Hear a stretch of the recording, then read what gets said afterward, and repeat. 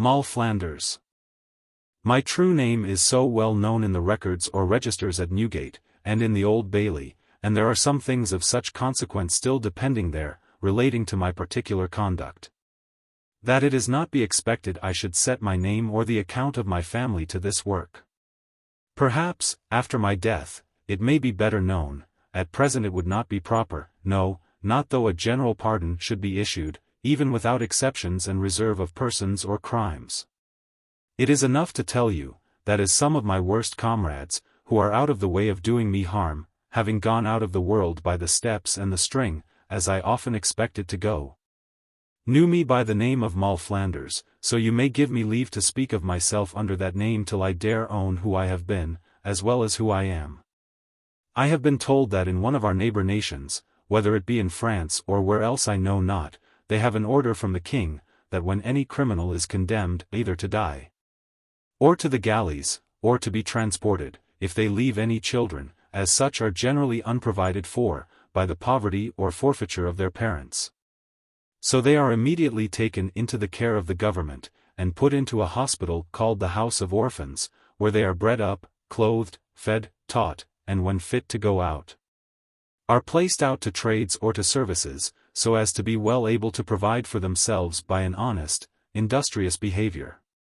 Had this been the custom in our country, I had not been left a poor desolate girl without friends, without clothes, without help or helper in the world, as was my fate, and by which I was not only exposed to very great distresses, even before I was capable either of understanding my case or how to amend it, but brought into a course of life which was not only scandalous in itself, but which in its ordinary course tended to the swift destruction both of soul and body. But the case was otherwise here. My mother was convicted of felony for a certain petty theft scarce worth naming, viz. having an opportunity of borrowing 3 pieces of fine holland of a certain draper in Cheapside. The circumstances are too long to repeat, and I have heard them related so many ways, that I can scarce be certain which is the right account. However it was, this they all agree in, that my mother pleaded her belly, and being found quick with child, she was respite for about 7 months. In which time having brought me into the world, and being about again, she was called down, as they term it, to her former judgment, but obtained the favor of being transported to the plantations, and left me about half a year old, and in bad hands, you may be sure. This is too near the first hours of my life for me to relate anything of myself but by hearsay. It is enough to mention, that as I was born in such an unhappy place, I had no parish to have recourse to for my nourishment in my infancy. Nor can I give the least account how I was kept alive, other than that, as I have been told, some relation of my mother's took me away for a while as a nurse, but at whose expense, or by whose direction, I know nothing at all of it. The first account that I can recollect, or could ever learn of myself, was that I had wandered among a crew of those people they call gypsies, or Egyptians. But I believe it was but a very little while that I had been among them, for I had not had my skin discolored or blackened, as they do very young to all the children they carry about with them. Nor can I tell how I came among them, or how I got from them. It was at Colchester, in Essex, that those people left me. And I have a notion in my head that I left them there, that is, that I hid myself and would not go any farther with them, but I am not able to be particular in that account. Only this I remember, that being taken up by some of the parish officers of Colchester, I gave an account that I came into the town with the gypsies, but that I would not go any farther with them. And that so they had left me, but whither they were gone that I knew not, nor could they expect it of me. For though they send round the country to inquire after them, it seems they could not be found. I was now in a way to be provided for. For though I was not a parish charge upon this or that part of the town by law, yet as my case came to be known, and that I was too young to do any work, being not above 3 years old, compassion moved the magistrates of the town to order some care to be taken of me, and I became one of their own as much as if I had been born in the place. In the provision they made for me, it was my good hap to be put to nurse, as they call it, to a woman who was indeed poor but had been in better circumstances, and who got a little livelihood by taking such as I was supposed to be, and keeping them with all necessaries, till they were at a certain age, in which it might be supposed they might go to service or get their own bread. This woman had also had a little school, which she kept to teach children to read and to work. And having, as I have said, lived before that in good fashion, she bred up the children she took with a great deal of art, as well as with a great deal of care. But that which was worth all the rest, she bred them up very religiously, being herself a very sober, pious woman, very housewifely and clean, and very mannerly, and with good behavior.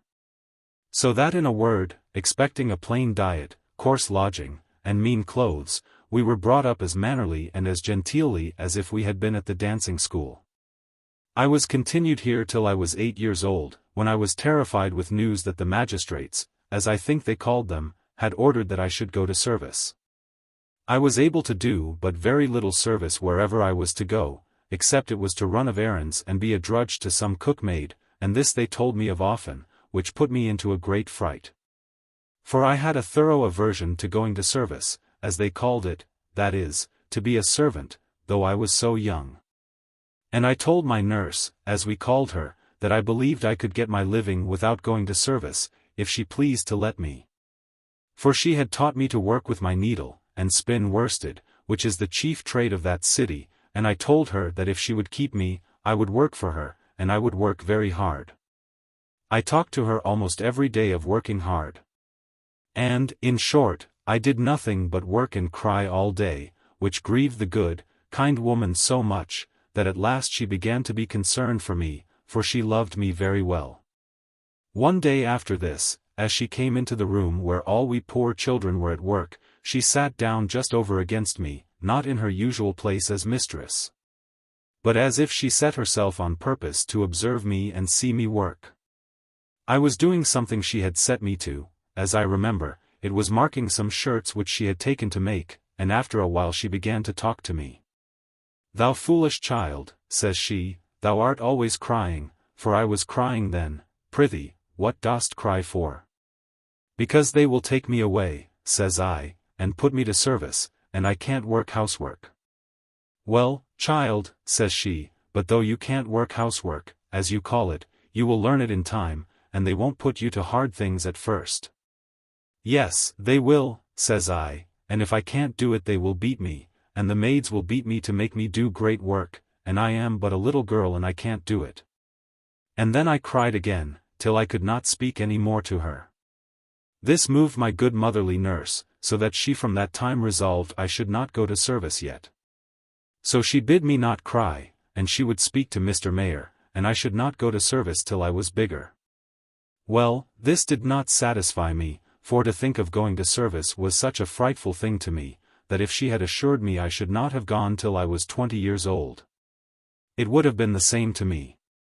I should have cried, I believe, all the time, with the very apprehension of its being to be so at last. When she saw that I was not pacified yet, she began to be angry with me. "And what would you have?" says she. "Don't I tell you that you shall not go to service till you are bigger?" "Aye," said I, "but then I must go at last." "Why, what," said she, "is the girl mad? What would you be, a gentlewoman?" "Yes," says I, and cried heartily till I roared out again. This set the old gentlewoman laughing at me, as you may be sure it would. "Well, madam, forsooth," says she, gibing at me, "you would be a gentlewoman, and pray how will you come to be a gentlewoman? What? Will you do it by your finger's end?" "Yes," says I again, very innocently. "Why, what can you earn?" says she, "what can you get at your work?" "Threepence," said I, "when I spin, and 4 pence when I work plain work." "Alas! Poor gentlewoman," said she again, laughing, "what will that do for thee?" "It will keep me," says I, "if you will let me live with you." And this I said in such a poor petitioning tone, that it made the poor woman's heart yearn to me, as she told me afterwards. "But," says she, "that will not keep you and buy you clothes too." "And who must buy the little gentlewoman clothes?" says she, and smiled all the while at me. "I will work harder, then," says I, "and you shall have it all." "Poor child! It won't keep you," says she, it will hardly keep you in victuals. Then I will have no victuals, says I, again very innocently, let me but live with you. Why, can you live without victuals? Says she. Yes, again says I, very much like a child, you may be sure, and still I cried heartily. I had no policy in all this, you may easily see it was all nature. But it was joined with so much innocence and so much passion that, in short, it set the good motherly creature a-weeping too, and she cried at last as fast as I did. And then took me and led me out of the teaching room. Come, says she, you shan't go to service, you shall live with me, and this pacified me for the present. Some time after this, she going to wait on the mayor, and talking of such things as belonged to her business, at last my story came up, and my good nurse told Mr. Mayor the whole tale. He was so pleased with it, that he would call his lady and his 2 daughters to hear it, and it made mirth enough among them, you may be sure. However, not a week had passed over, but on a sudden comes Mrs. Mayoress and her 2 daughters to the house to see my old nurse, and to see her school and the children. When they had looked about them a little, well, Mrs., says the Mayoress to my nurse, and pray which is the little lass that intends to be a gentlewoman? I heard her, and I was terribly frightened at first, though I did not know why neither, but Mrs. Mayoress comes up to me. Well, miss, says she, and what are you at work upon? The word miss was a language that had hardly been heard of in our school, and I wondered what sad name it was she called me. However, I stood up, made a curtsy, and she took my work out of my hand, looked on it, and said it was very well, then she took up one of the hands. Nay, says she, the child may come to be a gentlewoman for aught anybody knows, she has a gentlewoman's hand, says she. This pleased me mightily, you may be sure, but Mrs. Mayoress did not stop there, but giving me my work again, she put her hand in her pocket, gave me a shilling, and bid me mind my work, and learn to work well. And I might be a gentlewoman for aught she knew. Now all this while my good old nurse, Mrs. Mayoress, and all the rest of them did not understand me at all, for they meant one sort of thing by the word gentlewoman, and I meant quite another. For alas!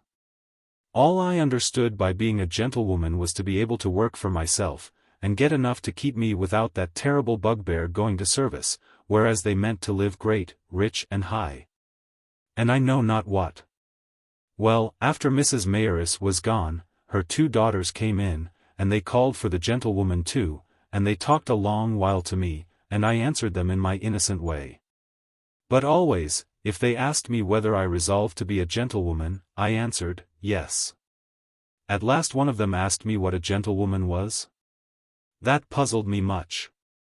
But, however, I explained myself negatively, that it was one that did not go to service, to do housework. They were pleased to be familiar with me, and like my little prattle to them, which, it seems, was agreeable enough to them, and they gave me money too. As for my money, I gave it all to my mistress nurse, as I called her, and told her she should have all I got for myself when I was a gentlewoman, as well as now. By this and some other of my talk, my old tutoress began to understand me about what I meant by being a gentlewoman. And that I understood by it no more than to be able to get my bread by my own work. And at last she asked me whether it was not so. I told her, yes, and insisted on it, that to do so was to be a gentlewoman.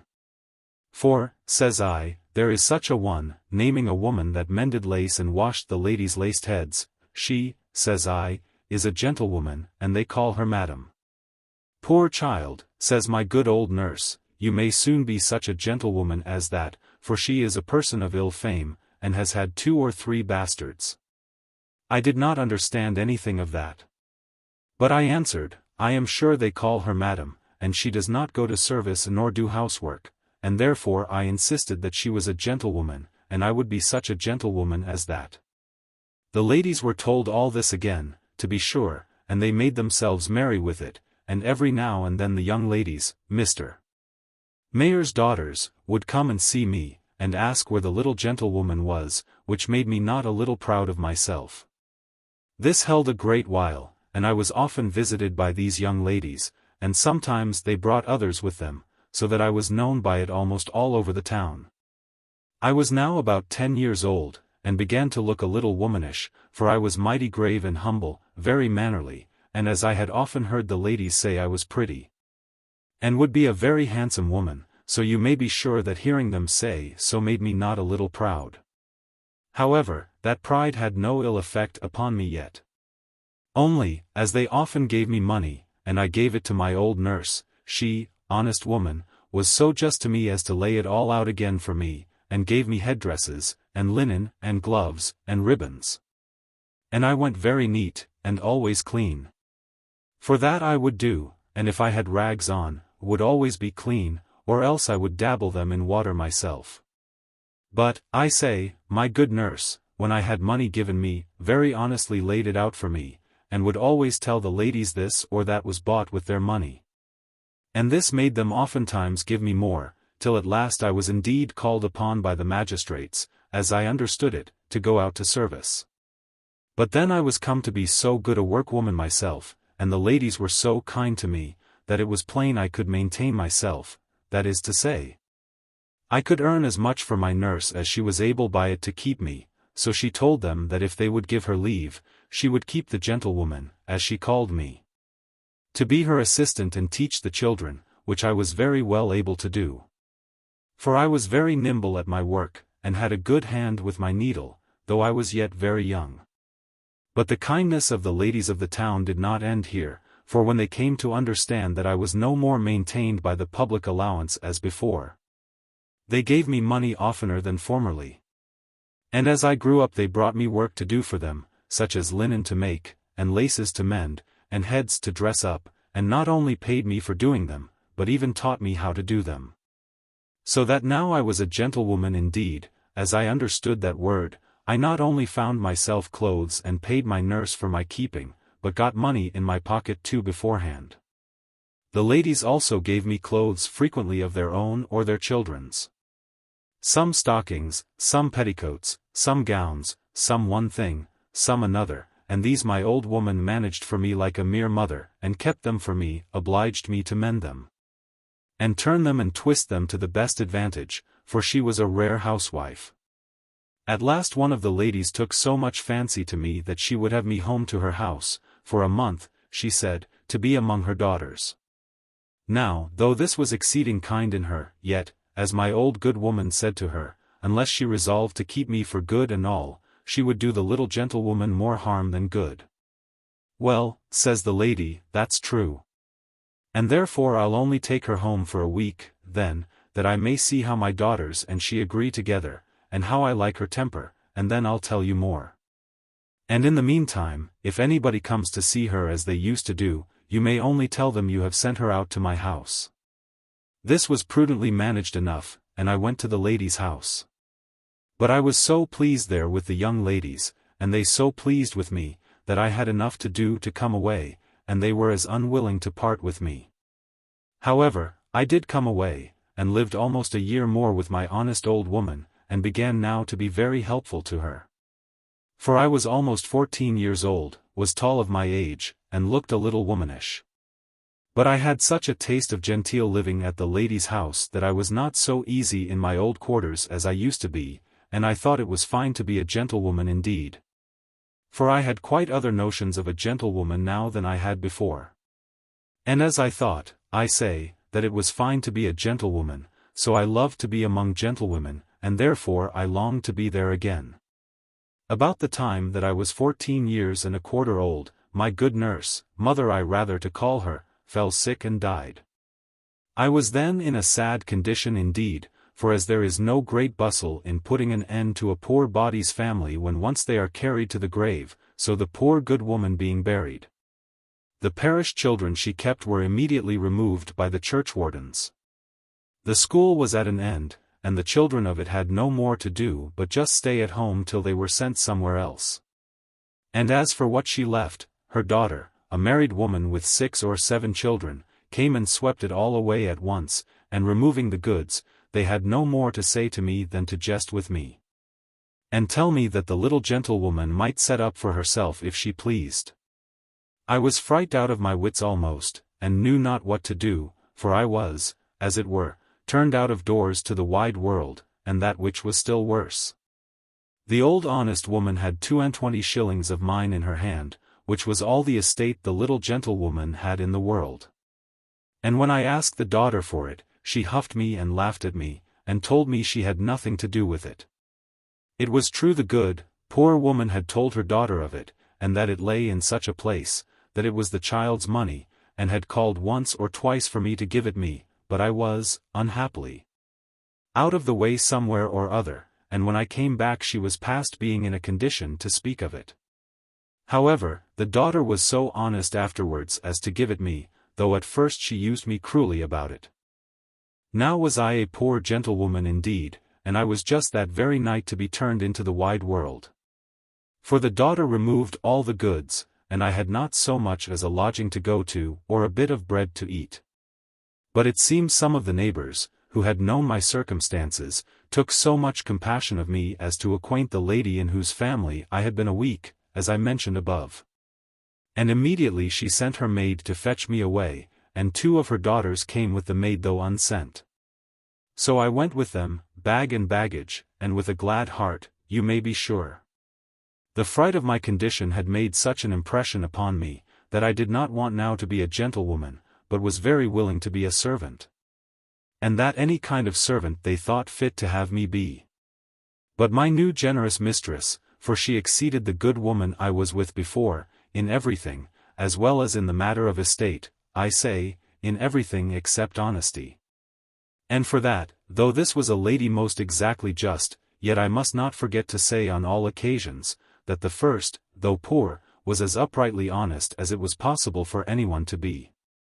I was no sooner carried away, as I have said, by this good gentlewoman, but the first lady, that is to say, the mayoress that was, sent her 2 daughters to take care of me.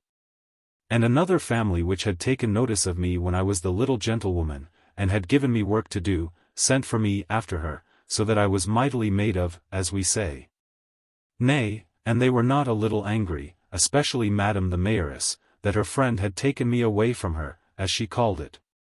For, as she said, I was hers by right, she having been the first that took any notice of me. But they that had me would not part with me. And as for me, though I should have been very well treated with any of the others, yet I could not be better than where I was. Here I continued till I was between 17 and 18 years old, and here I had all the advantages for my education that could be imagined. The lady had masters home to the house to teach her daughters to dance, and to speak French, and to write, and other to teach them music, and I was always with them, I learned as fast as they. And though the masters were not appointed to teach me, yet I learned by imitation and inquiry all that they learned by instruction and direction. So that, in short, I learned to dance and speak French as well as any of them, and to sing much better, for I had a better voice than any of them. I could not so readily come at playing on the harpsichord or spinet, because I had no instrument of my own to practice on, and could only come at theirs in the intervals when they left it, which was uncertain. But yet I learned tolerably well too, and the young ladies at length got 2 instruments, that is to say, a harpsichord and a spinet too, and then they taught me themselves. But as to dancing, they could hardly help my learning country dances, because they always wanted me to make up even number. And, on the other hand, they were as heartily willing to learn me everything that they had been taught themselves, as I could be to take the learning. By this means I had, as I have said above, all the advantages of education that I could have had if I had been as much a gentlewoman as they were with whom I lived. And in some things I had the advantage of my ladies, though they were my superiors, but they were all the gifts of nature, and which all their fortunes could not furnish. First, I was apparently handsomer than any of them, secondly, I was better shaped, and, thirdly, I sang better, by which I mean I had a better voice. In all which you will, I hope, allow me to say, I do not speak my own conceit of myself, but the opinion of all that knew the family. I had with all these the common vanity of my sex, viz. That being really taken for very handsome, or, if you please, for a great beauty, I very well knew it, and had as good an opinion of myself as anybody else could have of me. And particularly I loved to hear anybody speak of it, which could not but happen to me sometimes, and was a great satisfaction to me. Thus far I have had a smooth story to tell of myself, and in all this part of my life I not only had the reputation of living in a very good family, and a family noted and respected everywhere for virtue and sobriety, and for every valuable thing, but I had the character too of a very sober, modest, and virtuous young woman, and such I had always been. Neither had I yet any occasion to think of anything else, or to know what a temptation to wickedness meant. But that which I was too vain of was my ruin, or rather my vanity was the cause of it. The lady in the house where I was had 2 sons, young gentlemen of very promising parts and of extraordinary behavior, and it was my misfortune to be very well with them both.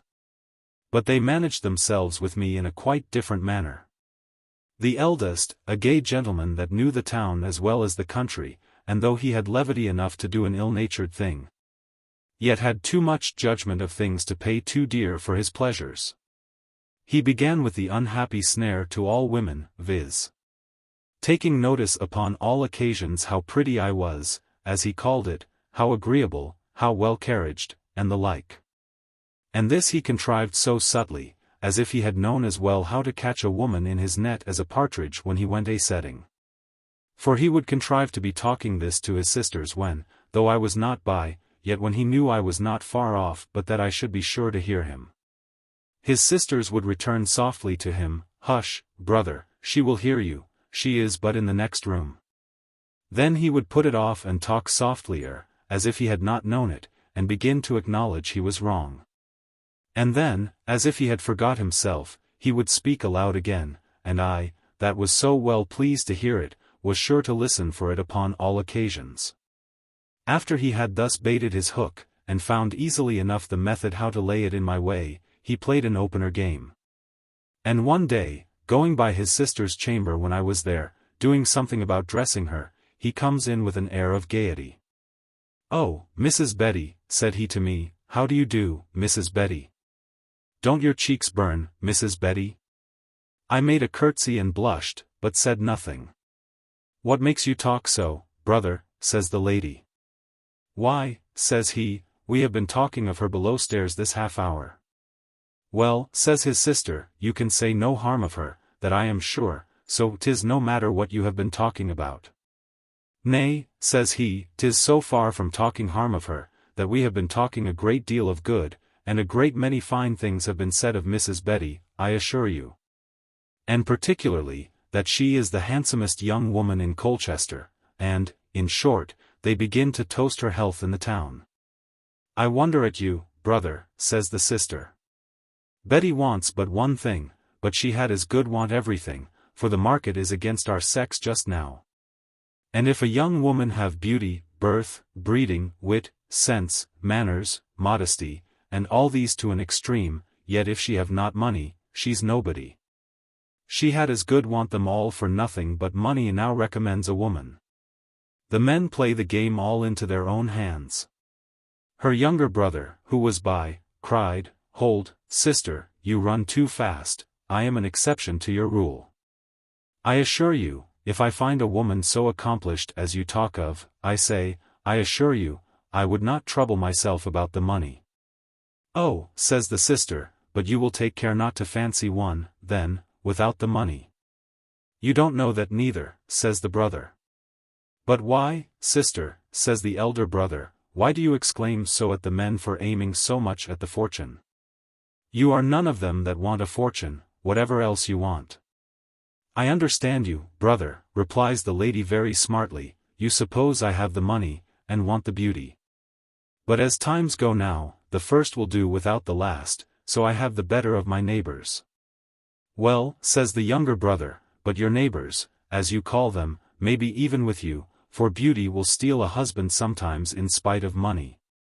And when the maid chances to be handsomer than the mistress, she oftentimes makes as good a market, and rides in a coach before her."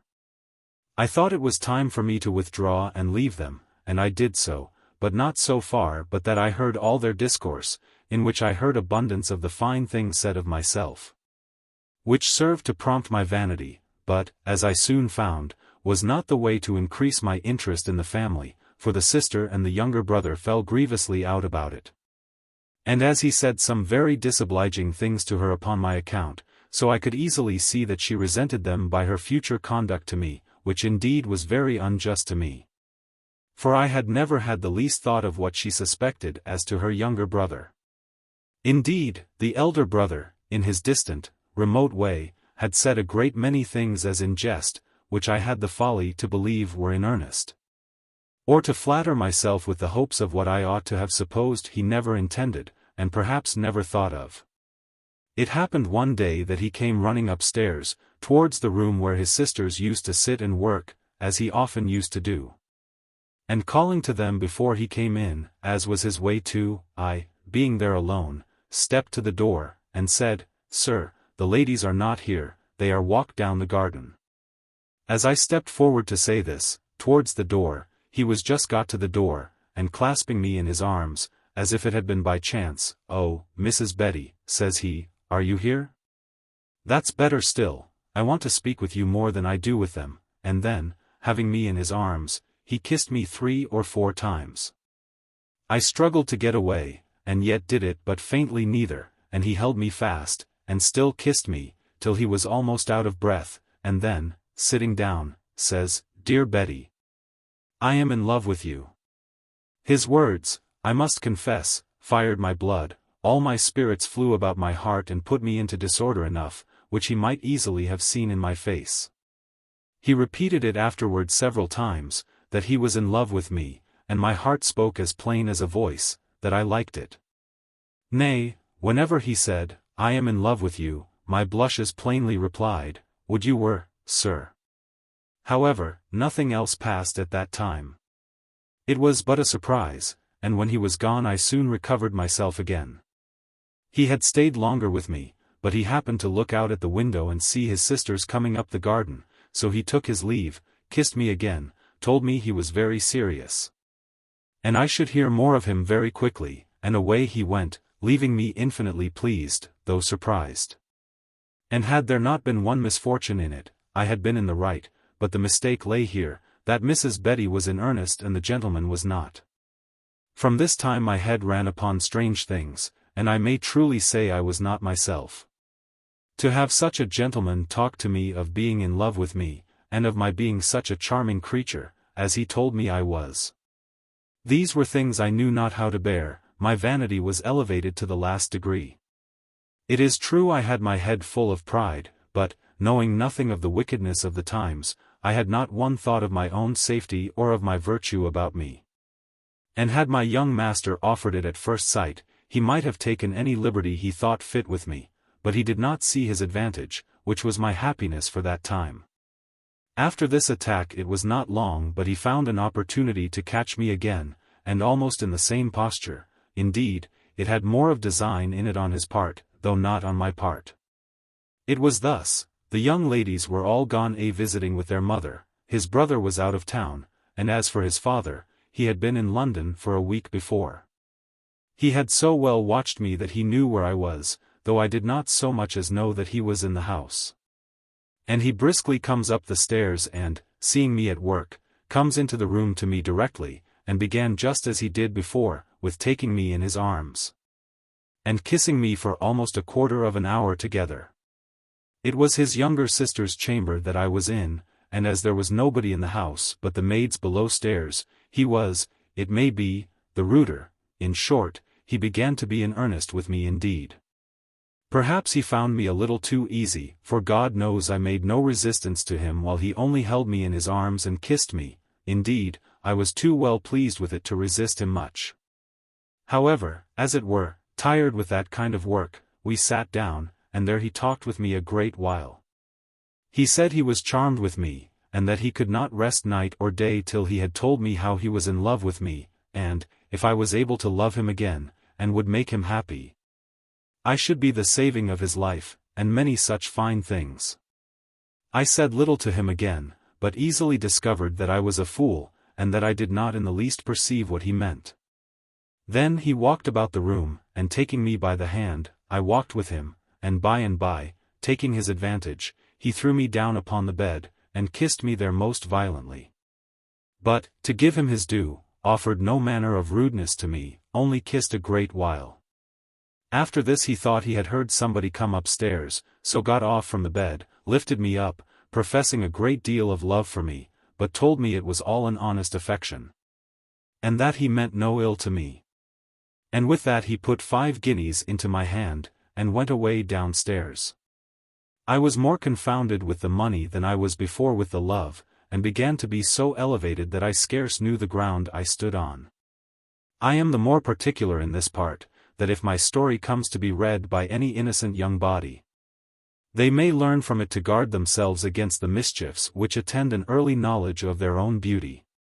If a young woman once thinks herself handsome, she never doubts the truth of any man that tells her he is in love with her.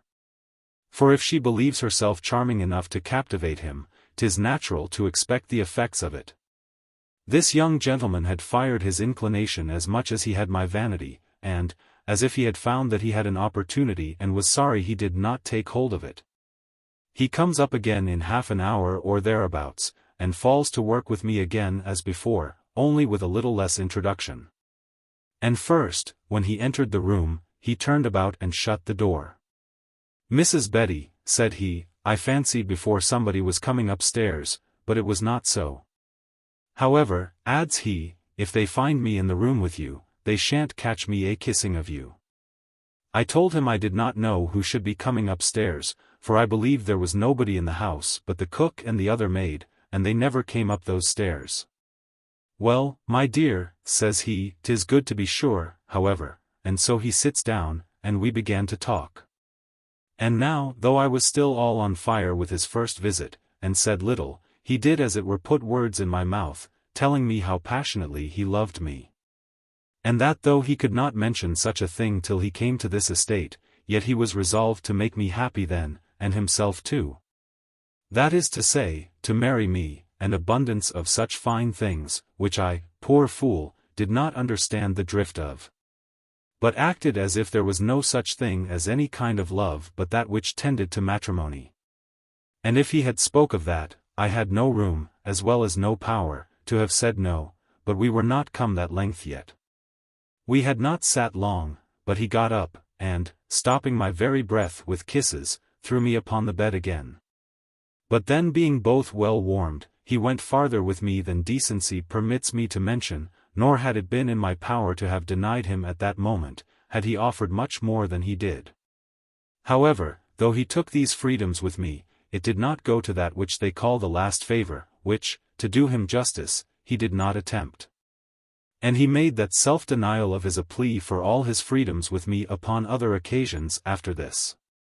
When this was over, he stayed but a little while, but he put almost a handful of gold in my hand, and left me, making 1,000 protestations of his passion for me, and of his loving me above all the women in the world.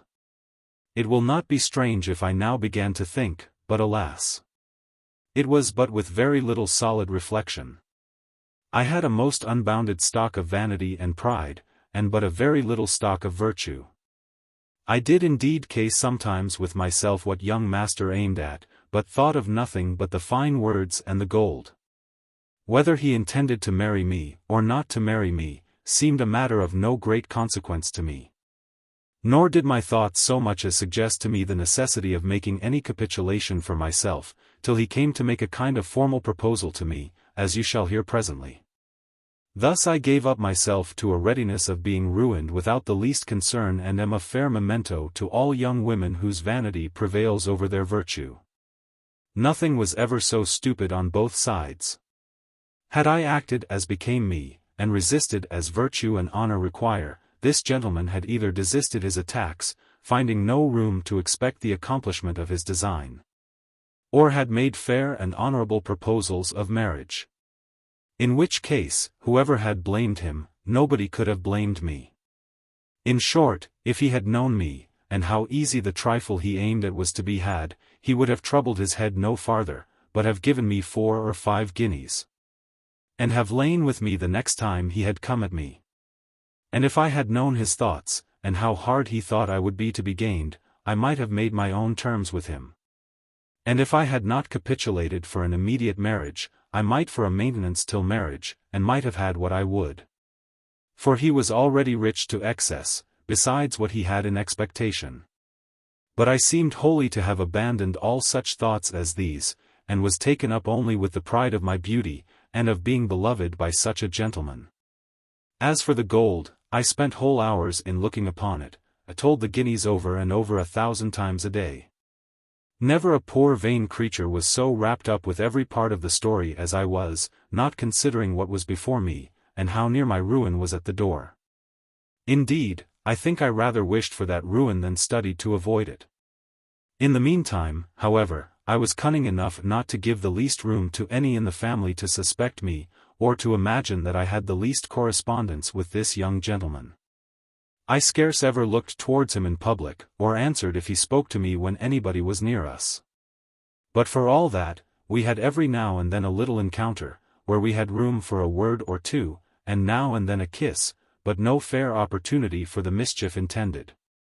And especially considering that he made more circumlocution than, if he had known my thoughts, he had occasion for, and the work appearing difficult to him, he really made it so. But as the devil is an unwearied tempter, so he never fails to find opportunity for that wickedness he invites to. It was one evening that I was in the garden, with his 2 younger sisters and himself, and all very innocently merry, when he found means to convey a note into my hand, by which he directed me to understand that he would tomorrow desire me publicly to go of an errand for him into the town, and that I should see him somewhere by the way. Accordingly, after dinner, he very gravely says to me, his sisters being all by, "Mrs. Betty, I must ask a favor of you." "What's that?" says his second sister. "Nay, sister," says he very gravely, "if you can't spare Mrs. Betty today, any other time will do." Yes, they said, they could spare her well enough, and the sister begged pardon for asking, which they did but of mere course, without any meaning. "Well, but, brother," says the eldest sister, "you must tell Mrs. Betty what it is. If it be any private business that we must not hear, you may call her out. There she is." "Why, sister," says the gentleman very gravely, "what do you mean?"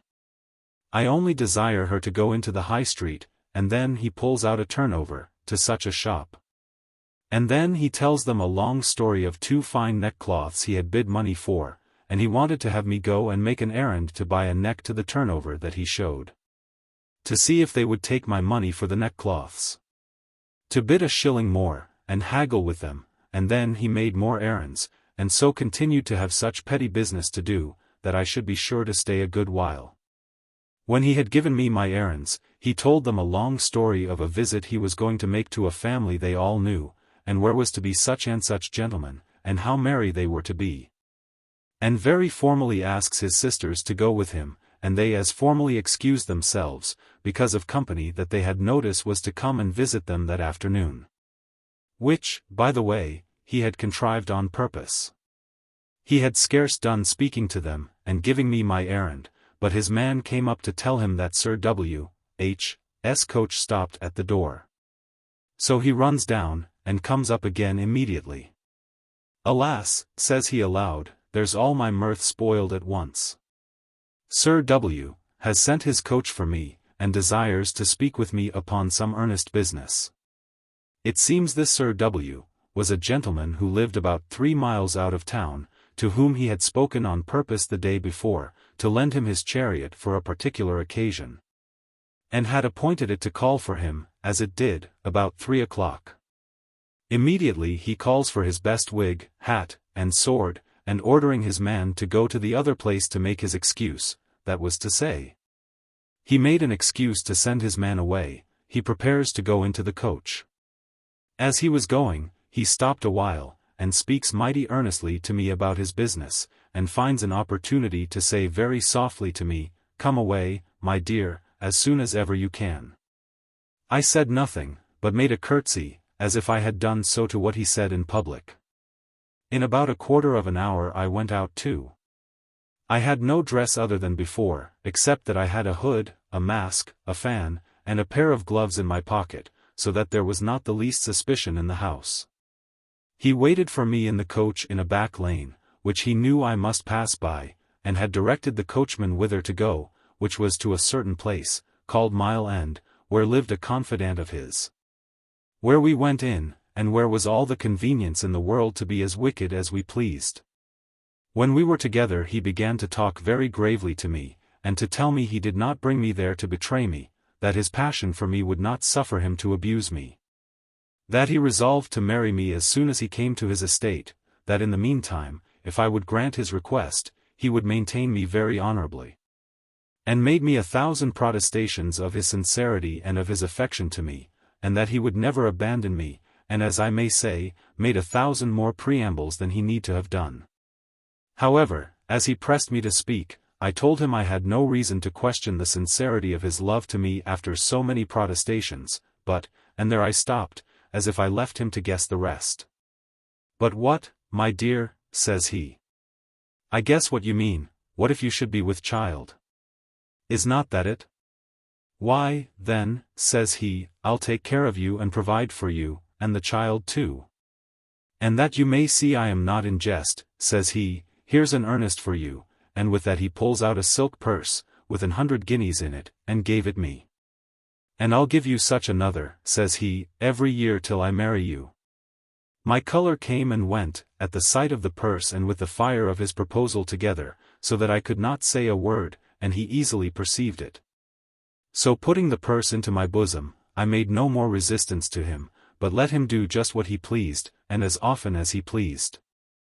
And thus I finished my own destruction at once, for from this day, being forsaken of my virtue and my modesty, I had nothing of value left to recommend me, either to God's blessing or man's assistance. But things did not end here. I went back to the town, did the business he publicly directed me to, and was at home before anybody thought me long. As for my gentleman, he stayed out, as he told me he would, till late at night, and there was not the least suspicion in the family either on his account or on mine. We had, after this, frequent opportunities to repeat our crime, chiefly by his contrivance, especially at home, when his mother and the young ladies went abroad a-visiting, which he watched so narrowly as never to miss, knowing always beforehand when they went out, and then failed not to catch me all alone, and securely enough, so that we took our fill of our wicked pleasure for near half a year. And yet, which was the most to my satisfaction, I was not with child. But before this half-year was expired, his younger brother, of whom I have made some mention in the beginning of the story, falls to work with me. And he, finding me alone in the garden one evening, begins a story of the same kind to me, made good honest professions of being in love with me, and in short, proposes fairly and honorably to marry me, and that before he made any other offer to me at all. I was now confounded, and driven to such an extremity as the like was never known, at least not to me. I resisted the proposal with obstinacy, and now I began to arm myself with arguments. I laid before him the inequality of the match, the treatment I should meet with in the family, the ingratitude it would be to his good father and mother, who had taken me into their house upon such generous principles, and when I was in such a low condition. And, in short, I said everything to dissuade him from his design that I could imagine, except telling him the truth, which would indeed have put an end to it all, but that I durst not think of mentioning. But here happened a circumstance that I did not expect indeed, which put me to my shifts. For this young gentleman, as he was plain and honest, so he pretended to nothing with me but what was so too.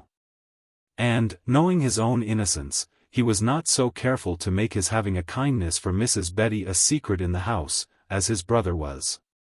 And though he did not let them know that he had talked to me about it, yet he said enough to let his sisters perceive he loved me, and his mother saw it too, which, though they took no notice of it to me, yet they did to him, and immediately I found their carriage to me altered, more than ever before. I saw the cloud, though I did not foresee the storm. It was easy, I say, to see that their carriage to me was altered, and that it grew worse and worse every day. Till at last I got information among the servants that I should, in a very little while, be desired to remove. I was not alarmed at the news, having a full satisfaction that I should be otherwise provided for, and especially considering that I had reason every day to expect I should be with child, and that then I should be obliged to remove without any pretenses for it. After some time the younger gentleman took an opportunity to tell me that the kindness he had for me had got vent in the family. He did not charge me with it, he said, for he knew well enough which way it came out.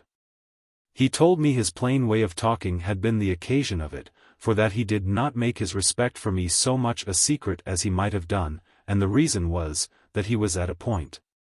That if I would consent to have him, he would tell them all openly that he loved me, and that he intended to marry me. That it was true his father and mother might resent it, and be unkind, but that he was now in a way to live, being bred to the law. And he did not fear maintaining me agreeable to what I should expect. And that, in short, as he believed I would not be ashamed of him, so he was resolved not to be ashamed of me, and that he scorned to be afraid to own me now. Whom he resolved to own after I was his wife, and therefore I had nothing to do but to give him my hand, and he would answer for all the rest. I was now in a dreadful condition indeed, and now I repented heartily my easiness with the eldest brother. Not from any reflection of conscience, but from a view of the happiness I might have enjoyed, and had now made impossible. For though I had no great scruples of conscience, as I have said, to struggle with, yet I could not think of being a whore to one brother and a wife to the other. But then it came into my thoughts that the first brother had promised to make me his wife when he came to his estate. But I presently remembered what I had often thought of, that he had never spoken a word of having me for a wife after he had conquered me for a mistress. And indeed, till now, though I said I thought of it often, yet it gave me no disturbance at all, for as he did not seem in the least to lessen his affection to me, so neither did he lessen his bounty, though he had the discretion himself to desire me not to lay out a penny of what he gave me in clothes, or to make the least show extraordinary. Because it would necessarily give jealousy in the family, since everybody know I could come at such things no manner of ordinary way, but by some private friendship, which they would presently have suspected. But I was now in a great strait, and knew not what to do. The main difficulty was this: the younger brother not only laid close siege to me, but suffered it to be seen. He would come into his sister's room, and his mother's room, and sit down, and talk 1,000 kind things of me, and to me, even before their faces, and when they were all there. This grew so public that the whole house talked of it, and his mother reproved him for it, and their carriage to me appeared quite altered. In short, his mother had let fall some speeches, as if she intended to put me out of the family, that is, in English, to turn me out of doors. Now I was sure this could not be a secret to his brother, only that he might not think, as indeed nobody else yet did, that the youngest brother had made any proposal to me about it. But as I easily could see that it would go farther, so I saw likewise there was an absolute necessity to speak of it to him, or that he would speak of it to me, and which to do first I knew not. That is, whether I should break it to him or let it alone till he should break it to me. Upon serious consideration, for indeed now I began to consider things very seriously, and never till now. I say, upon serious consideration, I resolved to tell him of it first. And it was not long before I had an opportunity, for the very next day his brother went to London upon some business, and the family being out visiting, just as it had happened before. And as indeed was often the case, he came according to his custom, to spend an hour or two with Mrs. Betty. When he came and had sat down a while, he easily perceived there was an alteration in my countenance, that I was not so free and pleasant with him as I used to be, and particularly that I had been crying. He was not long before he took notice of it, and asked me in very kind terms what was the matter, and if anything troubled me. I would have put it off if I could, but it was not to be concealed. So after suffering many importunities to draw that out of me which I longed as much as possible to disclose, I told him that it was true something did trouble me. And something of such a nature that I could not conceal from him, and yet that I could not tell how to tell him of it neither. That it was a thing that not only surprised me, but greatly perplexed me, and that I knew not what course to take, unless he would direct me. He told me with great tenderness, that let it be what it would, I should not let it trouble me, for he would protect me from all the world. I then began at a distance, and told him I was afraid the ladies had got some secret information of our correspondence. For that it was easy to see that their conduct was very much changed towards me for a great while, and that now it was come to that pass that they frequently found fault with me. And sometimes fell quite out with me, though I never gave them the least occasion. That whereas I used always to lie with the eldest sister, I was lately put to lie by myself, or with one of the maids, and that I had overheard them several times talking very unkindly about me. But that which confirmed it all was, that one of the servants had told me that she had heard I was to be turned out, and that it was not safe for the family that I should be any longer in the house. He smiled when he heard all this, and I asked him how he could make so light of it, when he must needs know that if there was any discovery I was undone forever, and that even it would hurt him, though not ruin him as it would me. I upbraided him, that he was like all the rest of the sex, that, when they had the character and honor of a woman at their mercy, oftentimes made it their jest, and at least looked upon it as a trifle, and counted the ruin of those they had had their will of as a thing of no value.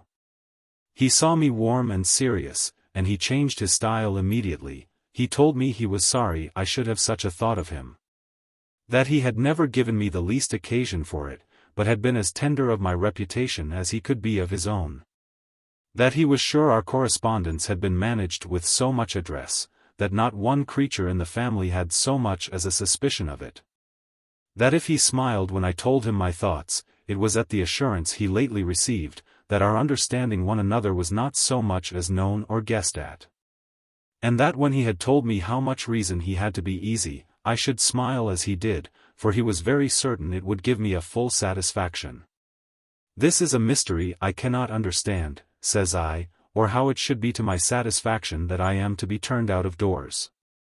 For if our correspondence is not discovered, I know not what else I have done to change the countenances of the whole family to me, or to have them treat me as they do now, who formerly used me with so much tenderness, as if I had been one of their own children.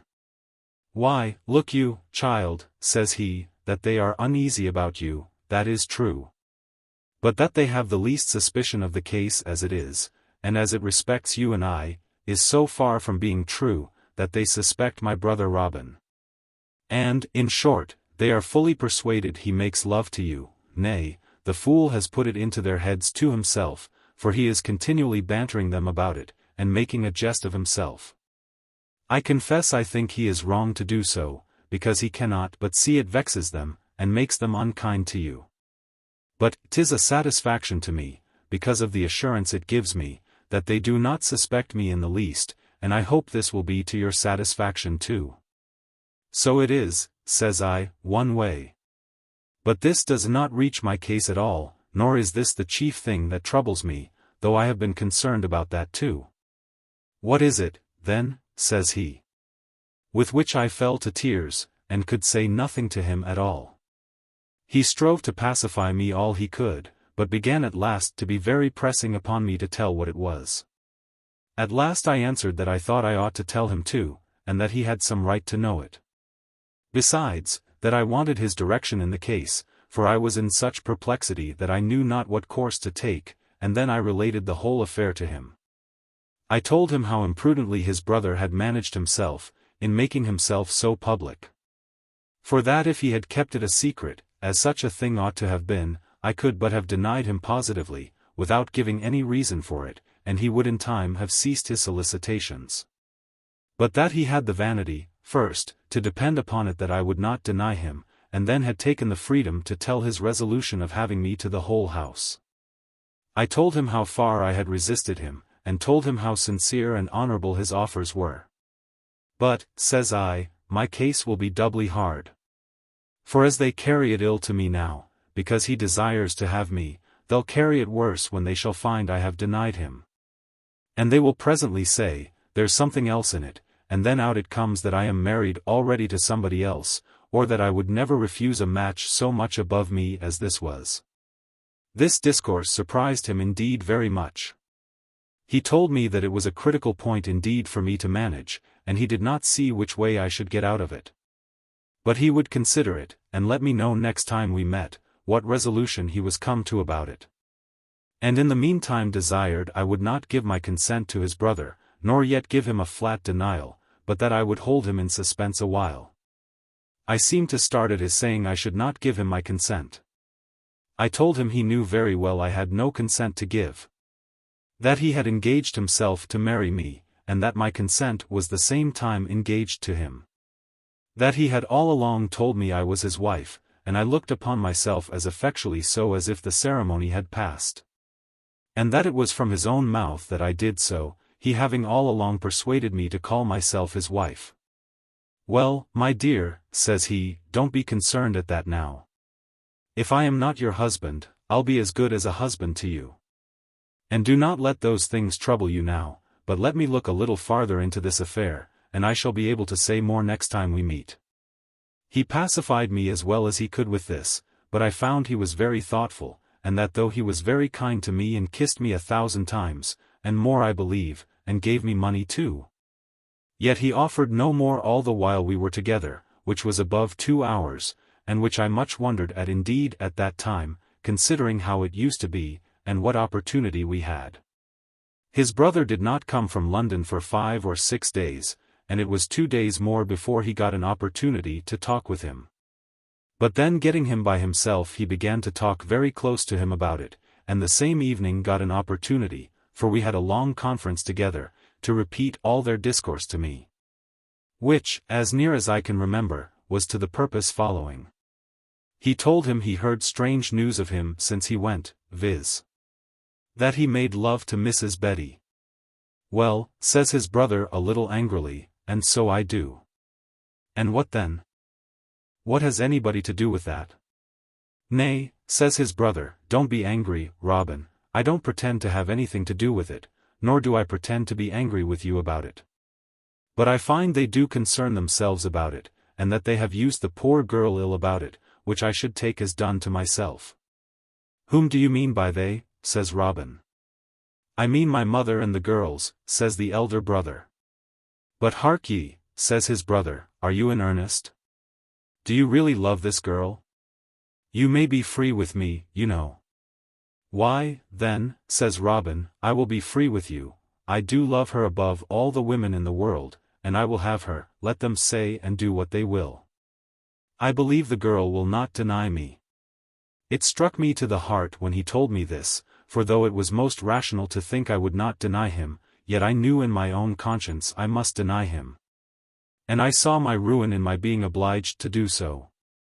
But I knew it was my business to talk otherwise then, so I interrupted him in his story thus.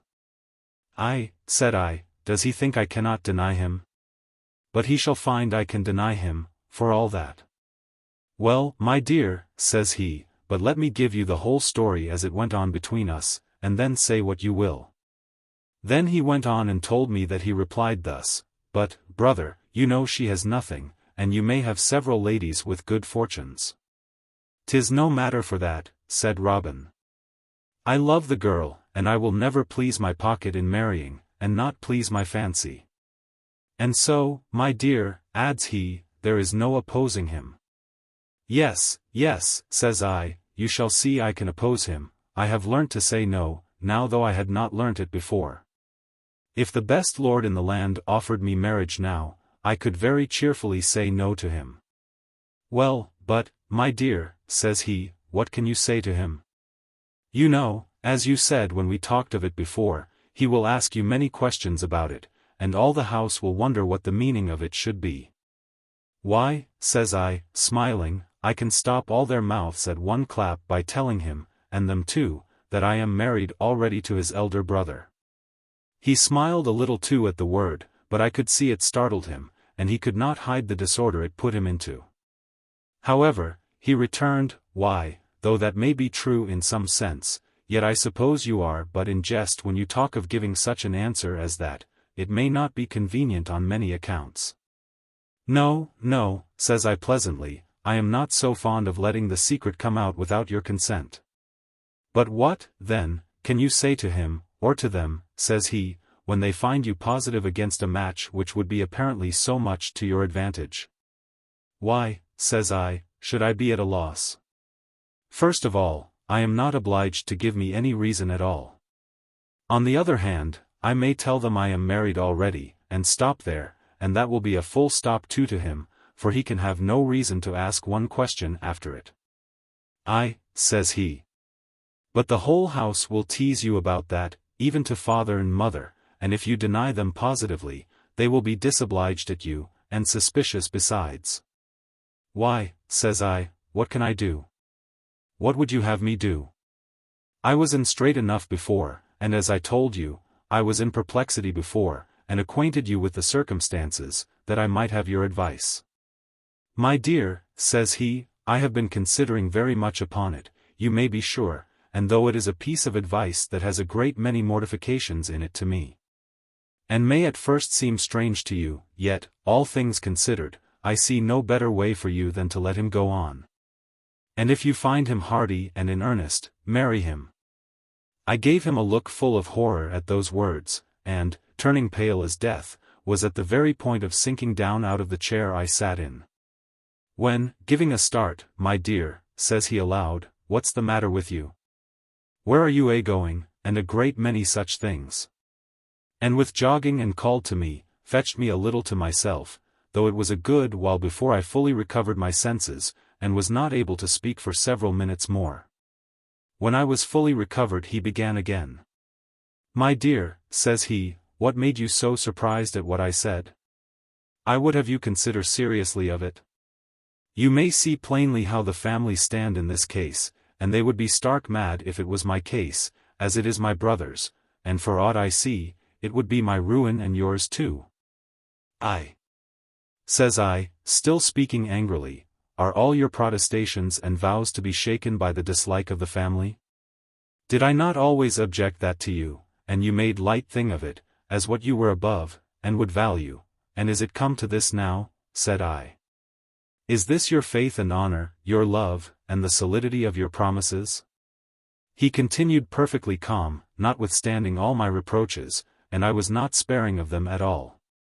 But he replied at last, "My dear, I have not broken one promise with you yet. I did tell you I would marry you when I was come to my estate.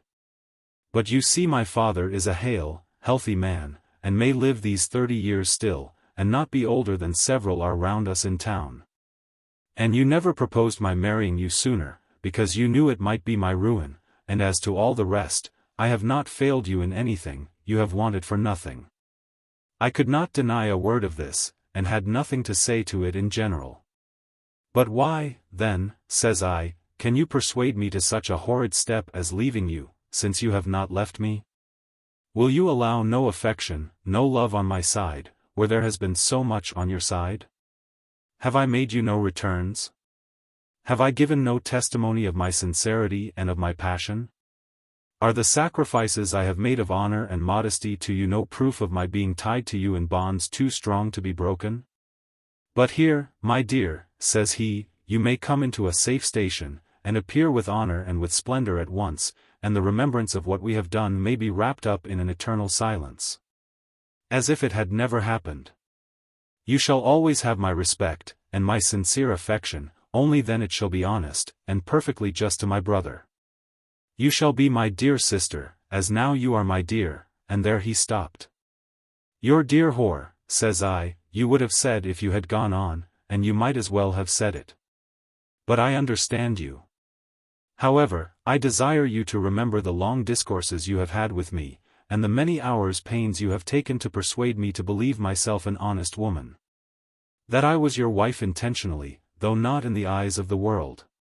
And that it was as effectual a marriage that had passed between us as if we had been publicly wedded by the parson of the parish. You know and cannot but remember that these have been your own words to me." I found this was a little too close upon him, but I made it up in what follows.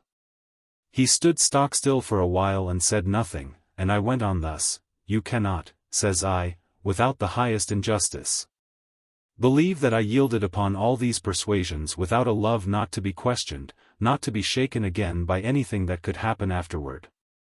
If you have such dishonorable thoughts of me, I must ask you what foundation in any of my behavior have I given for such a suggestion? If, then, I have yielded to the importunities of my affection, and if I have been persuaded to believe that I am really, and in the essence of the thing, your wife, shall I now give the lie to all those arguments and call myself your whore, or mistress, which is the same thing? And will you transfer me to your brother? Can you transfer my affection? Can you bid me cease loving you, and bid me love him? It is in my power, think you, to make such a change at demand? No, sir, said I, depend upon it, 'tis impossible, and whatever the change of your side may be, I will ever be true. And I had much rather, since it is come that unhappy length, be your whore than your brother's wife. He appeared pleased and touched with the impression of this last discourse, and told me that he stood where he did before. That he had not been unfaithful to me in any one promise he had ever made yet, but that there were so many terrible things presented themselves to his view in the affair before me. And that on my account in particular, that he had thought of the other as a remedy so effectual as nothing could come up to it. That he thought this would not be entire parting us, but we might love as friends all our days, and perhaps with more satisfaction than we should in the station we were now in. As things might happen. That he durst say, I could not apprehend anything from him as to betraying a secret, which could not but be the destruction of us both, if it came out. That he had but one question to ask of me that could lie in the way of it, and if that question was answered in the negative, he could not but think still it was the only step I could take. I guessed at his question presently, namely, whether I was sure I was not with child? As to that, I told him he need not be concerned about it, for I was not with child. Why, then, my dear, says he, we have no time to talk further now. Consider of it, and think closely about it. I cannot but be of the opinion still, that it will be the best course you can take. And with this he took his leave, and the more hastily too, his mother and sisters ringing at the gate, just at the moment that he had risen up to go. He left me in the utmost confusion of thought. And he easily perceived it the next day, and all the rest of the week, for it was but Tuesday evening when we talked. But he had no opportunity to come at me all that week, till the Sunday after, when I, being indisposed, did not go to church, and he, making some excuse for the like, stayed at home. And now he had me an hour and a half again by myself, and we fell into the same arguments all over again, or at least so near the same, as it would be to no purpose to repeat them. At last I asked him warmly, what opinion he must have of my modesty, that he could suppose I should so much as entertain a thought of lying with two brothers, and assured him it could never be. I added, if he was to tell me that he would never see me more, than which nothing but death could be more terrible, yet I could never entertain a thought so dishonorable to myself, and so base to him. And therefore, I entreated him, if he had one grain of respect or affection left for me, that he would speak no more of it to me, or that he would pull his sword out and kill me. He appeared surprised at my obstinacy, as he called it, told me I was unkind to myself, and unkind to him in it. That it was a crisis unlooked for upon us both, and impossible for either of us to foresee, but that he did not see any other way to save us both from ruin. And therefore he thought it the more unkind. But that if he must say no more of it to me, he added with an unusual coldness, that he did not know anything else we had to talk of, and so he rose up to take his leave. I rose up too, as if with the same indifference. But when he came to give me as it were a parting kiss, I burst out into such a passion of crying, that though I would have spoke, I could not, and only pressing his hand, seemed to give him the adieu, but cried vehemently. He was sensibly moved with this, so he sat down again, and said a great many kind things to me, to abate the excess of my passion, but still urged the necessity of what he had proposed. All the while insisting, that if I did refuse, he would notwithstanding provide for me, but letting me plainly see that he would decline me in the main point, nay, even as a mistress. Making it a point of honor not to lie with the woman that, for aught he knew, might come to be his brother's wife. The bare loss of him as a gallant was not so much my affliction as the loss of his person, whom indeed I loved to distraction. And the loss of all the expectations I had, and which I always had built my hopes upon, of having him one day for my husband. These things oppressed my mind so much, that, in short, I fell very ill. The agonies of my mind, in a word, threw me into a high fever, and long it was, that none in the family expected my life. I was reduced very low indeed, and was often delirious and light-headed. But nothing lay so near me as the fear that, when I was light-headed, I should say something or other to his prejudice. I was distressed in my mind also to see him, and so he was to see me, for he really loved me most passionately, but it could not be. There was not the least room to desire it on one side or other, or so much as to make it decent. It was near 5 weeks that I kept my bed, and though the violence of my fever abated in 3 weeks, yet it several times returned. And the physicians said 2 or 3 times, they could do no more for me, but that they must leave nature and the distemper to fight it out, only strengthening the first with cordials to maintain the struggle. After the end of 5 weeks I grew better, but was so weak, so altered, so melancholy, and recovered so slowly, that the physicians apprehended I should go into a consumption. And which vexed me most, they gave it as their opinion that my mind was oppressed, that something troubled me, and, in short, that I was in love. Upon this, the whole house was set upon me to examine me, and to press me to tell whether I was in love or not, and with whom, but as I well might, I denied my being in love at all. They had on this occasion a squabble one day about me at table, that had like to have put the whole family in an uproar, and for some time did so. They happened to be all at table but the father. As for me, I was ill, and in my chamber. At the beginning of the talk, which was just as they had finished their dinner, the old gentlewoman, who had sent me somewhat to eat, called her maid to go up and ask me if I would have any more. But the maid brought down word I had not eaten half what she had sent me already. Alas, says the old lady, that poor girl.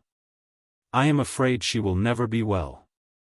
Well, says the elder brother, how should Mrs. Betty be well? They say she is in love. I believe nothing of it, says the old gentlewoman. I don't know, says the eldest sister, what to say to it. They have made such a rout about her being so handsome, and so charming, and I know not what, and that in her hearing too, that has turned the creature's head, I believe. And who knows what possessions may follow such doings? For my part, I don't know what to make of it. Why, sister, you must acknowledge she is very handsome, says the elder brother. Aye, and a great deal handsomer than you, sister, says Robin, and that's your mortification. Well, well, that is not the question, says his sister. That girl is well enough, and she knows it well enough, she need not be told of it to make her vain. We are not talking of her being vain, says the elder brother, but of her being in love. It may be she is in love with herself, it seems my sisters think so. I would she was in love with me, says Robin, I'd quickly put her out of her pain. What d'ye mean by that, son, says the old lady, how can you talk so? Why, madam, says Robin, again, very honestly, do you think I'd let the poor girl die for love, and of one that is near at hand to be had, too? Fie, brother, says the second sister, how can you talk so? Would you take a creature that has not a groat in the world? Prithee, child, says Robin, beauty's a portion, and good humour with it is a double portion, I wish thou hadst half her stock of both for thy portion. So there was her mouth stopped. I find, says the eldest sister, if Betty is not in love, my brother is. I wonder he has not broke his mind to Betty, I warrant she won't say no. They that yield when they're asked, says Robin, are 1 step before them that were never asked to yield, sister, and 2 steps before them that yield before they are asked. And that's an answer to you, sister. This fired the sister, and she flew into a passion, and said, things were come to that pass that it was time the wench, meaning me, was out of the family. And but that she was not fit to be turned out, she hoped her father and mother would consider of it as soon as she could be removed. Robin replied, that was business for the master and mistress of the family, who were not to be taught by one that had so little judgment as his eldest sister. It ran up a great deal farther. The sister scolded, Robin rallied and bantered, but poor Betty lost ground by it extremely in the family. I heard of it, and I cried heartily, and the old lady came up to me, somebody having told her that I was so much concerned about it. I complained to her, that it was very hard the doctors should pass such a censure upon me, for which they had no ground. And that it was still harder, considering the circumstances I was under in the family. That I hoped I had done nothing to lessen her esteem for me, or given any occasion for the bickering between her sons and daughters, and I had more need to think of a coffin than of being in love. And begged she would not let me suffer in her opinion for anybody's mistakes but my own. She was sensible of the justice of what I said, but told me, since there had been such a clamour among them, and that her younger son talked after such a rattling way as he did, she desired I would be so faithful to her as to answer her but one question sincerely. I told her I would, with all my heart, and with the utmost plainness and sincerity. Why, then, the question was, whether there was anything between her son Robert and me. I told her with all the protestations of sincerity that I was able to make, and as I might well do, that there was not, nor ever had been. I told her that Mr. Robert had rattled and jested, as she knew it was his way, and that I took it always, as I supposed he meant it, to be a wild airy way of discourse that had no signification in it.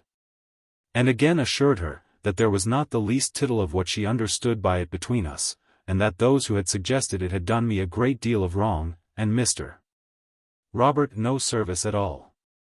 The old lady was fully satisfied, and kissed me, spoke cheerfully to me, and bid me take care of my health and want for nothing, and so took her leave. But when she came down she found the brother and all his sisters together by the ears. They were angry, even to passion, at his upbraiding them with their being homely, and having never had any sweethearts, never having been asked the question. And their being so forward as almost to ask first. He rallied them upon the subject of Mrs. Betty, how pretty, how good-humoured, how she sung better than they did, and danced better, and how much handsomer she was. And in doing this he omitted no ill-natured thing that could vex them, and indeed, pushed too hard upon them.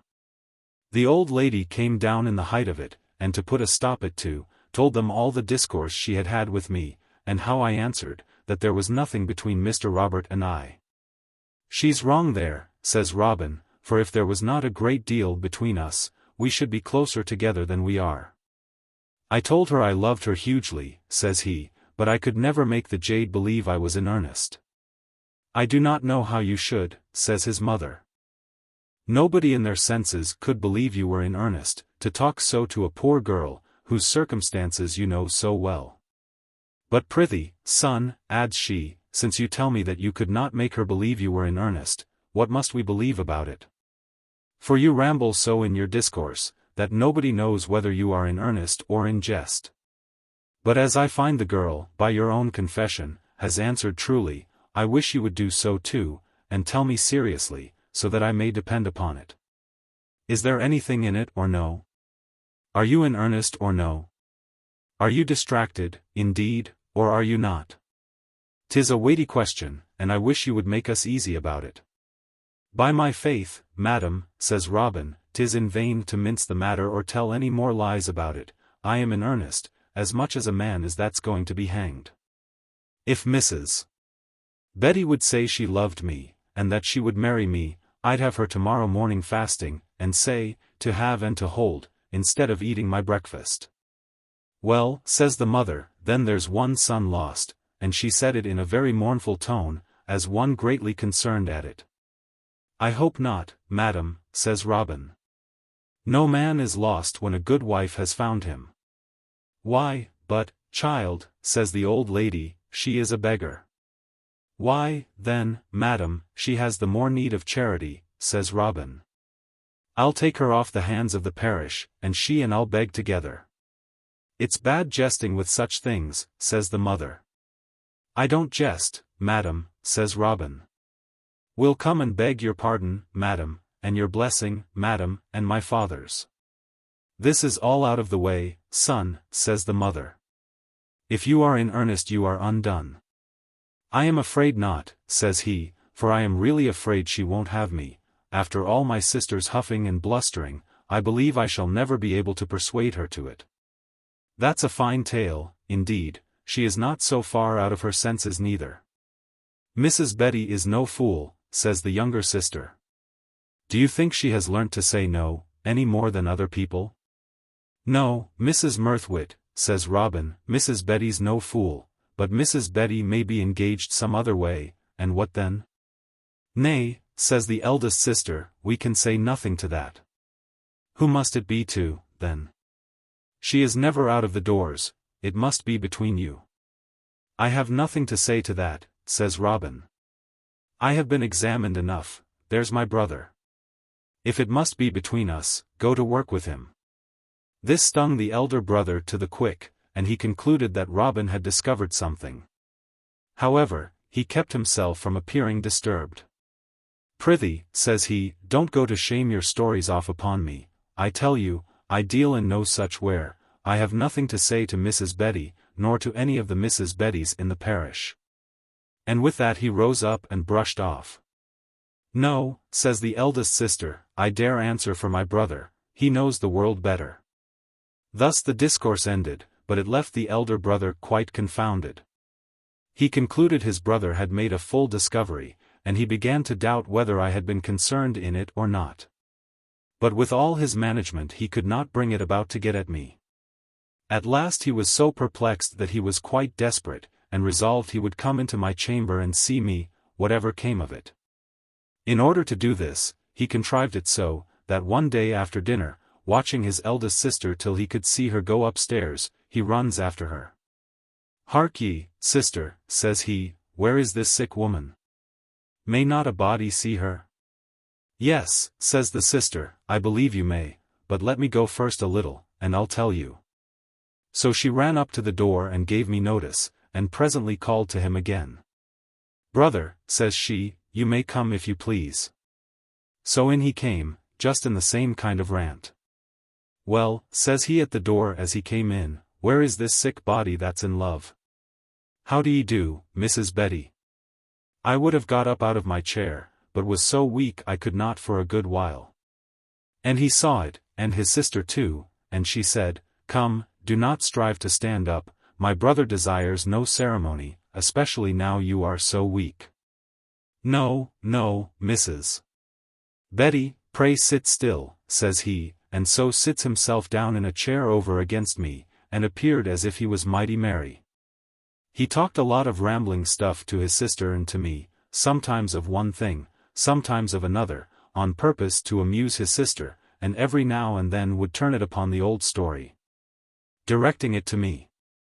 Poor Mrs. Betty, says he, it is a sad thing to be in love, why, it has reduced you sadly. At last I spoke a little. I am glad to see you so merry, sir, says I. But I think the doctor might have found something better to do than to make his game at his patients. If I had been ill of no other distemper, I know the proverb too well to have let him come to me. What proverb, says he, oh. I remember it now. What?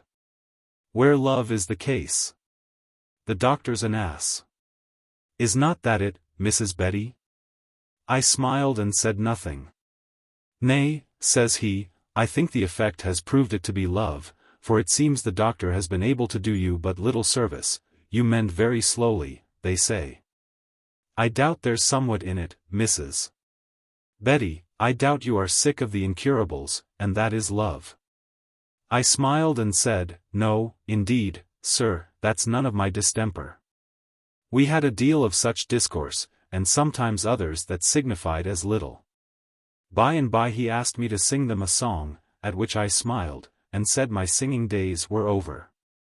At last he asked me if he should play upon his flute to me. His sister said she believed it would hurt me, and that my head could not bear it. I bowed, and said, No, it would not hurt me. And, pray, madam, said I, do not hinder it, I love the music of the flute very much. Then his sister said, Well, do, then, brother. With that he pulled out the key of his closet. Dear sister, says he, I am very lazy, do step to my closet and fetch my flute. It lies in such a drawer, naming a place where he was sure it was not, that she might be a little while looking for it. As soon as she was gone, he related the whole story to me of the discourse his brother had about me, and of his pushing it at him, and his concern about it. Which was the reason of his contriving this visit to me. I assured him I had never opened my mouth either to his brother or to anybody else. I told him the dreadful exigence I was in. That my love to him, and his offering to have me forget that affection and remove it to another, had thrown me down. And that I had 1,000 times wished I might die rather than recover, and to have the same circumstances to struggle with as I had before. And that his backwardness to life had been the great reason of the slowness of my recovering.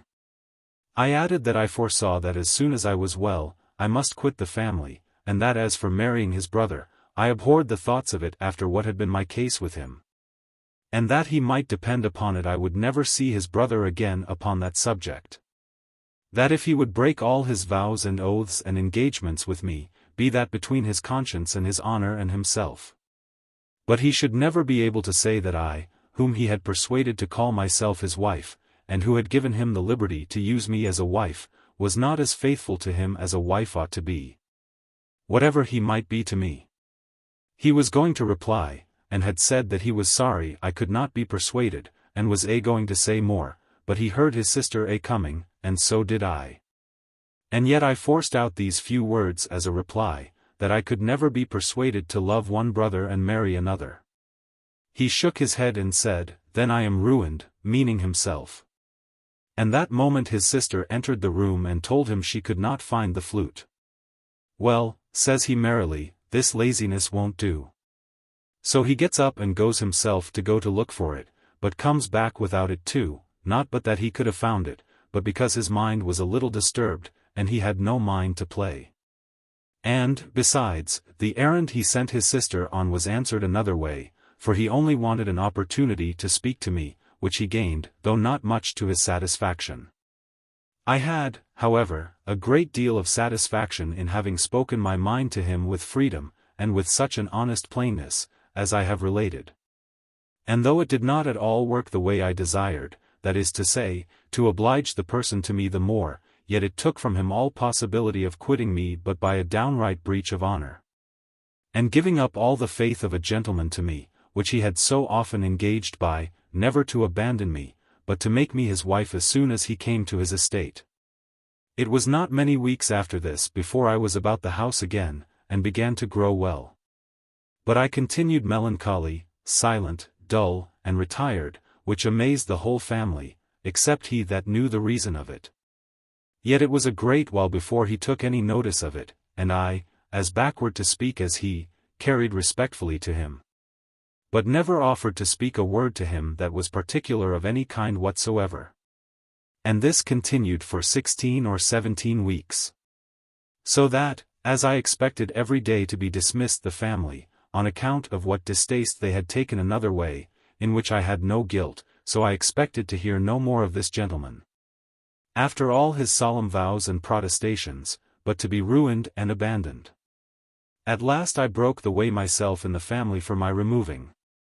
For being talking seriously with the old lady one day, about my own circumstances in the world, and how my distemper had left a heaviness upon my spirits, that I was not the same thing I was before. The old lady said, "I am afraid, Betty, what I have said to you about my son has had some influence upon you, and that you are melancholy on his account. Pray, will you let me know how the matter stands with you both, if it may not be improper? For, as for Robin, he does nothing but rally and banter when I speak of it to him." "Why, truly, madam," said I, "that matter stands as I wish it did not, and I shall be very sincere with you in it, whatever befalls me for it. Mr. Robert has several times proposed marriage to me, which is what I had no reason to expect, my poor circumstances considered. But I have always resisted him, and that perhaps in terms more positive than became me, considering the regard that I ought to have for every branch of your family. But, said I, madam, I could never so far forget my obligation to you and all your house, to offer to consent to a thing which I know must needs be disobliging to you. And this I have made my argument to him, and have positively told him that I would never entertain a thought of that kind unless I had your consent, and his father's also, to whom I was bound by so many invincible obligations. And is this possible, Mrs. Betty, says the old lady. Then you have been much juster to us than we have been to you. For we have all looked upon you as a kind of snare to my son, and I had a proposal to make to you for your removing, for fear of it. But I had not yet mentioned it to you, because I thought you were not thorough well, and I was afraid of grieving you too much, lest it should throw you down again. For we have all a respect for you still, though not so much as to have it be the ruin of my son, but if it be as you say, we have all wronged you very much. As to the truth of what I say, madam, said I, refer you to your son himself. If he will do me any justice, he must tell you the story just as I have told it. Away goes the old lady to her daughters and tells them the whole story, just as I had told it her, and they were surprised at it, you may be sure, as I believed they would be. One said she could never have thought it, another said Robin was a fool, a third said she would not believe a word of it, and she would warrant that Robin would tell the story another way. But the old gentlewoman, who was resolved to go to the bottom of it before I could have the least opportunity of acquainting her son with what had passed. Resolved too that she would talk with her son immediately, and to that purpose sent for him, for he was gone but to a lawyer's house in the town, upon some petty business of his own. And upon her sending he returned immediately. Upon his coming up to them, for they were all still together, sit down, Robin, says the old lady, I must have some talk with you. With all my heart, madam, says Robin, looking very merry. I hope it is about a good wife, for I am at a great loss in that affair. How can that be, says his mother, did not you say you resolved to have Mrs. Betty? Ay, madam, says Robin, but there is one has forbid the banns. Forbid the banns, says his mother, who can that be? Even Mrs. Betty herself, says Robin. How so, says his mother. Have you asked her the question, then? Yes, indeed, madam, says Robin. I have attacked her in form 5 times since she was sick, and am beaten off. The jade is so stout she won't capitulate nor yield upon any terms, except such as I cannot effectually grant. Explain yourself, says the mother, for I am surprised, I do not understand you. I hope you are not in earnest. Why, madam, says he, the case is plain enough upon me, it explains itself, she won't have me, she says, is not that plain enough? I think 'tis plain, and pretty rough too. Well, but, says the mother, you talk of conditions that you cannot grant, what does she want, a settlement? Her jointure ought to be according to her portion, but what fortune does she bring you? Nay, as to fortune, says Robin, she is rich enough, I am satisfied in that point. But 'tis I that am not able to come up to her terms, and she is positive she will not have me without. Here the sisters put in. Madam, says the second sister, 'tis impossible to be serious with him, he will never give a direct answer to anything, you had better let him alone, and talk no more of it to him. You know how to dispose of her out of his way if you thought there was anything in it. Robin was a little warmed with his sister's rudeness, but he was even with her, and yet with good manners too. There are 2 sorts of people, madam, says he, turning to his mother, that there is no contending with, that is, a wise body and a fool. 'Tis a little hard I should engage with both of them together. The younger sister then put in. We must be fools indeed, says she, in my brother's opinion, that he should think we can believe he has seriously asked Mrs. Betty to marry him, and that she has refused him. Answer, and answer not, say Solomon, replied her brother. When your brother had said to your mother that he had asked her no less than 5 times, and that it was so, that she positively denied him. Methinks a younger sister need not question the truth of it when her mother did not. My mother, you see, did not understand it, says the second sister. There's some difference, says Robin, between desiring me to explain it, and telling me she did not believe it. Well, but, son, says the old lady, if you are disposed to let us into the mystery of it, what were these hard conditions?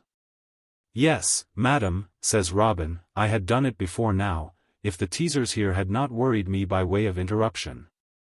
The conditions are, that I bring my father and you to consent to it, and without that she protests she will never see me more upon that head. And to these conditions, as I said, I suppose I shall never be able to grant. I hope my warm sisters will be answered now, and blush a little, if not, I have no more to say till I hear further. This answer was surprising to them all, though less to the mother, because of what I had said to her. As to the daughters, they stood mute a great while. But the mother said with some passion, "Well, I had heard this before, but I could not believe it. But if it is so, then we have all done Betty wrong, and she has behaved better than I ever expected." "Nay," says the eldest sister, "if it be so, she has acted handsomely indeed." "I confess," says the mother, "it was none of her fault, if he was fool enough to take a fancy to her. But to give such an answer to him, shows more respect to your father and me than I can tell how to express. I shall value the girl the better for it as long as I know her." "But I shall not," says Robin, "unless you will give your consent." "I'll consider of that a while," says the mother. "I assure you, if there were not some other objections in the way, this conduct of hers would go a great way to bring me to consent." "I wish it would go quite through it," says Robin. "If you had as much thought about making me easy as you have about making me rich, you would soon consent to it." "Why, Robin," says the mother again, "are you really in earnest? Would you so fain have her as you pretend?" "Really, madam," says Robin, "I think 'tis hard you should question me upon that head after all I have said. I won't say that I will have her. How can I resolve that point, when you see I cannot have her without your consent? Besides, I am not bound to marry at all. But this I will say, I am in earnest in, that I will never have anybody else if I can help it, so you may determine for me. Betty or nobody is the word, and the question which of the two shall be in your breast to decide, madam, provided only, that my good-humoured sisters here may have no vote in it." All this was dreadful to me, for the mother began to yield, and Robin pressed her home on it.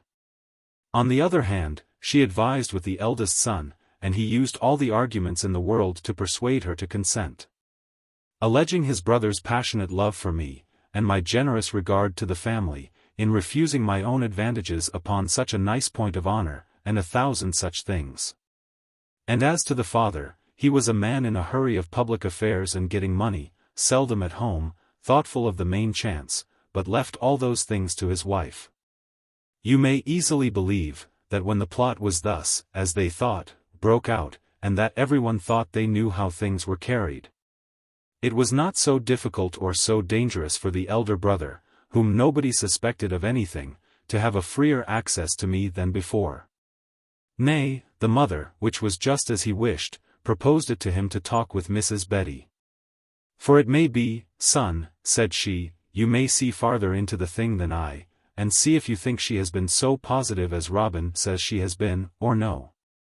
This was as well as he could wish, and he, as it were, yielding to talk with me at his mother's request, she brought me to him into her own chamber. Told me her son had some business with me at her request, and desired me to be very sincere with him, and then she left us together, and he went and shut the door after her.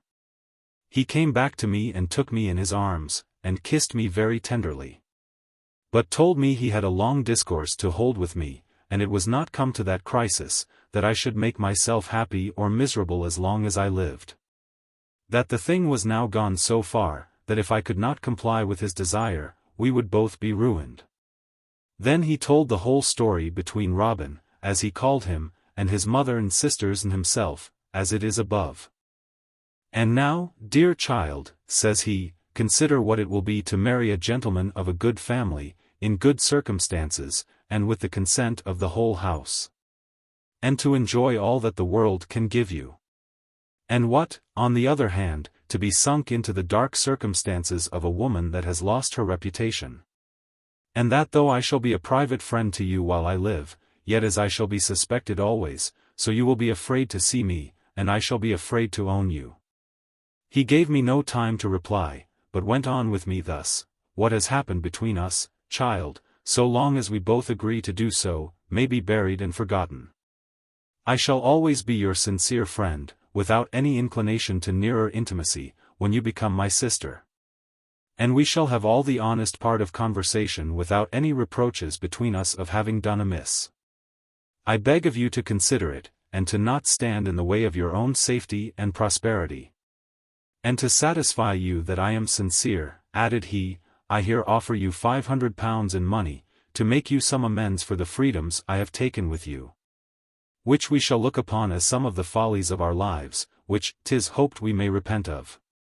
He spoke this in so much more moving terms than it is possible for me to express, and with so much greater force of argument than I can repeat, that I only recommend it to those who read the story. To suppose, that as he held me above an hour and a half in that discourse, so he answered all my objections, and fortified his discourse with all the arguments that human wit and art could devise.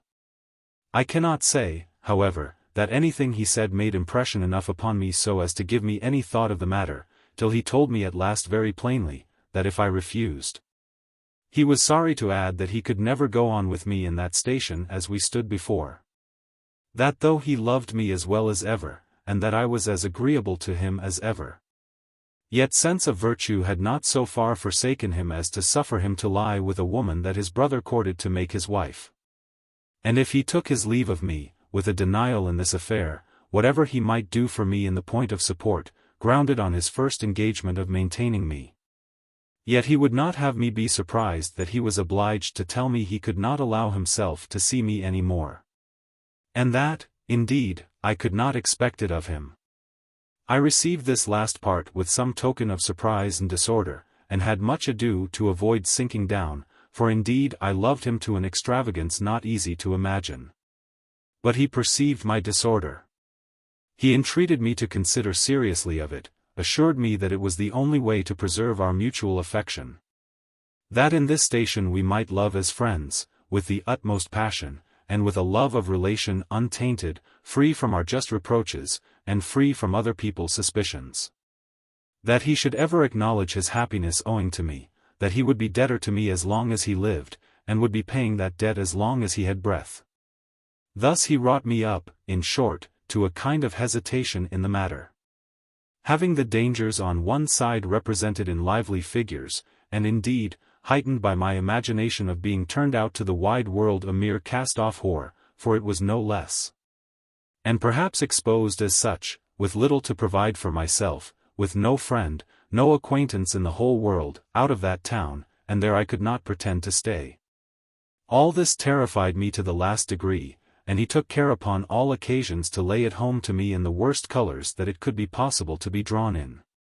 On the other hand, he failed not to set forth the easy, prosperous life which I was going to live.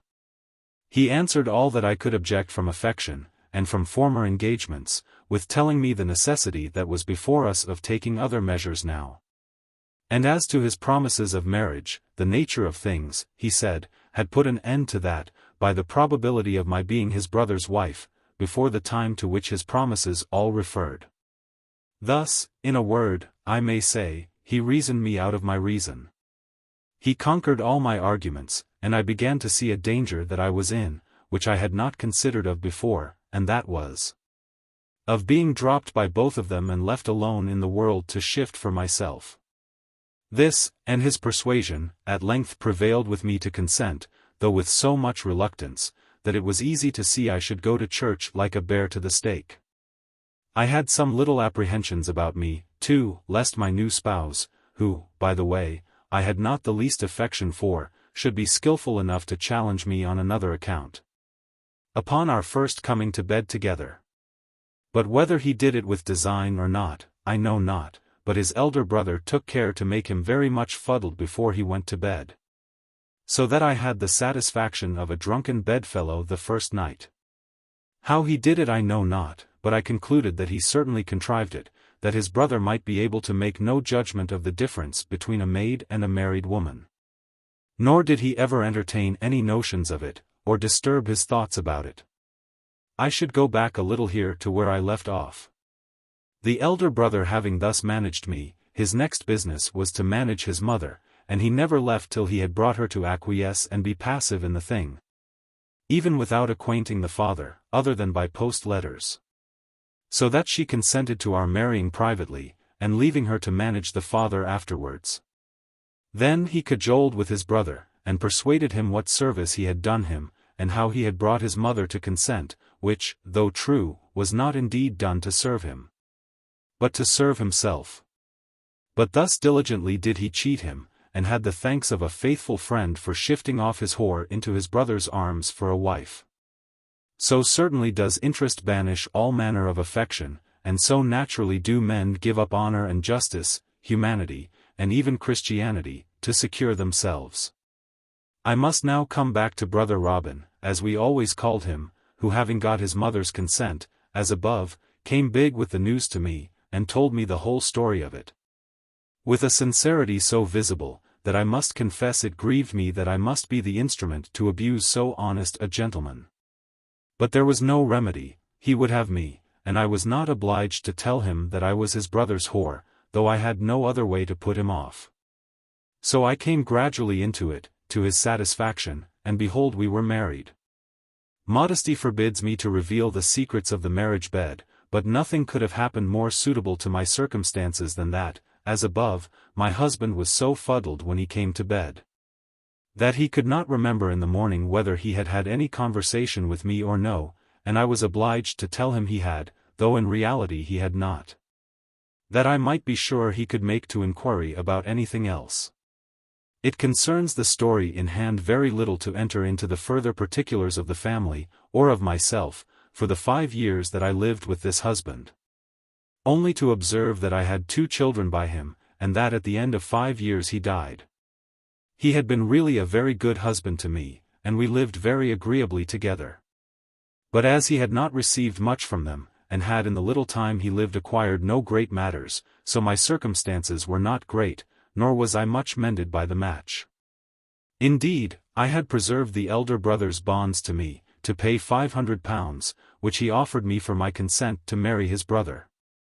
And this, with what I had saved of the money he formerly gave me, about as much more by my husband, left me a widow with about £1,200 in my pocket. My 2 children were, indeed, taken happily off my hands by my husband's father and mother, and that, by the way, was all they got by Mrs. Betty. I confess I was not suitably affected with the loss of my husband, nor indeed can I say that I ever loved him as I ought to have done, or as was proportionable to the good usage I had from him. For he was a tender, kind, good-humored man as any woman could desire. But his brother being so always in my sight, at least while we were in the country, was a continual snare to me, and I never was in bed with my husband but I wished myself in the arms of his brother. And though his brother never offered me the least kindness that way after our marriage, but carried it just as a brother ought to do, yet it was impossible for me to do so to him. In short, I committed adultery and incest with him every day in my desires, which, without doubt, was as effectually criminal in the nature of the guilt as if I had actually done it. Before my husband died his elder brother was married, and we, being then removed to London, were written to by the old lady to come and be at the wedding. My husband went, but I pretended indisposition, and that I could not possibly travel, so I stayed behind. For, in short, I could not bear the sight of his being given to another woman, though I knew I was never to have him myself. I was now, as above, left loose to the world, and being still young and handsome, as everybody said of me, and I assure you I thought myself so, and with a tolerable fortune in my pocket, I put no small value upon myself. I was courted by several very considerable tradesmen, and particularly very warmly by one, a linen draper, at whose house, after my husband's death, I took a lodging, his sister being my acquaintance. Here I had all the liberty and all the opportunity to be gay and appear in company that I could desire, my landlord's sister being one of the maddest, gayest things alive. And not so much mistress of her virtue as I thought at first she had been. She brought me into a world of wild company, and even brought home several persons, such as she liked well enough to gratify, to see her pretty widow, so she was pleased to call me. And that name I got in a little time in public. Now, as fame and fools make an assembly, I was here wonderfully caressed, had abundance of admirers, and such as called themselves lovers, but I found not one fair proposal among them all. As for their common design, that I understood too well to be drawn into any more snares of that kind. The case was altered with me, I had money in my pocket, and had nothing to say to them. I had been tricked once by that cheat called love, but the game was over, I was resolved now to be married or nothing, and to be well married or not at all. I loved the company, indeed, of men of mirth and wit, men of gallantry and figure, and was often entertained with such, as I was also with others. But I found by just observation, that the brightest men came upon the dullest errand, that is to say, the dullest as to what I aimed at. On the other hand, those who came with the best proposals were the dullest and most disagreeable part of the world. I was not averse to a tradesman, but then I would have a tradesman, forsooth, that was something of a gentleman too. That when my husband had a mind to carry me to the court, or to the play, he might become a sword, and look as like a gentleman as another man. And not be one that had the mark of his apron strings upon his coat, or the mark of his hat upon his periwig. That should look as if he was set on to his sword, when his sword was put on to him, and that carried his trade in his countenance. Well, at last I found this amphibious creature, this land-water thing called a gentleman tradesman. And as a just plague upon my folly, I was catched in the very snare which, as I might say, I laid for myself. I said for myself, for I was not trepanned, I confess, but I betrayed myself. This was a draper, too, for though my comrade would have brought me to a bargain with her brother, yet when it came to the point, it was, it seems, for a mistress, not a wife. And I kept true to this notion, that a woman should never be kept for a mistress that had money to keep herself. Thus my pride, not my principle, my money, not my virtue, kept me honest. Though, as it proved, I found I had much better have been sold by my she-comrade to her brother, than have sold myself as I did to a tradesman that was rake, gentleman, shopkeeper, and beggar. All together. But I was hurried on, by my fancy to a gentleman, to ruin myself in the grossest manner that every woman did. For my new husband coming to a lump of money at once, fell into such a profusion of expense, that all I had, and all he had before, if he had anything worth mentioning, would not have held it out above 1 year. He was very fond of me for about 1/4 of a year, and what I got by that was, that I had the pleasure of seeing a great deal of my money spent upon myself, and, as I may say, had some of the spending it too. "Come, my dear," says he to me one day, "shall we go and take a turn into the country for about a week?" "Aye, my dear," says I, "whither would you go?" "I care not whither," says he, "but I have a mind to look like quality for a week." "We'll go to Oxford," says he. "How," says I, "shall we go? I am no horsewoman, and 'tis too far for a coach." "Too far," says he, "no place is too far for a coach and six. If I carry you out, you shall travel like a duchess." Says I, "my dear, 'tis a frolic. But if you have a mind to it, I don't care." Well, the time was appointed, we had a rich coach, very good horses, a coachman, postilion, and 2 footmen in very good liveries. A gentleman on horseback, and a page with a feather in his hat upon another horse. The servants all called him my lord, and the innkeepers, you may be sure, did the like, and I was her honour the countess, and thus we travelled to Oxford, and a very pleasant journey we had. For, give him his due, not a beggar alive knew better how to be a lord than my husband. We saw all the rarities at Oxford, talked with 2 or 3 fellows of colleges about putting out a young nephew, that was left to his lordship's care, to the university, and of their being his tutors. We diverted ourselves with bantering several other poor scholars, with hopes of being at least his lordship's chaplains and putting on a scarf. And thus having lived like quality indeed, as to expense, we went away for Northampton, and, in a word, in about 12 days' ramble came home again, to the tune of about £93 expense. Vanity is the perfection of a fop. My husband had this excellence, that he valued nothing of expense. And as his history, you may be sure, has very little weight in it, 'tis enough to tell you that in about 2 years and a quarter he broke, and was not so happy to get over into the mint, but got into a sponging house, being arrested in an action too heavy from him to give bail to, so he sent for me to come to him. It was no surprise to me, for I had foreseen some time that all was going to wreck, and had been taking care to reserve something if I could, though it was not much, for myself. But when he sent for me, he behaved much better than I expected, and told me plainly he had played the fool, and suffered himself to be surprised, which he might have prevented. That now he foresaw he could not stand it, and therefore he would have me go home, and in the night take away everything I had in the house of any value, and secure it. And after that, he told me that if I could get away 100 or 200 pounds in goods out of the shop, I should do it. Only, says he, let me know nothing of it, neither what you take nor whither you carry it, for as for me, says he, I am resolved to get out of this house and be gone. And if you never hear of me more, my dear, says he, I wish you well, I am only sorry for the injury I have done you. He said some very handsome things to me indeed at parting. For I told you he was a gentleman, and that was all the benefit I had of his being so. That he used me very handsomely and with good manners upon all occasions, even to the last, only spent all I had, and left me to rob the creditors for something to subsist on. However, I did as he bade me, that you may be sure. And having thus taken my leave of him, I never saw him more, for he found means to break out of the bailiff's house that night or the next, and go over into France. And for the rest of the creditors scrambled for it as well as they could.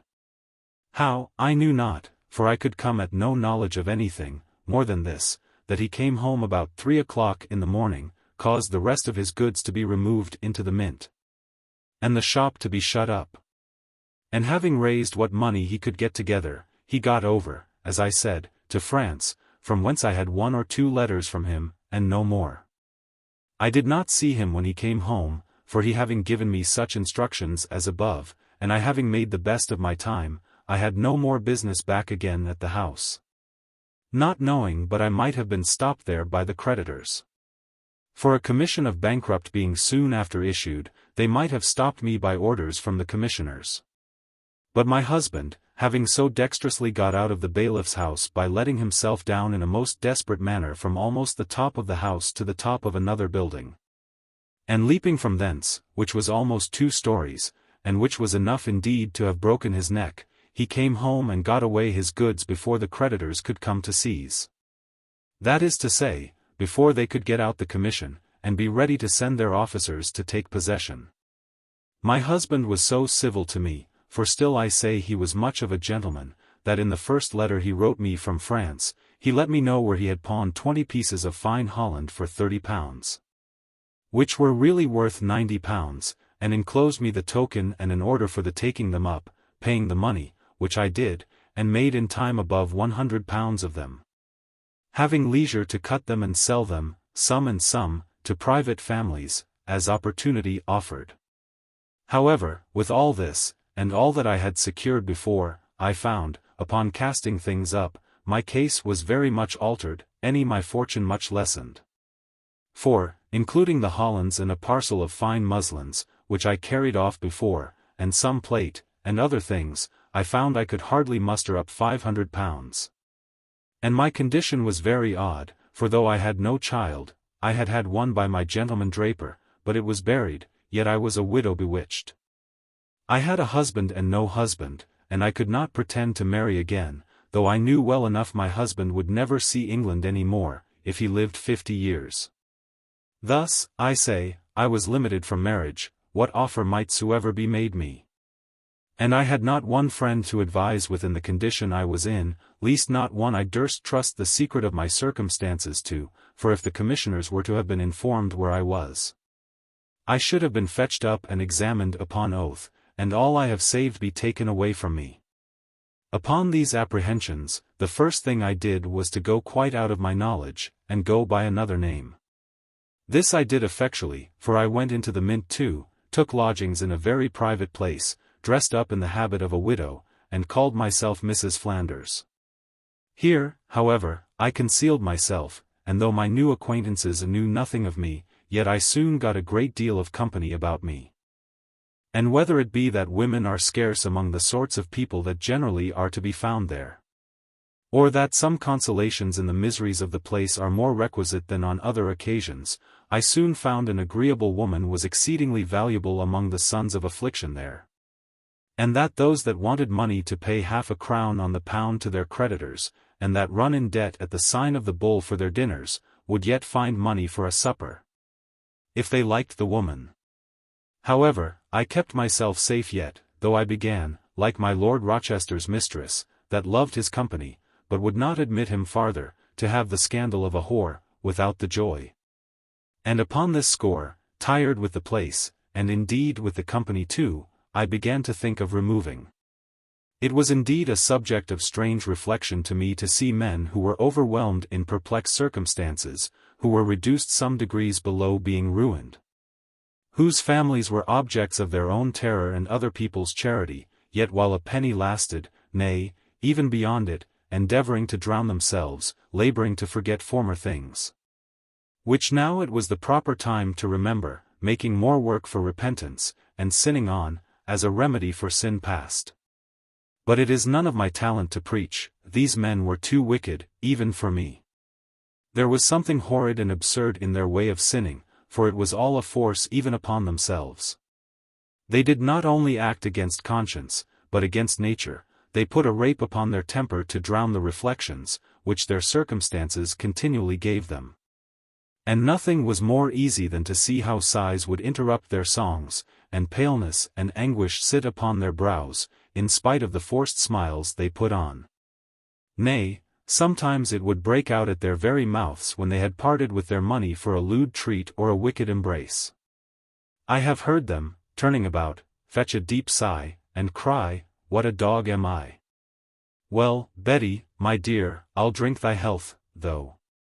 Meaning the honest wife, that perhaps had not a half-crown for herself and 3 or 4 children. The next morning they are at their penitentials again.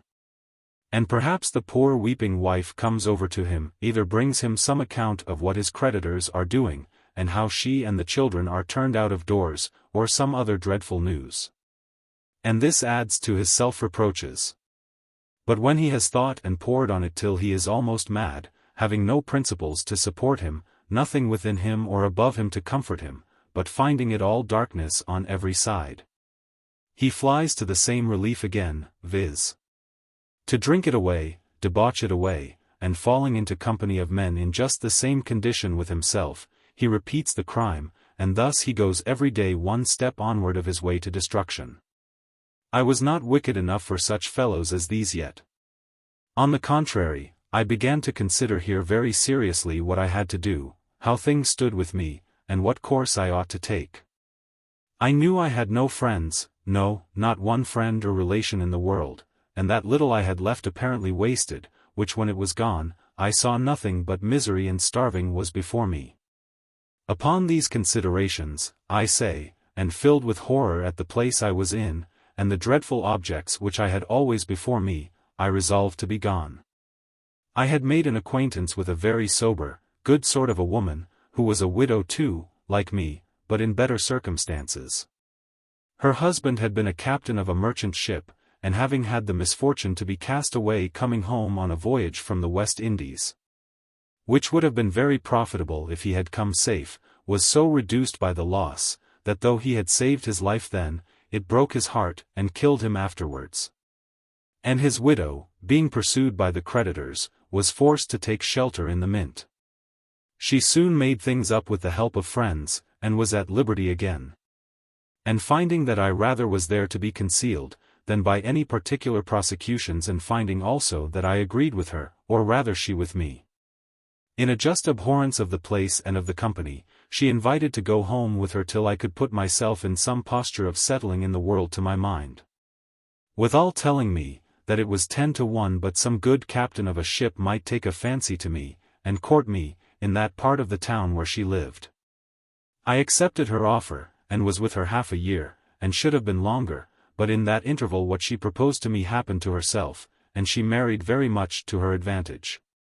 But whose fortune soever was upon the increase, mine seemed to be upon the wane, and I found nothing present, except 2 or 3 boatswains, or such fellows, but as for the commanders, they were generally of 2 sorts, 1.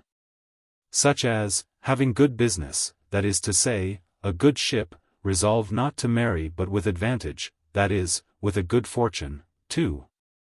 Such as, being out of employ, wanted a wife to help them to a ship. I mean, 1. A wife who, having some money, could enable them to hold, as they call it, a good part of a ship themselves, so to encourage owners to come in. Or, 2. A wife who, if she had not money, had friends who were concerned in shipping, and so could help to put the young man into a good ship, which to them is as good as a portion. And neither of these was my case, so I looked like one that was to lie on hand. This knowledge I soon learned by experience, viz. that the state of things was altered as to matrimony. And that I was not to expect at London what I had found in the country, that marriages were here the consequences of politic schemes for forming interests, and carrying on business. And that love had no share, or but very little, in the matter. That as my sister-in-law at Colchester had said, beauty, wit, manners, sense, good humor, good behavior, education, virtue, piety, or any other qualification, whether of body or mind, had no power to recommend. That money only made a woman agreeable. That men chose mistresses indeed by the gust of their affection, and it was requisite to a whore to be handsome, well-shaped, have a good mien and a graceful behavior. But that for a wife, no deformity would shock the fancy, no ill qualities the judgment, the money was the thing. The portion was neither crooked nor monstrous, but the money was always agreeable, whatever the wife was. On the other hand, as the market ran very unhappily on the men's side, I found the women had lost the privilege of saying no. That it was a favor now for a woman to have the question asked, and if any young lady had so much arrogance as to counterfeit a negative, she never had the opportunity given her of denying twice. Much less of recovering that false step, and accepting what she had but seemed to decline. The men had such choice everywhere, that the case of the women was very unhappy.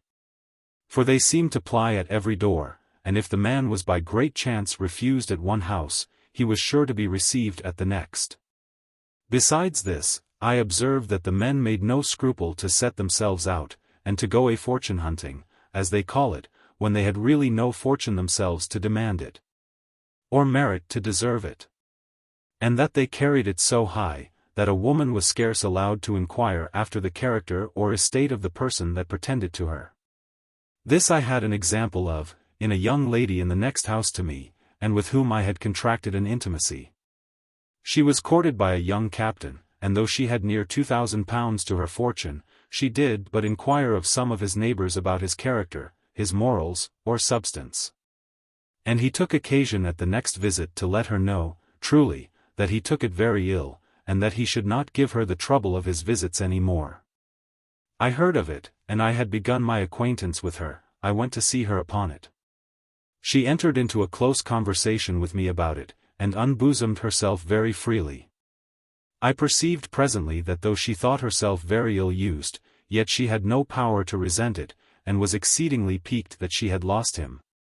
And particularly that another of less fortune had gained him.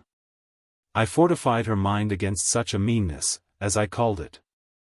I told her, that as low as I was in the world, would have despised a man that should think I ought to take him upon his own recommendation only, without having the liberty to inform myself of his fortune and of his character. Also I told her, that as she had a good fortune, she had no need to stoop to the disaster of the time. That it was enough that the men could insult us that had but little money to recommend us, but if she suffered such an affront to pass upon her without resenting it, she would be rendered low-prized upon all occasions, and would be the contempt of all the women in that part of the town. That a woman can never want an opportunity to be revenged of a man that has used her ill, and that there were ways enough to humble such a fellow as that. Or else certainly women were the most unhappy creatures in the world. I found she was very well pleased with the discourse, and she told me seriously that she would be very glad to make him sensible of her just resentment, and either to bring him on again, or have the satisfaction of her revenge being as public as possible. I told her, that if she would take my advice, would tell her how she should obtain her wishes in both these things, and that I would engage to bring the man to her door again, and make him beg to be let in. She smiled at that, and plainly let me see, that if he came to her door, her resentment was not so great as to give her leave to let him stand long there. However, she listened very willingly to my offer of advice. So I told her that the first thing she ought to do was a piece of justice to herself, namely, that whereas she had been told by several people that he had reported among the ladies that he had left her, and pretended to give the advantage of the negative to himself, she should take care to have it well spread among the women, which she could not fail of an opportunity to do in a neighborhood so addicted to family news as that she live in was, that she had inquired into his circumstances, and found he was not the man as to estate he pretended to be. Let them be told, madam, said I, that you had been well informed that he was not the man that you expected, and that you thought it was not safe to meddle with him. That you heard he was of an ill temper, and that he boasted how he had used the women ill upon many occasions, and that particularly he was debauched in his morals, etc. The last of which, indeed, had some truth in it, but at the same time I did not find that she seemed to like him much the worse for that part. As I had put this into her head, she came most readily into it. Immediately she went to work to find instruments, and she had very little difficulty in the search, for telling her story in general to a couple of gossips in the neighborhood. It was the chat of the tea-table all over that part of the town, and I met with it wherever I visited. Also, as it was known that I was acquainted with the young lady herself, my opinion was asked very often, and I confirmed it with all the necessary aggravations, and set out his character in the blackest colors. But then as a piece of secret intelligence, I added, as what the other gossips knew nothing of, viz. that I had heard he was in very bad circumstances.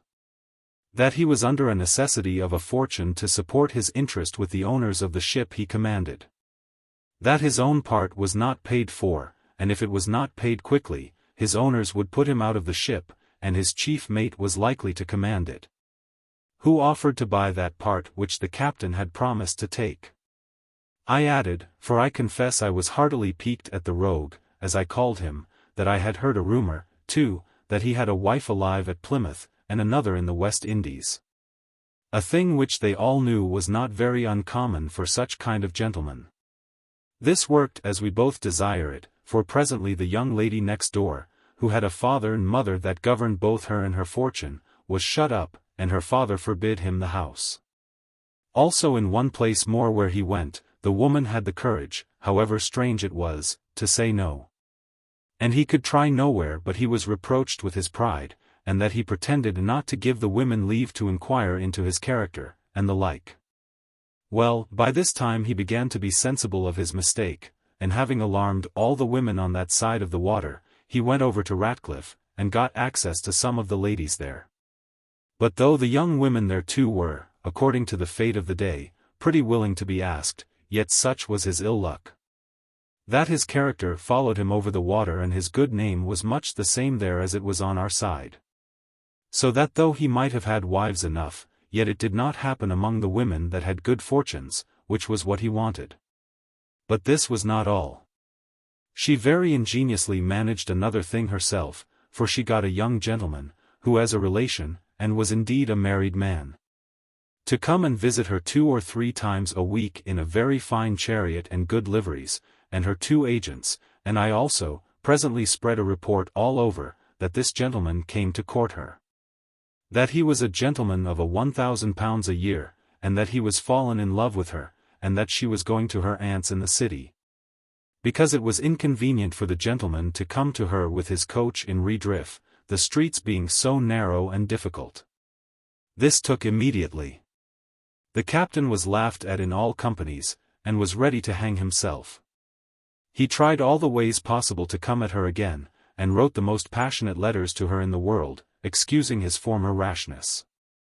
And in short, by great application, obtained leave to wait on her again, as he said, to clear his reputation. At this meeting she had her full revenge of him. For she told him she wondered what he took her to be, that she should admit any man to a treaty of so much consequence as that to marriage, without inquiring very well into his circumstances. That if he thought she was to be huffed into wedlock, and that she was in the same circumstances which her neighbors might be in, viz. to take up with the first good Christian that came, he was mistaken, that, in a word, his character was really bad, or he was very ill beholden to his neighbors. And that unless he could clear up some points, in which she had justly been prejudiced, she had no more to say to him, but to do herself justice. And give him the satisfaction of knowing that she was not afraid to say no, either to him or any man else. With that she told him what she had heard, or rather raised herself by my means, of his character, his not having paid for the part he pretended to own of the ship he commanded. Of the resolution of his owners to put him out of the command, and to put his mate in his stead, and of the scandal raised on his morals. His having been reproached with such and such women, and having a wife at Plymouth and in the West Indies, and the like. And she asked him whether he could deny that she had good reason, if these things were not cleared up, to refuse him.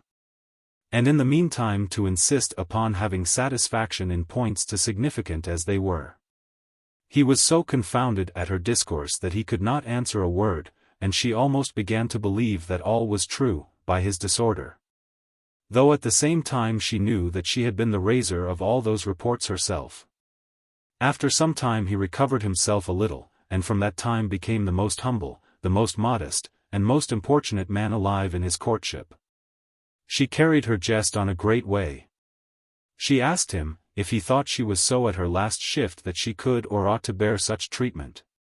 And if he did not see that she did not want those who thought it worth their while to come farther to her than he did. Meaning the gentleman whom she had brought to visit her by way of sham. She brought him by these tricks to submit to all possible measures to satisfy her, as well of his circumstances as of his behavior. He brought her undeniable evidence of his having paid for his part of the ship.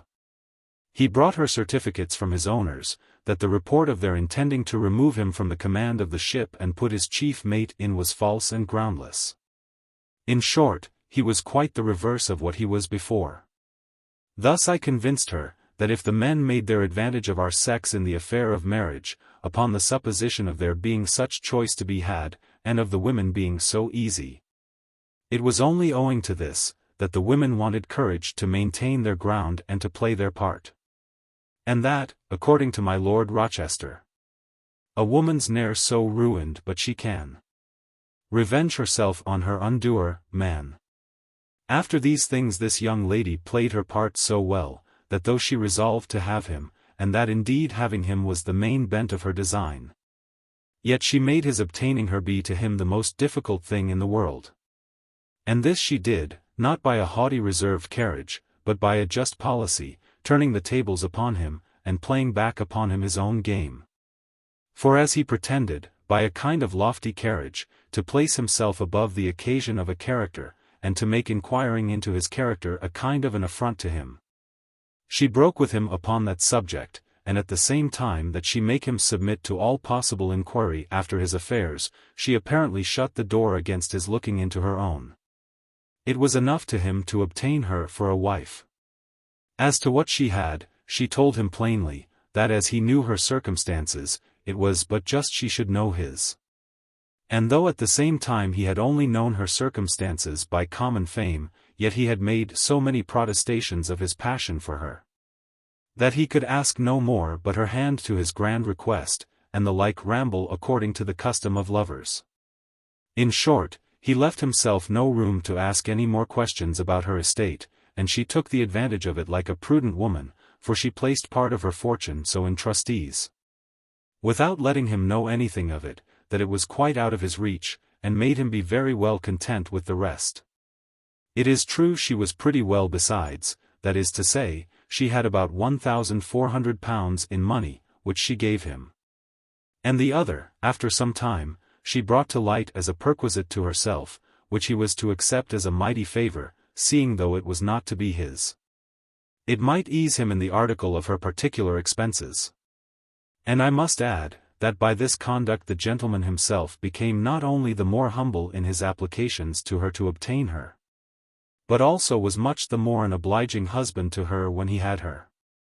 I cannot but remind the ladies here how much they place themselves below the common station of a wife, which, if I may be allowed not to be partial, is low enough already. I say, they place themselves below their common station, and prepare their own mortifications, by their submitting so to be insulted by the men beforehand, which I confess I see no necessity of. This relation may serve, therefore, to let the ladies see that the advantage is not so much on the other side as the men think it is. And though it may be true that the men have but too much choice among us, and that some women may be found who will dishonor themselves, be cheap, and easy to come at, and will scarce wait to be asked, yet if they will have women, as I may say, worth having, they may find them as uncommodable as ever, and that those that are otherwise are a sort of people that have such deficiencies, when had, as rather recommend the ladies that are difficult than encourage the men to go on with their easy courtship, and expect wives equally valuable that will come at first call. Nothing is more certain than that the ladies always gain of the men by keeping their ground, and letting their pretended lovers see they can resent being slighted, and that they are not afraid of saying no. They, I observe, insult us mightily with telling us of the number of women.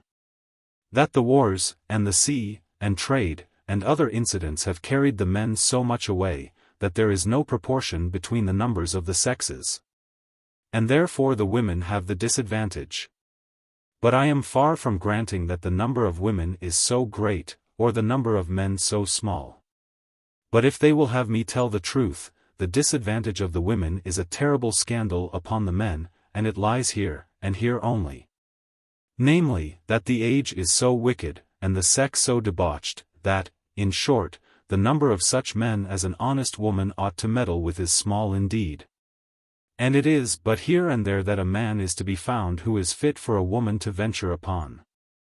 But the consequence even of that too amounts to no more than this, that women ought to be the more nice, for how do we know the just character of the man that makes the offer? To say that the woman should be the more easy on this occasion, is to say we should be the forwarder to venture because of the greatness of the danger, which, in my way of reasoning, is very absurd. On the contrary, the women have 10,000 times the more reason to be wary and backward, by how much the hazard of being betrayed is the greater.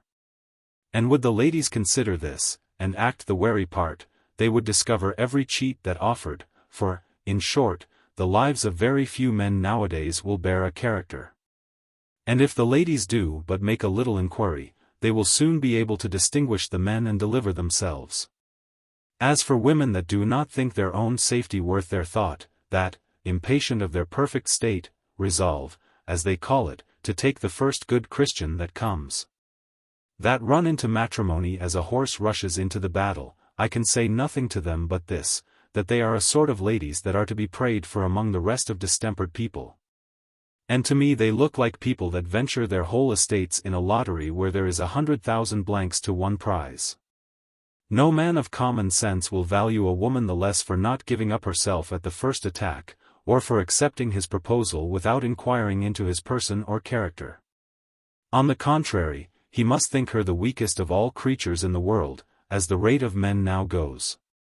In short, he must have a very contemptible opinion of her capacities, nay, every of her understanding, that, having but one case of her life, shall call that life away at once, and make matrimony, like death, be a leap in the dark. I would fain have the conduct of my sex a little regulated in this particular, which is the thing in which, of all the parts of life, I think at this time we suffer most in. 'Tis nothing but lack of courage, the fear of not being married at all, and of that frightful state of life called an old maid, of which I have a story to tell by itself. This, I say, is the woman's snare.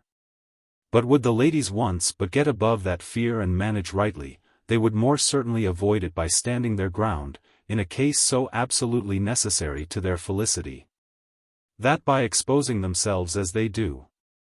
And if they did not marry so soon as they may do otherwise, they would make themselves amends by marrying safer. She is always married too soon who gets a bad husband, and she is never married too late who gets a good one. In a word, there is no woman, deformity or lost reputation excepted, but if she manages well, may be married safely one time or other. But if she precipitates herself, it is 10,000 to 1 but she is undone. But I come now to my own case, in which there was at this time no little nicety. The circumstances I was in made the offer of a good husband the most necessary thing in the world to me, but I found soon that to be made cheap and easy was not the way. It soon began to be found that the widow had no fortune, and to say this was to say all that was ill of me, for I began to be dropped in all the discourses of matrimony. Being well-bred, handsome, witty, modest, and agreeable. All which I had allowed to my character, whether justly or no is not the purpose, I say, all these would not do without the dross, which way now become more valuable than virtue itself. In short, the widow, they said, had no money.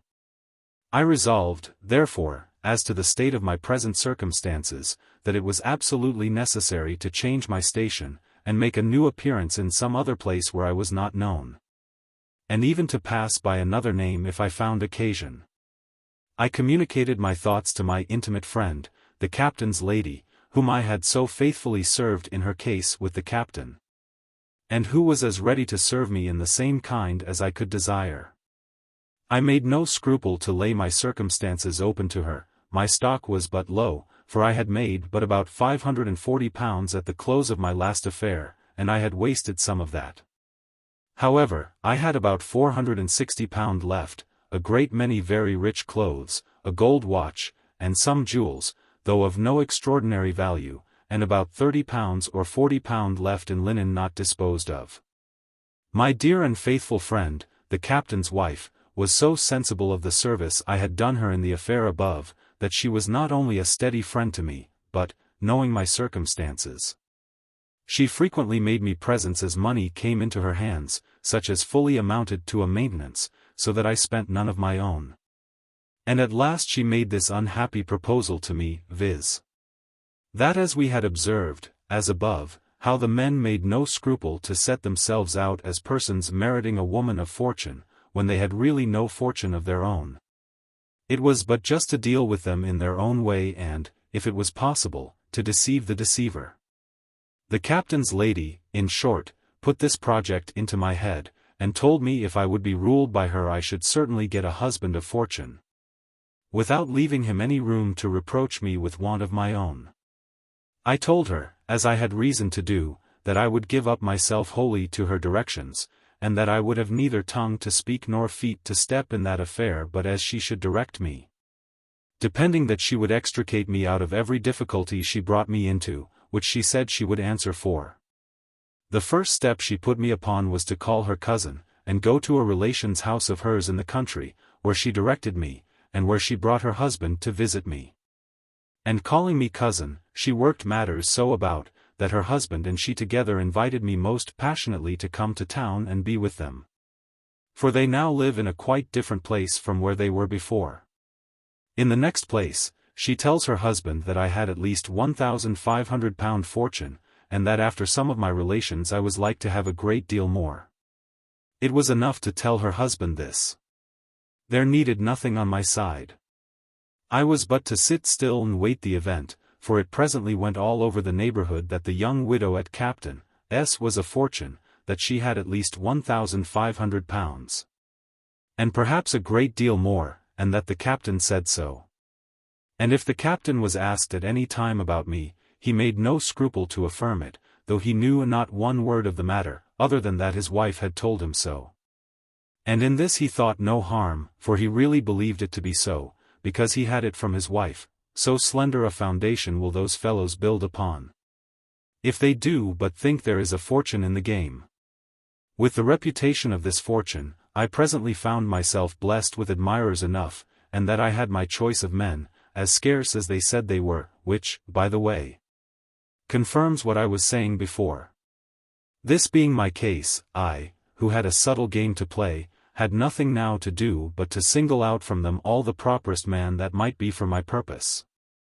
That is to say, the man who was most likely to depend upon the hearsay of a fortune, and not inquire too far into the particulars. And unless I did this I did nothing, for my case would not bear much inquiry. I picked out my man without much difficulty, by the judgment I made of his way of courting me. I had let him run on with his protestations and oaths that he loved me above all the world, that if I would make him happy, that was enough. All which I knew was upon supposition, nay, it was upon a full satisfaction, that I was very rich, though I never told him a word of it myself. This was my man. But I was to try him to the bottom, and indeed in that consisted my safety, for if he balked, I knew I was undone, as surely as he was undone if he took me. And if I did not make some scruple about his fortune, it was the way to lead him to raise some about mine. And first, therefore, I pretended on all occasions to doubt his sincerity, and told him, perhaps he only courted me for my fortune. He stopped my mouth in that part with the thunder of his protestations, as above, but still I pretended to doubt. One morning he pulls off his diamond ring, and writes upon the glass of the sash in my chamber this line: "You I love, and you alone." I read it, and asked him to lend me his ring, with which I wrote under it, thus: "And so in love says everyone." He takes his ring again, and writes another line thus: "Virtue alone is an estate." I borrowed it again, and I wrote under it: "But money's virtue, gold is fate." He colored as red as fire to see me turn so quick upon him, and in a kind of a rage told me he would conquer me, and writes again thus: "I scorn your gold, and yet I love." I ventured all upon the last cast of poetry, as you'll see, for I wrote boldly under his last: "I'm poor, let's see how kind you'll prove." This was a sad truth to me. Whether he believed me or no, I could not tell. I supposed then that he did not. However, he flew to me, took me in his arms, and, kissing me very eagerly, and with the greatest passion imaginable, he held me fast till he called for a pen and ink. And then told me he could not wait the tedious writing on the glass, but, pulling out a piece of paper, he began and wrote again: "Be mine, with all your poverty." I took his pen, and followed him immediately, thus: "Yet secretly you hope I lie." He told me that was unkind, because it was not just, and that I put him upon contradicting me, which did not consist with good manners, any more than with his affection. And therefore, since I had insensibly drawn him into this poetical scribble, he begged I would not oblige him to break it off, so he writes again: "Let love alone be our debate." I wrote again: "She loves enough that does not hate." This he took for a favor, and so laid down the cudgels, that is to say, the pen. I say, he took if for a favor, and a mighty one it was, if he had known all. However, he took it as I meant it, that is, to let him think I was inclined to go on with him, as indeed I had all the reason in the world to do, for he was the best humored, merry sort of a fellow that I ever met with, and I often reflected on myself how doubly criminal it was to deceive such a man. But that necessity, which pressed me to a settlement suitable to my condition, was my authority for it. And certainly his affection to me, and the goodness of his temper, however they might argue against using him ill. Yet they strongly argued to me that he would better take the disappointment than some fiery-tempered wretch, who might have nothing to recommend him but those passions which would serve only to make a woman miserable all her days. Besides, though I jested with him, as he supposed it, so often about my poverty, yet, when he found it to be true, he had foreclosed all manner of objection, seeing, whether he was in jest or in earnest, he had declared he took me without any regard to my portion, and, whether I was in jest or in earnest, I had declared myself to be very poor. So that, in a word, I had him fast both ways, and though he might say afterwards he was cheated, yet he could never say that I had cheated him. He pursued me close after this, and as I saw there was no need to fear losing him, I played the indifferent part with him longer than prudence might otherwise have dictated to me. But I considered how much this caution and indifference would give me the advantage over him, when I should come to be under the necessity of owning my own circumstances to him. And I managed it the more warily, because I found he inferred from thence, as indeed he ought to do, that I either had the more money or the more judgment, and would not venture at all. I took the freedom one day, after we had talked pretty close to the subject, to tell him that it was true I had received the compliment of a lover from him, namely, that he would take me without inquiring into my fortune, and I would make him a suitable return in this, viz. that I would make as little inquiry into his as consisted with reason, but I hoped he would allow me to ask a few questions, which he would answer or not as he thought fit. And that I would not be offended if he did not answer me at all. One of these questions related to our manner of living, and the place where, because I had heard he had a great plantation in Virginia, and that he had talked of going to live there. And I told him I did not care to be transported. He began from this discourse to let me voluntarily into all his affairs, and to tell me in a frank, open way all his circumstances, by which I found he was very well to pass in the world. But that great part of his estate consisted of 3 plantations, which he had in Virginia, which brought him in a very good income, generally speaking, to the tune of £300 a year. But that if he was to live upon them, would bring him in 4 times as much. Very well, thought I, you shall carry me thither as soon as you please, though I won't tell you so beforehand. I jested with him extremely about the figure he would make in Virginia. But I found he would do anything I desired, though he did not seem glad to have me undervalue his plantations, so I turned my tail. I told him I had good reason not to go there to live, because if his plantations were worth so much there, I had not a fortune suitable to a gentleman of £1,200 a year, as he said his estate would be. He replied generously, he did not ask what my fortune was, he had told me from the beginning he would not, and he would be as good as his word. But whatever it was, he assured me he would never desire me to go to Virginia with him, or go thither himself without me, unless I was perfectly willing, and made it my choice. All this, you may be sure, was as I wished, and indeed nothing could have happened more perfectly agreeable. I carried it on as far as this with a sort of indifferency that he often wondered at, more than at first, but which was the only support of his courtship. And I mention it the rather to intimate again to the ladies that nothing but want of courage for such an indifferency makes our sex so cheap, and prepares them to be ill-used as they are. Would they venture the loss of a pretending fop now and then, who carries it high upon the point of his own merit, they would certainly be less slighted, and courted more.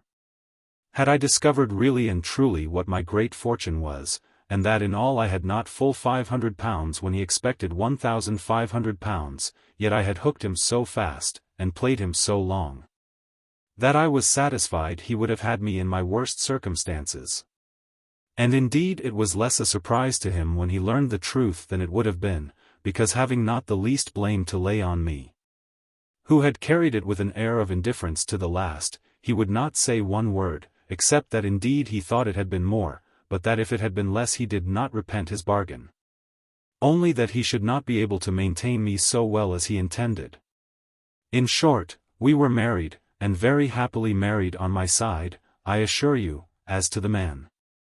For he was the best-humoured man that every woman had, but his circumstances were not so good as I imagined, as, on the other hand, he had not bettered himself by marrying so much as he expected.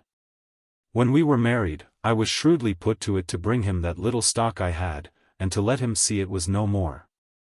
But there was a necessity for it, so I took my opportunity one day when we were alone, to enter into a short dialogue with him about it.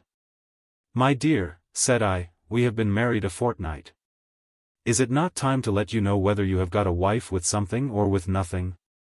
"Your own time for that, my dear," says he. "I am satisfied that I have got the wife I love." "I have not troubled you much," says he, "with my inquiry after it." "That's true," says I, "but I have a great difficulty upon me about it, which I scarce know how to manage." "What's that, my dear?" says he. "Why," says I, "'tis a little hard upon me, and 'tis harder upon you. I am told that Captain, meaning my friend's husband, has told you I had a great deal more money than I ever pretended to have, and I am sure I never employed him to do so." "Well," says he, "Captain may have told me so, but what then? If you have not so much, that may lie at his door, but you never told me what you had, so I have no reason to blame you if you have nothing at all." "That's is so just," said I, "and so generous, that it makes my having but a little a double affliction to me." "The less you have, my dear," says he, "the worse for us both. But I hope your affliction you speak of is not caused for fear I should be unkind to you, for want of a portion." "No, no, if you have nothing, tell me plainly, and at once. I may perhaps tell the captain he has cheated me, but I can never say you have cheated me, for did you not give it under your hand that you were poor? And so I ought to expect you to be." Well, said I, my dear, I am glad I have not been concerned in deceiving you before marriage. If I deceive you since, 'tis ne'er the worse. That I am poor is too true, but not so poor as to have nothing neither, so I pulled out some bank bills, and gave him about £160. There's something, my dear, said I, and not quite all neither. I had brought him so near to expecting nothing, by what I had said before, that the money, though the sum was small in itself, was doubly welcome to him. He owned it was more than he looked for, and that he did not question by my discourse to him, but that my fine clothes, gold watch, and a diamond ring or two, had been all my fortune. I let him please himself with that £160 2 or 3 days, and then, having been abroad that day, and as if I had been to fetch it, I brought him £100 more home in gold. And told him there was a little more portion for him. And, in short, in about a week more I brought him £180 more, and about £60 in linen, which I made him believe I had been obliged to take with the £100 which I gave him in gold.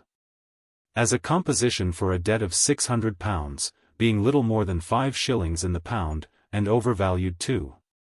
And now, my dear, says I to him, I am very sorry to tell you, that there is all, and that I have given you my whole fortune.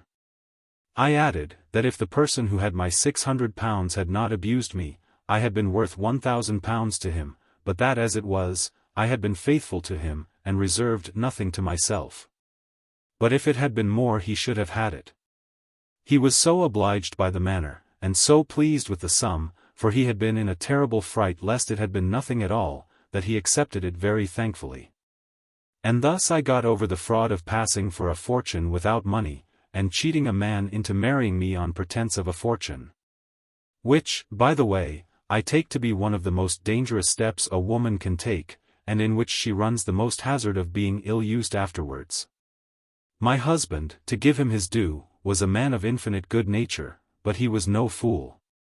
And finding his income not suited to the manner of living which he had intended, if I had brought him what he expected, and being under a disappointment in his return of his plantations in Virginia, he discovered many times his inclination of going over to Virginia, to live upon his own. And often would be magnifying the way of living there, how cheap, how plentiful, how pleasant, and the like.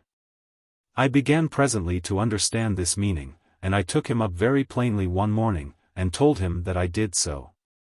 That I found his estate turned to no account at this distance, compared to what it would do if he lived upon the spot, and that I found he had a mind to go and live there. And I added, that I was sensible he had been disappointed in a wife, and that finding his expectations not answered that way, I could do no less, to make him amends. Then tell him that I was very willing to go over to Virginia with him and live there. He said 1,000 kind things to me upon the subject of my making such a proposal to him. He told me, that however he was disappointed in his expectations of a fortune, he was not disappointed in a wife, and that I was all to him that a wife could be. And he was more than satisfied on the whole when the particulars were put together, but that this offer was so kind, that it was more than he could express. To bring the story short, we agreed to go. He told me that he had a very good house there, that it was well furnished, that his mother was alive and lived in it, and one sister, which was all the relations he had. That as soon as he came there, his mother would remove to another house, which was her own for life, and his after her decease, so that I should have all the house to myself. And I found all this to be exactly as he had said. To make this part of the story short, we put on board the ship which we went in, a large quantity of good furniture for our house, with stores of linen and other necessaries. And a good cargo for sale, and away we went. To give an account of the manner of our voyage, which was long and full of dangers, is out of my way. I kept no journal, neither did my husband. All that I can say is, that after a terrible passage, fright twice with dreadful storms, and once with what was still more terrible. I mean a pirate who came on board and took away almost all our provisions. And which would have been beyond all to me, they had once taken my husband to go along with them, but by entreaties were prevailed with to leave him. I say, after all these terrible things, we arrived in York River in Virginia, and coming to our plantation, we were received with all the demonstrations of tenderness and affection by my husband's mother, that were possible to be expressed. We lived here all together, my mother-in-law, at my entreaty, continuing in the house, for she was too kind a mother to be parted with. My husband likewise continued the same as at first, and I thought myself the happiest creature alive, when an odd and surprising event put an end to all that felicity in a moment, and rendered my condition the most uncomfortable, if not the most miserable, in the world. My mother was a mighty cheerful, good-humored old woman. I may call her old woman, for her son was above 30. I say she was very pleasant, good company, and used to entertain me, in particular, with abundance of stories to divert me, as well of the country we were in as of the people. Among the rest, she often told me how the greatest part of the inhabitants of the colony came thither in very indifferent circumstances from England. That, generally speaking, they were of two sorts, either, first, such as were brought over by masters of ships to be sold as servants. Such as we call them, my dear, says she, but they are more properly called slaves. Or, secondly, such as are transported from Newgate and other prisons, after having been found guilty of felony and other crimes punishable with death. When they come here, says she, we make no difference, the planters buy them, and they work together in the field till their time is out. When 'tis expired, said she, they have encouragement given them to plant for themselves. For they have a certain number of acres of land allotted them by the country, and they go to work to clear and cure the land, and then to plant it with tobacco and corn for their own use. And as the tradesmen and merchants will trust them with tools and clothes and other necessaries, upon the credit of their crop before it is grown, so they again plant every year a little more than the year before, and so buy whatever they want with the crop that is before them. Hence, child, says she, man a Newgate bird becomes a great man, and we have, continued she, several justices of the peace, officers of the trained bands, and magistrates of the towns they live in, that have been burnt in the hand.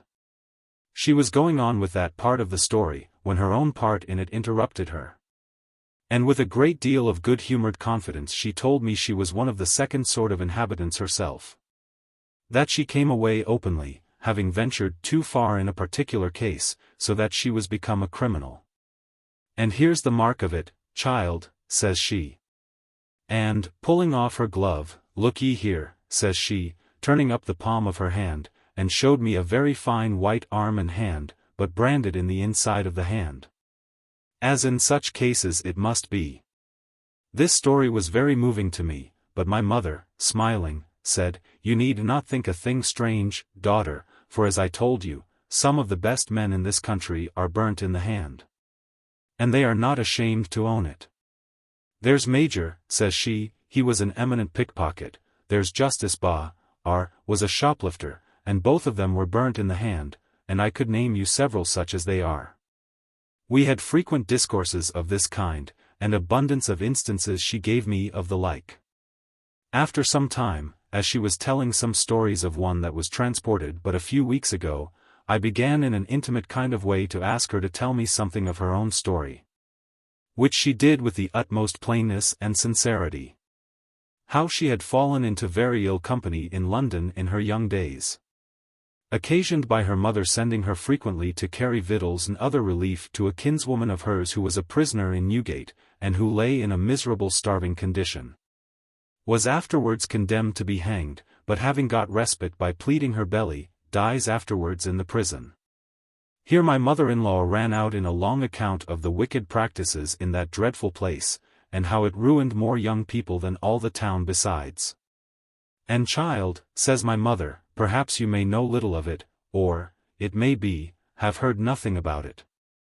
But depend upon it, says she, we all know here that there are more thieves and rogues made by that one prison of Newgate than by all the clubs and societies of villains in the nation. 'Tis that cursed place, says my mother, that hath peopled this colony.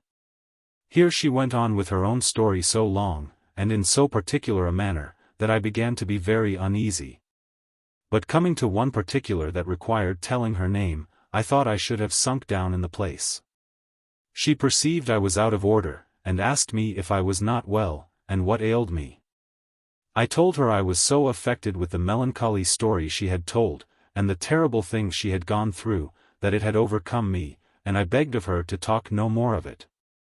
"Why, my dear," says she very kindly, "what need these things trouble you?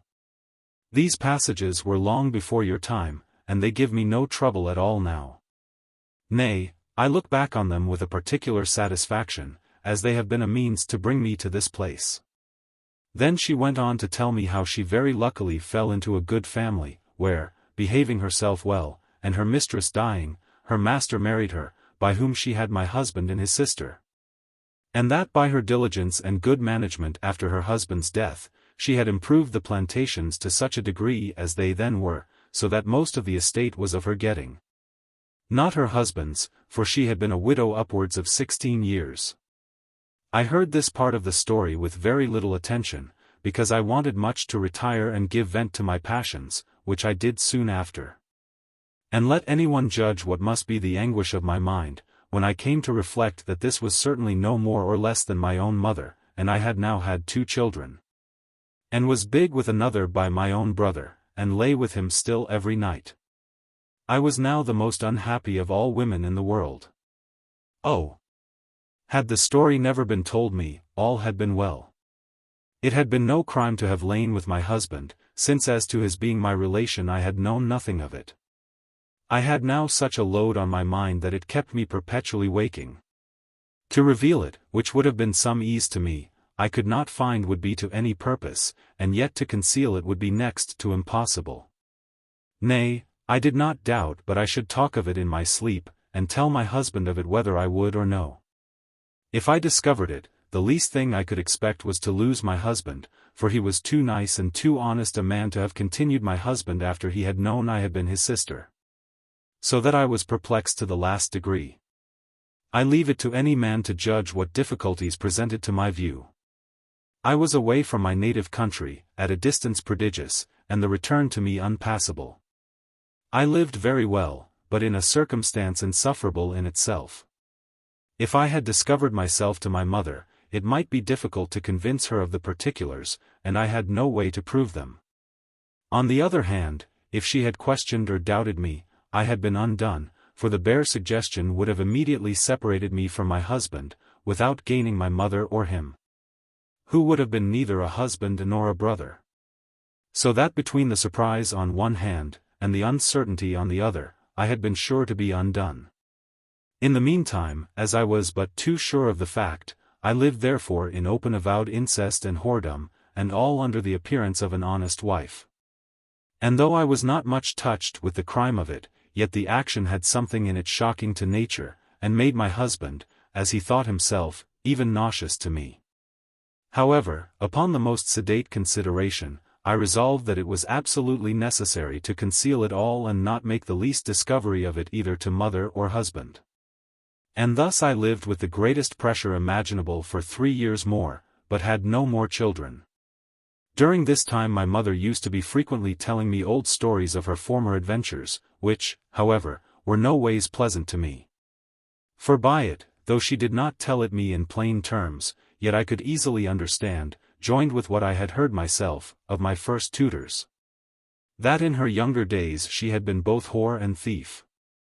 But I verily believed she had lived to repent sincerely of both, and that she was then a very pious, sober, and religious woman. Well, let her life have been what it would then, it was certain that my life was very uneasy to me. For I lived, as I have said, but in the worst sort of whoredom, and as I could expect no good of it, so really no good issue came of it, and all my seeming prosperity wore off, and ended in misery and destruction. It was some time, indeed, before it came to this, for, but I know not by what ill fate guided, everything went wrong with us afterwards, and that which was worse, my husband grew strangely altered, forward, jealous, and unkind, and I was as impatient of bearing his carriage, as the carriage was unreasonable and unjust. These things proceeded so far, that we came at last to be in such ill terms with one another, that I claimed a promise of him, which he entered willingly into with me when I consented to come from England with him, viz. That if I found the country not to agree with me, or that I did not like to live there, should come away to England again when I pleased, giving him a year's warning to settle his affairs. I say, I now claimed this promise of him, and I must confess I did it not in the most obliging terms that could be in the world neither. But I insisted that he treated me ill, that I was remote from my friends, and could do myself no justice, and that he was jealous without cause, my conversation having been unblameable, and he having no pretence for it, and that to remove to England would take away all occasion from him. I insisted so peremptorily upon it, that he could not avoid coming to a point, either to keep his word with me or to break it. And this, notwithstanding he used all the skill he was master of, and employed his mother and other agents to prevail with me to alter my resolutions. Indeed, the bottom of the thing lay at my heart, and that made all his endeavors fruitless, for my heart was alienated from him as a husband. I loathed the thoughts of bedding with him, and used 1,000 pretenses of illness and humor to prevent his touching me, fearing nothing more than to be with child by him. Which to be sure would have prevented, or at least delayed, my going over to England. However, at last I put him so out of humor, that he took up a rash and fatal resolution. In short, I should not go to England. And though he had promised me, yet it was an unreasonable thing for me to desire it. That it would be ruinous to his affairs, would unhinge his whole family, and be next to an undoing him in the world. That therefore I ought not to desire it of him, and that no wife in the world that valued her family and her husband's prosperity would insist upon such a thing. This plunged me again, for when I considered the thing calmly, and took my husband as he really was, a diligent, careful man in the main work of laying up an estate for his children, and that he knew nothing of the dreadful circumstances that he was in, I could not but confess to myself that my proposal was very unreasonable, and what no wife that had the good of her family at heart would have desired. But my discontents were of another nature. I looked upon him no longer as a husband, but as a near relation, the son of my own mother, and I resolved somehow or other to be clear of him, but which way I did not know, nor did it seem possible. It is said by the ill-natured world, of our sex, that if we are set on a thing, it is impossible to turn us from our resolutions. In short, I never ceased poring upon the means to bring to pass my voyage, and came that length with my husband at last, as to propose going without him. This provoked him to the last degree, and he called me not only an unkind wife, but an unnatural mother, and asked me how I could entertain such a thought without horror. As that of leaving my 2 children, for one was dead, without a mother, and to be brought up by strangers, and never to see them more. It was true, had things been right, I should not have done it, but now it was my real desire never to see them, or him either, any more. And as to the charge of unnatural, I could easily answer it to myself, while I knew that the whole relation was unnatural in the highest degree in the world.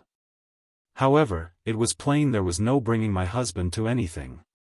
He would neither go with me nor let me go without him, and it was quite out of my power to stir without his consent, as anyone that knows the constitution of the country I was in, knows very well.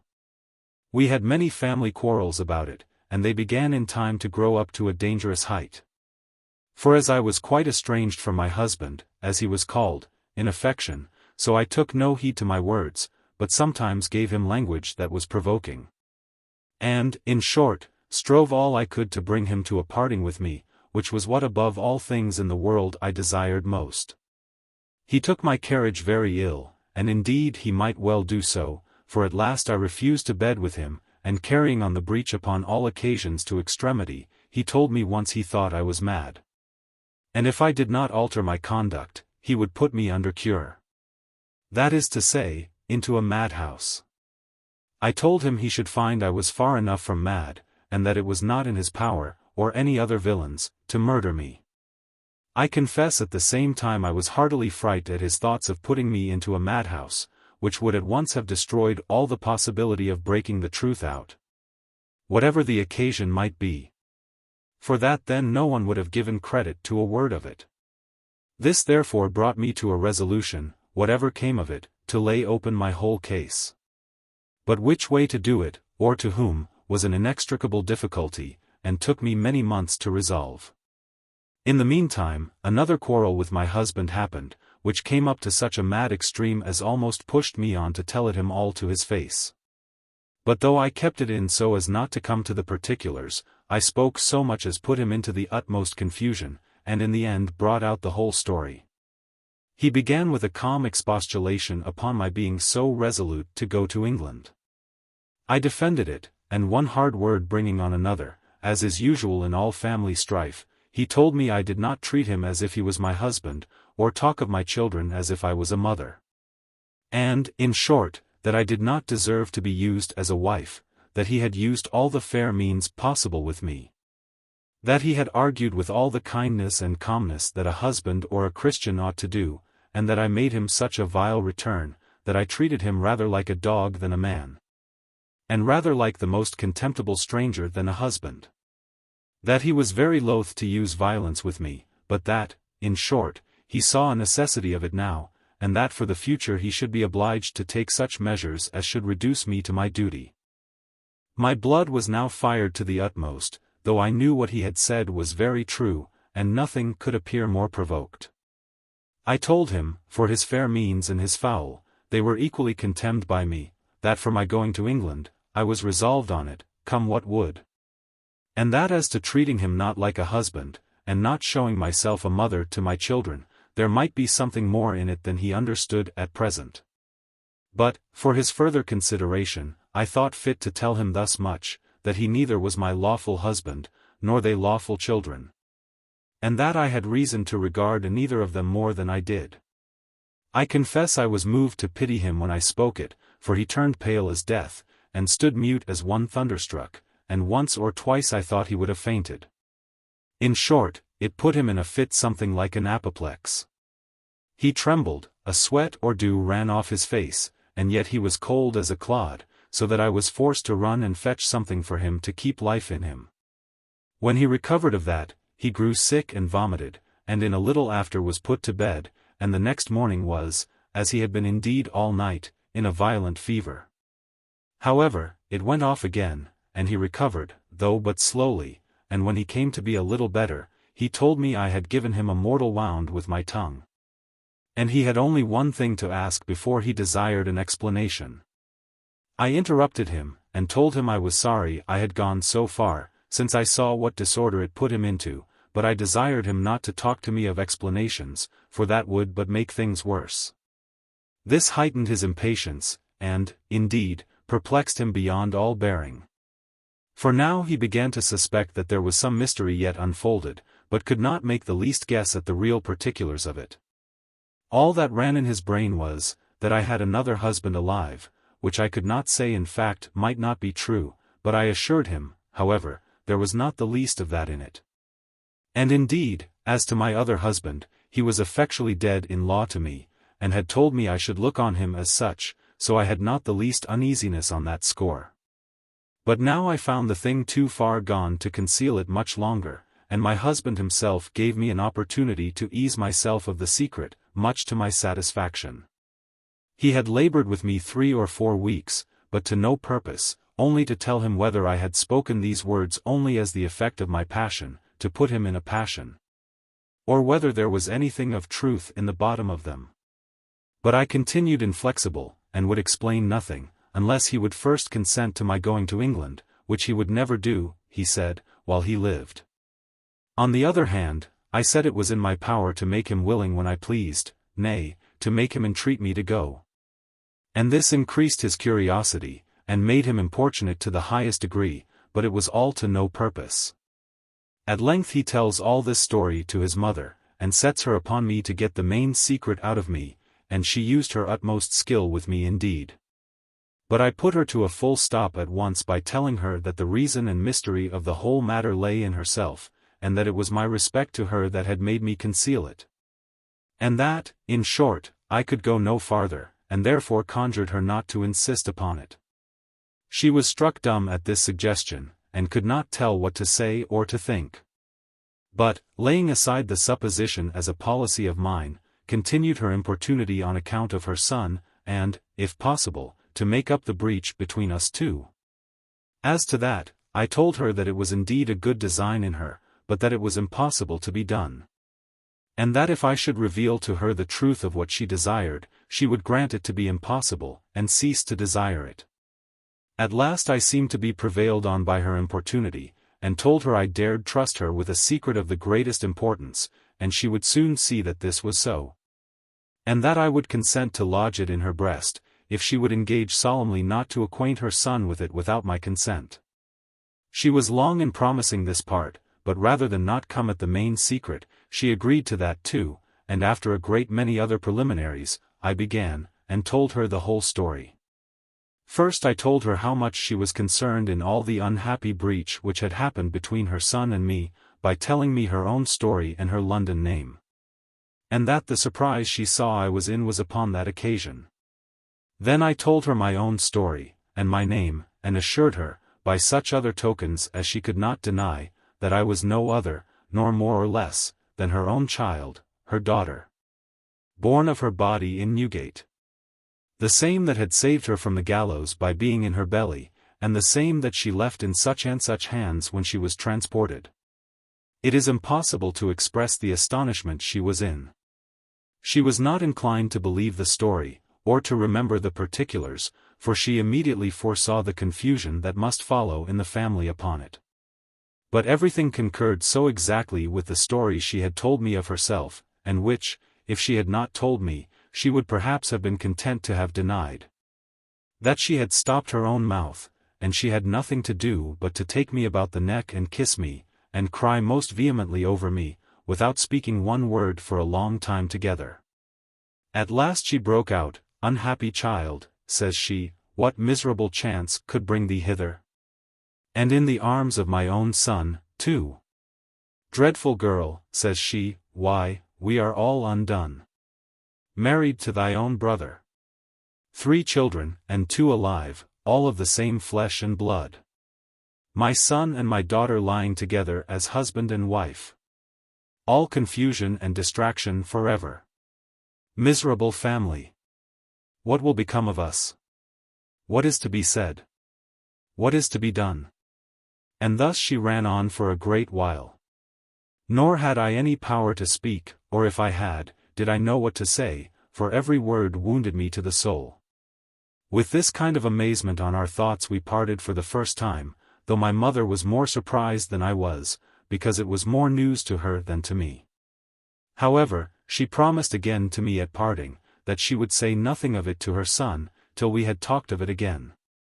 It was not long, you may be sure, before we had a second conference upon the same subject.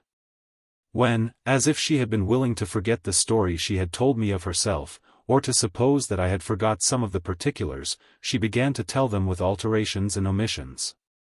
But I refreshed her memory and set her to rights in many things which I supposed she had forgot, and then came in so opportunely with the whole history, that it was impossible for her to go from it.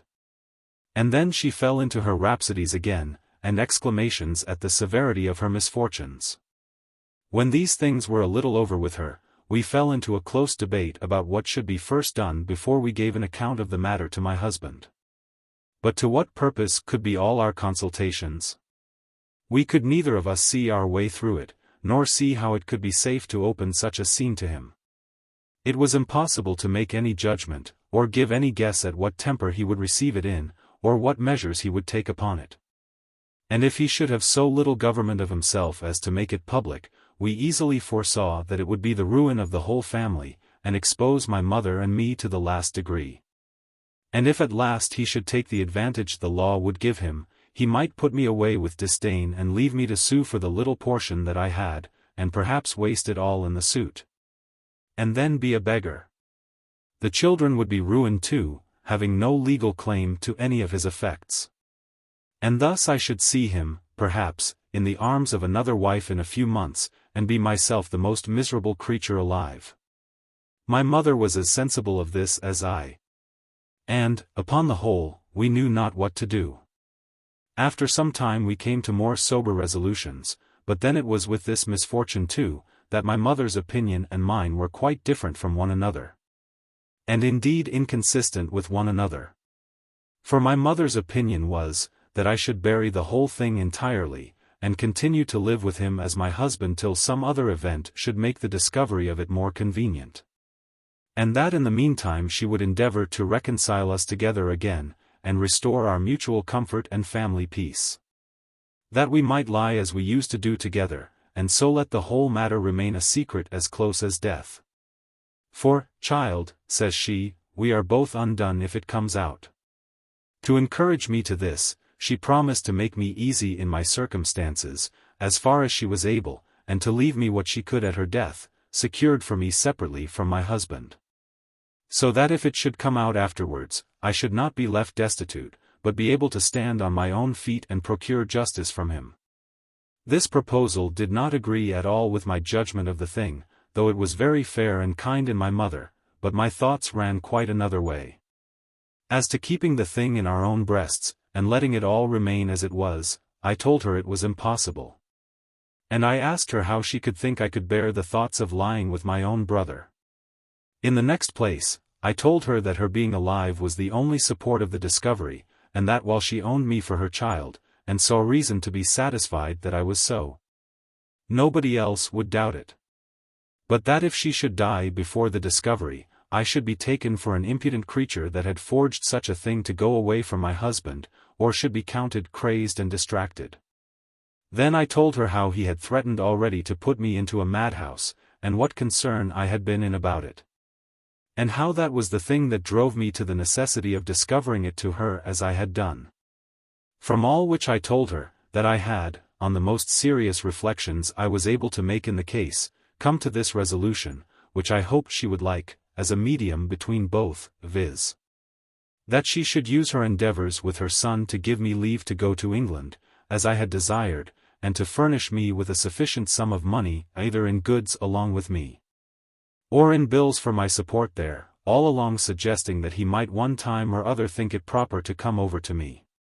That when I was gone, she should then, in cold blood, and after first obliging him in the solemnest manner possible to secrecy, discover the case to him, doing it gradually. And as her own discretion should guide her, so that he might not be surprised with it, and fly out into any passions and excesses on my account, or on hers. And that she should concern herself to prevent his slighting the children, or marrying again, unless he had a certain account of my being dead. This was my scheme, and my reasons were good. I was really alienated from him in the consequences of these things. Indeed, I mortally hated him as a husband, and it was impossible to remove that riveted aversion I had to him. At the same time, it being an unlawful, incestuous living, added to that aversion, and though I had no great concern about it in point of conscience, yet everything added to make cohabiting with him the most nauseous thing to me in the world. And I think verily it was come to such a height, that I could almost as willingly have embraced a dog as have let him offer anything of that kind to me. For which reason I could not bear the thoughts of coming between the sheets with him. I cannot say that I was right in point of policy in carrying it such a length, while at the same time I did not resolve to discover the thing to him. But I am giving an account of what was, not of what ought or ought not to be. In their directly opposite opinion to one another my mother and I continued a long time, and it was impossible to reconcile our judgments. Many disputes we had about it, but we could never either of us yield our own, or bring over the other. I insisted on my aversion to lying with my own brother, and she insisted upon its being impossible to bring him to consent to my going from him to England. And in this uncertainty we continued, not differing so as to quarrel, or anything like it, but so as not to be able to resolve what we should do to make up that terrible breach that was before us. At last I resolved on a desperate course, and told my mother my resolution, viz. That, in short, I would tell him of it myself. My mother was frightened to the last degree at the very thoughts of it. But I bid her be easy, told her I would do it gradually and softly, and with all the art and good humor I was mistress of, and time it also as well as I could, taking him in good humor too. I told her I did not question but, if I could be hypocrite enough to feign more affection to him than I really had, I should succeed in all my design, and we might part by consent.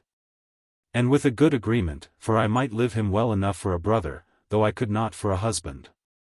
All this while he lay at my mother to find out, if possible, what was the meaning of that dreadful expression of mine, as he called it, which I mentioned before, namely, that I was not his lawful wife, nor my children his legal children. My mother put him off, told him she could bring me to no explanations, but found there was something that disturbed me very much, and she hoped she should get it out of me in time.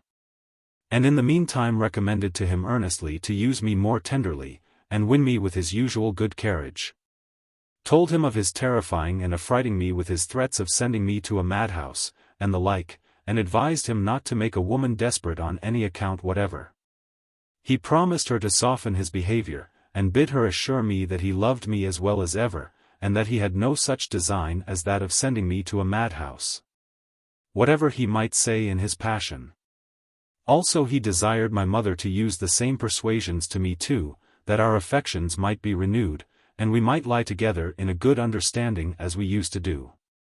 I found the effects of this treaty presently. My husband's conduct was immediately altered, and he was quite another man to me. Nothing could be kinder and more obliging than he was to me upon all occasions. And I could do no less than make some return to it, which I did as well as I could, but it was but in an awkward manner at best, for nothing was more frightful to me than his caresses. And the apprehensions of being with child again by him was ready to throw me into fits. And this made me see that there was an absolute necessity of breaking the case to him without any more delay, which, however, I did with all the caution and reserve imaginable. He had continued his altered carriage to me near a month, and we began to live a new kind of life with one another. And could I have satisfied myself to have gone on with it, I believe it might have continued as long as we had continued alive together. One evening, as we were sitting and talking very friendly together under a little awning, which served as an arbor at the entrance from our house into the garden, he was in a very pleasant, agreeable humor, and said abundance of kind things to me relating to the pleasure of our present good agreement, and the disorders of our past breach. And what a satisfaction it was to him that we had room to hope we should never have any more of it. I fetched a deep sigh, and told him there was nobody in the world could be more delighted than I was in the good agreement we had always kept up, or more afflicted with the breach of it, and should be so still. But I was sorry to tell him that there was an unhappy circumstance in our case, which lay too close to my heart, and which I knew not how to break to him, that rendered my part of it very miserable, and took from me all the comfort of the rest. He importuned me to tell him what it was. I told him I could not tell how to do it, that while it was concealed from him I alone was unhappy, but if he knew it also, we should be both so. And that, therefore, to keep him in the dark about it was the kindest thing that I could do, and it was on that account alone that I kept a secret from him, the very keeping of which, I thought, would first or last be my destruction. It is impossible to express his surprise at this relation, and the double importunity which he used with me to discover it to him. He told me I could not be called kind to him, nay, I could not be faithful to him if I concealed it from him. I told him I thought so too, and yet I could not do it. He went back to what I had said before to him, and told me he hoped it did not relate to what I had said in my passion, and that he had resolved to forget all that as the effect of a rash, provoked spirit.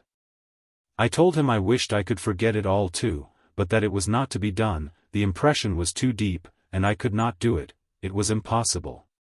He then told me he was resolved not to differ with me in anything, and that therefore he would importune me no more about it, resolving to acquiesce in whatever I did or said.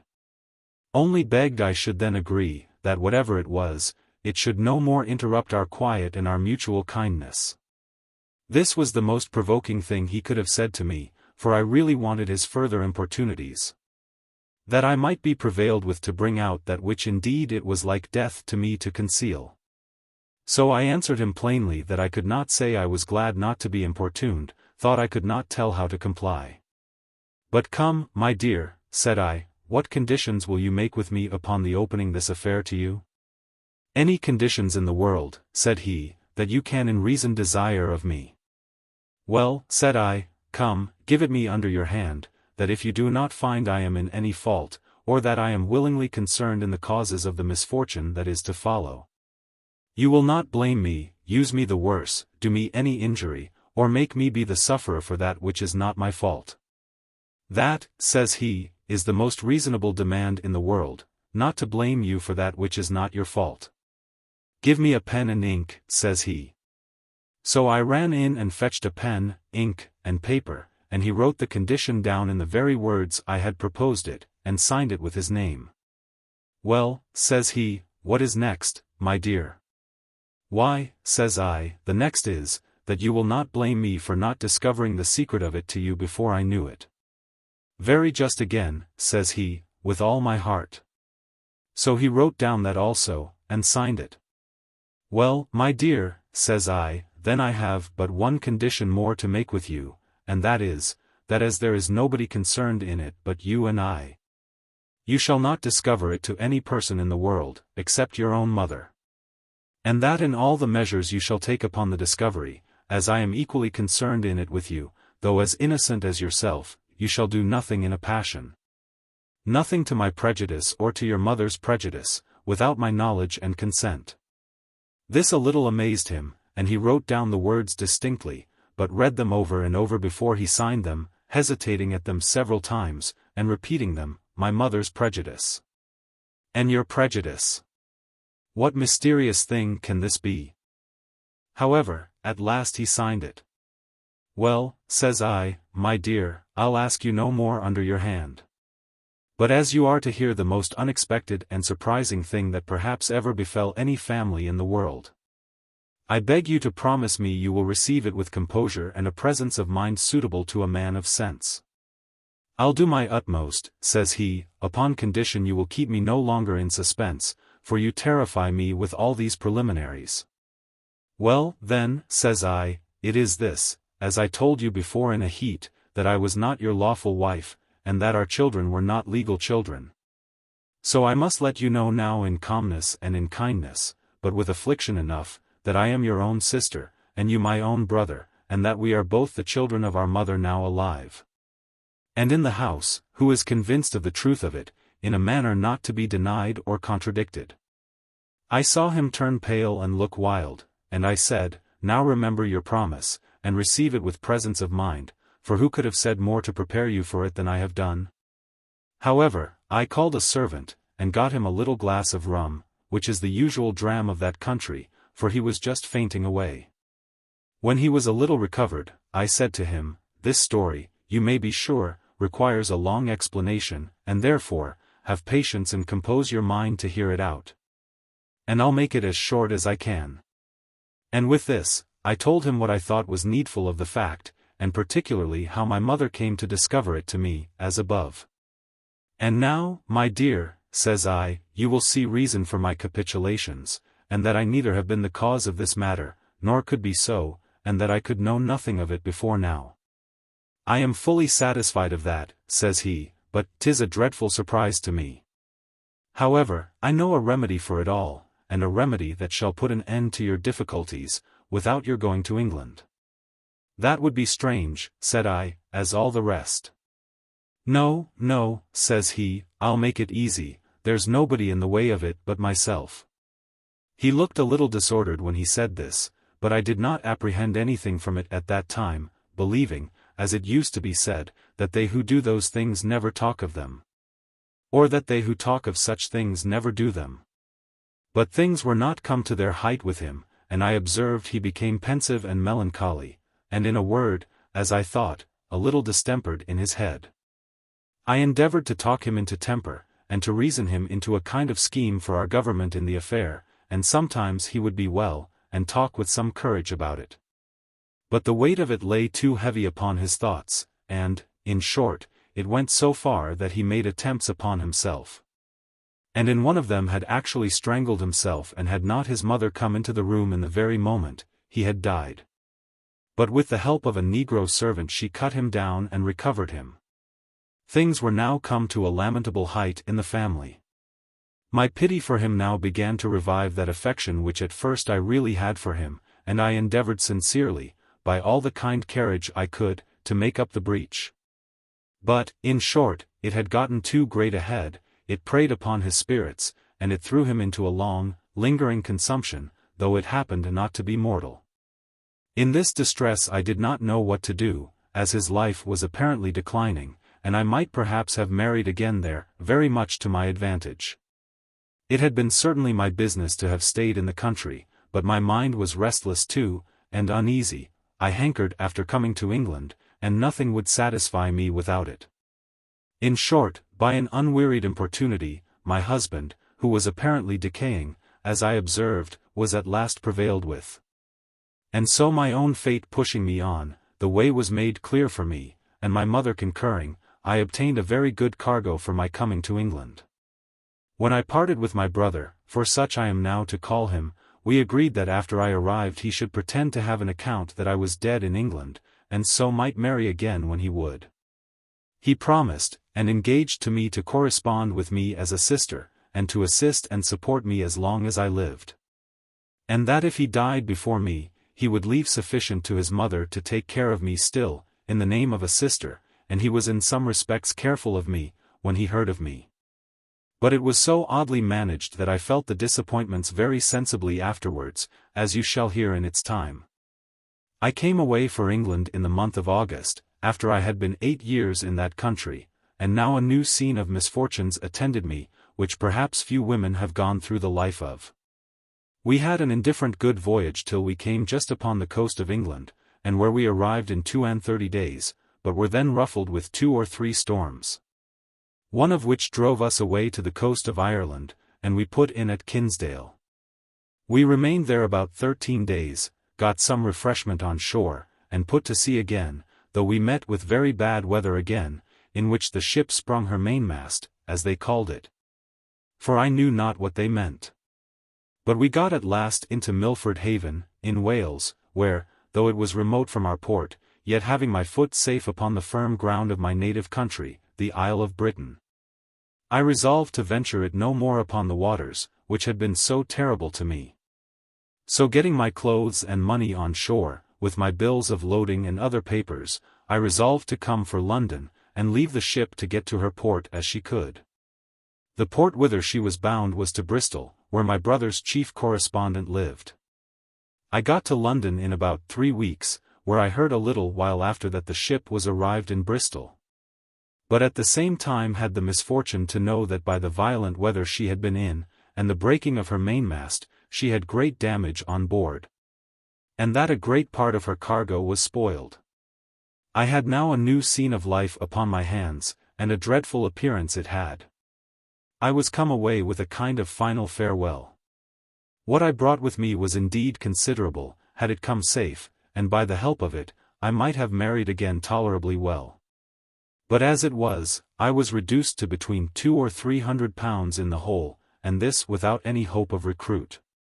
I was entirely without friends, nay, even so much as without acquaintance, for I found it was absolutely necessary not to revive former acquaintances. And as for my subtle friend that set me up formerly for a fortune, she was dead, and her husband also, as I was informed, upon sending a person unknown to inquire. The looking after my cargo of goods soon after obliged me to take a journey to Bristol, and during my attendance upon that affair I took the diversion of going to the bath. For as I was still far from being old, so my humour, which was always gay, continued so to an extreme. And being now, as it were, a woman of fortune though I was a woman without a fortune, I expected something or other might happen in my way that might mend my circumstances. As had been my case before. The bath is a place of gallantry enough, expensive, and full of snares. I went thither, indeed, in the view of taking anything that might offer, but I must do myself justice, as to protest I knew nothing amiss. I meant nothing but in an honest way, nor had I any thoughts about me at first that looked the way which afterwards I suffered them to be guided. Here I stayed the whole latter season, as it is called there, and contracted some unhappy acquaintances, which rather prompted the follies I fell afterwards into than fortified me against them. I lived pleasantly enough, kept good company, that is to say, gay, fine company.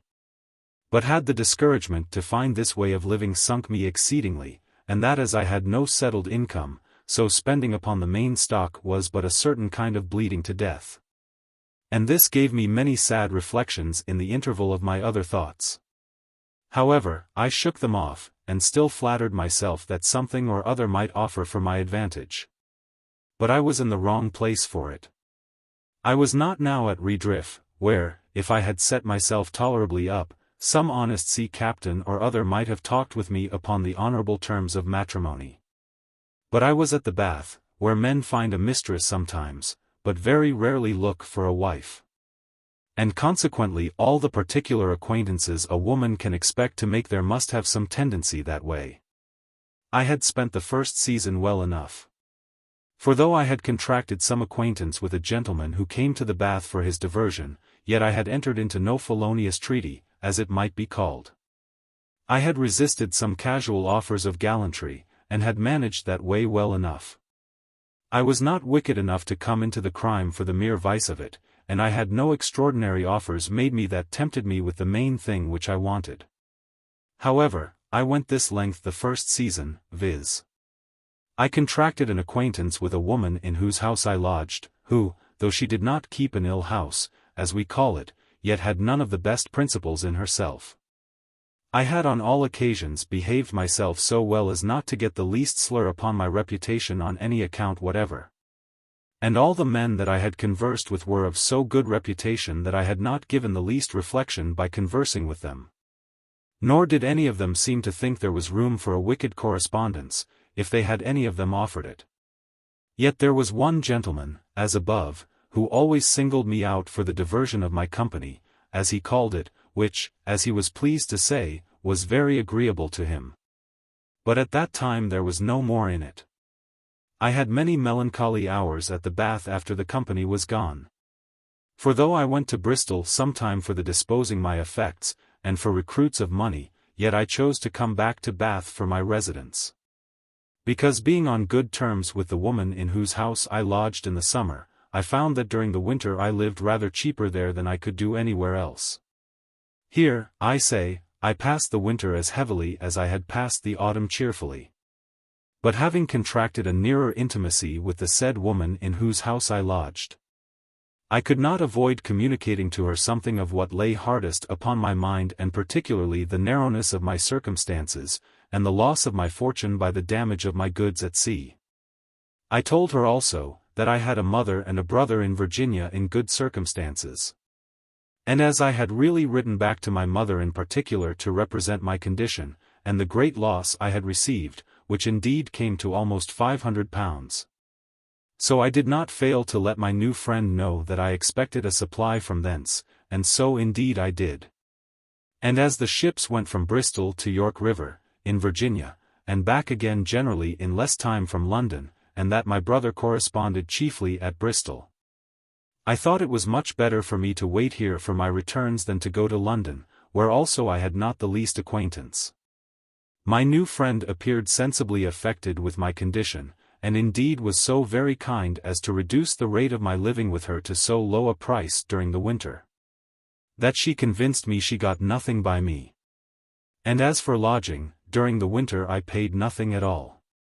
When the spring season came on, she continued to be as kind to me as she could, and I lodged with her for a time, till it was found necessary to do otherwise. She had some persons of character that frequently lodged in her house, and in particular the gentleman who, as I said, singled me out for his companion the winter before. And he came down again with another gentleman in his company and 2 servants, and lodged in the same house.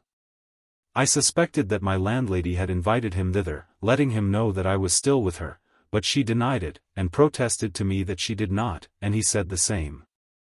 In a word, this gentleman came down and continued to single me out for his peculiar confidence as well as conversation.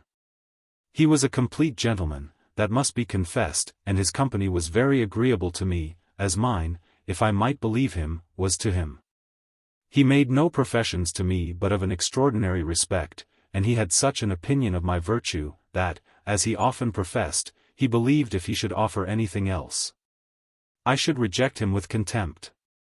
He soon understood from me that I was a widow, that I had arrived at Bristol from Virginia by the last ships, and that I waited at Bath till the next Virginia fleet should arrive, by which I expected considerable effects. I understood by him, and by others of him, that he had a wife, but that the lady was distempered in her head, and was under the conduct of her own relations, which he consented to. to avoid any reflections that might, as was not unusual in such cases, be cast on him for mismanaging her cure.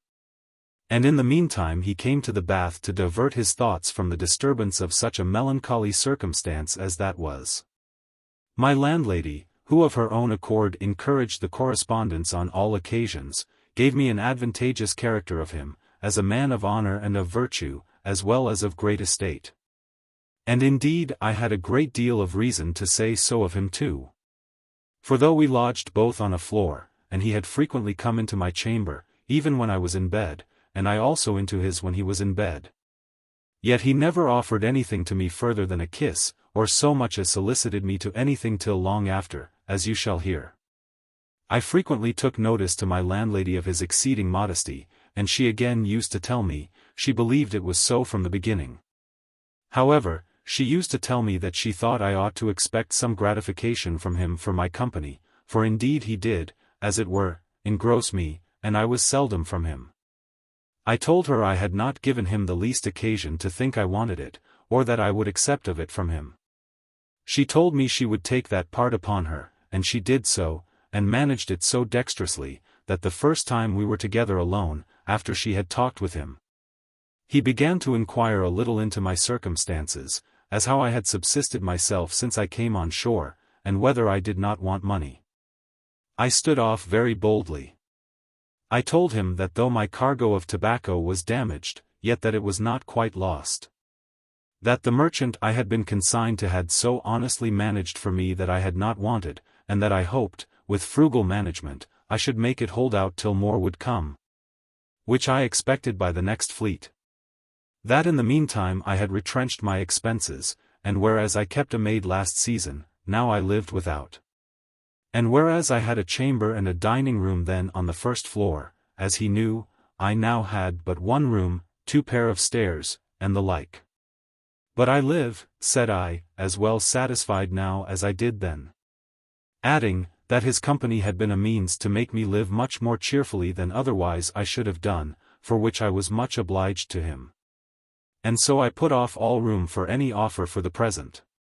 However, it was not long before he attacked me again, and told me he found that I was backward to trust him with the secret of my circumstances, which he was sorry for.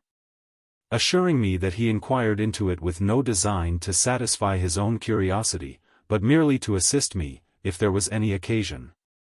But since I would not own myself to stand in need of any assistance, he had but one thing more to desire of me, and that was, that I would promise him that when I was any way straitened, or like to be so, I would frankly tell him of it, and that I would make use of him with the same freedom that he made the offer. Adding, that I should always find I had a true friend, though perhaps I was afraid to trust him. I omitted nothing that was fit to be said by one infinitely obliged, to let him know that I had a due sense of his kindness. And indeed from that time I did not appear so much reserved to him as I had done before, though still within the bounds of the strictest virtue on both sides. But how free soever our conversation was, I could not arrive to that sort of freedom which he desired, viz. to tell him I wanted money, though I was secretly very glad of his offer. Some weeks passed after this, and still I never asked him for money. When my landlady, a cunning creature, who had often pressed me to it, but found that I could not do it, makes a story of her own inventing, and comes in bluntly to me when we were together. "Oh, widow," says she, "I have bad news to tell you this morning." "What is that?" said I. "Are the Virginia ships taken by the French?" For that was my fear. "No, no," says she, "but the man you sent to Bristol yesterday for money is come back, and says he has brought none." Now I could by no means like her project. I thought it looked too much like prompting him, which indeed he did not want, and I clearly saw that I should lose nothing by being backward to ask, so I took her up short. "I can't image why he should say so to you," said I, "for I assure you he brought me all the money I sent him for, and here it is," said I, pulling out my purse with about 12 guineas in it. And added, "I intend you shall have most of it by and by."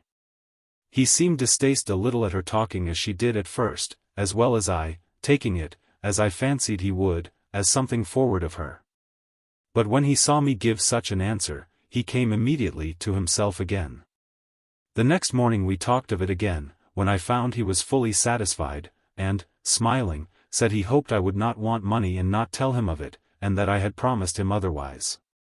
I told him I had been very much dissatisfied at my landlady's talking so publicly the day before of what she had nothing to do with. But I supposed she wanted what I owed her, which was about 8 guineas, which I had resolved to give her, and had accordingly given it her the same night she talked so foolishly.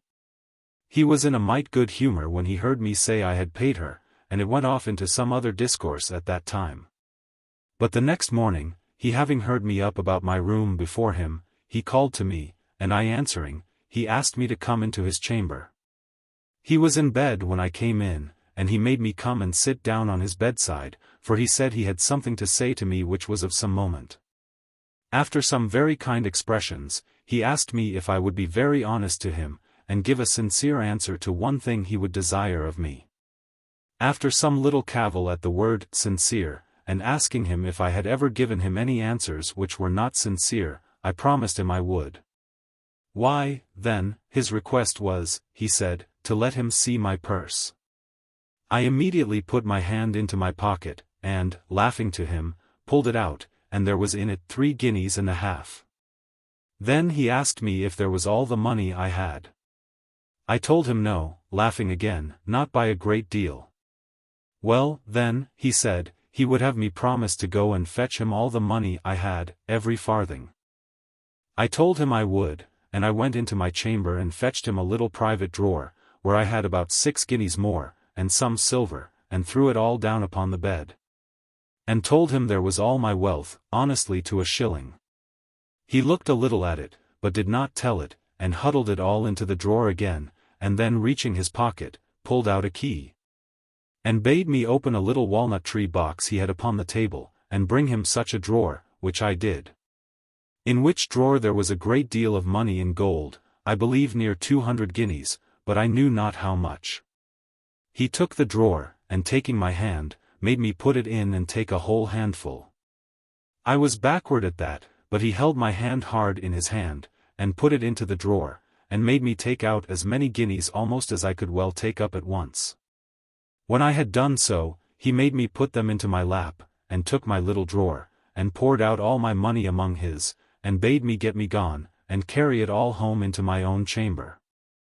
I relate this story the more particularly because of the good humour there was in it, and to show the temper with which we conversed. It was not long after this but he began every day to find fault with my clothes, with my laces and headdresses, and, in a word, pressed me to buy better. Which, by the way, I was willing enough to do, though I did not seem to be so, for I loved nothing in the world better than fine clothes. I told him I must housewife the money he had lent me, or else I should not be able to pay him again. He then told me, in a few words, that as he had a sincere respect for me, and knew my circumstances, he had not lent me that money, but given it me. And that he thought I had merited it from him by giving him my company so entirely as I had done.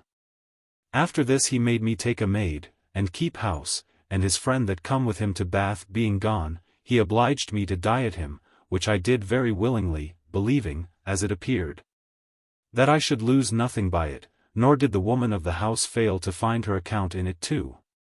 We had lived thus near 3 months, when the company beginning to wear away at the Bath, he talked of going away, and fain he would have me to go to London with him. I was not very easy in that proposal, not knowing what posture I was to live in there, or how he might use me. But while this was in debate he fell very sick.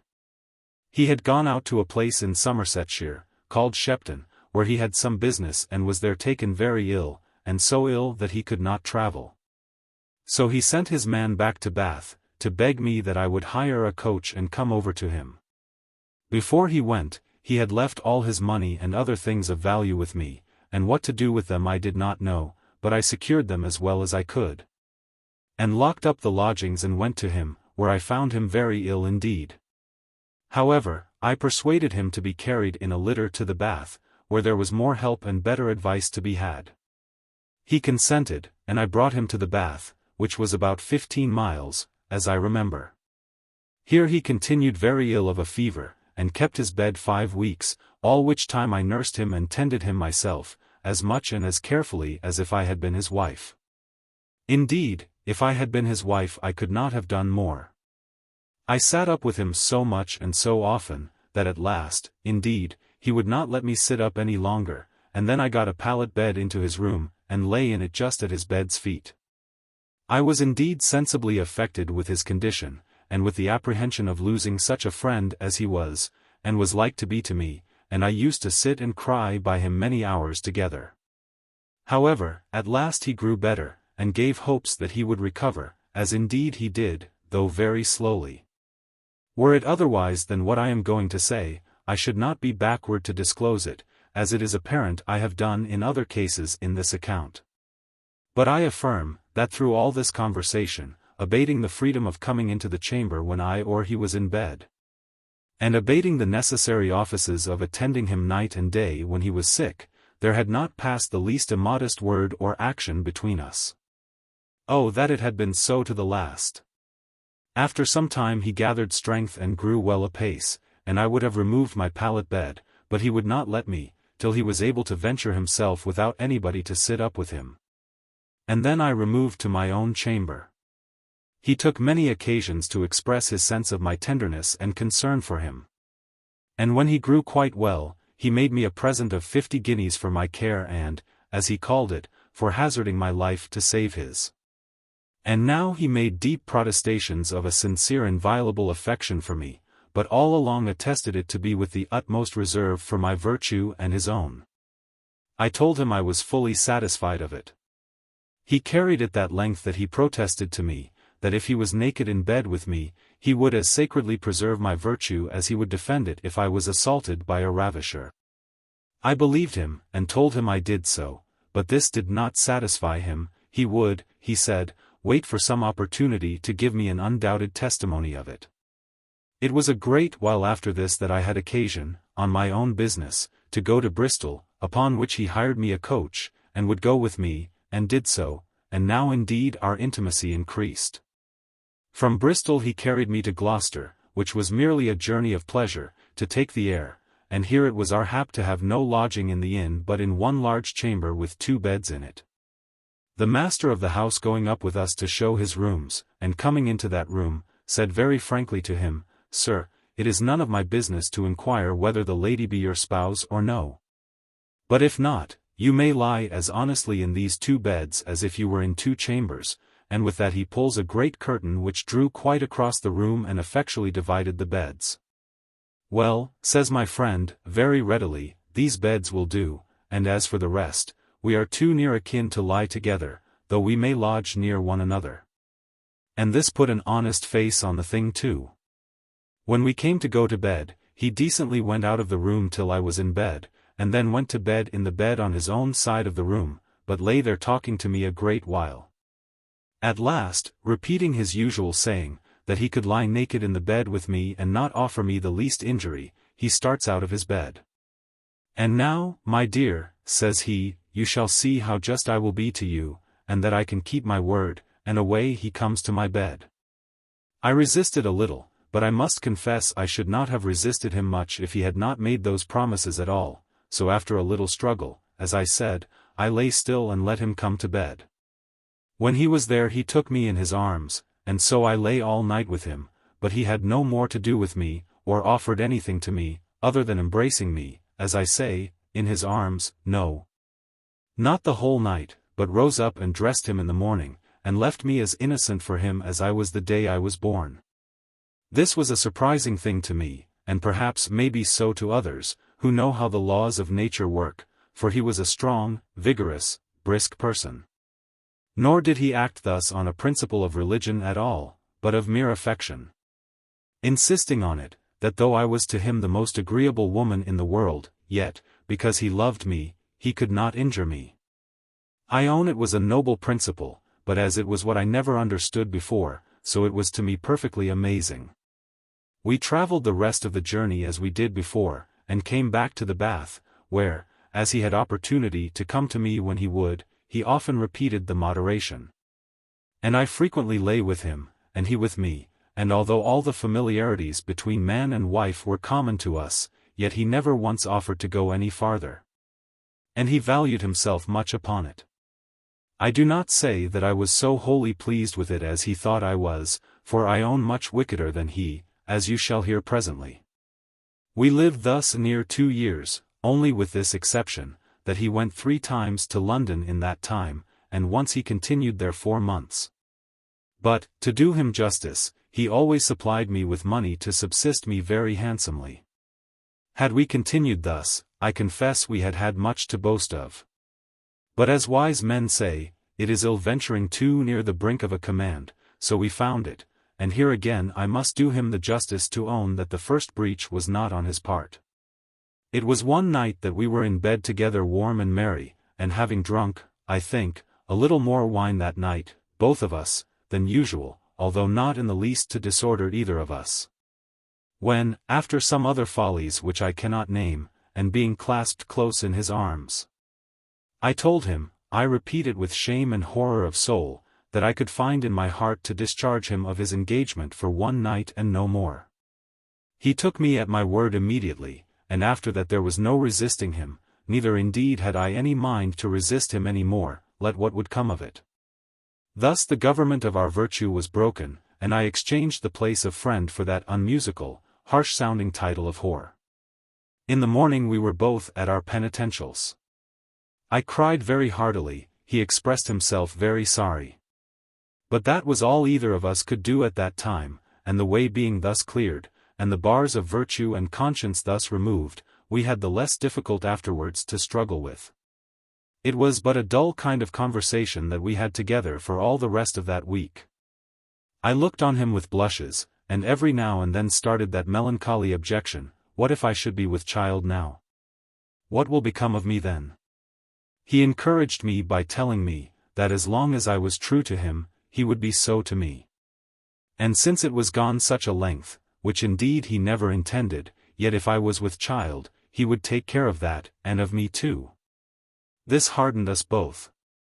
I assured him if I was with child, would die for want of a midwife rather than name him as the father of it, and he assured me I should never want if I should be with child. These mutual assurances hardened us in the thing, and after this we repeated the crime as often as we pleased, till at length, as I had feared, so it came to pass, and I was indeed with child. After I was sure it was so, and I had satisfied him of it too, we began to think of taking measures for the managing it, and I proposed trusting the secret to my landlady, and asking her advice. Which he agreed to. My landlady, a woman, as I found, used to such things, made light of it. She said she knew it would come to that at last, and made us very merry about it. As I said above, we found her an experienced old lady at such work.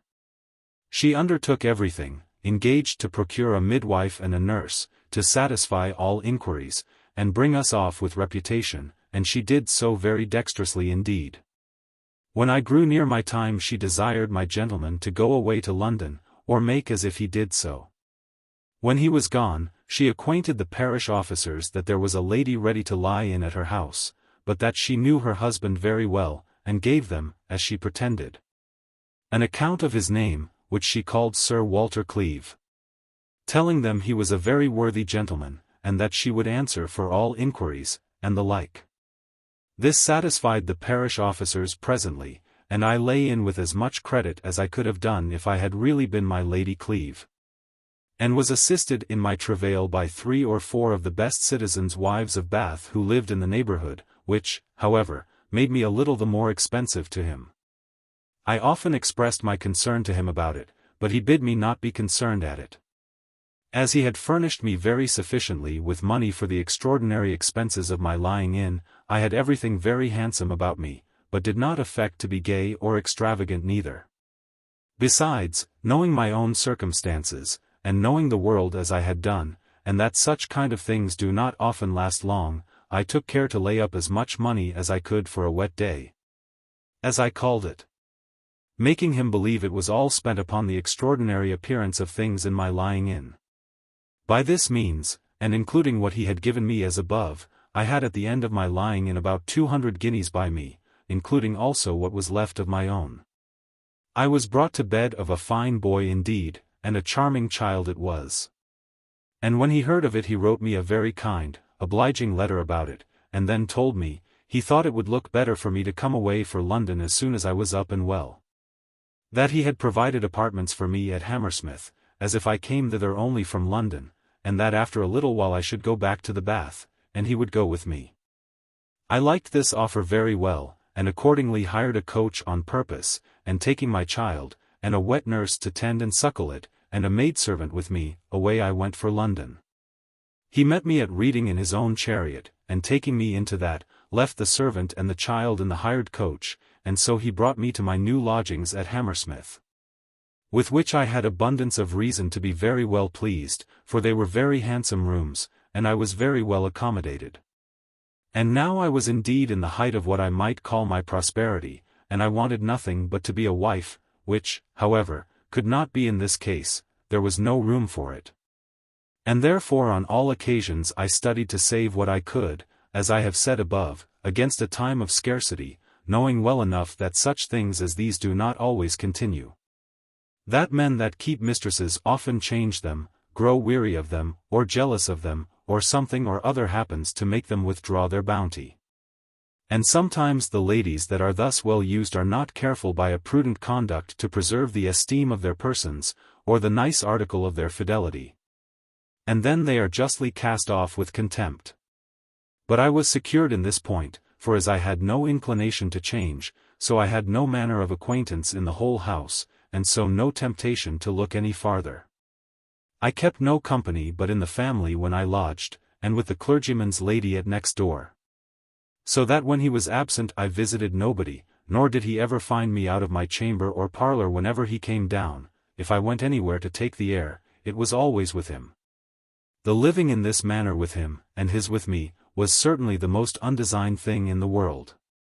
He often protested to me, that when he became first acquainted with me, and even to the very night when we first broke in upon our rules, he never had the least design of lying with me.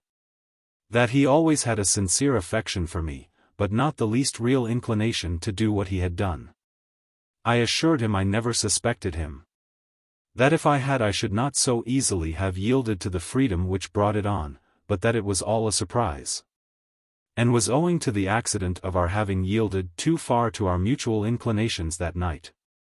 And indeed I have often observed since, and leave it as a caution to the readers of this story, that we ought to be cautious of gratifying our inclinations in loose and lewd freedoms.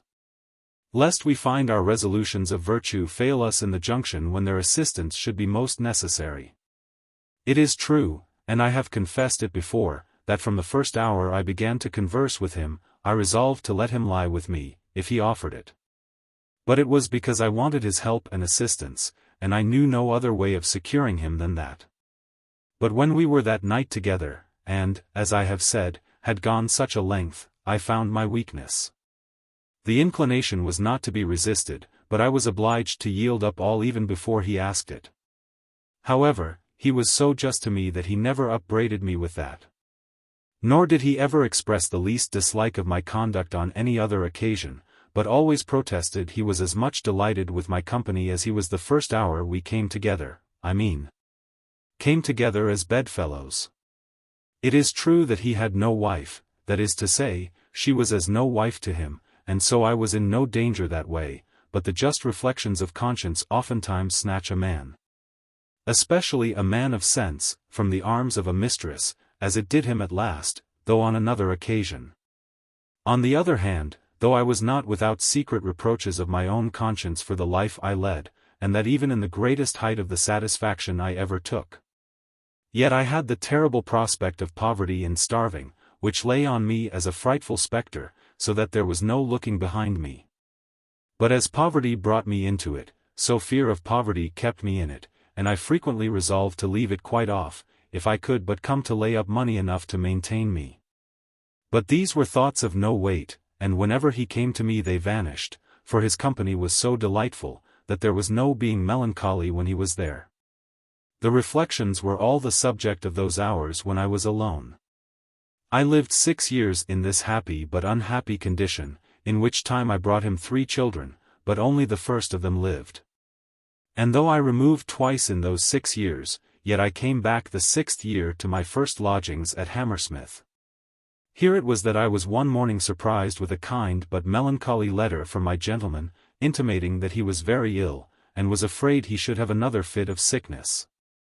But that his wife's relations being in the house with him, it would not be practicable to have me with him, which, however, he expressed his great dissatisfaction in. And that he wished I could be allowed to tend and nurse him as I did before. I was very much concerned at this account, and was very impatient to know how it was with him. I waited a fortnight or thereabouts, and heard nothing, which surprised me, and I began to be very uneasy indeed. I think, I may say, that for the next fortnight I was near to distracted. It was my particular difficulty that I did not know directly where he was, for I understood at first he was in the lodgings of his wife's mother. But having removed myself to London, I soon found, by the help of the direction I had for writing my letters to him, how to inquire after him, and there I found that he was at a house in Bloomsbury, whither he had, a little before he fell sick, removed his whole family. And that his wife and wife's mother were in the same house, though the wife was not suffered to know that she was in the same house with her husband. Here I also soon understood that he was at the last extremity, which made me almost at the last extremity too, to have a true account. One night I had the curiosity to disguise myself like a servant maid, in a round cap and straw hat, and went to the door, as sent by a lady of his neighbourhood, where he lived before. And giving master and mistress's service, I said I was sent to know how Mr. did, and how he had rested that night. In delivering this message I got the opportunity one desired. For, speaking with one of the maids, I held a long gossip's tale with her, and had all the particulars of his illness, which I found was a pleurisy, attended with a cough and a fever. She told me also who was in the house, and how his wife was, who, by her relation, they were in some hopes might recover her understanding. But as to the gentleman himself, in short she told me the doctors said there was very little hopes of him, that in the morning they thought he had been dying, and that he was but little better then. For they did not expect that he could live over the next night. This was heavy news for me, and I began now to see an end of my prosperity, and to see also that it was very well I had played to good housewife, and secured or saved something while he was alive. For that now I had no view of my own living before me. It lay very heavy upon my mind, too, that I had a son, a fine lovely boy, about 5 years old, and no provision made for it, at least that I knew of. With these considerations, and a sad heart, I went home that evening, and began to cast with myself how I should live, and in what manner to bestow myself, for the residue of my life. You may be sure I could not rest without inquiring again very quickly what was become of him. And not venturing to go myself, I sent several sham messengers, till after a fortnight's waiting longer, I found that there was hopes of his life, though he was still very ill. Then I abetted my sending any more to the house, and in some time after I learned in the neighbourhood that he was about house, and then that he was abroad again. I made no doubt then but that I should soon hear of him, and began to comfort myself with my circumstances being, as I thought, recovered. I waited a week, and 2 weeks, and with much surprise and amazement I waited near 2 months and heard nothing, but that, being recovered, he was gone into the country for the air, and for the better recovery after his distemper. After this it was yet 2 months more, and then I understood he was come to his city house again, but still I heard nothing from him. I had written several letters for him, and directed them as usual, and found 2 or 3 of them had been called for, but not the rest. I wrote again in a more pressing manner than ever, and in one of them let him know, that I must be forced to wait on him myself, representing my circumstances, the rent of lodgings to pay, and the provision for the child wanting, and my own deplorable condition, destitute of subsistence for his most solemn engagement to take care of and provide for me. I took a copy of this letter, and finding it lay at the house near a month and was not called for, I found means to have the copy of it put into his own hands at a coffee-house, where I had by inquiry found he used to go. This letter forced an answer from him, by which, though I found I was to be abandoned, yet I found he had sent a letter to me some time before, desiring me to go down to the Bath again. Its contents I shall come to presently. It is true that sickbeds are the time when such correspondences as this are looked on with different countenances, and seen with other eyes than we saw them with, or than they appeared with before. My lover had been at the gates of death, and at the very brink of eternity, and, it seems, had been struck with a due remorse, and with sad reflections upon his past life of gallantry and levity. And among the rest, criminal correspondence with me, which was neither more nor less than a long-continued life of adultery, and represented itself as it really was. Not as it had been formerly thought by him to be, and he looked upon it now with a just and religious abhorrence. I cannot but observe also, and leave it for the direction of my sex in such cases of pleasure, that whenever sincere repentance succeeds such a crime as this, there never fails to attend a hatred of the object. And the more the affection might seem to be before, the hatred will be the more in proportion. It will always be so, indeed it can be no otherwise. For there cannot be a true and sincere abhorrence of the offense, and the love to the cause of it remain, there will, with an abhorrence of the sin, be found a detestation of the fellow sinner. You can expect no other. I found it so here. Though good manners and justice in this gentleman kept him from carrying it on to any extreme, but the short history of his part in this affair was thus, he perceived by my last letter, and by all the rest, which he went for after, that I was not gone to Bath, that his first letter had not come to my hand. Upon which he write me this following. Madam, I am surprised that my letter, dated the 8th of last month, did not come to your hand. I give you my word it was delivered at your lodgings, and to the hands of your maid. I need not acquaint you with what has been my condition for some time past, and how, having been at the edge of the grave, I am, by the unexpected and undeserved mercy of heaven, restored again. In the condition I have been in, it cannot be strange to you that our unhappy correspondence had not been the least of the burdens which lay upon my conscience. I need say no more.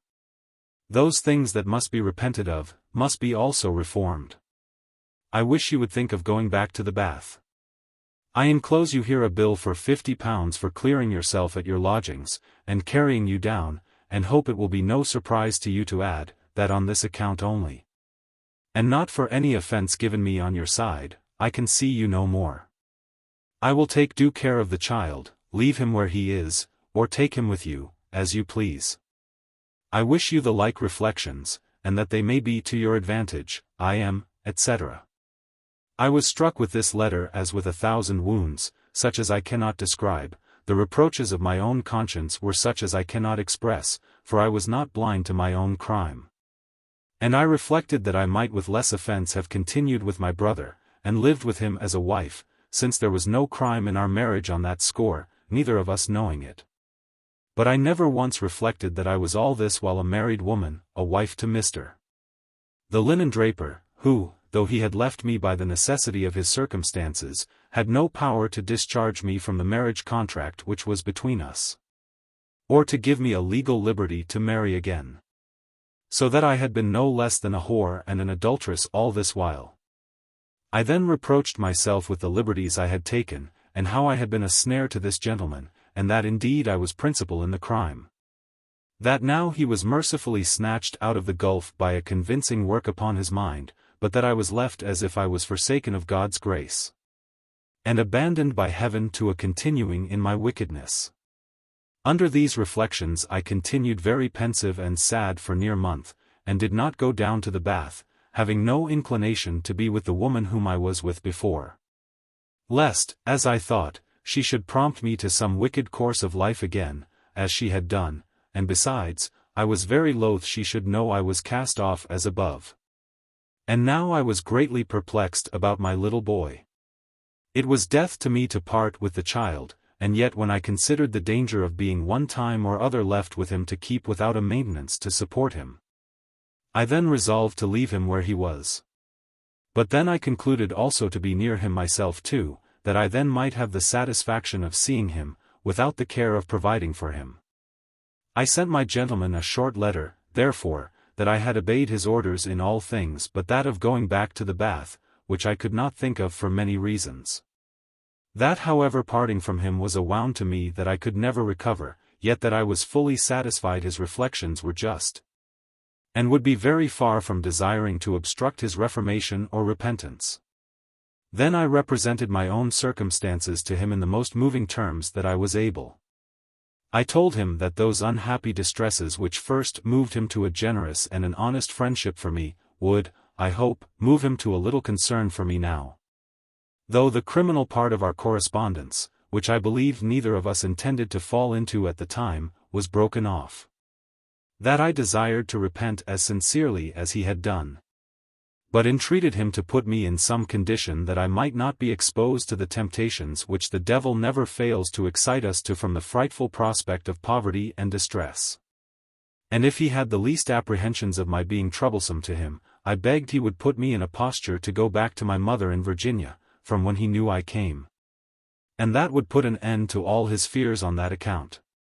I concluded, that if he would send me £50 more to facilitate my going away, I would send him back a general release, and would promise never to disturb him more with any importunities. Unless it was to hear of the well-doing of the child, whom, if I found my mother living and my circumstances able, I would send for to come over to me, and take him also effectually off his hands. This was indeed all a cheat thus far, viz. That I had no intention to go to Virginia, as the account of my former affairs there may convince anybody of. But the business was to get this last £50 of him, if possible, knowing well enough it would be the last penny I was ever to expect. However, the argument I used, namely, of giving him a general release, and never troubling him any more, prevailed effectually with him. And he sent me a bill for the money by a person who brought with him a general release for me to sign, and which I frankly signed, and received the money. And thus, though full sore against my will, a final end was put to this affair. And here I cannot but reflect upon the unhappy consequence of two great freedoms between persons stated as we were, upon the pretence of innocent intentions, love of friendship, and the like.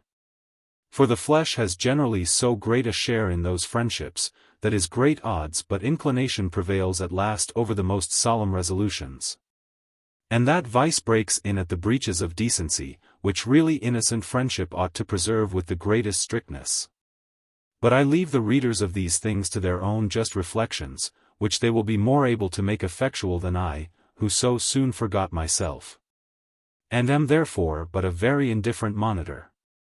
I was now a single person again, as I may call myself. I was loosed from all the obligations either of wedlock or mistressship in the world, except my husband the linen draper, whom, I having not now heard from in almost 15 years. Nobody could blame me for thinking myself entirely freed from. Seeing also he had at his going away told me, that if I did not hear frequently from him, I should conclude he was dead, and I might freely marry again to whom I pleased. I now began to cast up my accounts. I had by many letters and much importunity, and with the intercession of my mother too, had a second return of some goods from my brother, as I now call him, in Virginia.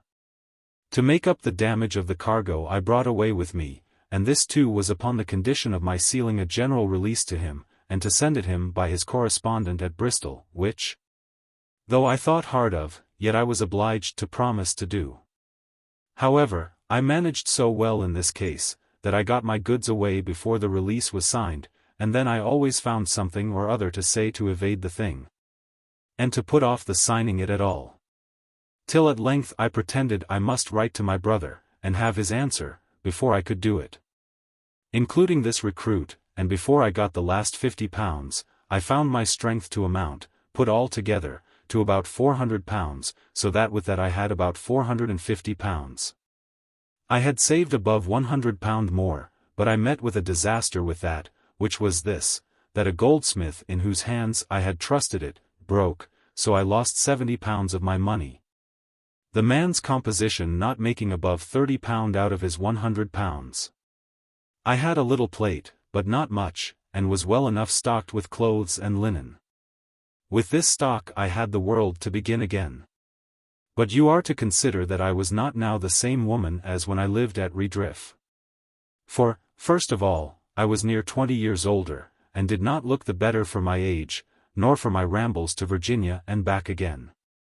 And though I omitted nothing that might set me out to advantage, except painting, for that I never stooped to, and had pride enough to think I did not want it, yet there would always be some difference seen between 25 and 42.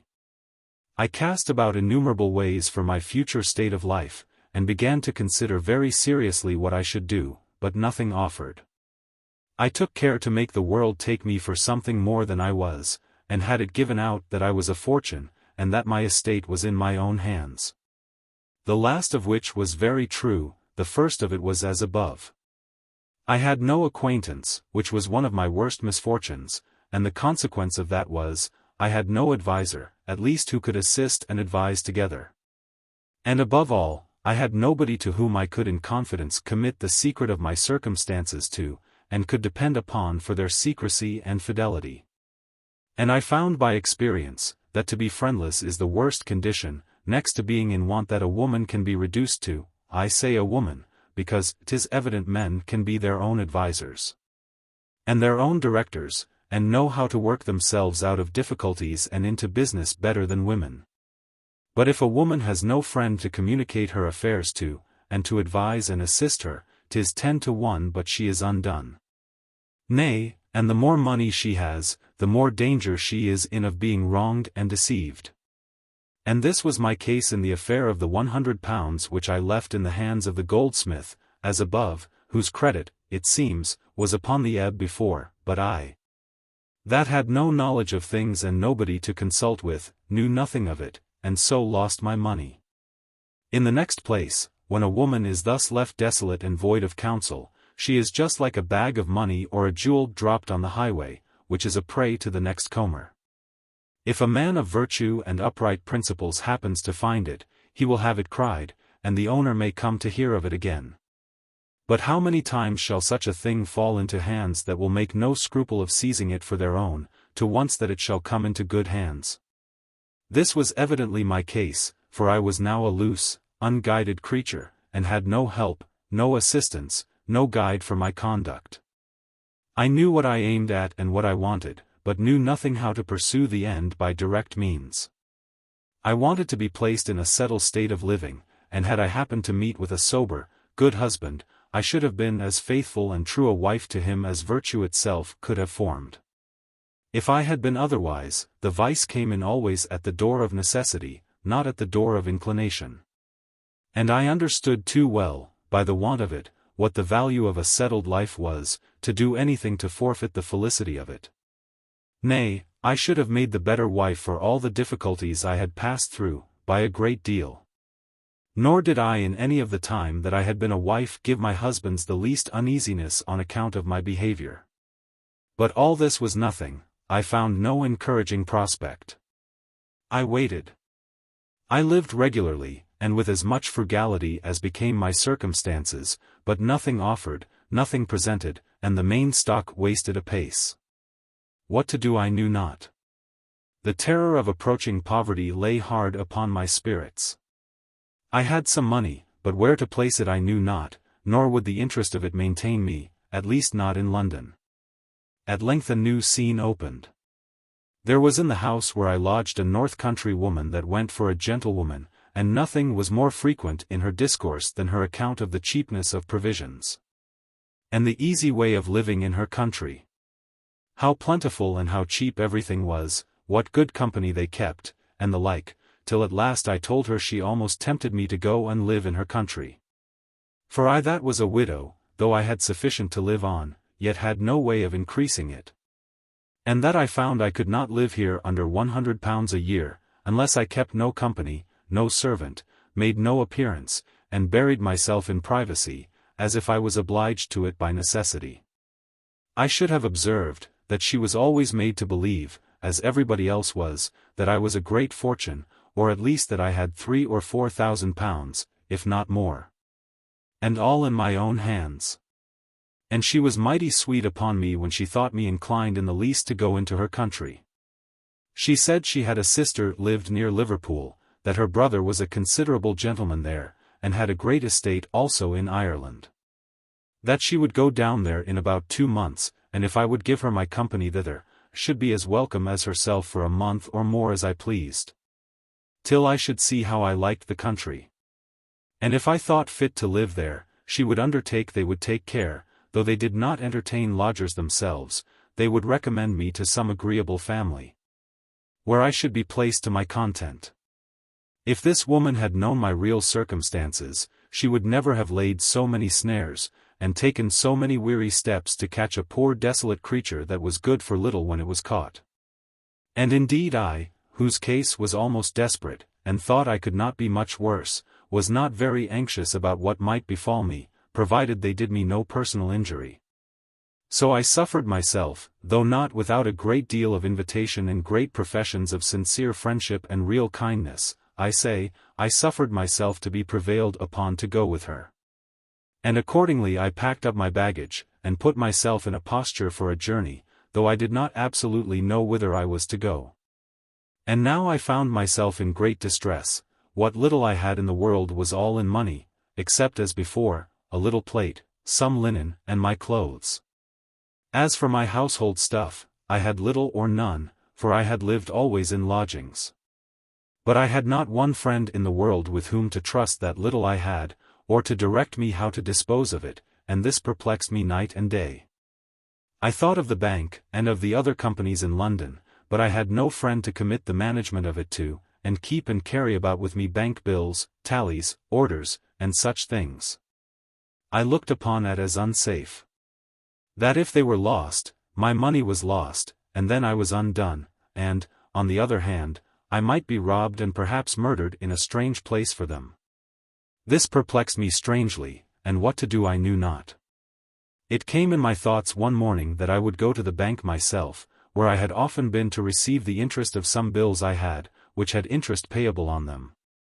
And where I had found a clerk, to whom I applied myself, very honest and just to me, and particularly so fair one time that when I had mistold my money, and taken less than my due, and was coming away, he set me to rights and gave me the rest, which he might have put into his own pocket. I went to him and represented my case very plainly, and asked if he would trouble himself to be my adviser, who was a poor friendless widow, and knew not what to do. He told me, if I desired his opinion of anything within the reach of his business, he would do his endeavor that I should not be wronged. But that he would also help me to a good sober person who was a grave man of his acquaintance, who was a clerk in such business too, though not in their house, whose judgment was good, and whose honesty I might depend upon. For, added he, I will answer for him, and for every step he takes. If he wrongs you, madam, of 1 farthing, it shall lie at my door, I will make it good. And he delights to assist people in such cases, he does it as an act of charity. I was a little at a stand in this discourse. But after some pause I told him I had rather have depended upon him, because I had found him honest, but if that could not be, I would take his recommendation sooner than anyone's else. I dare say, madam, says he, that you will be as well satisfied with my friend as with me, and he is thoroughly able to assist you, which I am not. It seems he had his hands full of the business of the bank, and had engaged to meddle with no other business than that of his office, which I heard afterwards, but did not understand then. He added, that his friend should take nothing of me for his advice or assistance, and this indeed encouraged me very much. He appointed the same evening, after the bank was shut and business over, for me to meet him and his friend. And indeed as soon as I saw his friend, and he began but to talk of the affair, I was fully satisfied that I had a very honest man to deal with. His countenance spoke it, and his character, as I heard afterwards, was everywhere so good, that I had no room for any more doubts upon me. After the first meeting, in which I only said what I had said before, we parted, and he appointed me to come the next day to him, telling me I might in the meantime satisfy myself of him by inquiry. Which, however, I knew not how well to do, having no acquaintance myself. Accordingly I met him the next day, when I entered more freely with him into my case. I told him my circumstances at large, that I was a widow come over from America, perfectly desolate and friendless. That I had a little money, and but a little, and was almost distracted for fear of losing it, having no friend in the world to trust with the management of it. That I was going into the north of England to live cheap, that my stock might not waste. That I would willingly lodge my money in the bank, but that I durst not carry the bills about me, and the like, as above, and how to correspond about it, or with whom, I knew not. He told me I might lodge the money in the bank as an account, and its being entered into the books would entitle me to the money at any time. And if I was in the north I might draw bills on the cashier and receive it when I would. But that then it would be esteemed as running cash, and the bank would give no interest for it. That I might buy stock with it, and so it would lie in store for me, but that then if I wanted to dispose of it, I must come up to town on purpose to transfer it. And even it would be with some difficulty I should receive the half-yearly dividend, unless I was here in person, or had some friend I could trust with having the stock in his name to do it for me. And that would have the same difficulty in it as before. And with that he looked hard at me and smiled a little. At last, says he, why do you not get a head steward, madam, that may take you and your money together into keeping, and then you would have the trouble taken off your hands? Aye, sir, and the money too, it may be, said I, for truly I find the hazard that way is as much as 'tis t'other way. But I remember I said secretly to myself, I wish you would ask me the question fairly, I would consider very seriously on it before I said no. He went on a good way with me, and I thought once or twice he was in earnest, but to my real affliction, I found at last he had a wife. But when he owned he had a wife he shook his head, and said with some concern, that indeed he had a wife, and no wife. I began to think he had been in the condition of my late lover, and that his wife had been distempered or lunatic, or some such thing.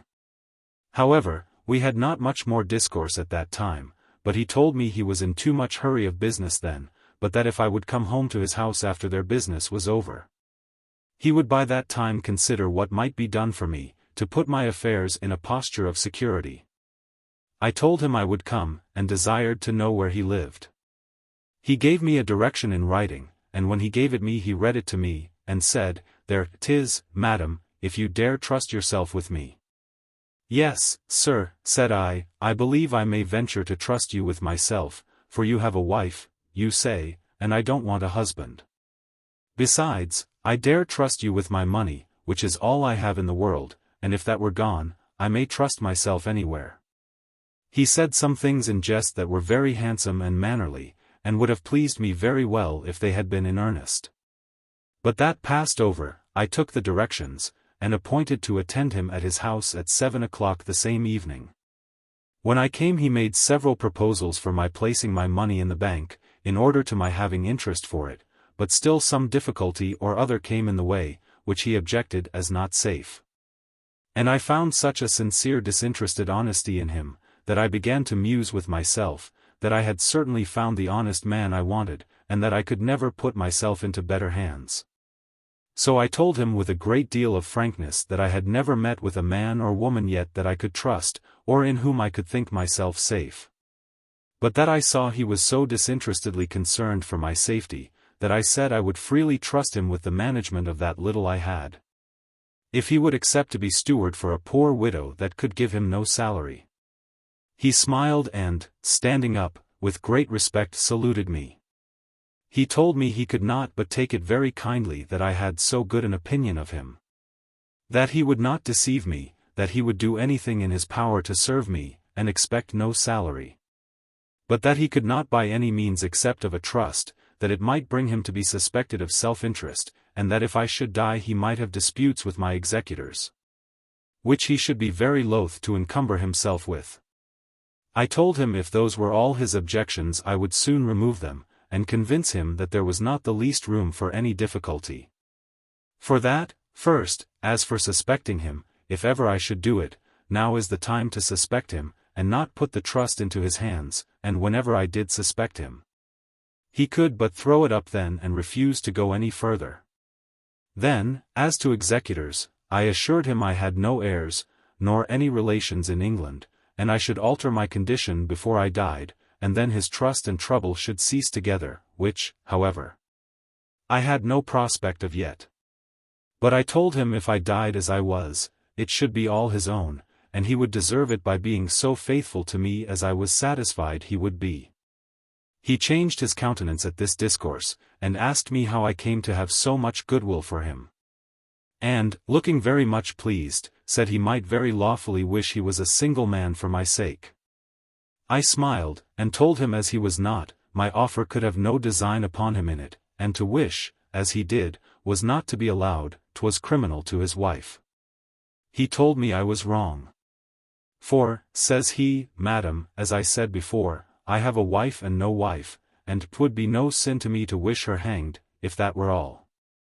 I know nothing of your circumstances that way, sir, said I. But it cannot be innocent to wish your wife dead.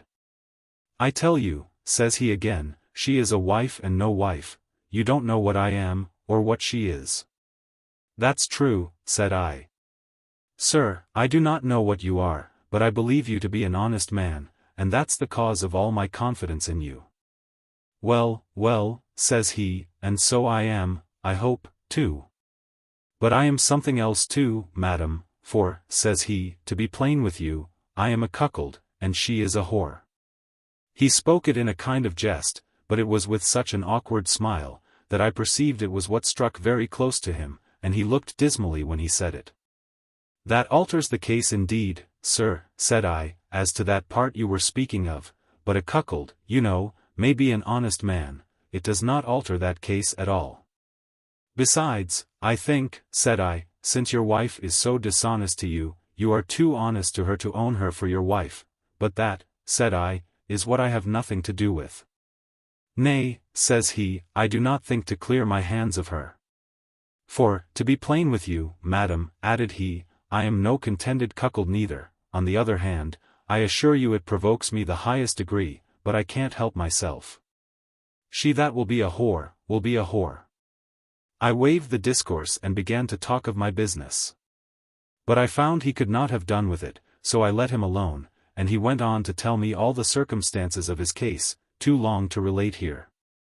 Particularly, that having been out of England some time before he came to the post he was in, she had had 2 children in the meantime by an officer of the army.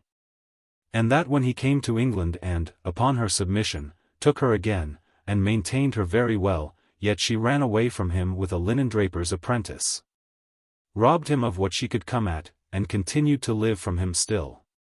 So that, madam, says he, she is a whore not by necessity, which is the common bait of your sex, but by inclination, and for the sake of the vice. Well, I pitied him, and wished him well rid of her, and still would have talked of my business, but it would not do. At last he looked steadily at me. Look you, madam, says he, you came to ask advice of me, and I will serve you as faithfully as if you were my own sister. But I must turn the tables, since you oblige me to do it, and are so friendly to me, and I think I must ask advice of you. Tell me, what must a poor abused fellow do with a whore? What can I do to do myself justice upon her? Alas! Sir, says I, 'tis a case too nice for me to advise in, but it seems she has run away from you, so you are rid of her fairly. What can you desire more? She is gone indeed, said he, but I am not clear of her for all that. That's true, says I. She may indeed run you into debt, but the law has furnished you with methods to prevent that also, you may cry her down, as they call it. No, no, says he, that is not the case neither. I have taken care of all that, 'tis not that part that I speak of, but I would be rid of her so that I might marry again. Well, sir, says I, then you must divorce her. If you can prove what you say, you may certainly get that done, and then, I suppose, you are free. That's very tedious and expensive, says he. Why, says I, if you can get any woman you like to take your word, I suppose your wife would not dispute the liberty with you that she takes herself.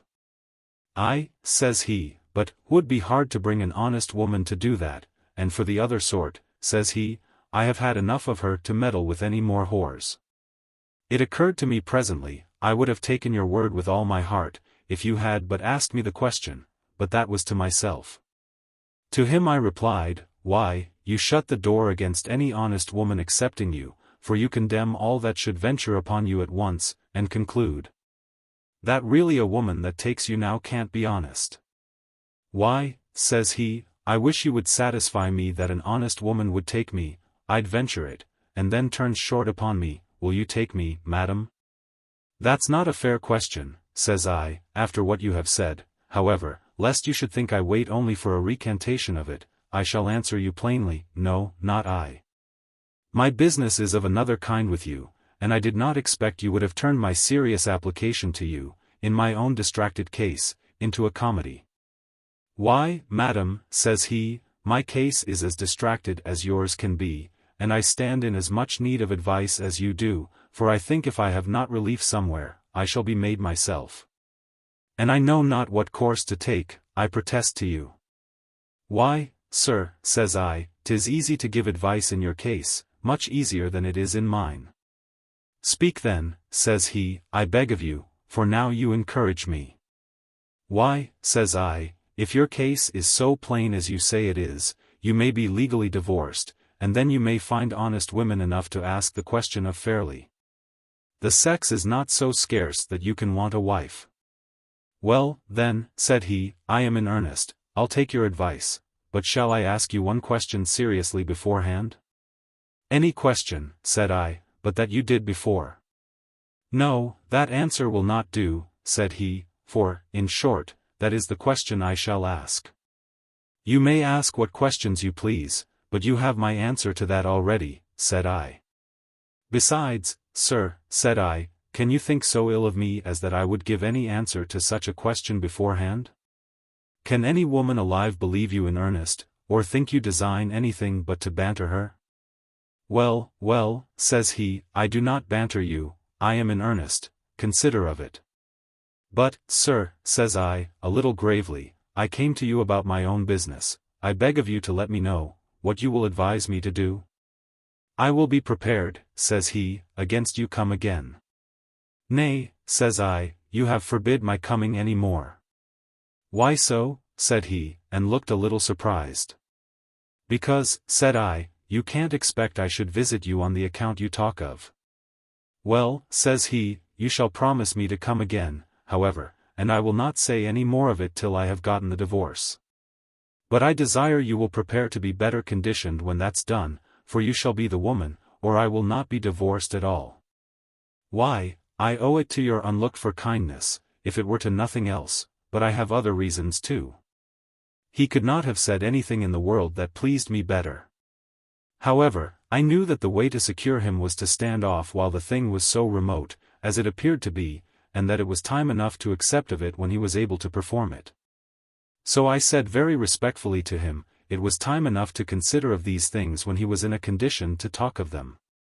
In the meantime, I told him, I was going a great way from him, and he would find objects enough to please him better. We broke off here for the present, and he made me promise him to come again the next day, for his resolutions upon my own business, which after some pressing I did. Though had he seen farther into me, I wanted no pressing on that account. I came the next evening, accordingly, and brought my maid with me, to let him see that I kept a maid, but I sent her away as soon as I was gone in. He would have had me let the maid have stayed, but I would not, but ordered her aloud to come for me again about 9 o'clock.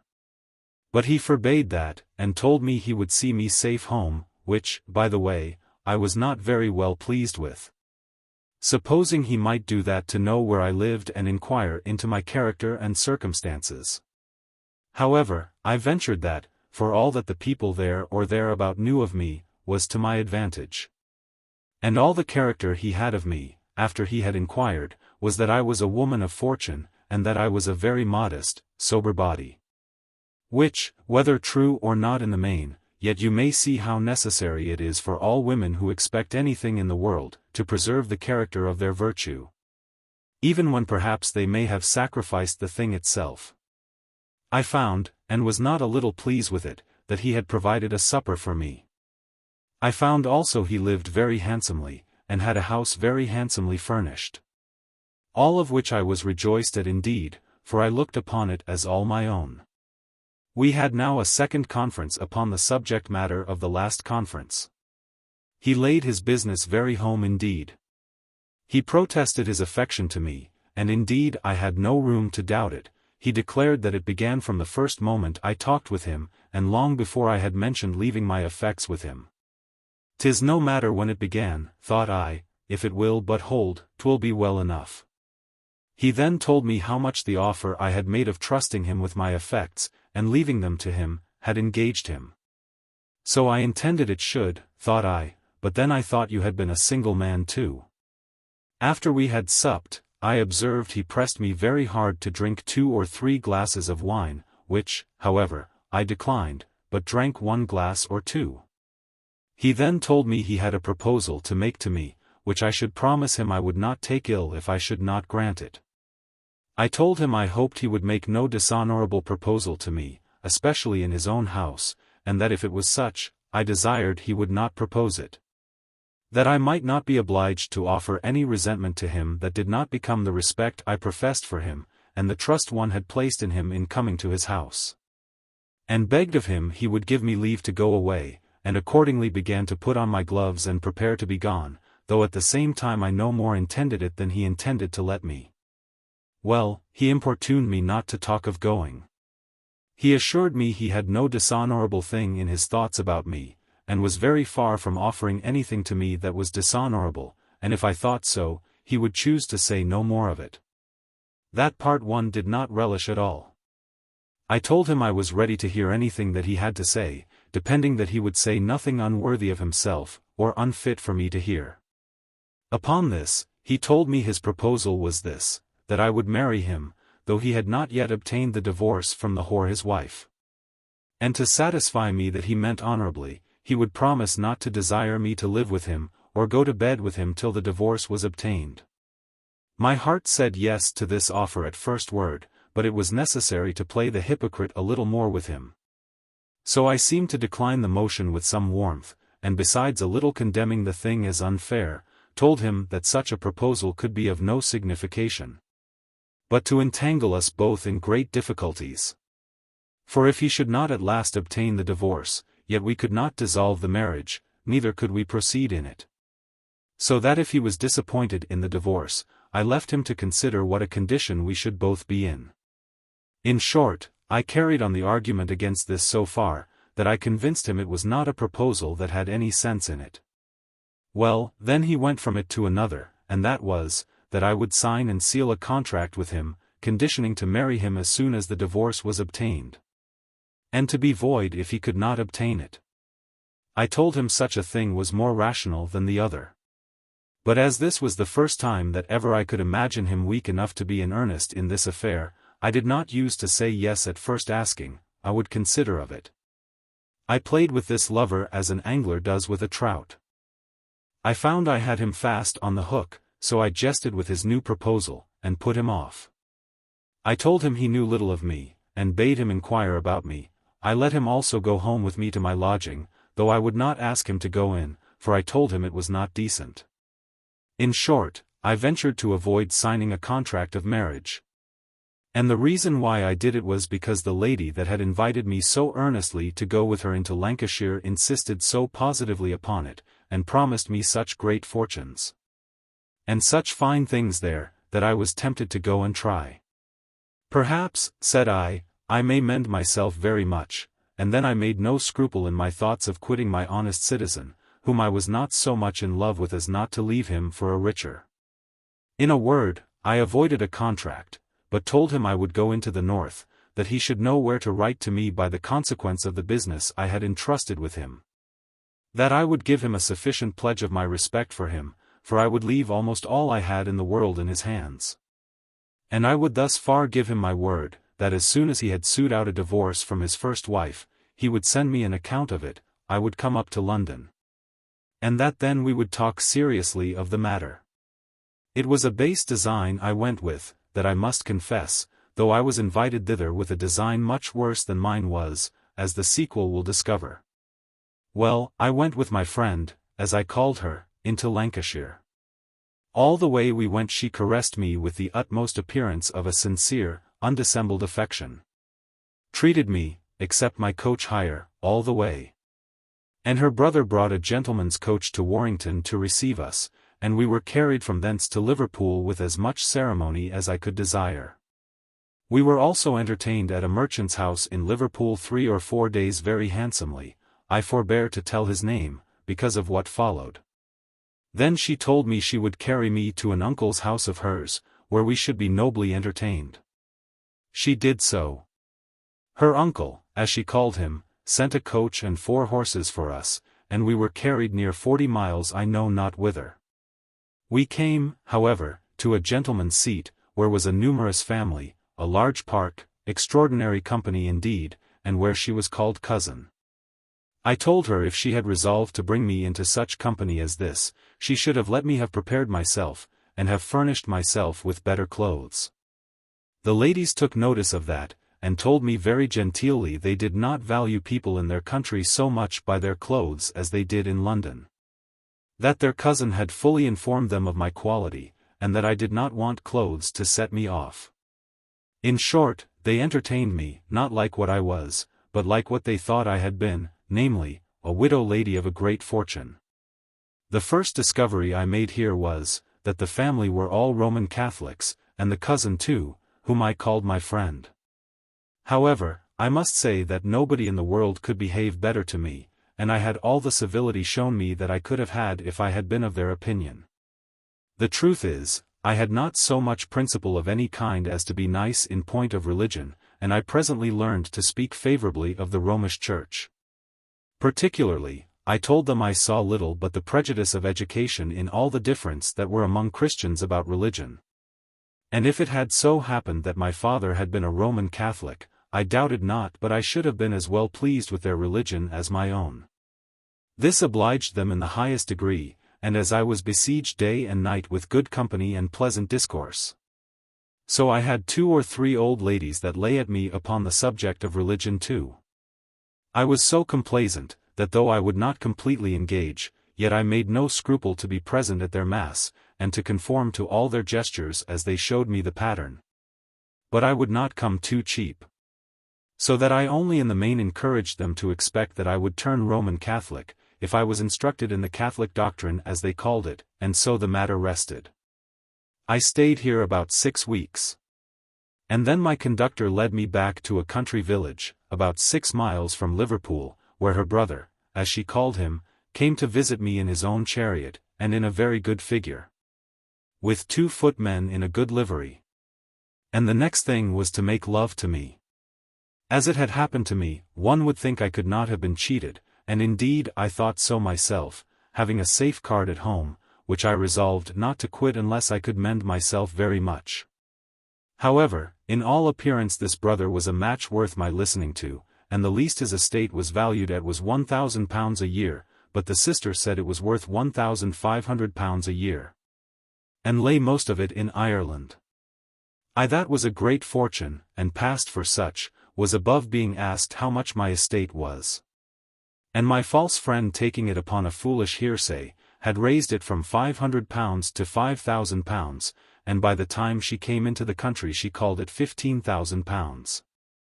The Irishman, for such I understood him to be, was stark mad at this bait. In short, he courted me, made me presents, and ran in debt like a madman for the expenses of his equipage and of his courtship. He had, to give him his due, the appearance of an extraordinary fine gentleman. He was tall, well-shaped, and had an extraordinary address. Talked as naturally of his park and his stables, of his horses, his gamekeepers, his woods, his tenants, and his servants, as if we had been in the mansion house, and I had seen them all about me. He never so much as asked me about my fortune or estate, but assured me that when we came to Dublin he would jointure me in £600 a year good land. And that we could enter into a deed of settlement or contract here for the performance of it. This was such language indeed as I had not been used to, and I was here beaten out of all my measures. I had a she-devil in my bosom, every hour telling me how great her brother lived. One time she would come for my orders, how I would have my coaches painted, and how lined. And another time what clothes my page should wear. In short, my eyes were dazzled. I had now lost my power of saying no, and, to cut the story short, I consented to be married. But to be the more private, we were carried farther into the country, and married by a Romish clergyman, who I was assured would marry us as effectually as a Church of England parson. I cannot say but I had some reflections in this affair upon the dishonourable forsaking my faithful citizen, who loved me sincerely, and who was endeavouring to quit himself of a scandalous whore by whom he had been indeed barbarously used, and promised himself infinite happiness in his new choice. Which choice was now giving up herself to another in a manner almost as scandalous as hers could be. But the glittering shoe of a great estate, and of fine things, which the deceived creature that was now my deceiver represented every hour to my imagination, hurried me away, and gave me no time to think of London, or of anything there, much less of the obligation I had to a person of infinitely more real merit than what was now before me. But the thing was done. I was now in the arms of my new spouse, who appeared still the same as before. Great even to magnificence, and nothing less than £1,000 a year could support the ordinary equipage he appeared in. After we had been married about a month, he began to talk of my going to Westchester in order to embark for Ireland. However, he did not hurry me, for we stayed near 3 weeks longer, and then he sent to Chester for a coach to meet us at the Black Rock, as they call it, over against Liverpool. Thither we went in a fine boat they call a pinnace, with 6 oars, his servants, and horses, and baggage going in the ferryboat. He made his excuse to me that he had no acquaintance in Chester, but he would go before and get some handsome apartment for me at a private house. I asked him how long we should stay at Chester. He said, not at all, any longer than 1 night or 2, but he would immediately hire a coach to go to Holyhead. Then I told him he should by no means give himself the trouble to get private lodgings for 1 night or 2, for that Chester being a great place, I made no doubt but there would be very good inns and accommodation enough. So we lodged at an inn in the West Street, not far from the cathedral. I forget what sign it was at. Here my spouse, talking of my going to Ireland, asked me if I had no affairs to settle at London before we went off. I told him no, not of any great consequence, but what might be done as well by letter from Dublin. Madam, says he, very respectfully, I suppose the greatest part of your estate, which my sister tells me is most of it in money in the Bank of England, lies secure enough. But in case it required transferring, or any way altering its property, it might be necessary to go up to London and settle those things before we went over. I seemed to look strange at it, and told him I knew not what he meant, that I had no effects in the Bank of England that I knew of, and I hoped he could not say that I had ever told him I had. No, he said, I had not told him so, but his sister had said the greatest part of my estate lay there. And I only mentioned it, me dear, said he, that if there was any occasion to settle it, or order anything about it, we might not be obliged to the hazard and trouble of another voyage back again. For he added, that he did not care to venture me too much upon the sea. I was surprised at this talk, and began to consider very seriously what the meaning of it must be. And it presently occurred to me that my friend, who called him brother, had represented me in colours which were not my due. And I thought, since it was come to that pitch, that I would know the bottom of it before I went out of England, and before I should put myself into I knew not whose hands in a strange country. Upon this I called his sister into my chamber the next morning, and letting her know the discourse her brother and I had been upon the evening before, I conjured her to tell me what she had said to him, and upon what foot it was that she had made this marriage. She owned that she had told him that I was a great fortune, and said that she was told so at London. Told so, says I warmly, did I ever tell you so? No, she said, it was true I did not tell her so, but I had said several times that what I had was in my own disposal. I did so, returned I very quickly and hastily, but I never told you I had anything called a fortune, no, not that I had £100, or the value of £100, in the world. Anyhow did it consist with my being a fortune, said I, that I should come here into the north of England with you, only upon the account of living cheap?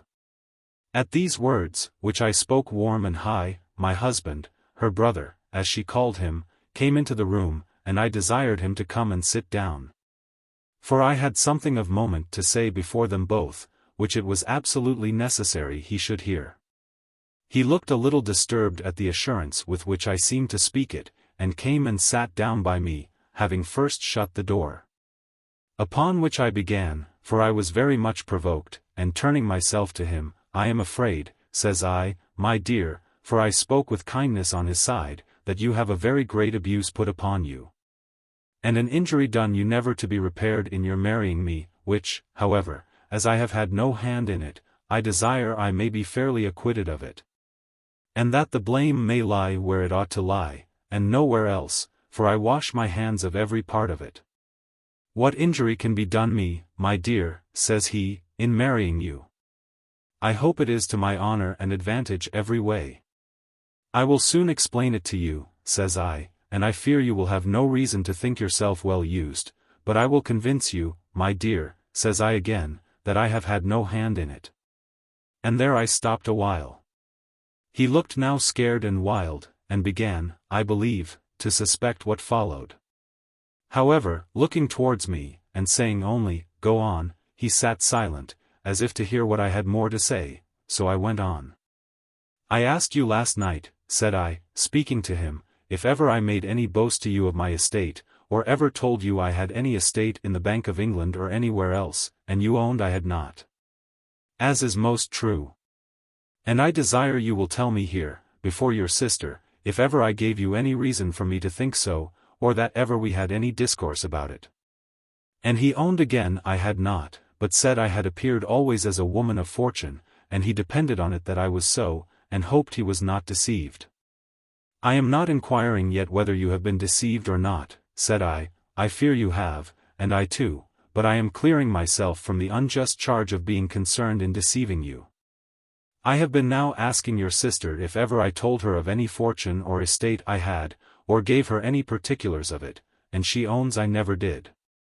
Any pray, madam, said I, turning myself to her, be so just to me, before your brother, to charge me, if you can, if ever I pretended to you that I had an estate. And why, if I had, should I come down into this country with you on purpose to spare that little I had, and live cheap? She could not deny one word, but said she had been told in London that I had a very great fortune, and that it lay in the Bank of England. And now, dear sir, said I, turning myself to my new spouse again, be so just to me as to tell me who has abused both you and me so much as to make you believe I was a fortune, and prompt you to court me to this marriage? He could not speak a word, but pointed to her. And, after some more pause, flew out in the most furious passion that ever I saw a man in my life, cursing her, and calling her all the whores and hard names he could think of. And that she had ruined him, declaring that she had told him I had £15,000, and that she was to have £500 of him for procuring this match for him. He then added, directing his speech to me, that she was none of his sister, but had been his whore for 2 years before, that she had had £100 of him in part of this bargain. And that he was utterly undone if things were as I said. And in his raving he swore he would let her heart's blood out immediately, which frightened her and me too. She cried, said she had been told so in the house where I lodged. But this aggravated him more than before, that she should put so far upon him, and run things such a length upon no other authority than a hearsay. And then, turning to me again, said very honestly, he was afraid we were both undone. For, to be plain, my dear, I have no estate, says he. What little I had, this devil has made me run out in waiting on you and putting me into this equipage. She took the opportunity of his being earnest in talking with me, and got out of the room, and I never saw her more. I was confounded now as much as he, and knew not what to say. I thought many ways that I had the worst of it, but his saying he was undone, and that he had no estate neither, put me into a mere distraction. Why, says I to him, this has been a hellish juggle, for we are married here upon the foot of a double fraud, you are undone by the disappointment, it seems. And if I had had a fortune I had been cheated too, for you say you have nothing. You would indeed have been cheated, my dear, says he, but you would not have been undone, for £15,000 would have maintained us both very handsomely in this country.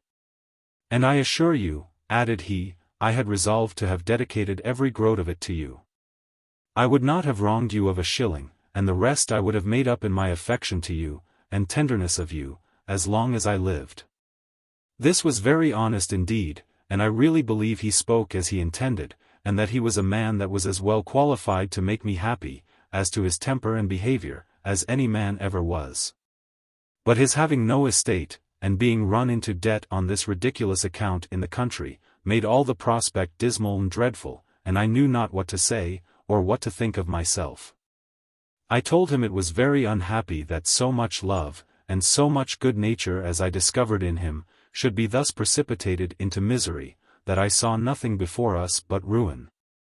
For as to me, it was my unhappiness that what little I had was not able to relieve us weak, and with that I pulled out a bank bill of £20 and 11 guineas. Which I told him I had saved out of my little income, and that by the account that creature had given me of the way of living in that country, I expected it would maintain me 3 or 4 years. That if it was taken from me, I was left destitute, and he knew what the condition of a woman among strangers must be, if she had no money in her pocket. However, I told him, if he would take it, there it was. He told me with a great concern, and I thought I saw tears stand in his eyes, that he would not touch it. That he abhorred the thoughts of stripping me and make me miserable. That, on the contrary, he had 50 guineas left, which was all he had in the world, and he pulled it out and threw it down on the table, bidding me take it, though he were to starve for want of it. I returned, with the same concern for him, that I could not bear to hear him talk so. That, on the contrary, if he could propose any probable method of living, would do anything that became me on my part, and that I would live as close and as narrow as he could desire. He begged of me to talk no more at that rate, for it would make him distracted. He said he was bred a gentleman, though he was reduced to a low fortune, and that there was but one way left which he could think of, and that would not do, unless I could answer him one question. Which, however, he said he would not press me to. I told him I would answer it honestly, whether it would be to his satisfaction or not, that I could not tell. Why, then, my dear, tell me plainly, says he, will the little you have keep us together in any figure, or in any station or place, or will it not? It was my happiness hitherto that I had not discovered myself or my circumstances at all, no, not so much as my name. And seeing these was nothing to be expected from him, however good-humoured and however honest he seemed to be, but to live on what I knew would soon be wasted. I resolved to conceal everything but the bank bill and the 11 guineas which I had owned. And I would have been very glad to have lost that and have been set down where he took me up. I had indeed another bank bill about me of £30, which was the whole of what I brought with me, as well to subsist on in the country, as not knowing what might offer. Because this creature, the go-between that had thus betrayed us both, had made me believe strange things of my marrying to my advantage in the country, and I was not willing to be without money, whatever might happen. This bill I concealed, and that made me the freer of the rest, in consideration of his circumstances, for I really pitied him heartily. But to return to his question, I told him I never willingly deceived him, and I never would. I was very sorry to tell him that the little I had would not subsist us. That it was not sufficient to subsist me alone in the south country, and that this was the reason that made me put myself into the hands of that woman who called him brother. She having assured me that I might board very handsomely at a town called Manchester, where I had not yet been, for about £6 a year. And my whole income not being about £15 a year, I thought I might live easy upon it, and wait for better things. He shook his head and remained silent, and a very melancholy evening we had. However, we supped together, and lay together that night, and when we had almost supped he looked a little better and more cheerful, and called for a bottle of wine.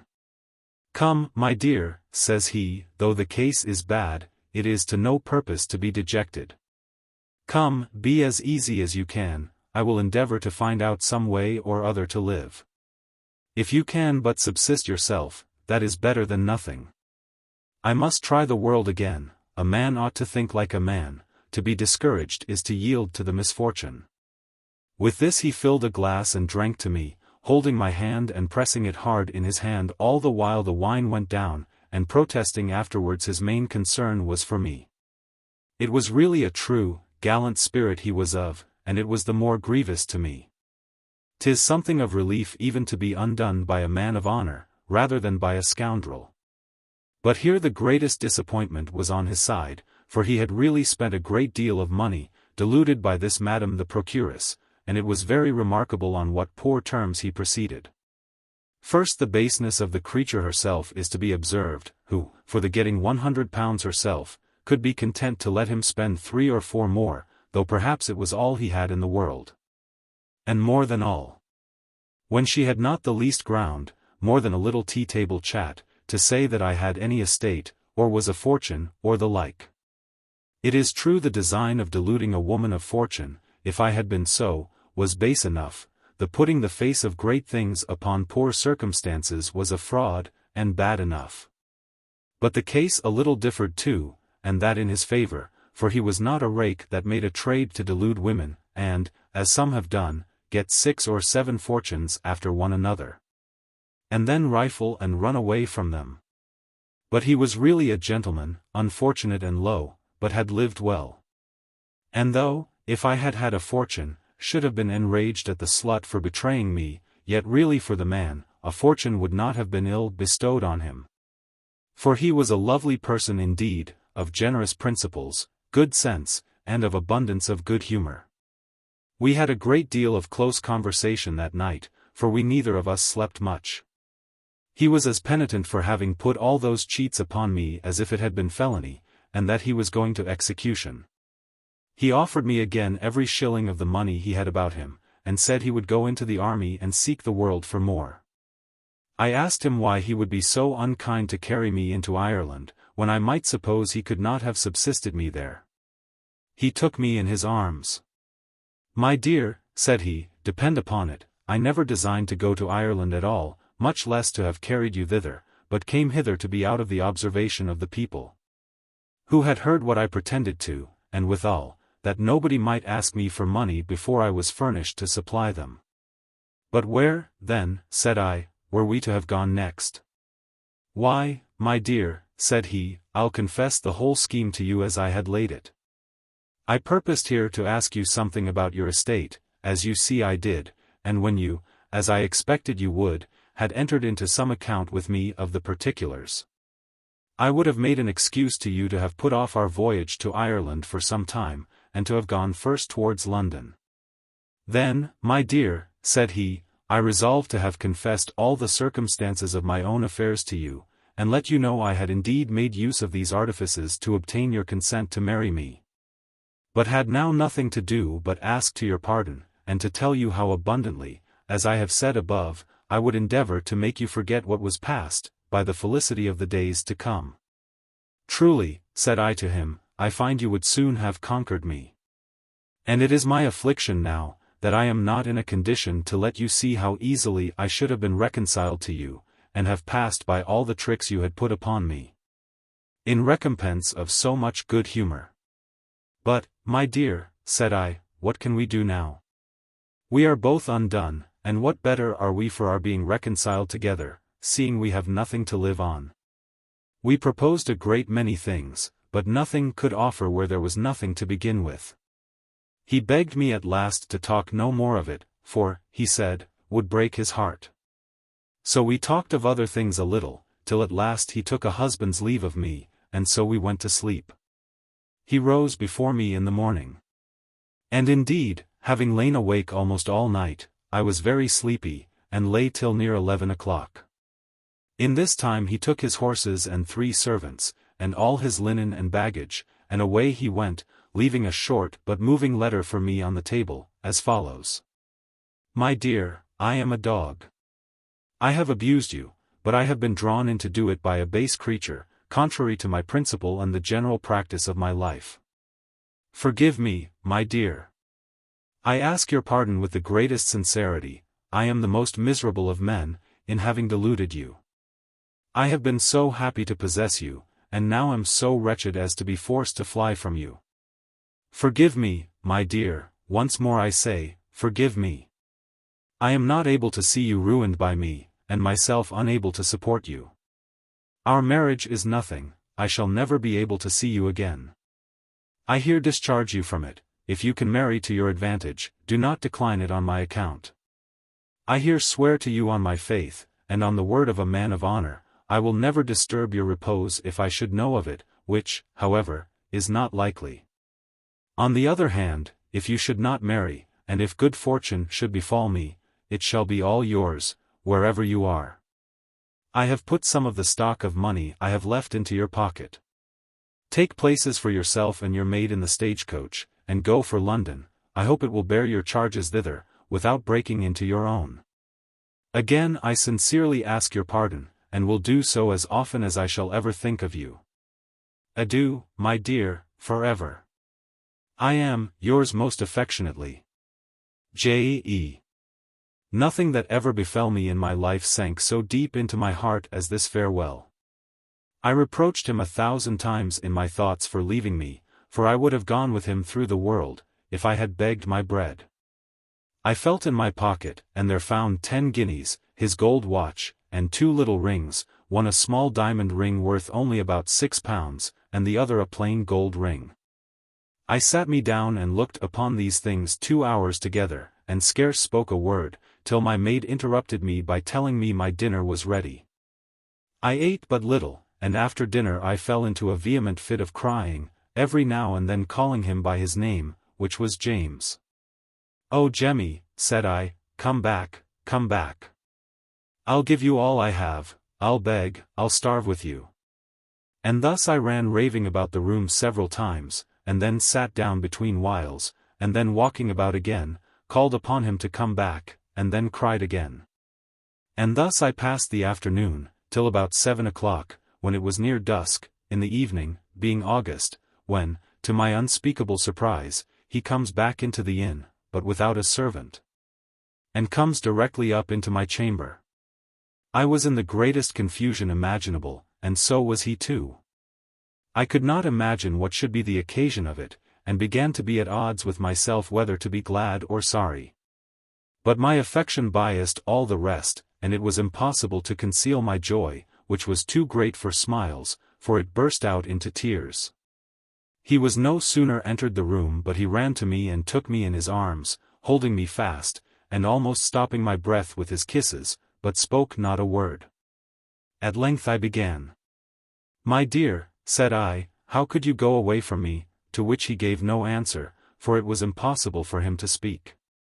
When our ecstasies were a little over, he told me he was gone about 15 miles, but it was not in his power to go any farther without coming back to see me again, and to take his leave of me once more. I told him how I had passed my time, and how loud I had called him to come back again. He told me he heard me very plain upon Delamere Forest, at a place about 12 miles off. I smiled. "Nay," says he, "do not think I am in jest, for if ever I heard your voice in my life, I heard you call me aloud, and sometimes I thought I saw you running after me." "Why," said I, "what did I say?" For I had not named the words to him. "You called aloud," says he, and said, "Oh Jemmy! Oh Jemmy! Come back, come back." I laughed at him. "My dear," says he, "do not laugh, for, depend upon it, I heard your voice as plain as you hear mine now. If you please, I'll go before a magistrate and make oath of it." I then began to be amazed and surprised, and indeed frightened, and told him what I had really done, and how I had called after him, as above. When we had amused ourselves a while about this, I said to him, "Well, you shall go away from me no more, I'll go all over the world with you rather." He told me it would be a very difficult thing for him to leave me, but since it must be, he hoped I would make it as easy to me as I could. But as for him, it would be his destruction that he foresaw. However, he told me that he considered he had left me to travel to London alone, which was too long a journey, and that as he might as well go that way as any way else, he was resolved to see me safe thither, or near it, and if he did go away then without taking his leave, I should not take it ill of him. And this he made me promise. He told me how he had dismissed his 3 servants, sold their horses, and sent the fellows away to seek their fortunes, and all in a little time, at a town on the road, I know not where. "And," says he, "it cost me some tears all alone by myself, to think how much happier they were than their master, for they could go to the next gentleman's house to see for a service, whereas, said he, I knew not whither to go, or what to do with myself. I told him I was so completely miserable in parting with him, that I could not be worse. And that now he was come again, would not go from him, if he would take me with him, let him go whither he would, or do what he would. And in the meantime I agreed that we would go together to London, but I could not be brought to consent he should go away at last and not take his leave of me, as he proposed to do. But told him, jesting, that if he did, would call him back again as loud as I did before. Then I pulled out his watch and gave it him back, and his 2 rings, and his 10 guineas. But he would not take them, which made me very much suspect that he resolved to go off upon the road and leave me. The truth is, the circumstances he was in, the passionate expressions of his letter, the kind, gentlemanly treatment I had from him in all the affair, with the concern he showed for me in it. His manner of parting with that large share which he gave me of his little stock left, all these had joined to make such impressions on me, that I really loved him most tenderly, and could not bear the thoughts of parting with him. 2 days after this we quitted Chester, I in the stagecoach, and he on horseback. I dismissed my maid at Chester. He was very much against my being without a maid, but she being a servant hired in the country, and I resolving to keep no servant at London. I told him it would have been barbarous to have taken the poor wench and have turned her away as soon as I came to town. And it would also have been a needless charge on the road, so I satisfied him, and he was easy enough on the score. He came with me as far as Dunstable, within 30 miles of London, and then he told me fate and his own misfortunes obliged him to leave me, and that it was not convenient for him to go to London, for reasons which it was of no value to me to know, and I saw him preparing to go.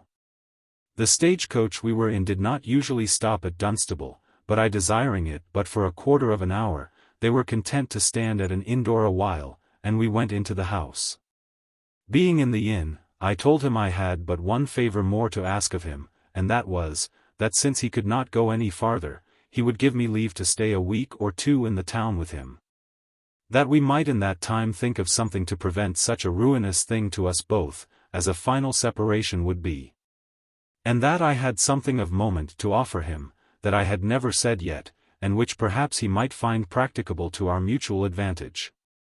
This was too reasonable a proposal to be denied, so he called the landlady of the house, and told her his wife was taken ill. And so ill that she could not think of going any farther in the stagecoach, which had tired her almost to death, and asked if she could not get us a lodging for 2 or 3 days in a private house, where I might rest me a little, for the journey had been too much for me. The landlady, a good sort of woman, well-bred and very obliging, came immediately to see me. Told me she had 2 or 3 very good rooms in a part of the house quite out of the noise, and if I saw them, she did not doubt but I would like them, and I should have one of her maids, that should do nothing else but be appointed to wait on me. This was so very kind, that I could not but accept of it, and thank her. So I went to look on the rooms and liked them very well, and indeed they were extraordinarily furnished, and very pleasant lodgings. So we paid the stagecoach, took out our baggage, and resolved to stay here a while. Here I told him I would live with him now till all my money was spent, but would not let him spend a shilling of his own.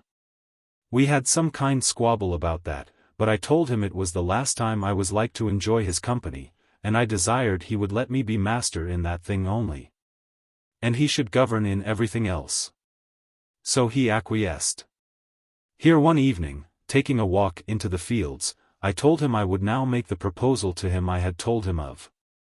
Accordingly I related to him how I had lived in Virginia, that I had a mother I believed was alive there still, though my husband was dead some years. I told him that had not my effects miscarried, which, by the way, I magnified pretty much, I might have been fortune good enough to him to have kept us from being parted in this manner. Then I entered into the manner of people's going over to those countries to settle, how they had a quantity of land given them by the constitution of the place, and if not, that it might be purchased at so easy a rate this it was not worth naming. I then gave him a full and distinct account of the nature of planting. How with carrying over but £200 or £300 value in English goods, with some servants and tools, a man of application would presently lay a foundation for a family, and in a very few years be certain to raise an estate. I let him into the nature of the product of the earth, how the ground was cured and prepared, and what the usual increase of it was, and demonstrated to him, that in a very few years, with such a beginning, we should be as certain of being rich as we were now certain of being poor. He was surprised at my discourse, for we made it the whole subject of our conversation for near a week together, in which time I laid it down in black and white, as we say, that it was morally impossible, with a supposition of any reasonable good conduct, but that we must thrive there and do very well. Then I told him what measures I would take to raise such a sum of £300 or thereabouts. And I argued with him how good a method it would be to put an end to our misfortunes and restore our circumstances in the world, to what we had both expected. And I added, that after 7 years, if we lived, we might be in a posture to leave our plantations in good hands, and come over again and receive the income of it, and live here and enjoy it. And I gave him examples of some that had done so, and lived now in very good circumstances in London.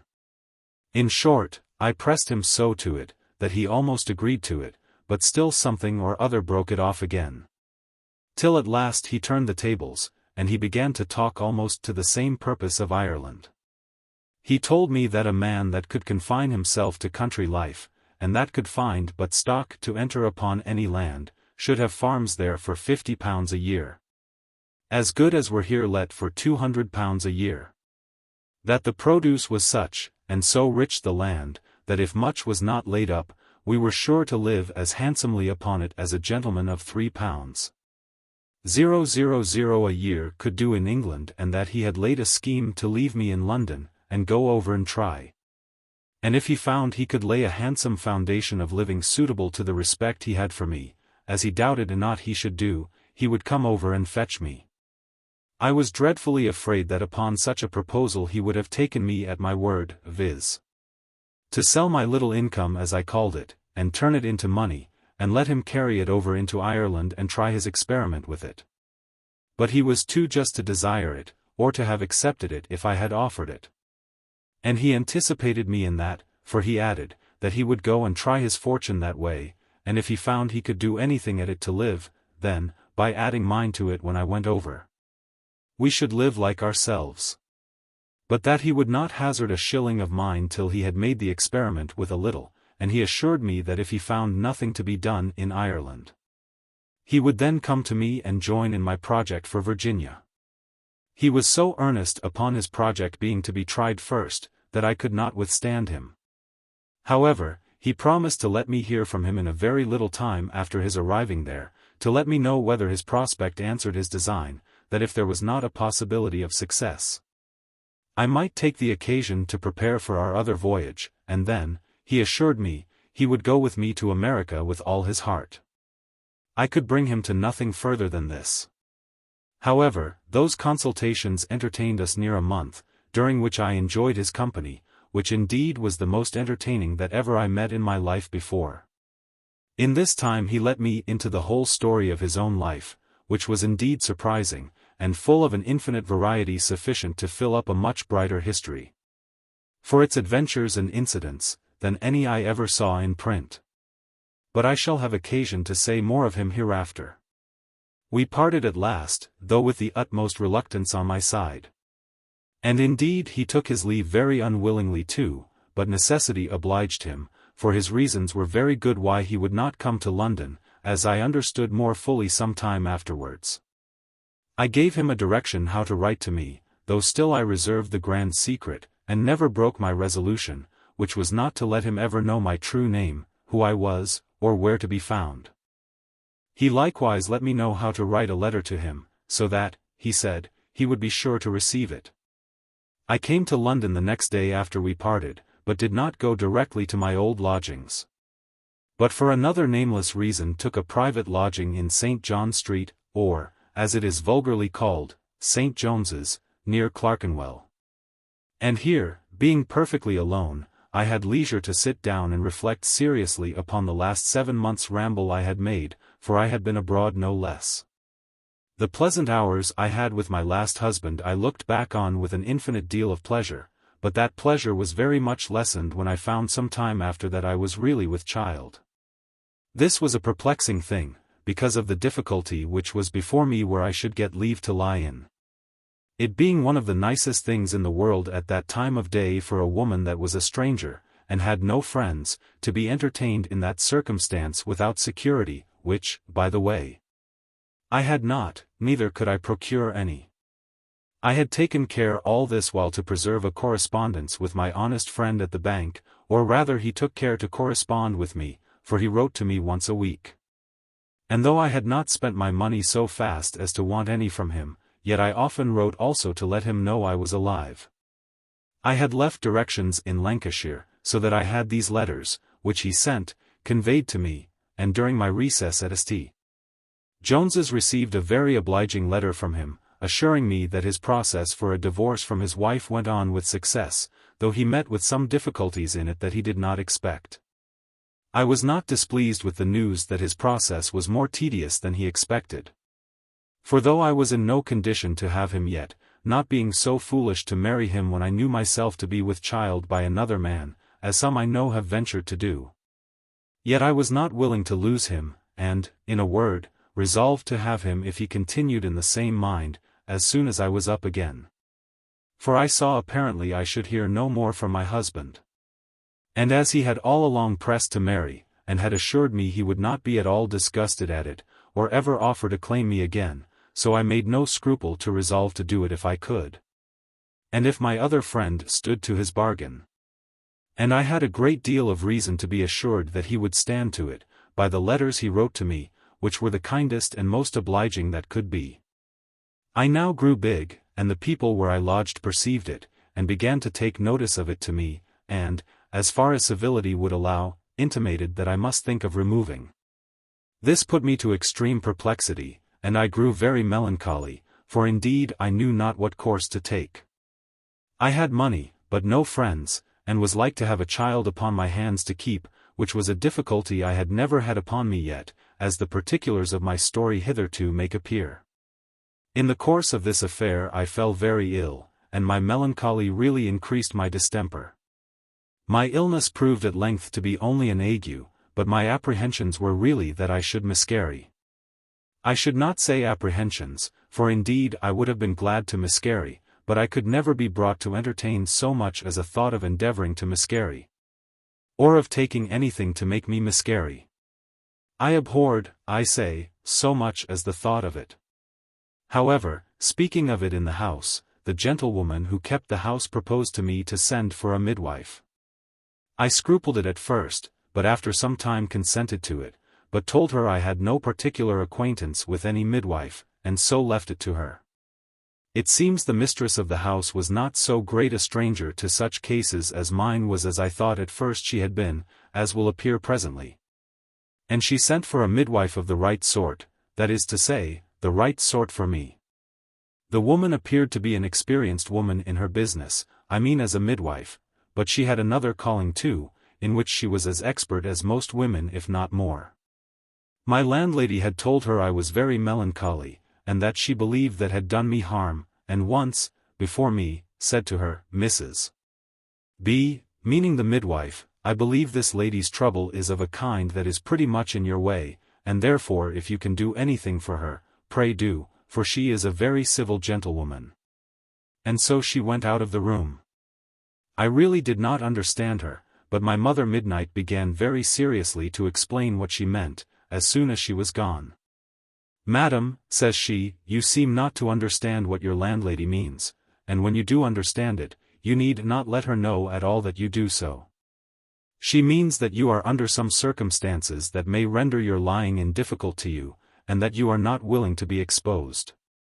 I need say no more, but to tell you, that if you think fit to communicate so much of your case to me, if it be so, as is necessary, for I do not desire to pry into those things, I perhaps may be in a position to help you and to make you perfectly easy, and remove all your dull thoughts upon that subject. Every word this creature said was a cordial to me, and put new life and new spirit into my heart.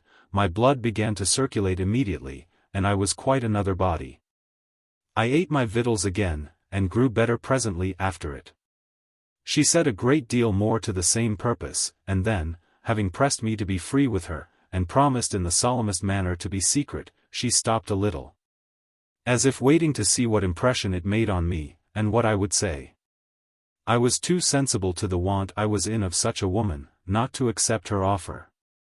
I told her my case was partly as she guessed, and partly not, for I was really married, and had a husband, though he was in such fine circumstances and so remote at that time, as that he could not appear publicly.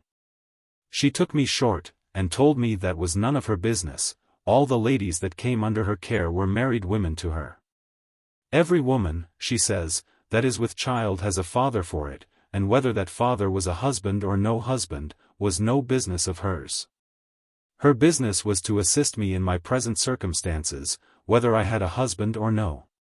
For, madam, says she, to have a husband that cannot appear, is to have no husband in the sense of the case, and, therefore, whether you are a wife or a mistress is all one to me. I found presently, that whether I was a whore or a wife, I was to pass for a whore here, so I let that go. I told her it was true, as she said, but that, however, if I must tell her my case, I must tell it her as it was, so I related it to her as short as I could, and I concluded it to her thus. I trouble you with all this, madam, said I, not that, as you said before, it is much to the purpose in your affair, but this is to the purpose, namely, that I am not in any pain about being seen, or being public or concealed, for 'tis perfectly indifferent to me. But my difficulty is, that I have no acquaintance in this part of the nation. I understand you, madam, says she. You have no security to bring to prevent the parish impertinences usual in such cases, and perhaps, says she, do not know very well how to dispose of the child when it comes. The last, says I, is not so much my concern as the first. Well, madam, answered the midwife, dare you put yourself into my hands? I live in such a place. Though I do not inquire after you, you may inquire after me. My name is B. I live in such a street, naming the street, at the sign of the cradle. My profession is a midwife, and I have many ladies that come to my house to lie in. I have given security to the parish in general terms to secure them from any charge from whatsoever shall come into the world under my roof. I have but one question to ask in the whole affair, madam, says she, and if that be answered you shall be entirely easy for all the rest. I presently understood what she meant, and told her, madam, I believe I understand you. I thank God, though I want friends in this part of the world, I do not want money, so far as may be necessary. Though I do not abound in that neither, this I added because I would not make her expect great things. Well, madam, says she, that is the thing indeed, without which nothing can be done in these cases. And yet, says she, you shall see that I will not impose upon you, or offer anything that is unkind to you, and if you desire it, you shall know everything beforehand, that you may suit yourself to the occasion, and be neither costly or sparing as you see fit. I told her she seemed to be so perfectly sensible of my condition, that I had nothing to ask of her but this, that as I had told her that I had money sufficient, but not a great quantity, she would order it so that I might be at as little superfluous charge as possible. She replied that she would bring in an account of the expenses of it in 2 or 3 shapes, and like a bill of fare, I should choose as I pleased, and I desired her to do so. The next day she brought it, and the copy of her 3 bills was as follows. 1. For 3 months' lodging in her house, including my diet, at 10s a week. £6 0d. 2. For a nurse for the month, and use of child-bed linen. £1 10s 0d. 3. For a minister to christen the child, and to the godfathers and clerk. £1 10s 0d. 4. For a supper at the christening if I had 5 friends at it. £1 0d. For her fees as a midwife, and the taking off the trouble of the parish. £3 3s 0d. To her maid servant attending. £0 10s. 0d. £13 13s. 0d. This was the first bill, the second was the same terms. 1. For 3 months lodging and diet, etc., at 20s. Per week. £13 zeros. 0d. 2. For a nurse for the month, and the use of linen and lace. £2 10s. 0d. 3. For the minister to christen the child, etc., as above. £2 zeros. 0d. 4. For supper and for sweetmeats. £3 3s. 0d. For her fees as above. £5 5s. 0d. For a servant maid. £1 zeros. 0d. £26 18s. 0d.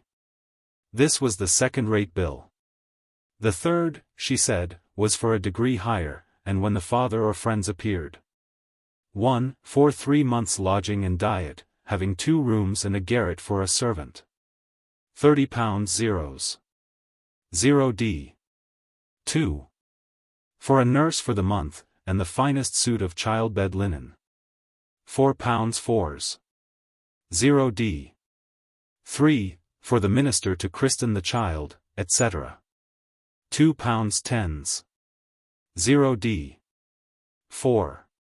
For a supper, the gentleman to send in the wine. £6 zeros. 0d. For my fees, etc. £10 10s. 0d. The maid, besides their own maid, only. £0 10s. 0d. £53 14s. 0d. I looked upon all 3 bills, and smiled, and told her I did not see but that she was very reasonable in her demands, all things considered. And for that I did not doubt but her accommodations were good. She told me I should be judge of that when I saw them. I told her I was sorry to tell her that I feared I must be her lowest-rated customer. And perhaps, madam, said I, you will make me the less welcome upon that account. No, not at all, said she. For where I have 1 of the third sort I have 2 of the second, and 4 to 1 of the first, and I get as much by them in proportion as by any. But if you doubt my care of you, I will allow any friend you have to overlook and see if you are well waited on or no. Then she explained the particulars of her bill. In the first place, madam, said she, I would have you observe that here is 3 months' keeping, you are but 10 shillings a week, I undertake to say you will not complain of my table. I suppose, says she, you do not live cheaper where you are now? No, indeed, said I, not so cheap, for I give 6 shillings per week for my chamber, and find my own diet as well as I can, which costs me a great deal more. Then, madam, says she, if the child should not live, or should be dead-born, as you know sometimes happens, then there is the minister's article saved. And if you have no friends to come to you, you may save the expense of a supper, so that take those articles out, madam, says she, your lying in will not cost you above £5 3s.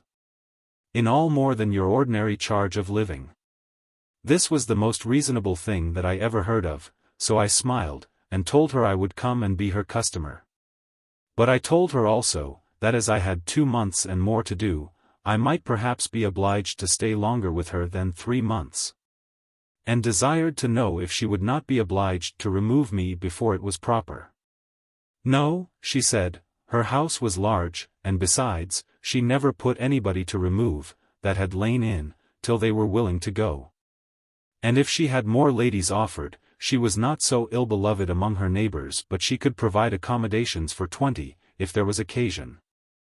I found she was an eminent lady in her way, and, in short, I agreed to put myself into her hands, and promised her. She then talked of other things, looked about into my accommodations where I was, found fault with my wanting attendance and conveniences, and that I should not be used so at her house. I told her I was shy of speaking, for the woman of the house looked stranger, or at least I thought so, since I had been ill, because I was with child. And I was afraid she would put some affront or other upon me, supposing that I had been able to give but a slight account of myself. "Oh dear," said she, "her ladyship is no stranger to these things. She has tried to entertain ladies in your condition several times, but she could not secure the parish. And besides, she is not such a nice lady as you take her to be. However, since you are going, you shall not meddle with her, but I'll see you are a little better looked after while you are here than I think you are, and it shall not cost you the more neither." I did not understand her at all, however, I thanked her, and so we parted.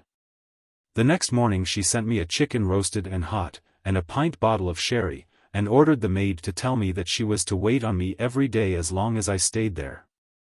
This was surprisingly good and kind, and I accepted it very willingly. At night she sent to me again, to know if I wanted anything, and how I did, and to order the maid to come to her in the morning with my dinner. The maid had orders to make me some chocolate in the morning before she came away, and did so, and at noon she brought me the sweetbread of a breast of veal, whole, and a dish of soup for my dinner. And after this manner she nursed me up at a distance, so that I was mightily well pleased, and quickly well, for indeed my dejections before were the principal part of my illness.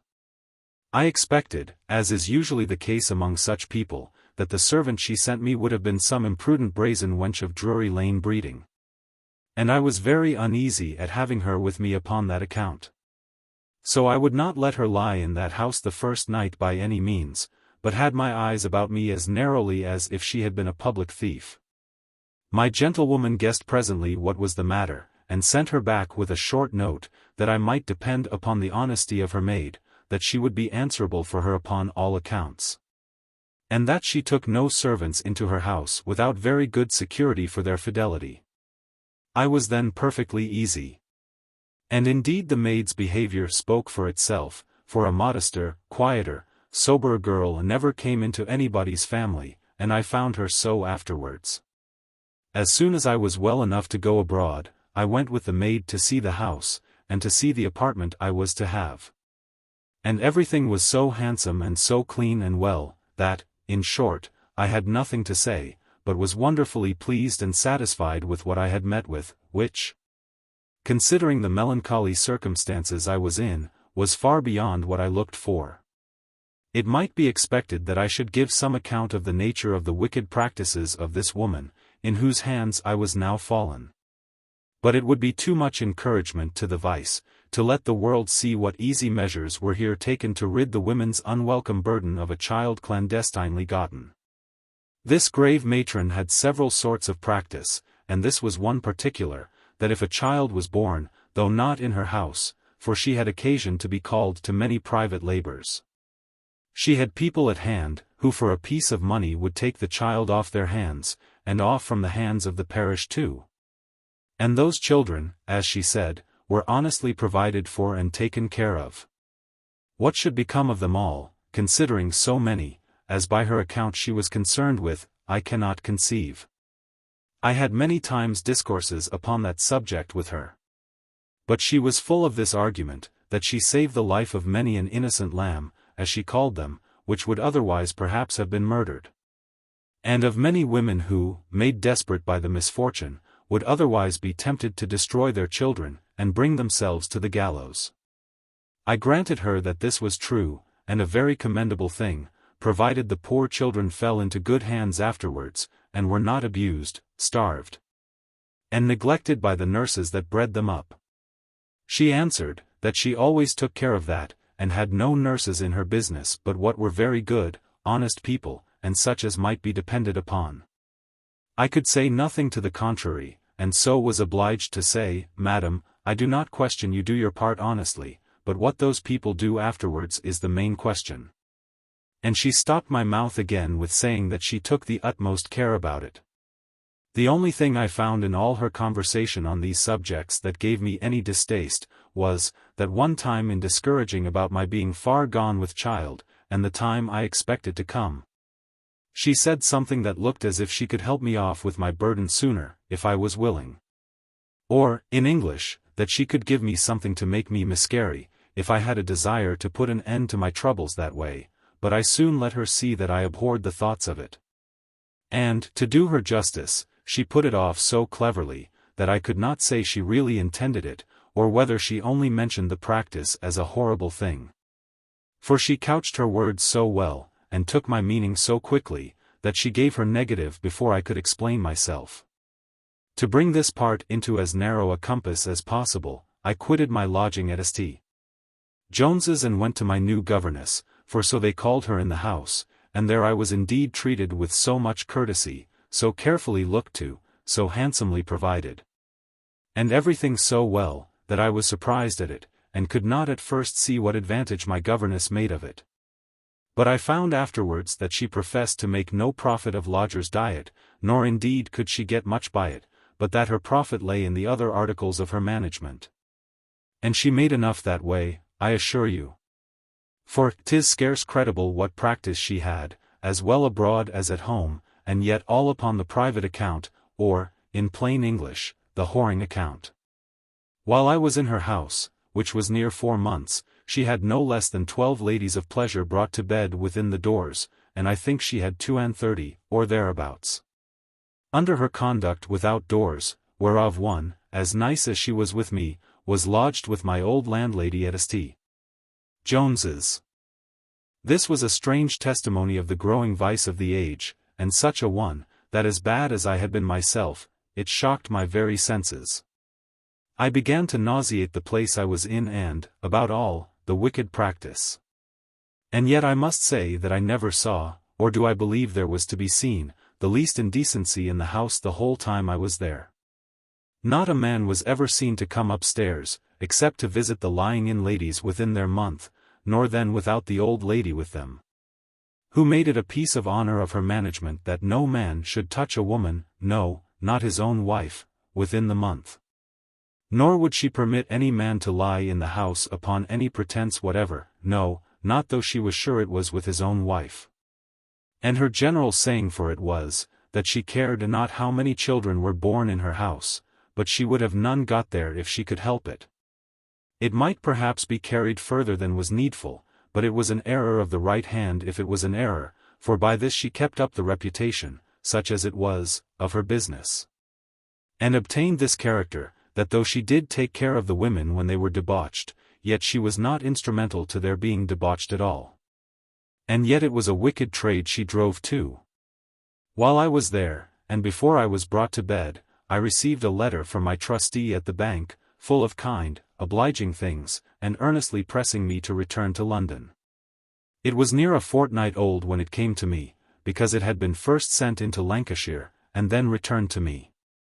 He concludes with telling me that he had obtained a decree, I think he called it, against his wife, and that he would be ready to make good his engagement to me, if I would accept of him.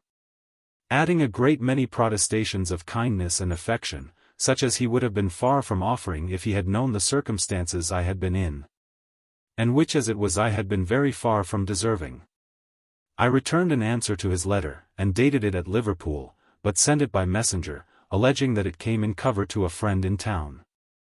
I gave him joy of his deliverance, but raised some scruples at the lawfulness of his marrying again, and told him I supposed he would consider very seriously upon that point before he resolved on it, the consequence being too great for a man of his judgment to venture rashly upon a thing of that nature.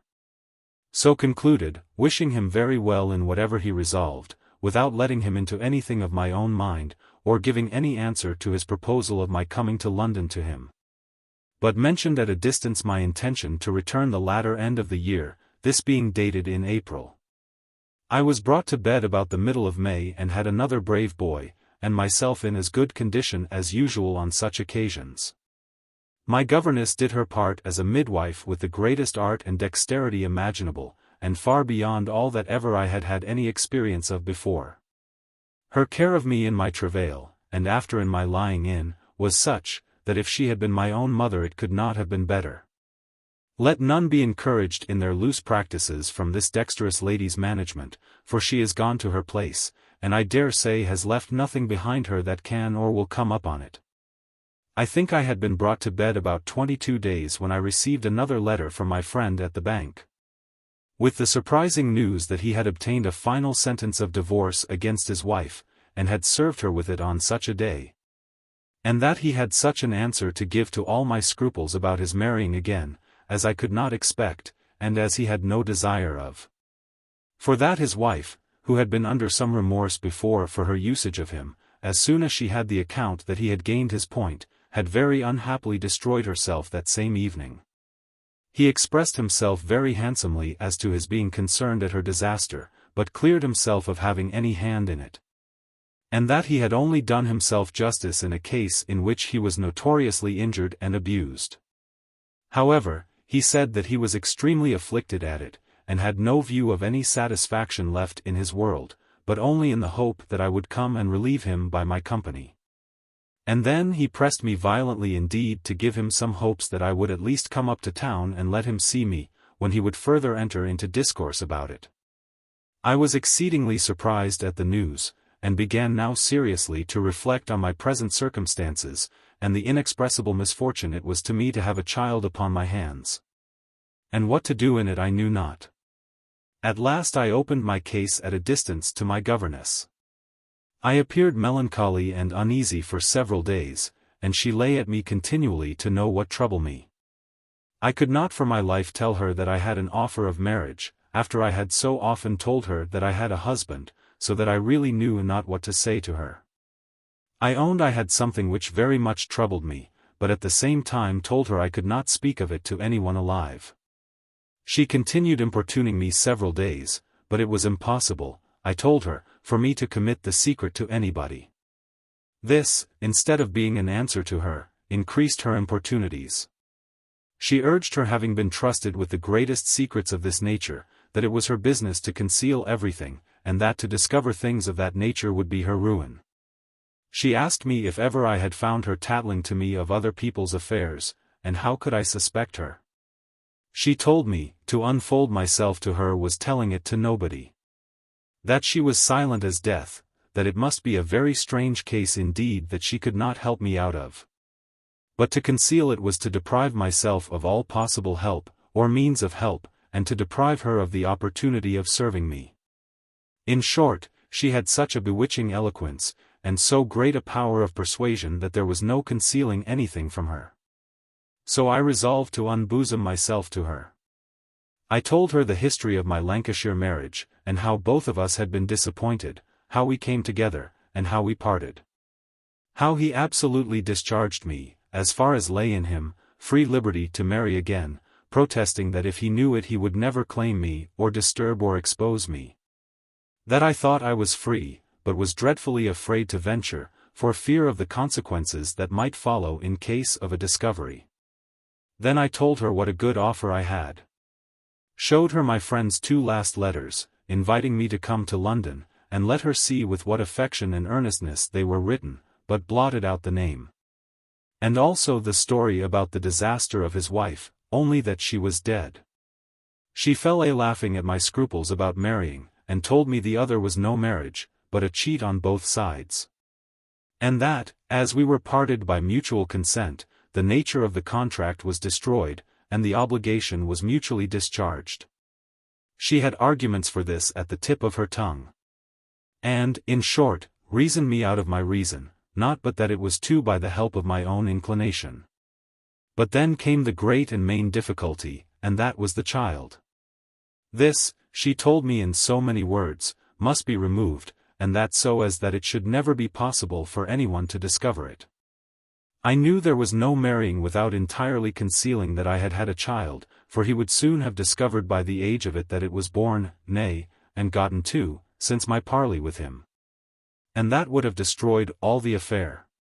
But it touched my heart so forcibly to think of parting entirely with the child, and, for aught I knew, of having it murdered, or starved by neglect and ill usage, which was much the same, that I could not think of it without horror.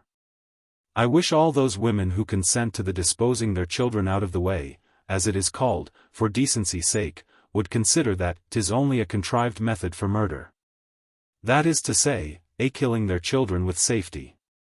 It is manifest to all that understand anything of children, that we are born into the world helpless, and incapable either to supply our own wants or so much as make them known. And that without help we must perish.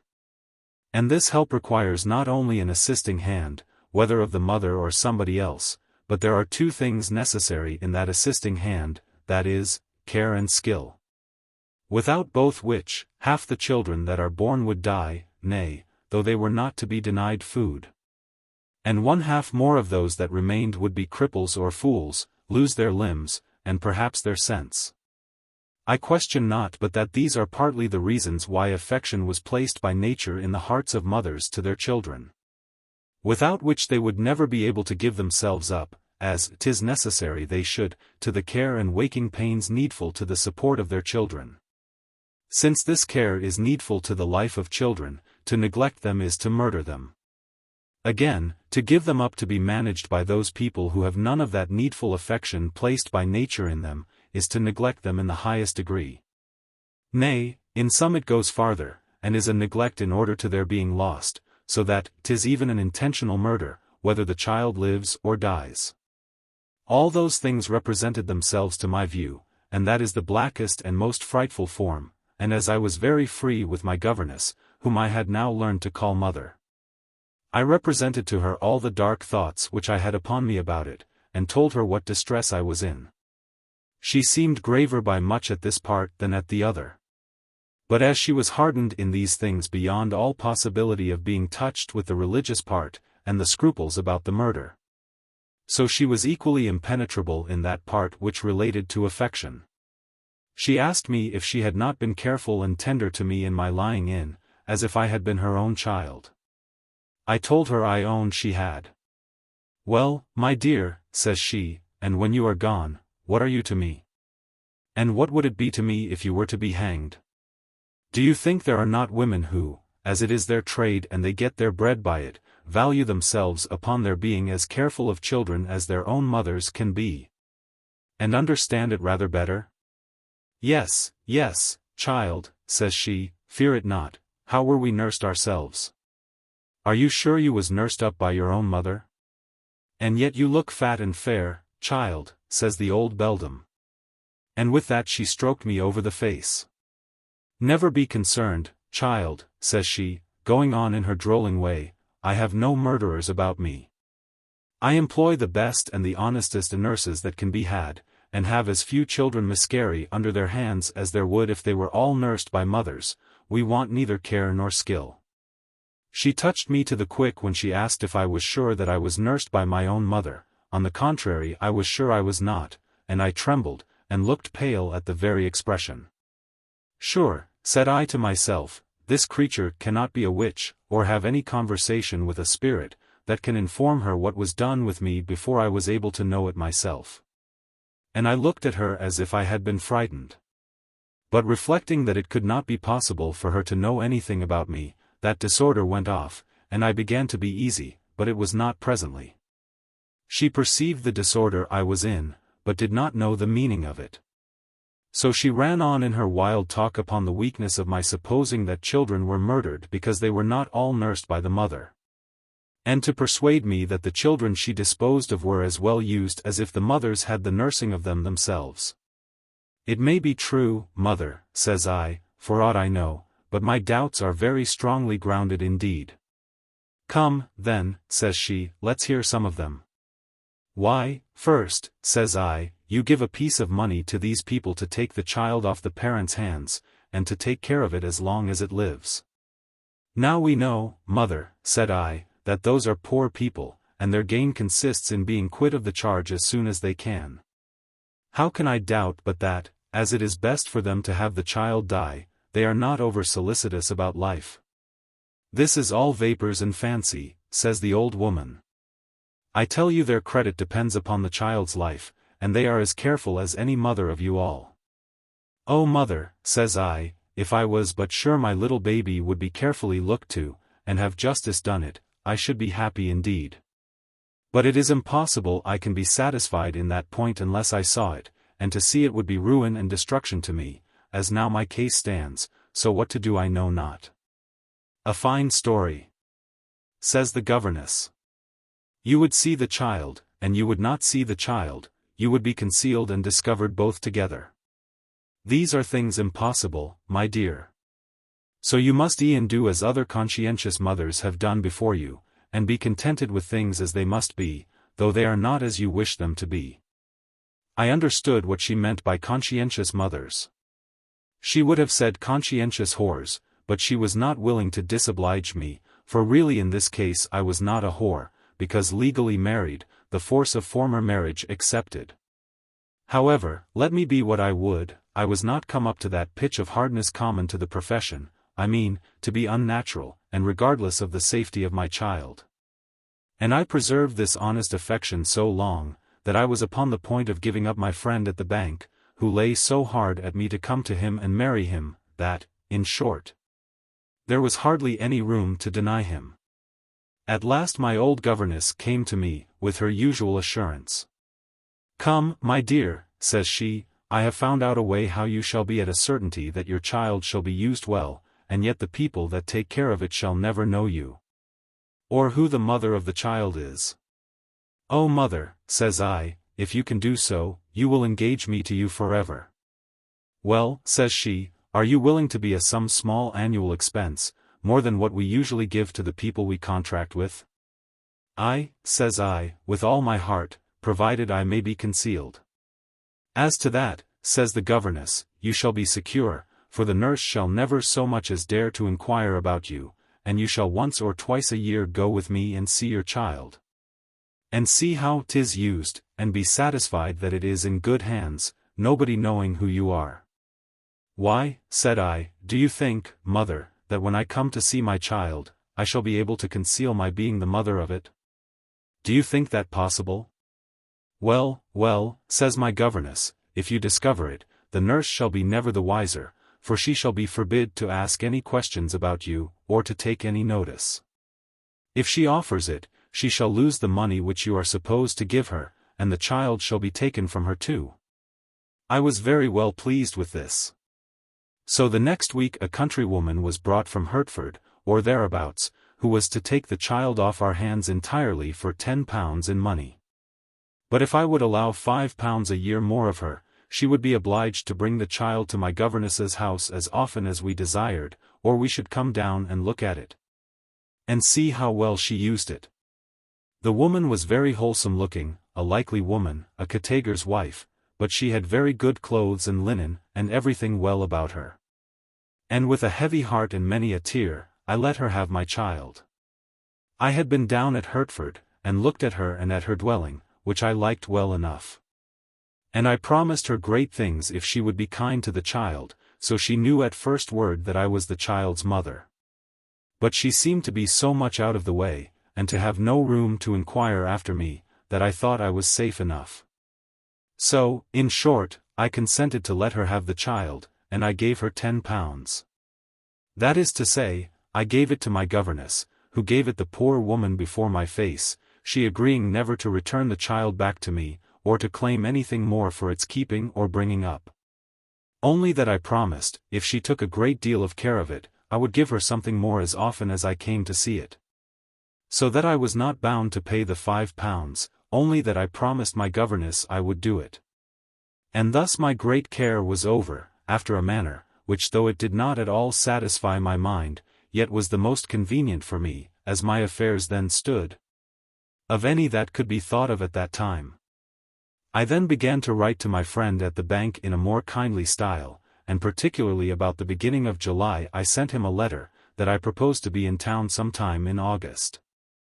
He returned me an answer in the most passionate terms imaginable, and desired me to let him have timely notice, and he would come and meet me, 2 days' journey. This puzzled me scurvily, and I did not know what answer to make of it.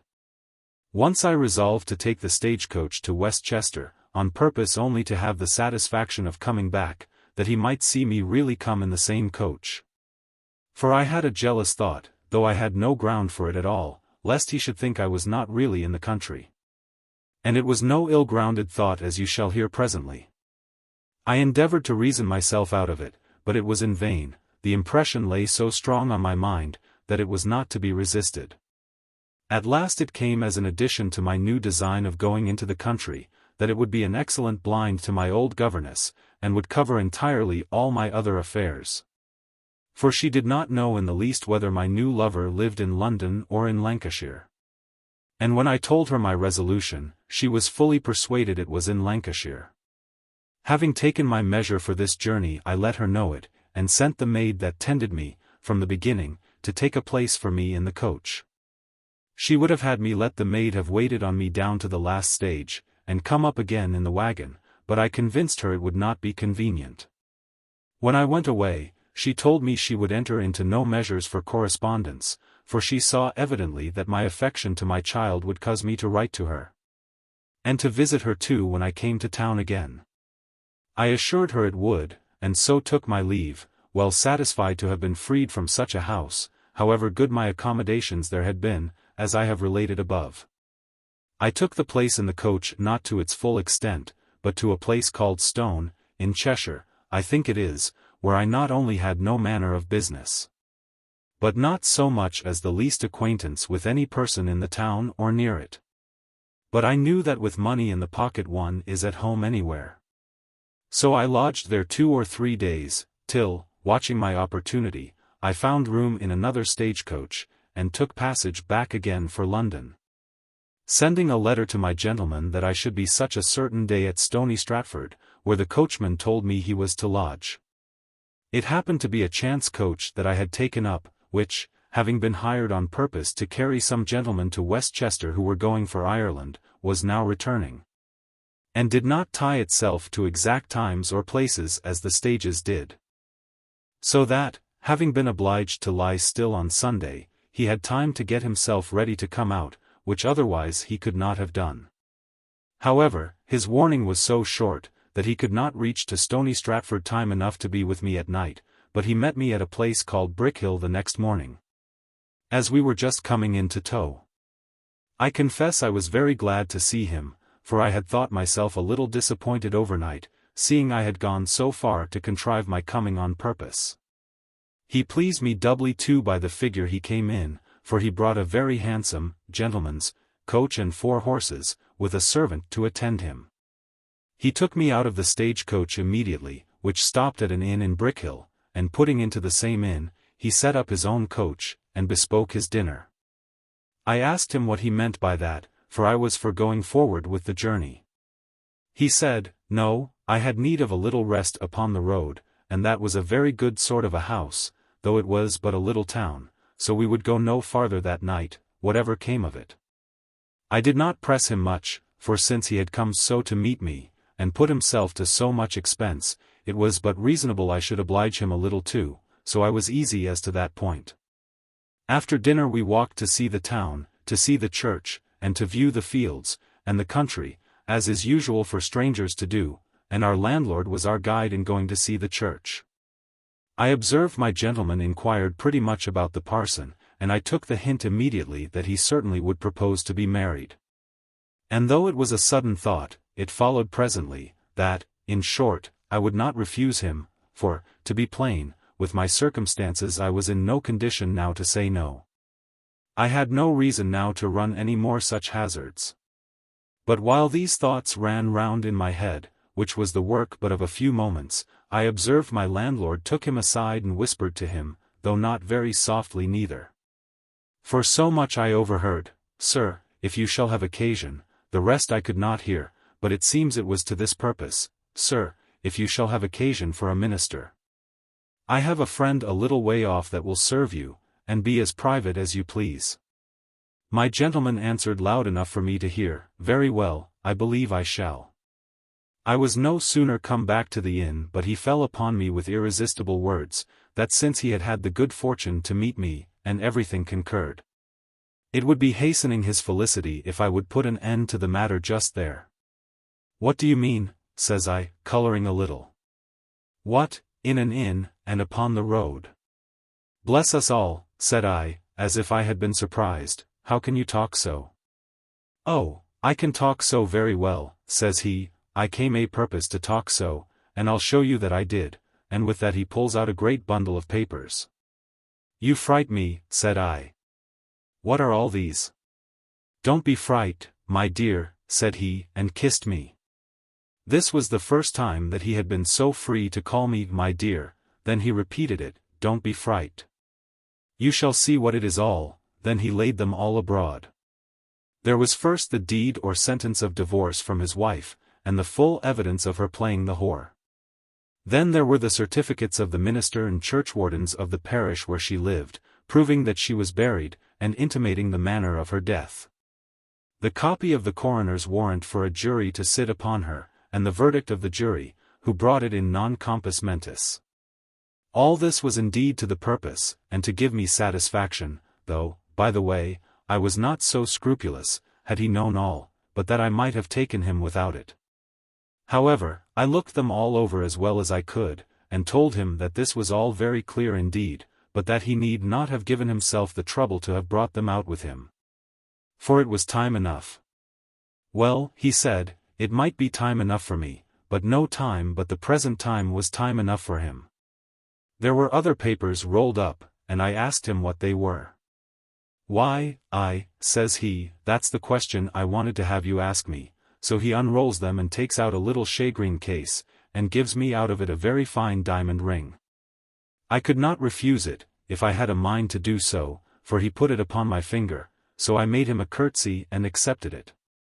Then he takes out another ring, and this, says he, is for another occasion, so he puts that in his pocket. "Well, but let me see it, though," says I, and smiled. "I guess what it is." "I think you are mad." "I should have been mad if I had done less," says he, and still he did not show me, and I had a great mind to see it, so I says, "Well, but let me see it." "Hold," says he, "first look here." Then he took up the roll again and read it, and behold, it was a license for us to be married. "Why," says I, "are you distracted? Why, you were fully satisfied that I would comply and yield at first word, or resolved to take no denial." "The last is certainly the case," said he. "But you may be mistaken," said I. "No, no," says he, "how can you think so? I must not be denied, I can't be denied," and with that he fell to kissing me so violently, I could not get rid of him. There was a bed in the room, and we were walking to and again, eager in the discourse. At last he takes me by surprise in his arms, and threw me on the bed and himself with me, and holding me fast in his arms, but without the least offer of any indecency, courted me to consent with such repeated entreaties and arguments, protesting his affection, and vowing he would not let me go till I had promised him, that at last I said, "Why? You resolve not to be denied." "Indeed, I can't be denied." "Well, well," said I, and giving him a slight kiss, "then you shan't be denied," said I, "let me get up." He was so transported with my consent, and the kind manner of it, that I began to think once he took it for a marriage, and would not stay for the form.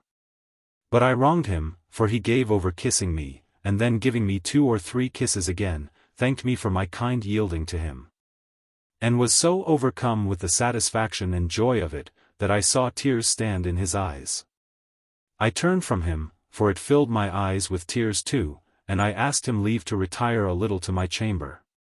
If ever I had a grain of true repentance for a vicious and abominable life for 24 years past, it was then. "Oh, what a felicity is it to mankind," said I to myself, "that they cannot see into the hearts of one another. How happy had it been for me if I had been wife to a man of so much honesty, and so much affection from the beginning." Then it occurred to me, what an abominable creature am I? And how is this innocent gentleman going to be abused by me? How little does he think, that having divorced a whore, he is throwing himself into the arms of another.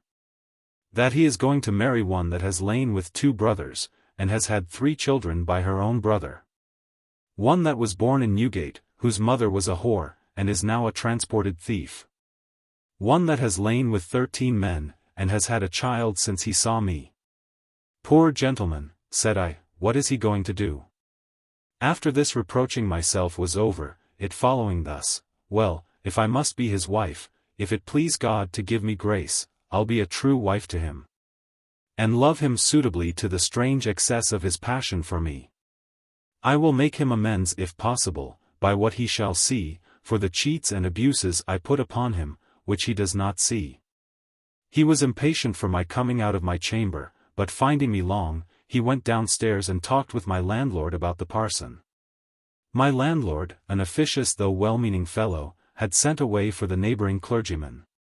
And when my gentleman began to speak of it to him, and talk of sending for him, "Sir," says he to him, "my friend is in the house," so without any more words he brought them together. When he came to the minister, he asked him if he would venture to marry a couple of strangers that were both willing. The parson said that Mr. had said something to him of it. That he hoped it was no clandestine business, that he seemed to be a grave gentleman, and he supposed madam was not a girl, so that the consent of friends should be wanted. To put you out of doubt of that, says my gentleman, read this paper, and out he pulls the license. I am satisfied, says the minister, where is the lady? You shall see her presently, says my gentleman. When he had said thus he comes upstairs, and I was by that time come out of my room. So he tells me the minister was below, and that he had talked with him, and that upon showing him the license, he was free to marry us with all his heart, but he asks to see you. So he asked if I would let him come up. "'Tis time enough," said I, "in the morning, is it not?" "Why," said he, "my dear," he seemed to scruple whether it was not some young girl stolen from her parents, and I assured him we were both of age to command our own consent. "And that made him ask to see you." "Well," said I, "do as you please," so up they brings the parson, and a merry, good sort of gentleman he was. He had been told, it seems, that we had met there by accident, that I came in the Chester coach, and my gentleman in his own coach to meet me. That we were to have met last night at Stony Stratford, but that he could not reach so far. "Well, sir," says the parson, "every ill turn has some good in it. The disappointment, sir," says he to my gentleman, "was yours, and the good turn is mine, for if you had met at Stony Stratford I had not had the honour to marry you. Landlord, have you a common prayer book?" I started as if I had been frightened. "Lord, sir," says I, "what do you mean?" "What, to marry in an inn, and at night too?" "Madam," says the minister, "if you will have it be in the church, you shall, but I assure you your marriage will be as firm here as in the church. We are not tied by the canons to marry nowhere but in the church, and if you will have it in the church, it will be a public as a county fair. And as for the time of day, it does not at all weigh in this case, our princes are married in their chambers, and at 8 or 10 o'clock at night." I was a great while before I could be persuaded, and pretended not to be willing at all to be married but in the church. But it was all grimace. So I seemed at last to be prevailed on, and my landlord and his wife and daughter were called up. My landlord was father and clerk and all together, and we were married, and very merry we were. Though I confess the self-reproaches which I had upon me before lay close to me, and extorted every now and then a deep sigh from me, which my bridegroom took notice of, and endeavoured to encourage me, thinking, poor man, that I had some little hesitations at the step I had taken so hastily. We enjoyed ourselves that evening completely, and yet all was kept so private in the inn that not a servant in the house knew of it, for my landlady and her daughter waited on me, and would not let any of the maids come upstairs, except while we were at supper. My landlady's daughter I called my bridesmaid. And sending for a shopkeeper the next morning, I gave the young woman a good suit of knots, as good as the town would afford, and finding it was a lace-making town, I gave her mother a piece of bone lace for a head. One reason that my landlord was so close was, that he was unwilling the minister of the parish should hear of it. But for all that somebody heard of it, so it that we had the bells set a-ringing the next morning early, and the music, such as the town would afford, under our window. But my landlord brazened it out, that we were married before we came thither, only that, being his former guests, we would have our wedding supper at his house. We could not find in our hearts to stir the next day. For, in short, having been disturbed by the bells in the morning, and having perhaps not slept over much before, we were so sleepy afterwards that we lay in bed till almost 12 o'clock. I begged my landlady that we might not have any more music in the town, nor ringing of bells, and she managed it so well that we were very quiet. But an odd passage interrupted all my mirth for a good while. The great room of the house looked into the street, and my new spouse being below stairs, I had walked to the end of the room. And it being a pleasant, warm day, I had opened the window, and was standing at it for some air, when I saw 3 gentlemen come by on horseback and go into an inn just against us. It was not to be concealed, nor was it so doubtful as to leave me any room to question it, but the second of the 3 was my Lancashire husband. I was frightened to death. I never was in such a consternation in my life, though I should have sunk into the ground. My blood ran chill in my veins, and I trembled as if I had been in a cold fit of ague. I say, there was no room to question the truth of it. I knew his clothes, I knew his horse, and I knew his face.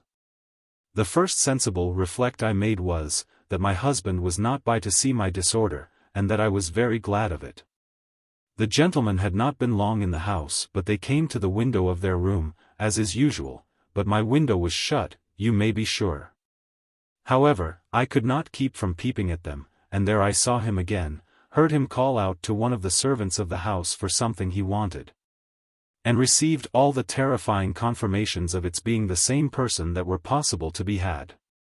My next concern was to know, if possible, what was his business there, but that was impossible. Sometimes my imagination formed an idea of one frightful thing, sometimes of another.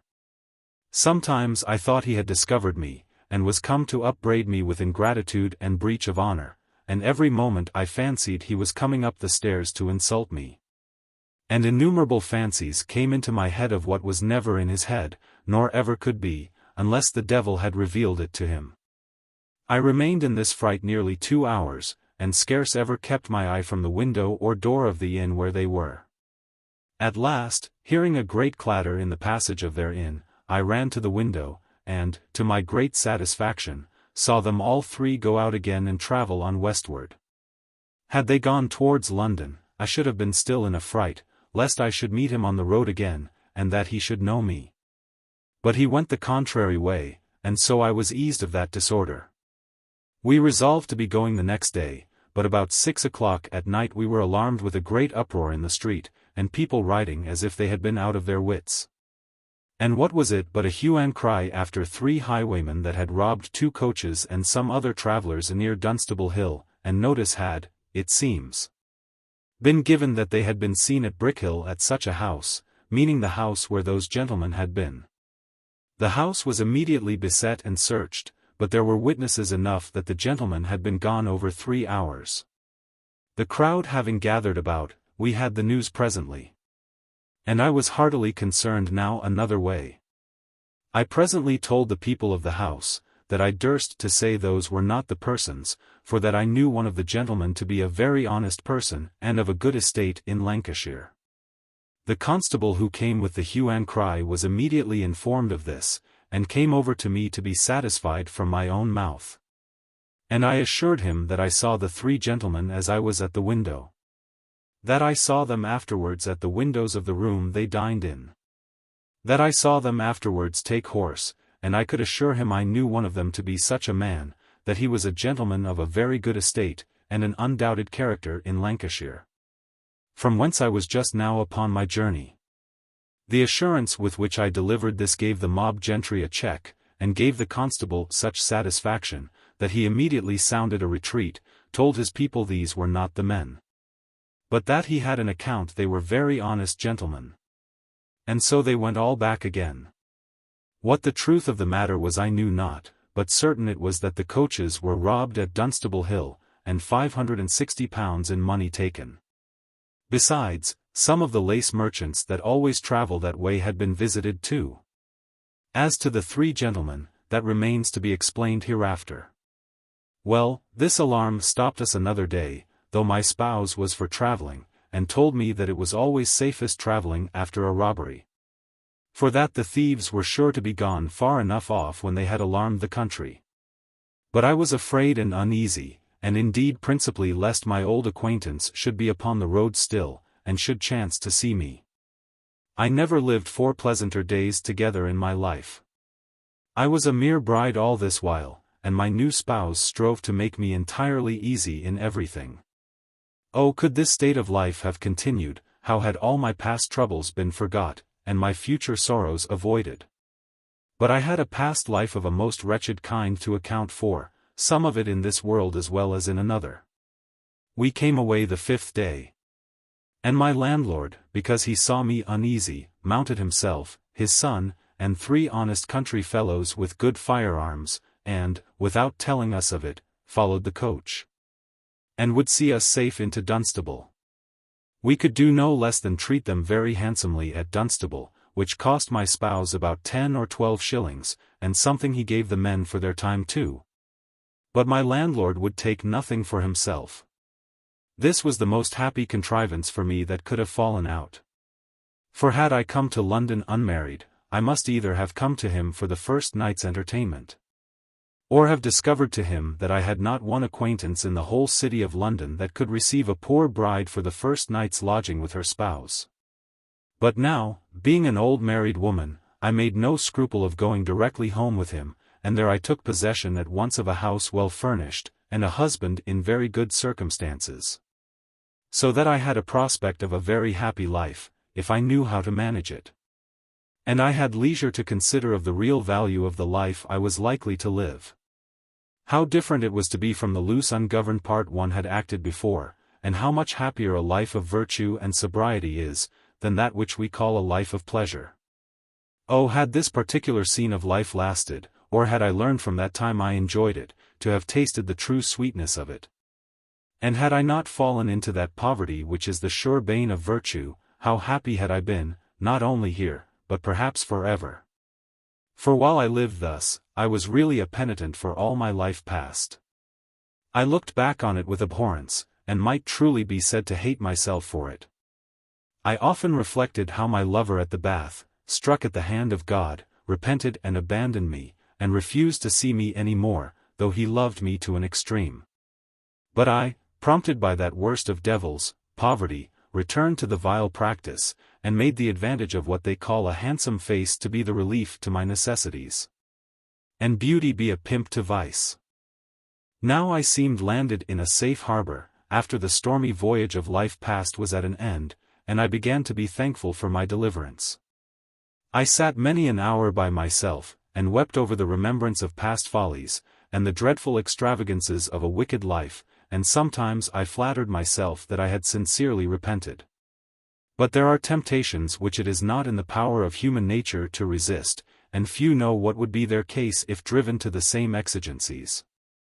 As covetousness is the root of all evil, so poverty is, I believe, the worst of all snares. But I waive that discourse till I come to an experiment. I lived with this husband with the utmost tranquillity. He was a quiet, sensible, sober man, virtuous, modest, sincere, and in his business diligent and just. His business was in a narrow compass, and his income sufficient to a plentiful way of living in the ordinary way. I do not say to keep an equipage, and make a figure, as the world calls it, nor did I expect it, or desire it. For as I abhorred the levity and extravagance of my former life, so I chose now to live retired, frugal, and within ourselves. I kept no company, made no visits, minded my family, and obliged my husband, and this kind of life became a pleasure to me.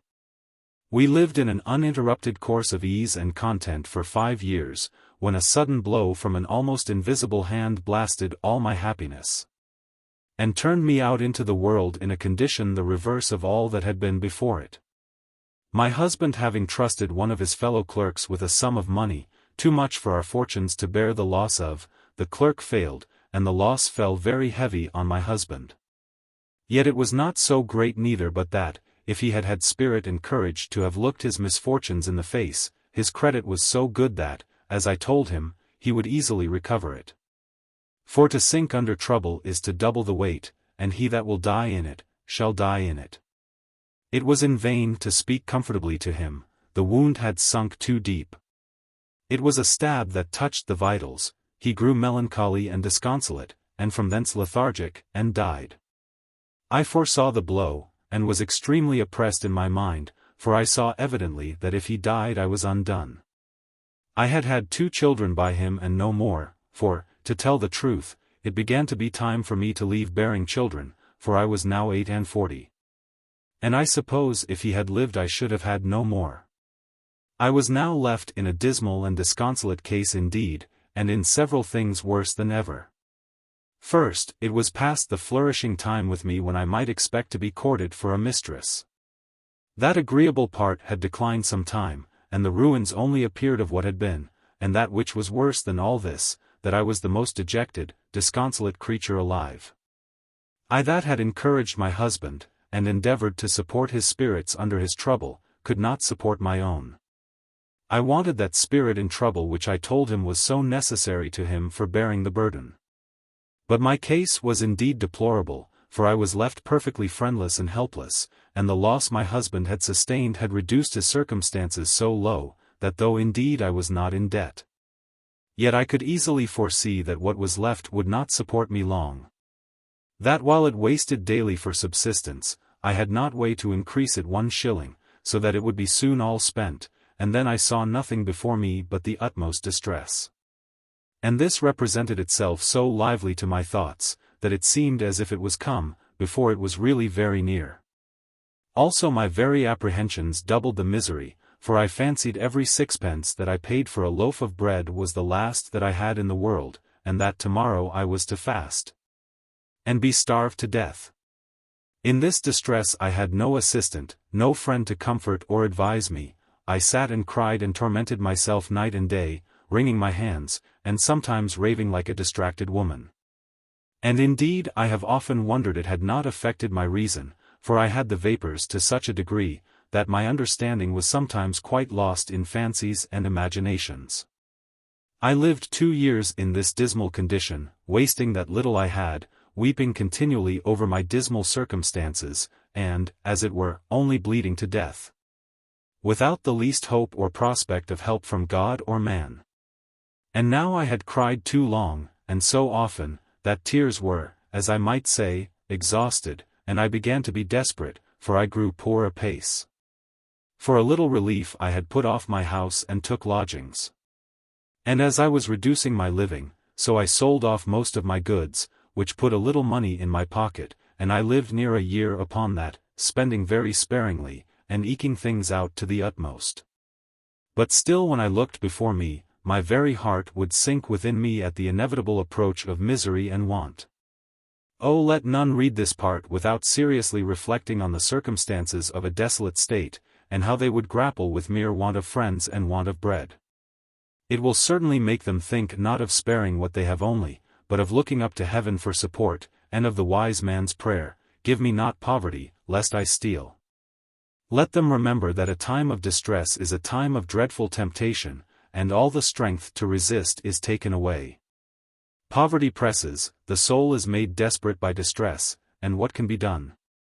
It was one evening, when being brought, as I may say, to the last gasp, I think I may truly say I was distracted and raving, when prompted by I know not what spirit, and, as it were, doing I did not know what or why, I dressed me, for I had still pretty good clothes, and went out.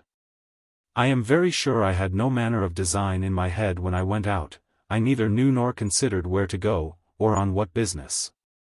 But as the devil carried me out and laid his bait for me, so he brought me, to be sure, to the place, for I knew not whither I was going or what I did.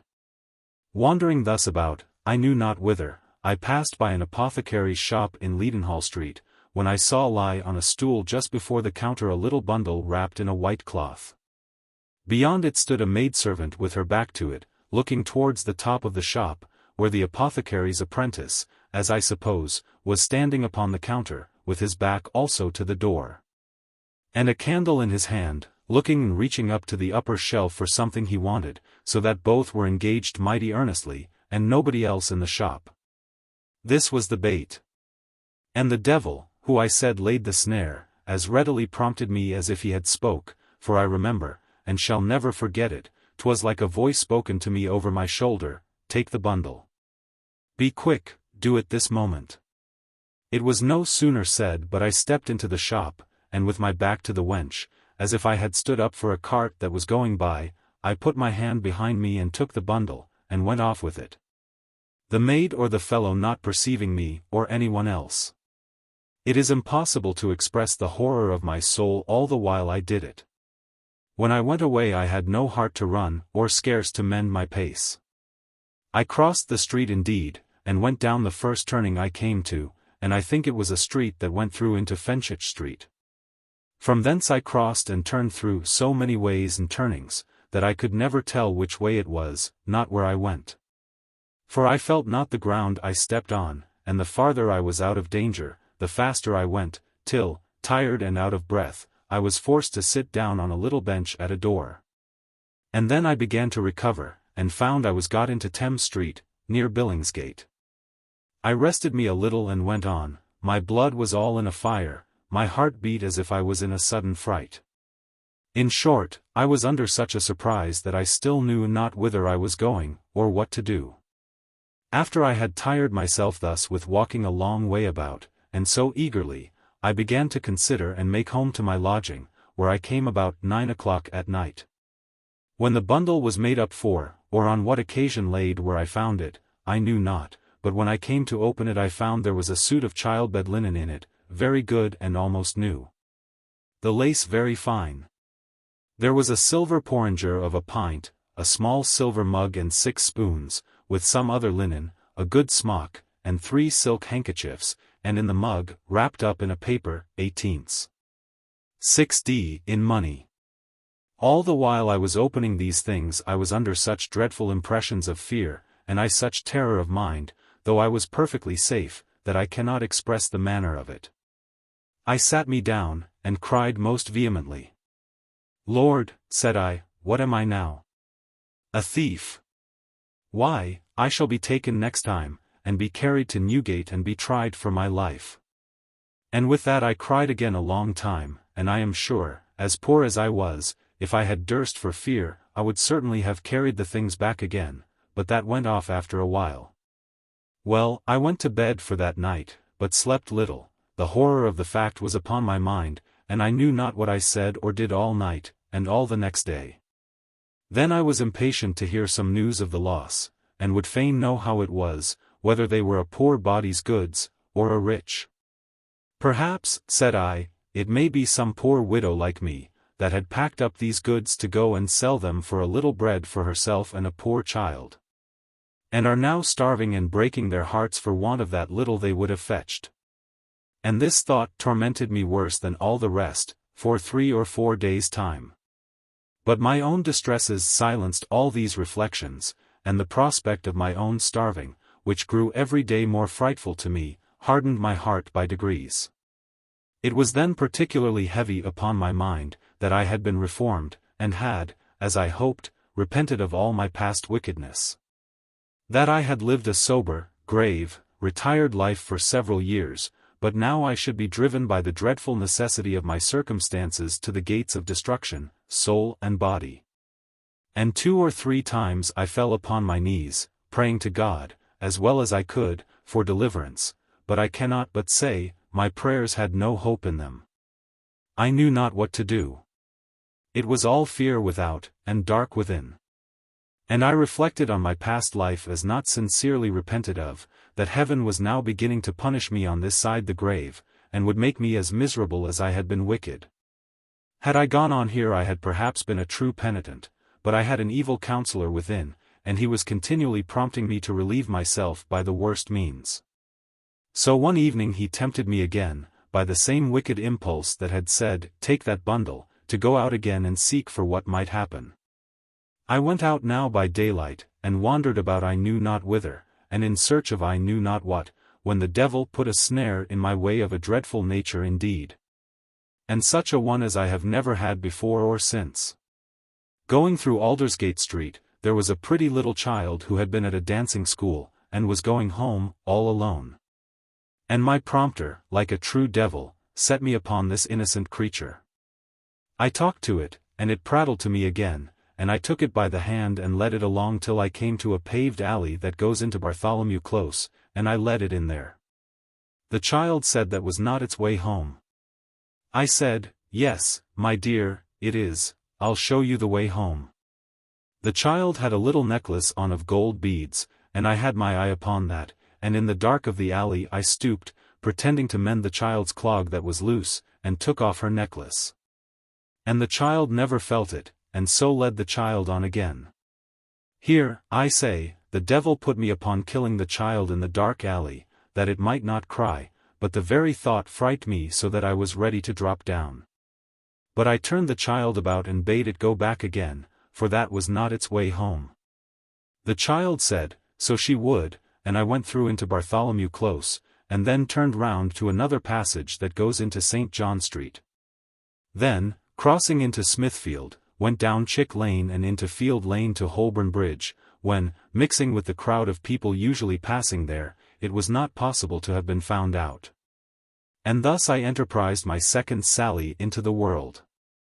The thoughts of this booty put out all the thoughts of the first, and the reflections I had made wore quickly off. Poverty, as I have said, hardened my heart, and my own necessities made me regardless of anything.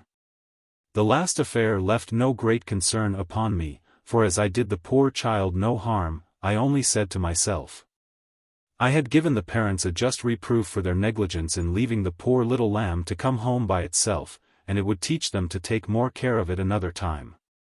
This string of beads was worth about 12 or 14 pounds.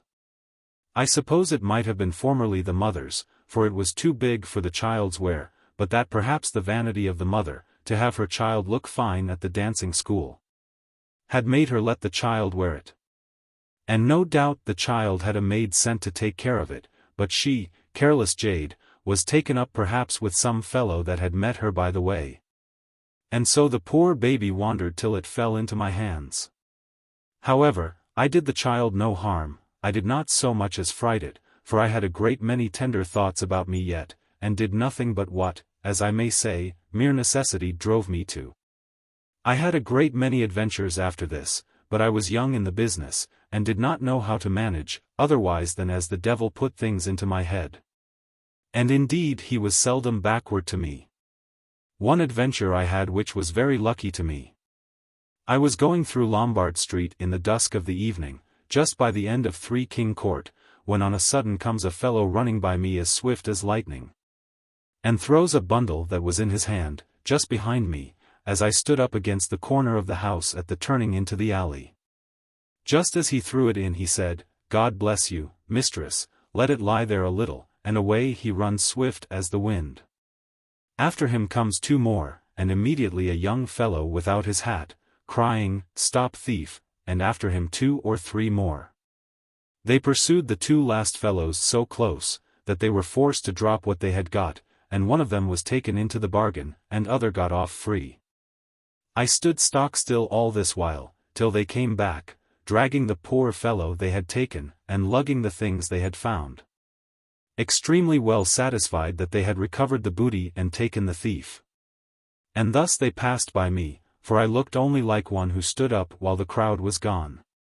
Once or twice I asked what was the matter, but the people neglected answering me, and I was not very importunate.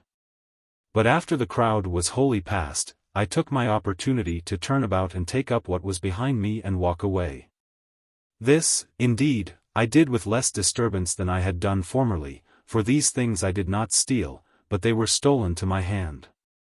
I got safe to my lodgings with this cargo, which was a piece of fine black lustering silk, and a piece of velvet, the latter was but part of a piece of about 11 yards. The former was a whole piece of near 50 yards. It seems it was a mercer's shop that they had rifled. I say rifled, because the goods were so considerable that they had lost. For the goods that they recovered were pretty many, and I believe came to about 6 or 7 several pieces of silk. How they came to get so many I could not tell. But as I had only robbed the thief, I made no scruple at taking these goods, and being very glad of them too. I had pretty good luck thus far, and I made several adventures more, though with but small purchase, yet with good success, but I went in daily dread that some mischief would befall me, and that I should certainly come to be hanged at last. The impression this made on me was too strong to be slighted, and it kept me from making attempts that, for aught I knew, might have been very safely performed. But one thing I cannot omit, which was a bait to me many a day. I walked frequently out into the villages round the town, to see if nothing would fall in my way there.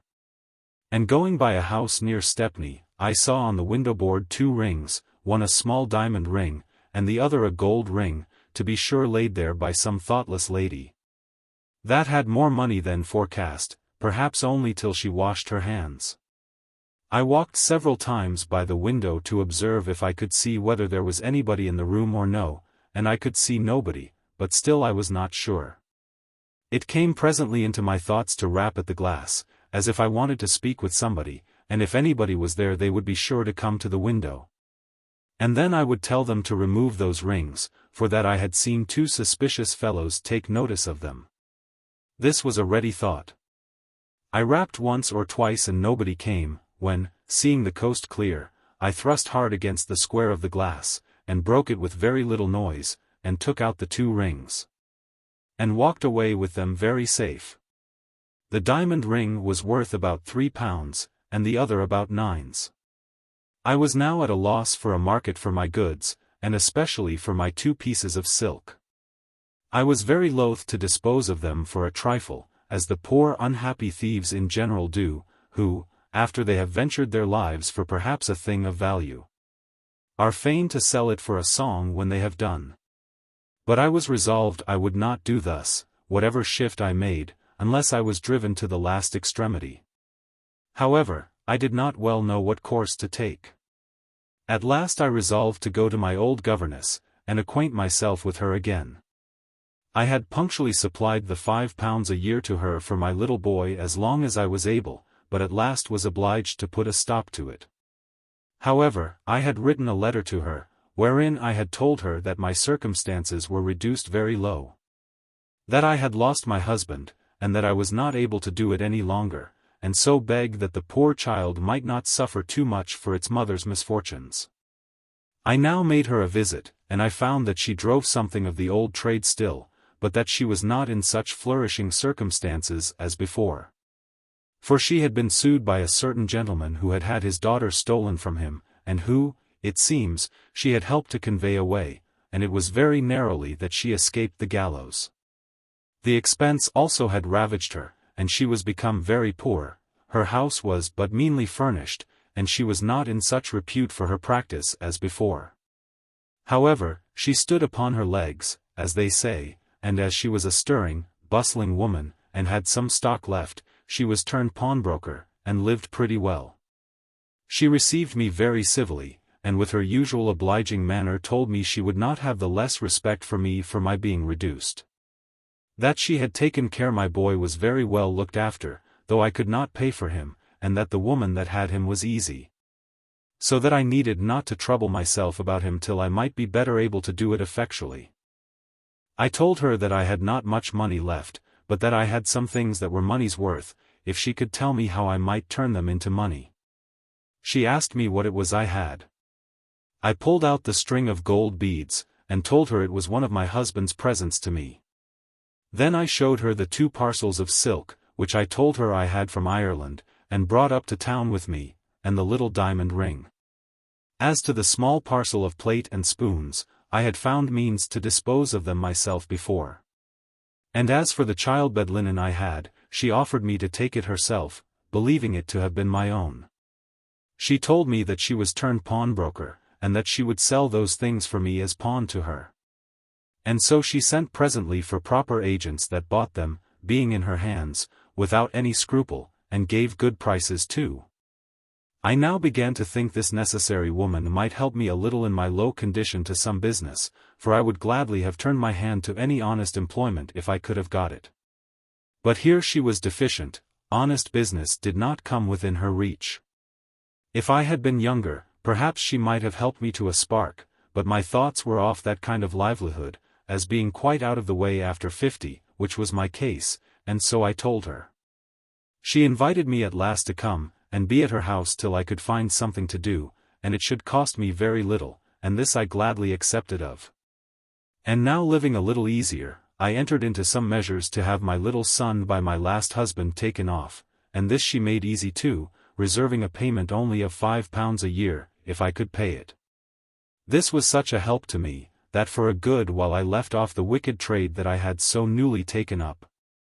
And gladly I would have got my bread by the help of my needle if I could have got work, but that was very hard to do for one that had no manner of acquaintance in the world. However, at last I got some quilting work for ladies' beds, petticoats, and the like, and this I liked very well, and worked very hard, and with this I began to live. But the diligent devil, who resolved I should continue in his service, continually prompted me to go out and take a walk, that is to say, to see if anything would offer in the old way. One evening I blindly obeyed his summons, and fetched a long circuit through the streets, but met with no purchase, and came home very weary and empty. But not content with that, I went out the next evening too, when going by an alehouse I saw the door of a little room open, next the very street, and on the table a silver tankard. Things much in use in public houses at that time. It seemed some company had been drinking there, and the careless boys had forgot to take it away. I went into the box frankly, and setting the silver tankard on the corner of the bench, I sat down before it, and knocked with my foot. A boy came presently, and I bade him fetch me a pint of warm ale, for it was cold weather. The boy ran, and I heard him go down the cellar to draw the ale. While the boy was gone, another boy came into the room, and cried, "D'ye call?" I spoke with a melancholy air, and said, "No, child, the boy is gone for a pint of ale for me." While I sat here, I heard the woman in the bar say, "Are they all gone in the 5, which was the box I sat in?" And the boy said, "Yes." "Who fetched the tankard away?" says the woman. "I did," says another boy. "That's it," pointing, it seems, to another tankard, which he had fetched from another box by mistake. Or else it must be, that the rogue forgot that he had not brought it in, which certainly he had not. I heard all this, much to my satisfaction, for I found plainly that the tankard was not missed, and yet they concluded it was fetched away. So I drank my ale, called to pay, and as I went away I said, "Take care of your plate, child," meaning a silver pint mug, which he brought me drink in. The boy said, "Yes, madam, very welcome," and away I came. I came home to my governess, and now I thought it was a time to try her, that if I might be put to the necessity of being exposed, she might offer me some assistance. When I had been at home some time, and had an opportunity of talking to her, I told her I had a secret of the greatest consequence in the world to commit to her. If she had respect enough for me to keep it a secret. She told me she had kept one of my secrets faithfully, why should I doubt her keeping another? I told her the strangest thing in the world had befallen me, and that it had made a thief of me, even without any design, and so told her the whole story of the tankard. "And have you brought it away with you, my dear?" says she. "To be sure I have," says I, and showed it her. "But what shall I do now?" says I, "must not carry it again." "Carry it again," says she. "Aye, if you are minded to be sent to Newgate for stealing it." "Why," says I, "they can't be so base to stop me, when I carry it to them again." "You don't know those sort of people, child," says she, "they'll not only carry you to Newgate, but hang you too, without any regard to the honesty of returning it. Or bring in an account of all the other tankards they have lost, for you to pay for." "What must I do, then?" says I. "Nay," says she, "as you have played the cunning part and stole it, you must e'en keep it, there's no going back now. Besides, child," says she, "don't you want it more than they do? I wish you could light of such a bargain once a week." This gave me a new notion of my governess, and that since she was turned pawnbroker, she had a sort of people about her that were none of the honest ones that I had met with there before. I had not been long there, but I discovered it more plainly than before, for every now and then I saw hilts of swords, spoons, forks, tankards, and all such kind of ware brought in, not to be pawned, but to be sold downright. And she bought everything that came without asking any questions, but had very good bargains, as I found by her discourse. I found also that in following this trade she always melted down the plate she bought, that it might not be challenged. And she came to me and told me one morning that she was going to melt, and if I would, she would put my tankard in, that it might not be seen by anybody. I told her, with all my heart. So she weighed it, and allowed me the full value in silver again, but I found she did not do the same to the rest of her customers. Some time after this, as I was at work, and very melancholy, she begins to ask me what the matter was, as she was used to do. I told her my heart was heavy. I had little work, and nothing to live on, and knew not what course to take. She laughed, and told me I must go out again and try my fortune. It might be that I might meet with another piece of plate. "Oh, mother," says I, "that is a trade I have no skill in, and if I should be taken I am undone at once." Says she, "I could help you to a schoolmistress that shall make you as dexterous as herself." I trembled at that proposal, for hitherto I had had no confederates, nor any acquaintance among that tribe. But she conquered all my modesty, and all my fears. And in a little time, by the help of this confederate, I grew as impudent a thief, and as dexterous as ever Moll Cutpurse was, though, if fame does not belie her, not half so handsome. The comrade she helped me to dealt in 3 sorts of craft, viz. shoplifting, stealing of shop books and pocketbooks, and taking off gold watches from the ladies' sides. And this last she did so dexterously that no woman ever arrived to the performance of that art so as to do it like her. I liked the first and the last of these things very well, and I attended her some time in the practice, just as a deputy attends a midwife, without any pay. At length she put me to practice. She had shown me her art, and I had several times unhooked a watch from her own side with great dexterity. At last she showed me a prize, and this was a young lady big with child, who had a charming watch. The thing was to be done as she came out of church. She goes on one side of the lady, and pretends, just as she came to the steps, to fall, and fell against the lady with so much violence as put her into a great fright, and both cried out terribly. In the very moment that she jostled the lady, I had hold of the watch, and holding it the right way, the start she gave drew the hook out, and she never felt it. I made off immediately, and left my schoolmistress to come out of her pretended fright gradually, and the lady too, and presently the watch was missed. "Aye," says my comrade, "then it was those rogues that thrust me down, I warrant ye. I wonder the gentlewoman did not miss her watch before, then we might have taken them." She humoured the thing so well that nobody suspected her, and I was got home a full hour before her. This was my first adventure in company. The watch was indeed a very fine one, and had a great many trinkets about it, and my governess allowed us £20 for it, of which I had half. And thus I was entered a complete thief, hardened to the pitch above all the reflections of conscience or modesty, and to a degree which I must acknowledge I never thought possible in me. Thus the devil, who began, by the help of an irresistible poverty, to push me into this wickedness, brought me on to a height beyond the common rate, even when my necessities were not so great, or the prospect of my misery so terrifying.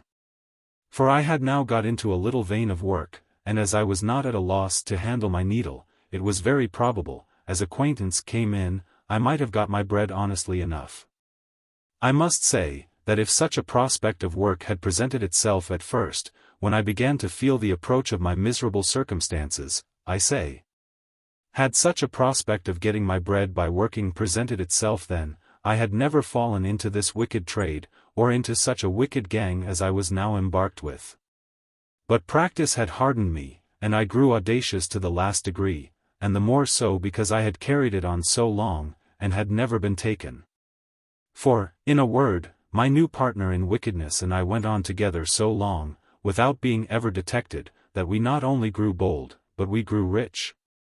And we had at one time 21 gold watches in our hands. I remember that one day being a little more serious than ordinary, and finding I had so good a stock beforehand as I had, for I had near £200 in money for my share, it came strongly into my mind.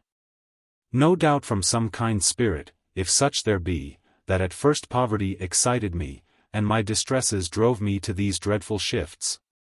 So seeing those distresses were now relieved, and I could also get something towards a maintenance by working, and had so good a bank to support me, why should I now not leave off, as they say, while I was well?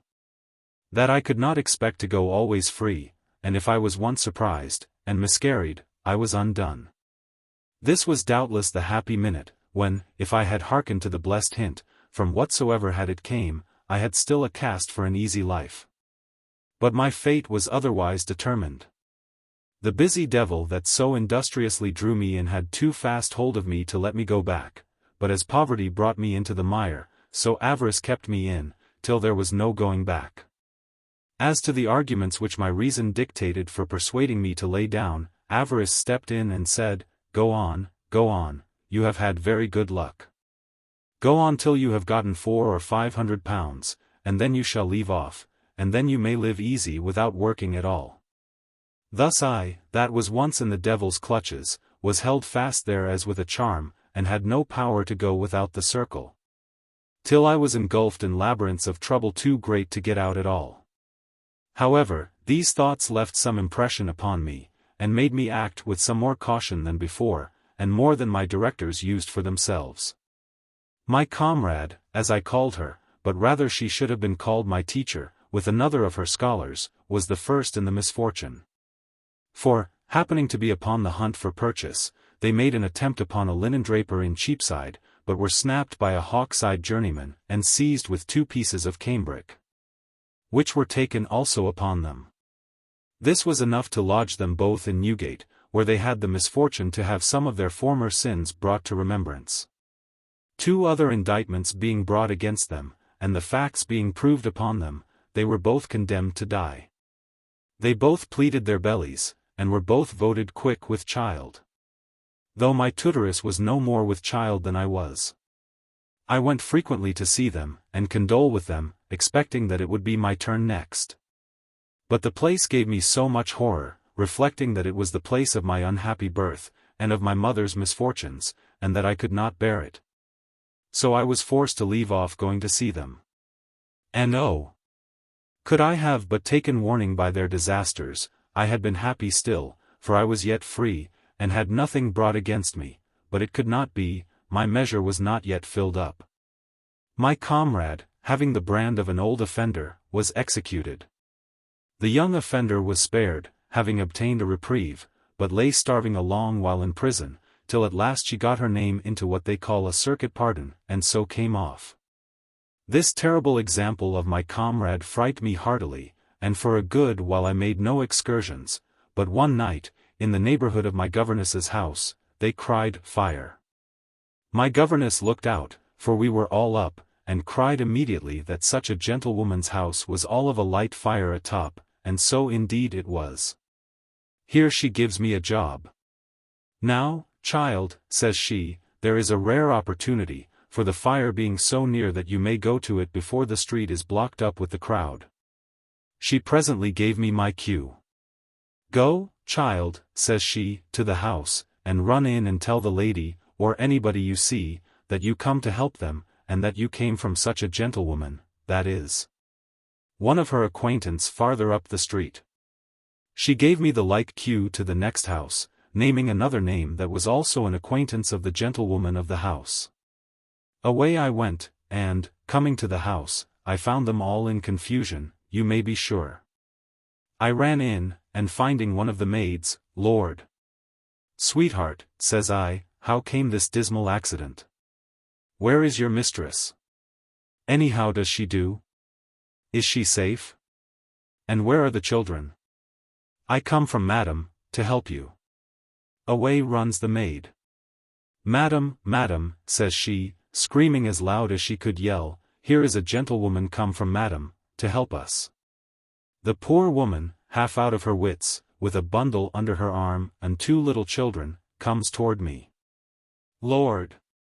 Madam, says I, let me carry the poor children to madam, she desires you to send them, she'll take care of the poor lambs. And immediately I takes one of them out of her hand, and she lifts the other up into my arms. I, do, for God's sake, says she, carry them to her. Oh! Thank her for her kindness. Have you anything else to secure, madam, says I, she will take care of it. Oh dear! I, says she, God bless her, and thank her. Take this bundle of plate and carry it to her too. Oh, she is a good woman. O Lord! We are utterly ruined, utterly undone. And away she runs from me out of her wits, and the maids after her, and away comes I with the 2 children and the bundle. I was no sooner got into the street but I saw another woman come to me. Oh, says she, mistress, in a piteous tone, you will let fall the child. Come, this is a sad time, let me help you. And immediately lays hold of my bundle to carry it for me. No, says I, if you will help me, take the child by the hand, and lead it for me but to the upper end of the street. I'll go with you and satisfy you for your pains. She could not avoid going, after what I said, but the creature, in short, was one of the same business with me, and wanted nothing but the bundle. However, she went with me to the door, for she could not help it. When we were come there I whispered her, Go, child, said I understand your trade, you may meet with purchase enough. She understood me and walked off. I thundered at the door with the children, and as the people were raised before by the noise of the fire, I was soon let in, and I said, Is madam awake? Pray tell her missus desires the favour of her to take the 2 children in. Poor lady, she will be undone, their house is all of a flame. They took the children in very civilly, pitied the family in distress, and away came I with my bundle. One of the maids asked me if I was not to leave the bundle too. I said, No, sweetheart, 'tis to go to another place, it does not belong to them. I was a great way out of the hurry now, and so I went on, clear of anybody's inquiry, and brought the bundle of plate, which was very considerable, straight home, and gave it to my old governess. She told me she would not look into it, but bade me go out again to look for more. She gave me the like cue to the gentlewoman of the next house to that which was on fire, and I did my endeavour to go, but by this time the alarm of fire was so great, and so many engines playing, and the street so thronged with people, that I could not get near the house whatever I would do. So I came back again to my governess's, and taking the bundle up into my chamber, I began to examine it. It is with horror that I tell what a treasure I found there. 'Tis enough to say, that besides most of the family plate, which was considerable, I found a gold chain, an old-fashioned thing, the locket of which was broken. So that I suppose it had not been used some years, but the gold was not the worse for that.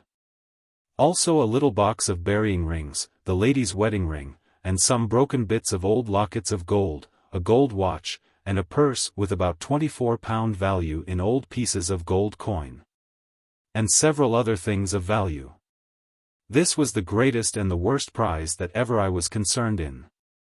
For indeed, though, as I have said above, I was hardened now beyond the power of all reflection in other cases, yet it really touched me to the very soul when I looked into this treasure. To think of the poor disconsolate gentlewoman who had lost so much by the fire besides. And who would think, to be sure, that she had saved her plate and best things? How she would be surprised and afflicted when she should find that she had been deceived, and should find that the person that took her children and her goods, had not come, as was pretended, from the gentlewoman in the next street, but that the children had been put upon her without her own knowledge.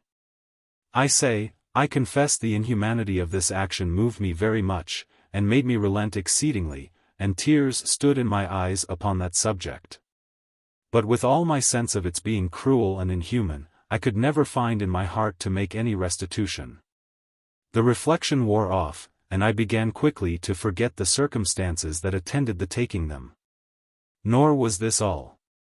For though by this job I was become considerably richer than before, yet the resolution I had formerly taken, of leaving off this horrid trade when I had gotten a little more, did not return. But I must still get farther, and more.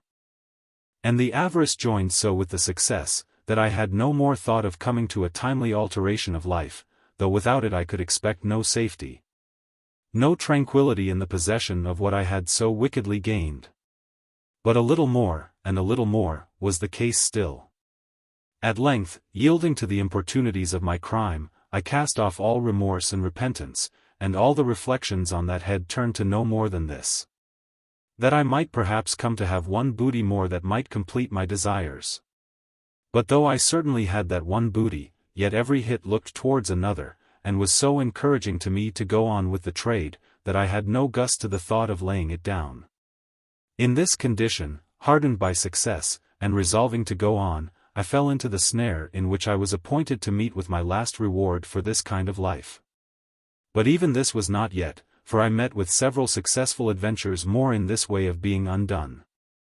I remained still with my governess, who was for a while really concerned for the misfortune of my comrade that had been hanged, and who, it seems, knew enough of my governess to have sent her the same way, and which made her very uneasy. Indeed, she was in a very great fright. It is true that when she was gone, and had not opened mouth to tell what she knew, my governess was easy as to that point, and perhaps glad she was hanged. For it was in her power to have obtained a pardon at the expense of her friends. But on the other hand, the loss of her, and the sense of her kindness in not making her market of what she knew, moved my governess to mourn very sincerely for her. I comforted her as well as I could, and she in return hardened me to merit more completely the same fate. However, as I have said, it made me the more wary, and particularly I was very shy of shoplifting, especially among the mercers and drapers, who are a set of fellows that have their eyes very much about them.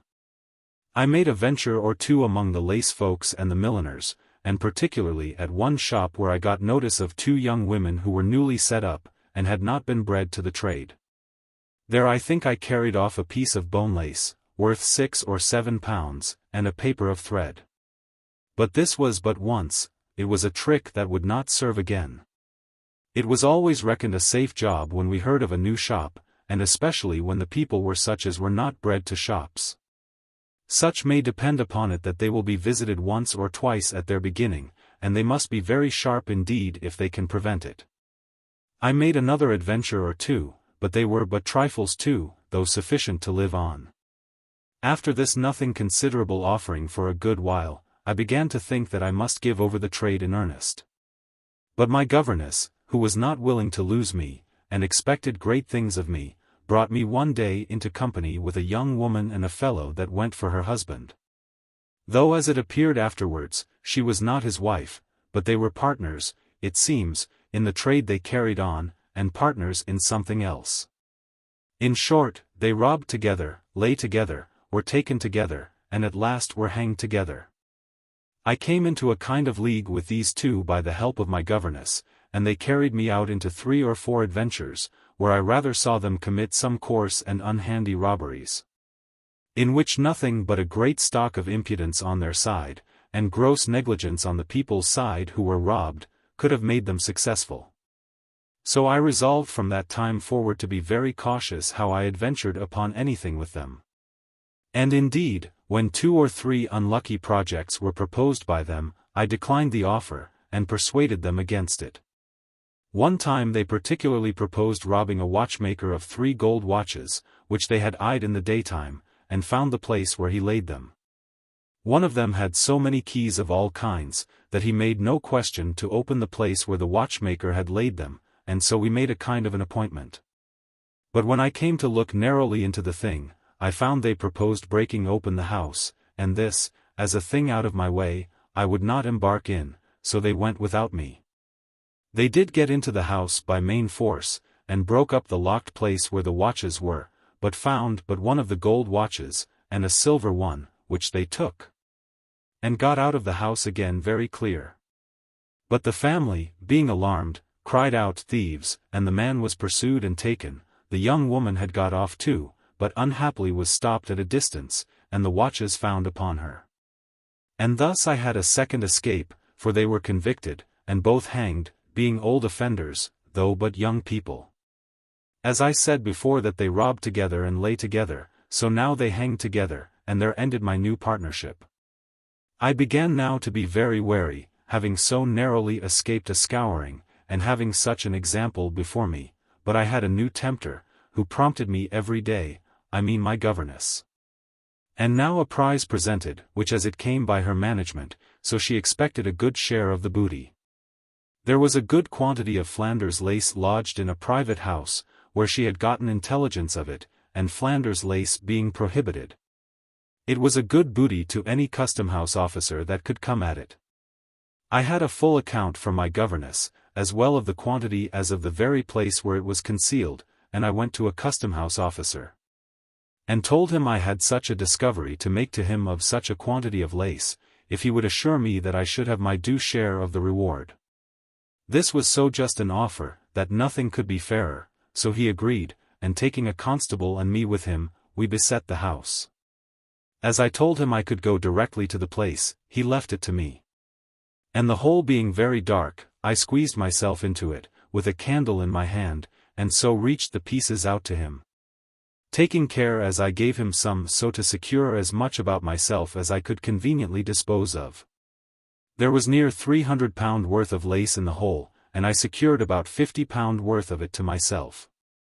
The people of the house were not owners of the lace, but a merchant who had entrusted them with it, so that they were not so surprised as I thought they would be.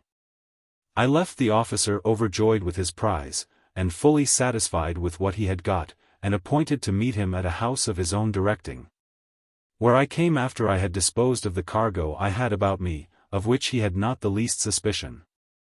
When I came to him he began to capitulate with me, believing I did not understand the right I had to a share in the prize, and would fain have put me off with £20.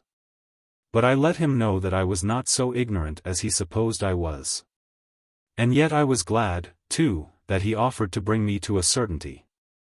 I asked £100, and he rose up to £30, I fell to £80, and he rose again to £40. In a word, he offered £50, and I consented, only demanding a piece of lace, which I thought came to about £8 or £9, as if it had been for my own wear, and he agreed to it. So I got £50 in money paid me that same night, and made an end of the bargain. Nor did he ever know who I was, or where to inquire for me, so that if it had been discovered that part of the goods were embezzled, he could have made no challenge upon me for it. I very punctually divided this spoil with my governess, and I passed with her from this time for a very dexterous manager in the nicest cases. I found that this last was the best and easiest sort of work that was in my way, and I made it my business to inquire out prohibited goods, and after buying some, usually betrayed them. But none of these discoveries amounted to anything considerable, not like that I related just now. But I was willing to act safe, and was still cautious of running the great risks which I found others did, and in which they miscarried every day. The next thing of moment was an attempt at a gentlewoman's good watch.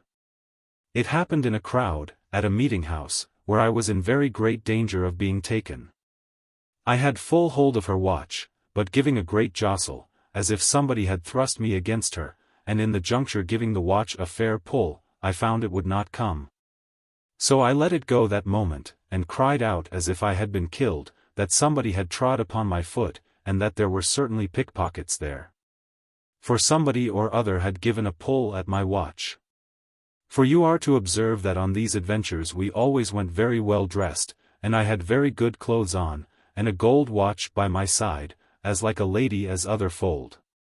I had no sooner said so, but the other gentlewoman cried out, a pickpocket, too, for somebody, she said, had tried to pull her watch away. When I touched her watch I was close to her, but when I cried out I stopped as it were short, and the crowd bearing her forward a little, she made a noise too, but it was at some distance from me, so that she did not in the least suspect me. But when she cried out, a pickpocket, somebody cried, aye, and here has been another. This gentlewoman has been attempted too. At that very instance, a little farther in the crowd, and very luckily too, they cried out, a pickpocket, again, and really seized a young fellow in the very act. This, though unhappy for the wretch, was very opportunely for my case, though I had carried it off handsomely enough before. But now it was out of doubt, and all the loose part of the crowd ran that way, and the poor boy was delivered up to the rage of the street, which is a cruelty I need not describe, and which, however, they are always glad of, rather than to be sent to Newgate, where they lie often a long time, till they are almost perished, and sometimes they are hanged, and the best they can look for, if they are convicted, is to be transported. This was a narrow escape to me, and I was so frightened that I ventured no more at gold watches a great while. There was indeed a great many concurring circumstances in this adventure which assisted to my escape, but the chief was, that the woman whose watch I had pulled at was a fool. That is to say, she was ignorant of the nature of the attempt, which one would have thought she should not have been. Seeing she was wise enough to fasten her watch so that it could not be slipped up. But she was in such a fright that she had no thought about her proper for the discovery. For she, when she felt the pull, screamed out, and pushed herself forward, and put all the people about her into disorder, but said not a word of her watch, or of a pickpocket. For at least 2 minutes' time, which was time enough for me, and to spare. For as I had cried out behind her, as I have said, and bore myself back in the crowd as she bore forward, there were several people, at least 7 or 8, the throng being still moving on, that were got between me and her in that time, and then I crying out, a pickpocket, rather sooner than she, or at least as soon, she might as well be the person suspected as I. And the people were confused in their inquiry. Whereas, had she with a presence of mind needful on such an occasion, as soon as she felt the pull, not screamed out as she did, but turned immediately round and seized the next body that was behind her, she had infallibly taken me. This is a direction not of the kindest sort to the fraternity, but 'tis certainly a key to the clue of a pickpocket's motions. And whoever can follow it will as certainly catch the thief as he will be sure to miss if he does not. I had another adventure, which puts this matter out of doubt, and which may be an instruction for posterity in the case of a pickpocket. My good old governess, to give a short touch at her history, though she had left off the trade, was, as I may say, born a pickpocket, and, as I understood afterwards, had run through all the several degrees of that art, and yet had never been taken but once, when she was so grossly detected, that she was convicted and ordered to be transported. But being a woman of a rare tongue, and withal having money in her pocket, she found means, the ship putting into Ireland for provisions, to get on shore there, where she lived and practiced her old trade for some years. When falling into another sort of bad company, she turned midwife and procuress, and played 100 pranks there, which she gave me a little history of in confidence between us as we grew more intimate. And it was to this wicked creature that I owed all the art and dexterity I arrived to, in which there were few that ever went beyond me, or that practiced so long without any misfortune. It was after those adventures in Ireland, and when she was pretty well known in that country, that she left Dublin and came over to England, where, the time of her transportation being not expired, she left her former trade, for fear of falling into bad hands again, for then she was sure to have gone to wreck. Here she set up the same trade she had followed in Ireland, in which she soon, by her admirable management and good tongue, arrived to the height which I have already described. And indeed began to be rich, though her trade fell off again afterwards, as I have hinted before. I mention thus much of the history of this woman here, the better to account for the concern she had in the wicked life I was now leading, into all the particulars of which she led me, as it were, by the hand, and gave me such directions, and I so well followed them, that I grew the greatest artist of my time and worked myself out of every danger with such dexterity, that when several more of my comrades ran themselves into Newgate presently, and by that time they had been half a year at the trade, I had now practiced upwards of 5 years. And the people at Newgate did not so much as know me. They had heard much of me indeed, and often expected me there, but I always got off, though many times in the extremest danger. One of the greatest dangers I was now in, was that I was too well known among the trade, and some of them, whose hatred was owing rather to envy than any injury I had done them, began to be angry that I should always escape when they were always catched and hurried to Newgate. These were they that gave me the name of Moll Flanders. For it was no more of affinity with my real name or with any of the name I had ever gone by, than black is of kin to white, except that once, as before, I called myself Mrs. Flanders, when I sheltered myself in the Mint, but that these rogues never knew, nor could I ever learn how they came to give me the name, or what the occasion of it was. I was soon informed that some of these who were gotten fast into Newgate had vowed to impeach me. And as I knew that 2 or 3 of them were but too able to do it, I was under a great concern about it, and kept within doors for a good while. But my governess, whom I always made partner in my success, and who now played a sure game with me, for that she had a share of the gain and no share in the hazard, I say. My governess was something impatient of my leading such a useless, unprofitable life, as she called it. And she laid a new contrivance for my going abroad, and this was to dress me up in men's clothes, and so put me into a new kind of practice. I was tall and personable, but a little too smooth-faced for a man. However, I seldom went abroad, but in the night, it did well enough. But it was a long time before I could behave in my new clothes, I mean, as to my craft. It was impossible to be so nimble, so ready, so dexterous at these things in a dress so contrary to nature. And I did everything clumsily, so I had neither the success nor the easiness of escape that I had before, and I resolved to leave it off. But that resolution was confirmed soon after by the following accident. As my governess disguised me like a man, so she joined me with a man, a young fellow that was nimble enough at his business, and for about 3 weeks we did very well together. Our principal trade was watching shopkeepers' counters, and slipping off any kind of goods we could see carelessly laid anywhere, and we made several good bargains, as we called them, at this work. And as we kept always together, so we grew very intimate, yet he never knew that I was not a man, nay, though I several times went home with him to his lodgings, according as our business directed. And 4 or 5 times lay with him all night. But our design lay another way, and it was absolutely necessary to me to conceal my sex from him, as appeared afterwards. The circumstances of our living, coming in late, and having such and such business to do as required that nobody should be trusted with the coming into our lodgings, were such as made it impossible to me to refuse lying with him, unless I would have owned my sex. And as it was, I effectually concealed myself. But his ill, and my good fortune, soon put an end to this life, which I must own I was sick of too, on several other accounts. We had made several prizes in this new way of business, but the last would be extraordinary. There was a shop in a certain street which had a warehouse behind it that looked into another street, the house making the corner of the turning. Through the window of the warehouse we saw, lying on the counter or show-board, which was just before it, 5 pieces of silks, besides other stuffs, and though it was almost dark, yet the people, being busy in the foreshop with customers, had not had time to shut up those windows, or else had forgot it. This the young fellow was so overjoyed with, that he could not restrain himself. It lay all within his reach, he said, and he swore violently to me that he would have it, if he broke down the house for it. I dissuaded him a little, but saw there was no remedy.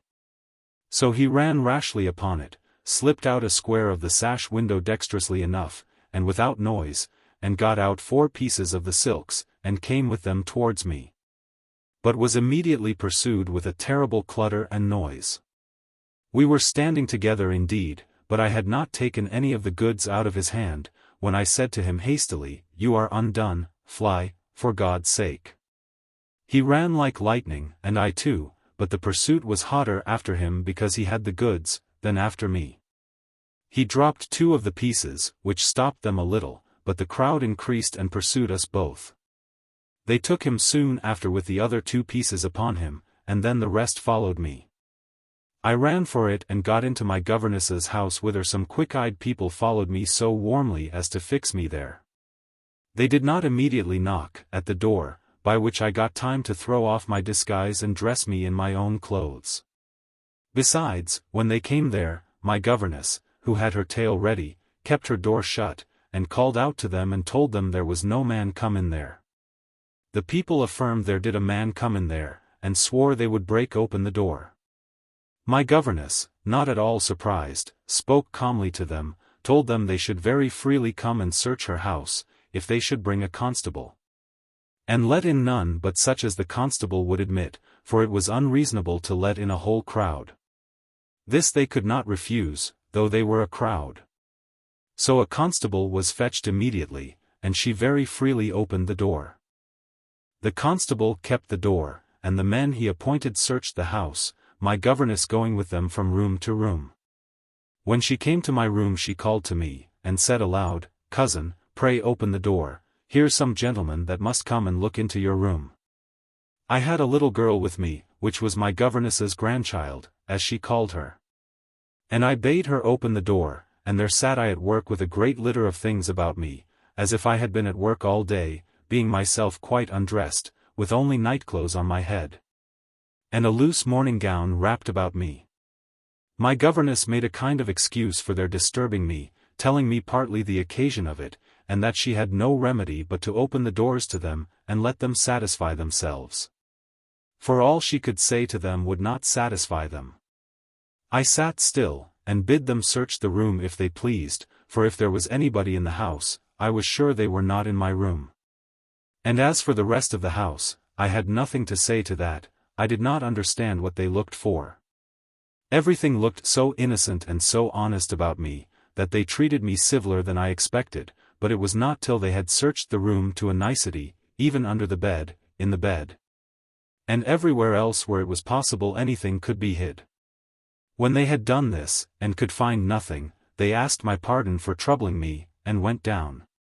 When they had thus searched the house from bottom to top, and then top to bottom, and could find nothing, they appeased the mob pretty well, but they carried my governess before the justice. 2 men swore that they saw the man whom they pursued go into her house. My governess rattled and made a great noise that her house should be insulted, and that she should be used thus for nothing. That if a man did come in, he might go out again presently for aught she knew. For she was ready to make oath that no man had been within her doors all that day as she knew of, and that was very true indeed. That it might be indeed that as she was above stairs, any fellow in a fright might find the door open and run in for shelter when he was pursued, but that she knew nothing of it. And if it had been so, he certainly went out again, perhaps at the other door, for she had another door into an alley, and so had made his escape and cheated them all. This was indeed probable enough, and the justice satisfied himself with giving her an oath that she had not received or admitted any man into her house to conceal him, or protect or hide him from justice. This oath she might justly take, and did so, and so she was dismissed. It is easy to judge what a fright I was in upon this occasion, and it was impossible for my governess ever to bring me to dress in that disguise again. For, as I told her, should certainly betray myself.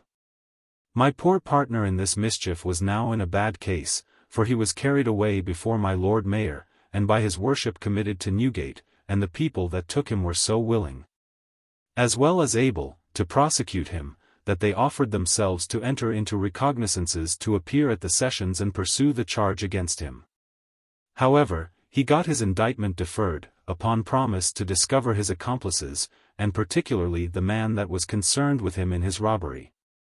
And he failed not to do his endeavor, for he gave in my name, whom he called Gabriel Spencer, which was the name I went by to him. And here appeared the wisdom of my concealing my name and sex from him, which, if he had ever known I had been undone. He did all he could to discover this Gabriel Spencer. He described me, he discovered the place where he said I lodged, and, in a word, all the particulars that he could of my dwelling. But having concealed the main circumstances of my sex from him, I had a vast advantage, and he never could hear of me. He brought 2 or 3 families into trouble by his endeavoring to find me out, but they knew nothing of me, any more than that I had a fellow with me that they had seen, but knew nothing of. And as for my governess, though she was the means of his coming to me, yet it was done at second hand, and he knew nothing of her. This turned to his disadvantage. For having promised discoveries, but not being able to make it good, it was looked upon as trifling with the justice of the city, and he was the more fiercely pursued by the shopkeepers who took him. I was, however, terribly uneasy all this while, and that I might be quite out of the way, I went away from my governesses for a while. But not knowing whither to wander, I took a maidservant with me, and took the stagecoach to Dunstable, to my old landlord and landlady, where I had lived so handsomely with my Lancashire husband. Here I told her a formal story, that I expected my husband every day from Ireland, and that I had sent a letter to him that I would meet him at Dunstable at her house, and that he would certainly land, if the wind was fair, in a few days, so that I was come to spend a few days with them till he should come, for he was either come post, or in the Westchester coach. I knew not which. But whichsoever it was, he would be sure to come to that house to meet me. My landlady was mighty glad to see me, and my landlord made such a stir with me, that if I had been a princess I could not have been better used. And here I might have been welcome a month or two if I had thought fit. But my business was of another nature. I was very uneasy, though so well disguised that it was scarce possible to detect me, lest this fellow should somehow or other find me out. And though he could not charge me with this robbery, having persuaded him not to venture, and having also done nothing in it myself but run away, yet he might have charged me with other things, and have bought his own life at the expense of mine. This filled me with horrible apprehensions. I had no recourse, no friend, no confidant but my old governess, and I knew no remedy but to put my life in her hands, and so I did, for I let her know where to send to me, and had several letters from her while I stayed here. Some of them almost scared me out my wits, but at last she sent me the joyful news that he was hanged, which was the best news to me that I had heard a great while. I had stayed here 5 weeks, and lived very comfortably indeed, the secret anxiety of my mind excepted. But when I received this letter I looked pleasantly again, and told my landlady that I had received a letter from my spouse in Ireland, that I had the good news of his being very well, but had the bad news that his business would not permit him to come away so soon as he expected, and so I was like to go back again without him. My landlady complimented me upon the good news, however, that I had heard he was well. For I have observed, madam, says she, you hadn't been so pleasant as you used to be. You have been over head and ears in care for him, I dare say, says the good woman. 'Tis easy to be seen there's an alteration in you for the better, says she. Well, I am sorry the esquire can't come yet, says my landlord. I should have been heartily glad to have seen him. But I hope, when you have certain news of his coming, you'll take a step hither again, madam, says he. You shall be very welcome whenever you please to come. With all these fine compliments we parted, and I came merry enough to London, and found my governess as well pleased as I was. And now she told me she would never recommend any partner to me again, for she always found, she said, that I had the best luck when I ventured by myself. And so indeed I had, for I was seldom in any danger when I was by myself, or if I was, I got out of it with more dexterity than when I was entangled with the dull measures of other people, who had perhaps less forecast, and were more rash and impatient than I. For though I had as much courage to venture as any of them, yet I used more caution before I undertook a thing, and had more presence of mind when I was to bring myself off. I have often wondered even at my own hardiness another way, that when all my companions were surprised and fell so suddenly into the hand of justice, and that I so narrowly escaped. Yet I could not all this while enter into one serious resolution to leave off this trade, and especially considering that I was now very far from being poor. That the temptation of necessity, which is generally the introduction of all such wickedness, was now removed. For I had near £500 by me in ready money, on which I might have lived very well, if I had thought fit to have retired, but I say, I had not so much as the least inclination to leave off. No, not so much as I had before when I had but £200 beforehand, and when I had no such frightful examples before my eyes as these were. From hence 'tis evident to me, that when once we are hardened in crime, no fear can affect us, no example give us any warning. I had indeed one comrade whose fate went very near me for a good while, though I wore it off too in time. That case was indeed very unhappy. I had made a prize of a piece of very good damask in a mercer's shop, and went clear off myself, but had conveyed the piece to this companion of mine when we went out of the shop. And she went one way and I went another. We had not been long out of the shop but the mercer missed his piece of stuff, and sent his messengers, one way and one another, and they presently seized her that had the piece, with the damask upon her. As for me, I had very luckily stepped into a house where there was a lace chamber, up one pair of stairs, and had the satisfaction, or the terror indeed, of looking out of the window upon the noise they made, and seeing the poor creature dragged away in triumph to the justice, who immediately committed her to Newgate. I was careful to attempt nothing in the lace chamber, but tumbled their goods pretty much to spend time. Then bought a few yards of edging and paid for it, and came away very sad-hearted indeed for the poor woman, who was in tribulation for what I only had stolen. Here again my old caution stood me in good stead. Namely, that though I often robbed with these people, yet I never let them know who I was, or where I lodged, nor could they ever find out my lodging, though they often endeavored to watch me to it. They all knew me by the name of Moll Flanders, though even some of them rather believed I was she than knew me to be so. My name was public among them indeed, but how to find me out they knew not, nor so much as how to guess at my quarters, whether they were at the east end of the town or the west. And this wariness was my safety upon all these occasions. I kept close a great while upon the occasion of this woman's disaster. I knew that if I should do anything that should miscarry, and should be carried to prison, she would be there and ready to witness against me, and perhaps save her life at my expense. I considered that I began to be very well known by name at the Old Bailey, though they did not know my face, and that if I should fall into their hands, I should be treated as an old offender. And for this reason I was resolved to see what this poor creature's fate should be before I stirred abroad, though several times in her distress I conveyed money to her for her relief. At length she came to her trial. She pleaded she did not steal the thing, but that one Mrs. Flanders, as she heard her called, for she did not know her, gave the bundle to her after they came out of the shop, and bade her carry it home to her lodging. They asked her where this Mrs. Flanders was, but she could not produce her, neither could she give the least account of me. And the mercer's men swearing positively that she was in the shop when the goods were stolen, that they immediately missed them, and pursued her, and found them upon her. Thereupon the jury brought her in guilty. But the court, considering that she was really not the person that stole the goods, an inferior assistant, and that it was very possible she could not find out this Mrs.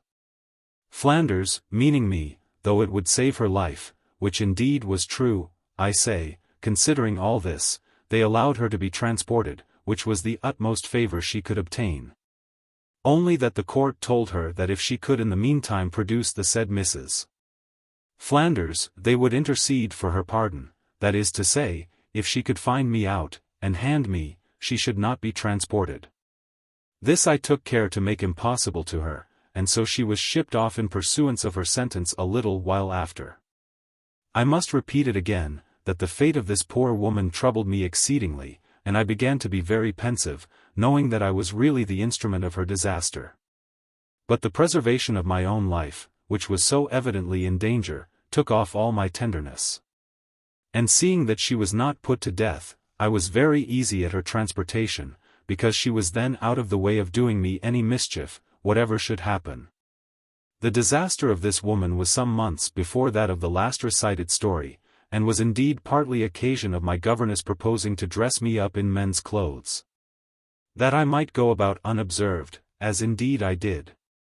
But I was soon tired of that disguise, as I have said, for indeed it exposed me to too many difficulties. I was now easy as to all fear of witnesses against me, for all those that had either been concerned with me, or that knew me by the name of Moll Flanders, were either hanged or transported. And if I should have had the misfortune to be taken, I might call myself anything else, as well as Moll Flanders, and no old sins could be placed into my account. So I began to run Attic again with the more freedom, and several successful adventures I made, though not such as I had made before. We had at that time another fire happened not a great way off from the place where my governess lived, and I made an attempt there, as before. But as I was not soon enough before the crowd of people came in, and could not get to the house I aimed at, instead of a prize, I got a mischief, which had almost put a period to my life and all my wicked doings together. For the fire being very furious, and the people in a great fright in removing their goods, and throwing them out of window, a wench from out of a window threw a feather bed just upon me. It is true, the bed being soft, it broke no bones, but as the weight was great, and made greater by the fall, it beat me down, and laid me dead for a while. Nor did the people concern themselves much to deliver me from it, or to recover me at all. But I lay like one dead and neglected a good while, till somebody going to remove the bed out of the way, helped me up.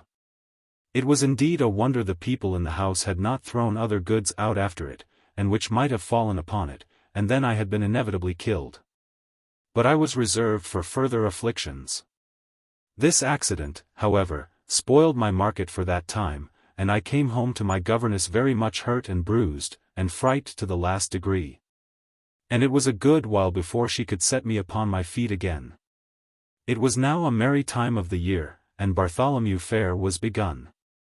I had never made any walks that way, nor was the common part of the fair of much advantage to me. But I took a turn this year into the cloisters, and among the rest I fell into one of the raffling shops. It was a thing of no great consequence to me, nor did I expect to make much of it.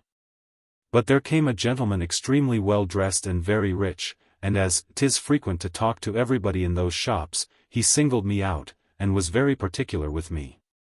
First he told me he would put in for me to raffle, and did so, and some small matter coming to his lot, he presented it to me. I think it was a feather muff. Then he continued to keep talking to me with a more than common appearance of respect, but still very civil, and much like a gentleman. He held me in talk so long, till at last he drew me out of the raffling place to the shop door, and then to a walk in the cloister. Still talking of 1,000 things cursorily without anything to the purpose. At last he told me that, without compliment, he was charmed with my company, and asked me if I durst trust myself in a coach with him. He told me he was a man of honor, and would not offer anything to me unbecoming him as such. I seemed to decline it a while, but suffered myself to be importuned a little, and then yielded. I was at a loss in my thoughts to conclude at first what this gentleman designed, but I found afterwards he had had some drink in his head, and that he was not very unwilling to have some more. He carried me in the coach to the Spring Garden, at Knightsbridge, where we walked in the gardens, and he treated me very handsomely, but I found he drank very freely. He pressed me also to drink, but I declined it. Hitherto he kept his word with me, and offered me nothing amiss. We came away in the coach again, and he brought me into the streets, and by this time it was near 10 o'clock at night, and he stopped the coach at a house where, it seems, he was acquainted. And where they made no scruple to show us upstairs into a room with a bed in it. At first I seemed to be unwilling to go up, but after a few words I yielded to that too, being willing to see the end of it, and in hope to make something of it at last. As for the bed, etc., I was not much concerned about that part. Here he began to be a little freer with me than he had promised. And I by little and little yielded to everything, so that, in a word, he did what he pleased with me, I need say no more. All this while he drank freely too, and about 1 in the morning we went into the coach again. The air and the shaking of the coach made the drink he had get more up in his head than it was before, and he grew uneasy in the coach, and was for acting over again what he had been doing before. But as I thought my game now secure, I resisted him, and brought him to be a little still, which had not lasted 5 minutes but he fell fast asleep. I took this opportunity to search him to a nicety. I took a gold watch, with a silk purse of gold, his fine full-bottom periwig and silver-fringed gloves, his sword and fine snuff-box, and gently opening the coach door, stood ready to jump out while the coach was going on. But the coach stopped in the narrow street beyond Temple Bar to let another coach pass. I got softly out, fastened the door again, and gave my gentleman and the coach the slip both together, and never heard more of them. This was an adventure indeed unlooked for, and perfectly undesigned by me. Though I was not so past the merry part of life, as to forget how to behave, when a fop so blinded by his appetite should not know an old woman from a young. I did not indeed look so old as I was by 10 or 12 years, yet I was not a young wench of 17, and it was easy enough to be distinguished. There is nothing so absurd, so surfeiting, so ridiculous, as a man heated by wine in his head, and wicked gust in his inclination together. He is in the possession of 2 devils at once, and can no more govern himself by his reason than a mill can grind without water. His vice tramples upon all that was in him that had any good in it, if any such thing there was, nay, his very sense is blinded by its own rage, and he acts absurdities even in his views. Such a drinking more, when he is drunk already. Picking up a common woman, without regard to what she is or who she is, whether sound or rotten, clean or unclean, whether ugly or handsome, whether old or young. And so blinded as not really to distinguish. Such a man is worse than a lunatic. Prompted by his vicious, corrupted head, he no more knows what he is doing than this wretch of mine knew when I picked his pocket of his watch and his purse of gold. These are the men of whom Solomon says, they go like an ox to the slaughter, till a dart strikes through their liver. An admirable description, by the way, of the foul disease, which is a poisonous deadly contagion mingling with the blood, whose centre or foundation is in the liver. From whence, by the swift circulation of the whole mass, that dreadful nauseous plague strikes immediately through his liver, and his spirits are infected, his vitals stabbed through as with a dart. It is true this poor unguarded wretch was in no danger from me, though I was greatly apprehensive at first of what danger I might be in from him. But he was really to be pitied in one respect, that he seemed to be a good sort of man in himself, a gentleman that had no harm in his design. A man of sense, and of a fine behavior, a comely handsome person, a sober solid countenance, a charming beautiful face, and everything that could be agreeable. Only had unhappily had some drink the night before, had not been in bed, as he told me when we were together. Was hot, and his blood fired with wine, and in that condition his reason, as it were asleep, had given him up. As for me, my business was his money, and what I could make of him.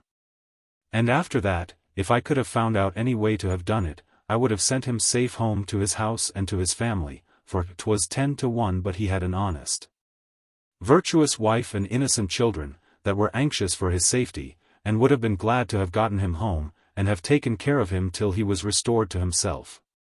And then with what shame and regret would he look back upon himself? How would he reproach himself with associating himself with a whore? Picked up in the worst of all holes, the cloister, among the dirt and filth of all the town. How would he be trembling for fear he had got the pox, for fear a dart had struck through his liver, and hate himself every time he looked back upon the madness and brutality of his debauch? How would he, if he had any principles of honor, as I verily believe he had, I say, how would he abhor the thought of giving any ill distemper, if he had it, as for aught he knew he might, to his modest and virtuous wife, and thereby sowing the contagion in the lifeblood of his posterity? Would such gentlemen but consider the contemptible thoughts which the very women they are concerned with, in such cases as these, have of them, it would be a surfeit to them. As I said above, they value not the pleasure, they are raised by no inclination to the man, the passive jade thinks of no pleasure but the money. And when he is, as it were, drunk in the ecstasies of his wicked pleasure, her hands are in his pockets searching for what she can find there, and of which he can no more be sensible in the moment of his folly that he can forethink of it when he goes about it.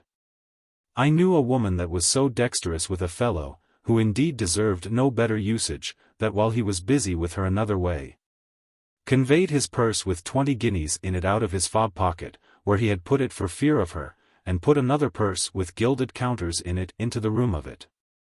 After he had done, he says to her, "Now haunt you picked my pocket?" She jested with him, and told him she supposed he had not much to lose. He put his hand to his fob, and with his fingers felt that his purse was there, which fully satisfied him, and so she brought off his money. And this was a trade with her. She kept a sham gold watch, that is, a watch of silver gilt, and a purse of counters in her pocket to be ready on all such occasions, and I doubt not practiced it with success. I came home with this last booty to my governess, and really when I told her the story, it so affected her that she was hardly able to forbear tears. To know how such a gentleman ran a daily risk of being undone every time a glass of wine got into his head. But as to the purchase I got, and how entirely I stripped him, she told me it pleased her wonderfully. "Nay, child," says she, "the usage may, for aught I know, do more to reform him than all the sermons that ever he will hear in his life." And if the remainder of the story be true, so it did. I found the next day she was wonderful inquisitive about this gentleman. The description I had given her of him, his dress, his person, his face, everything concurred to make her think of a gentleman whose character she knew, and family too. She mused a while, and I going still on with the particulars, she starts up, says she, I'll lay £100 I know the gentleman. I am sorry you do, says I, for I would not have him exposed on any account in the world. He has had injury enough already by me, and I would not be instrumental to do him any more. No, no, says she, I will do him no injury, I assure you, but you may let me satisfy my curiosity a little, for if it is he, I warrant you I find it out. I was a little startled at that, and told her, with an apparent concern in my face, that by the same rule he might find me out, and then I was undone. She returned warmly, Why, do you think I will betray you, child? No, no, says she, not for all he is worth in the world. I have kept your counsel in worse things than these. Sure you may trust me in this. So I said no more at that time.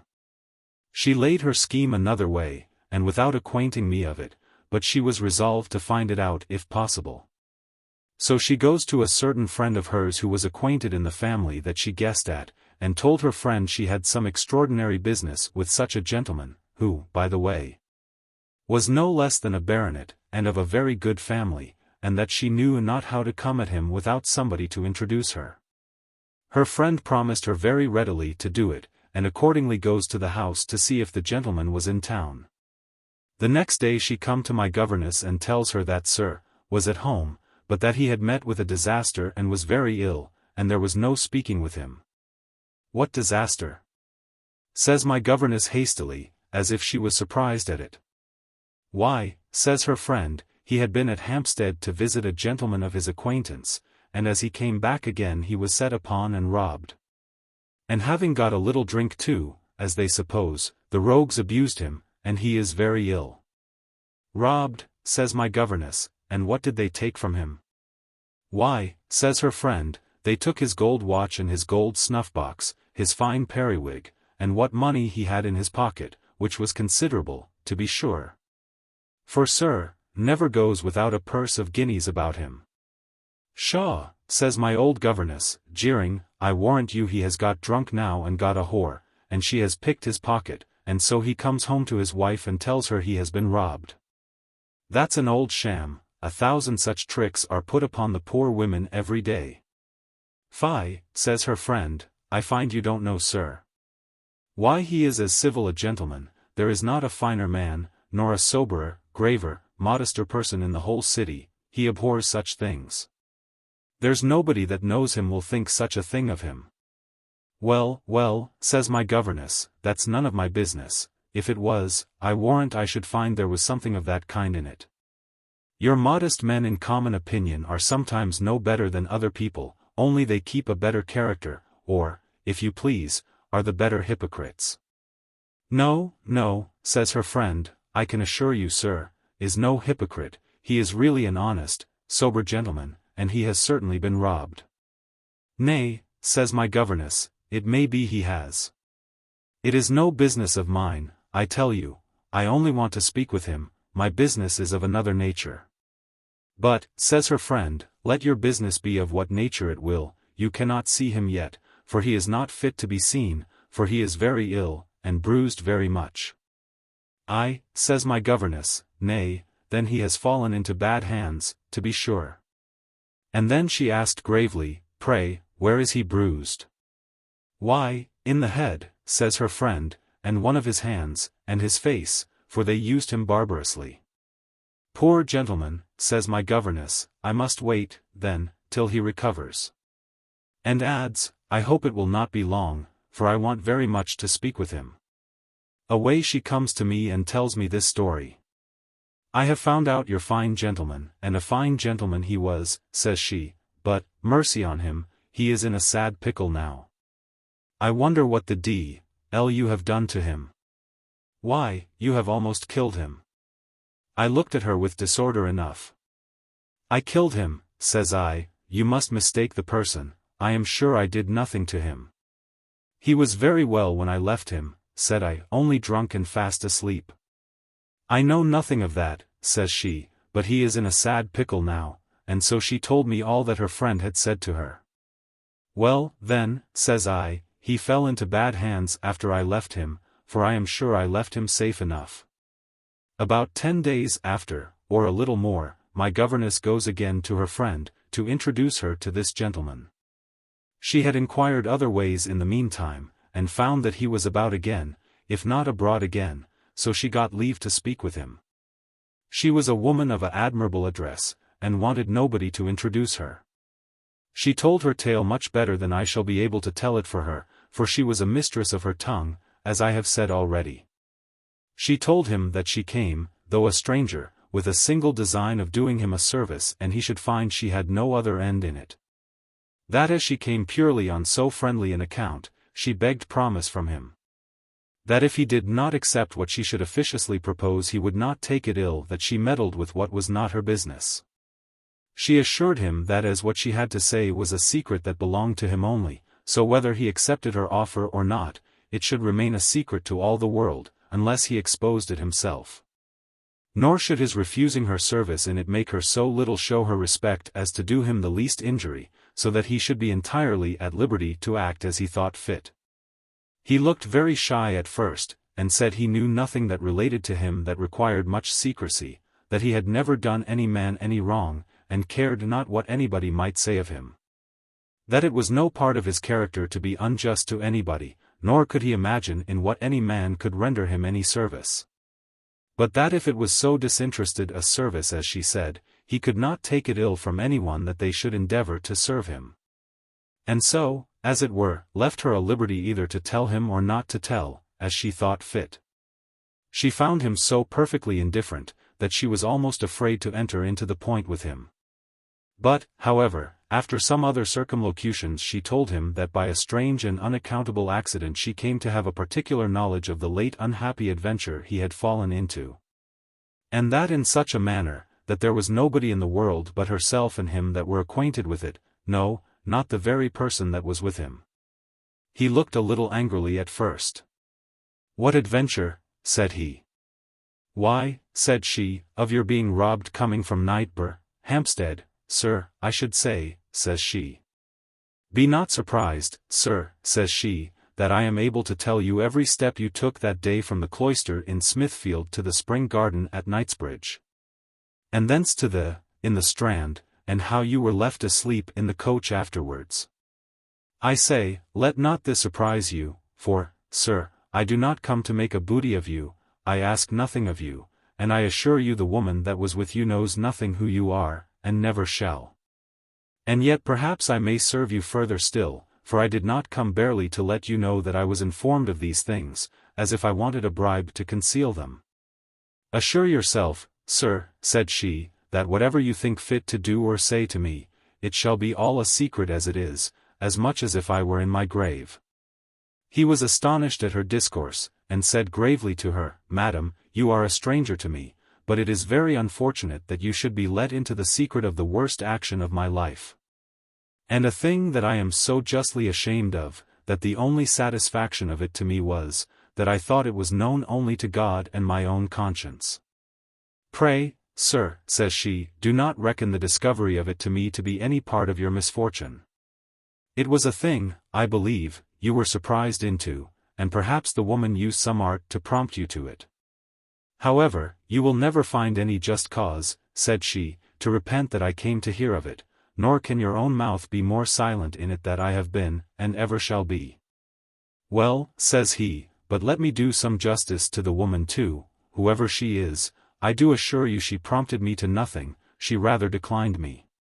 It was my own folly and madness that brought me into it all, and brought her into it too. I must give her due so far.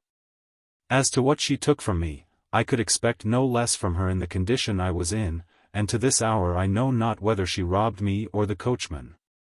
If she did it, I forgive her, and I think all gentlemen that do so should be used in the same manner, but I am more concerned for some other things than I am for all that she took from me." My governess now began to come into the whole matter, and he opened himself freely to her. First she said to him, in answer to what he had said about me, I am glad, sir, you are so just to the person that you were with. I assure you she is a gentlewoman, and no woman of the town. And however you prevailed with her so far as you did, I am sure 'tis not her practice. You ran a great venture indeed, sir. But if that be any part of your care, I am persuaded you may be perfectly easy, for I dare assure you no man has touched her, before you, since her husband. And he has been dead now almost 8 years. It appeared that this was his grievance, and that he was in a very great fright about it. However, when my governess said this to him, he appeared very well pleased, and said, Well, madam, to be plain with you, if I was satisfied of that, I should not so much value what I lost. For, as to that, the temptation was great, and perhaps she was poor and wanted it. If she had not been poor, sir, says my governess, I assure you she would never have yielded to you. And as her poverty first prevailed with her to let you do as you did, so the same poverty prevailed with her to pay herself at last, when she saw you were in such a condition. That if she had not done it, perhaps the next coachman might have done it. Well, says he, much good may it do her. I say again, all the gentlemen that do so ought to be used in the same manner, and then they would be cautious of themselves. I have no more concern about it, but on the score which you hinted at before, madam. Here he entered into some freedoms with her on the subject of what passed between us, which are not so proper for a woman to write. And the great terror that was upon his mind with relation to his wife, for fear he should have received any injury from me, and should communicate it farther. And asked her at last if she could not procure him an opportunity to speak with me. My governess gave him further assurances of my being a woman clear from any such thing, and that he was as entirely safe in that respect as he was with his own lady. But as for seeing me, she said it might be of dangerous consequence. But, however, that she would talk with me, and let him know my answer, using at the same time some arguments to persuade him not to desire it, and that it could be of no service to him. Seeing she hoped he had no desire to renew a correspondence with me, and that on my account it was a kind of putting my life in his hands. He told her he had a great desire to see me, that he would give her any assurances that were in his power, not to take any advantages of me. And that in the first place he would give me a general release from all demands of any kind. She insisted how it might tend to a further divulging the secret, and might in the end be injurious to him, entreating him not to press for it, so at length he desisted. They had some discourse upon the subject of the things he had lost, and he seemed to be very desirous of his gold watch, and told her if she could procure that for him, he would willingly give as much for it as it was worth. She told him she would endeavor to procure it for him, and leave the valuing it to himself. Accordingly the next day she carried the watch, and he gave her 30 guineas for it, which was more than I should have been able to make of it, though it seems it cost much more. He spoke something of his periwig, which it seems cost him 60 guineas, and his snuff-box, and in a few days more she carried them too, which obliged him very much, and he gave her 30 more. The next day I sent him his fine sword and cane gratis, and demanded nothing of him, but I had no mind to see him, unless it had been so that he might be satisfied I knew who he was. Which he was not willing to. Then he entered into a long talk with her of the manner how she came to know all this matter. She formed a long tale of that part. How she had it from one that I had told the whole story to, and that was to help me dispose of the goods, and this confidant brought the things to her, she being by profession a pawnbroker. And she hearing of his worship's disaster, guessed at the thing in general, that having gotten the things into her hands, she had resolved to come and try as she had done. She then gave him repeated assurances that it should never go out of her mouth, and though she knew the woman very well, yet she had not let her know, meaning me, anything of it. That is to say, who the person was, which, by the way, was false, but, however, it was not to his damage, for I never opened my mouth of it to anybody. I had a great many thoughts in my head about my seeing him again, and was often sorry that I had refused it. I was persuaded that if I had seen him, and let him know that I knew him, I should have made some advantage of him, and perhaps have had some maintenance from him.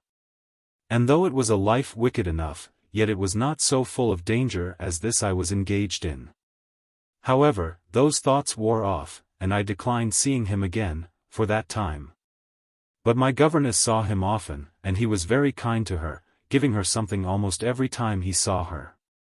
One time in particular she found him very merry, and as she thought he had some wine in his head, and he pressed her again very earnestly to let him see that woman that, as he said, had bewitched him so that night. My governess, who was from the beginning for my seeing him, told him he was so desirous of it that she could almost yield of it, if she could prevail upon me. Adding that if he would please to come to her house in the evening, she would endeavor it, upon his repeated assurances of forgetting what was past. Accordingly she came to me, and told me all the discourse. In short, she soon biassed me to consent, in a case which I had some regret in my mind for declining before, so I prepared to see him. I dressed me to all the advantage possible, I assure you, and for the first time used a little art. I say for the first time, for I had never yielded to the baseness of paint before, having always had vanity enough to believe I had no need of it. At the hour appointed he came. And as she observed before, so it was plain still, that he had been drinking, though very far from what we call being in drink. He appeared exceeding pleased to see me, and entered into a long discourse with me upon the old affair. I begged his pardon very often for my share of it, protested I had not any such design when first I met him, that I had not gone out with him but that I took him for a very civil gentleman. And that he made me so many promises of offering no uncivility to me. He alleged the wine he drank, and that he scarce knew what he did, and that if it had not been so, I should never have let him take the freedom with me that he had done. He protested to me that he never touched any woman but me since he was married to his wife, and it was a surprise upon him, complimented me upon being so particularly agreeable to him, and the like. And talked so much of that kind, till I found he had talked himself almost into a temper to do the same thing over again. But I took him up short. I protested I had never suffered any man to touch me since my husband died, which was near 8 years. He said he believed it to be so truly. And added that Madam had intimated as much to him, and that it was his opinion of that part which made his desire to see me again. And that since he had once broke in upon his virtue with me, and found no ill consequences, he could be safe in venturing there again. And so, in short, it went on to what I expected, and to what will not bear relating. My old governess had foreseen it, as well as I, and therefore led him into a room which had not a bed in it, and yet had a chamber within it which had a bed. Whither we withdrew for the rest of the night. And, in short, after some time being together, he went to bed, and lay there all night. I withdrew, but came again undressed in the morning, before it was day, and lay with him the rest of the time. Thus, you see, having committed a crime once is a sad handle to the committing of it again, whereas all the regret and reflections wear off when the temptation renews itself. Had I not yielded to see him again, the corrupt desire in him had worn off, and 'tis very probable he had never fallen into it with anybody else, as I really believe he had not done before. When he went away, I told him I hoped he was satisfied he had not been robbed again. He told me he was satisfied in that point, and could trust me again, and putting his hand in his pocket, gave me 5 guineas, which was the first money I had gained that way for many years. I had several visits of the like kind from him, but he never came into a settled way of maintenance, which was what I would have best pleased with. Once, indeed, he asked me how I did to live. I answered him pretty quick, that I assured him I had never taken that course that I took with him, but that indeed I worked at my needle, and could just maintain myself. That sometime it was as much as I was able to do, and I shifted hard enough. He seemed to reflect upon himself that he should be the first person to lead me into that, which he assured me he never intended to do himself. And it touched him a little, he said, that he should be the cause of his own sin and mine too. He would often make just reflections also upon the crime itself, and upon the particular circumstances of it with respect to himself. How wine introduced the inclinations, how the devil led him to the place, and found out an object to tempt him, and he made the moral always himself. When these thoughts were upon him he would go away, and perhaps not come again in a month's time or longer. But then as the serious part wore off, the lewd part would wear in, and then he came prepared for the wicked part. Thus we lived for some time. Though he did not keep, as they call it, yet he never failed doing things that were handsome, and sufficient to maintain me without working, and, which was better, without following my old trade. But this affair had its end too, for after about a year, I found that he did not come so often as usual, and at last he left if off altogether without any dislike to bidding adieu. And so there was an end of that short scene of life, which added no great store to me, only to make more work for repentance. However, during this interval I confined myself pretty much at home. At least, being thus provided for, I made no adventures, no, not for a quarter of a year after he left me. But then finding the fund fail, and being loath to spend upon the main stock, I began to think of my old trade, and to look abroad into the street again, and my first step was lucky enough.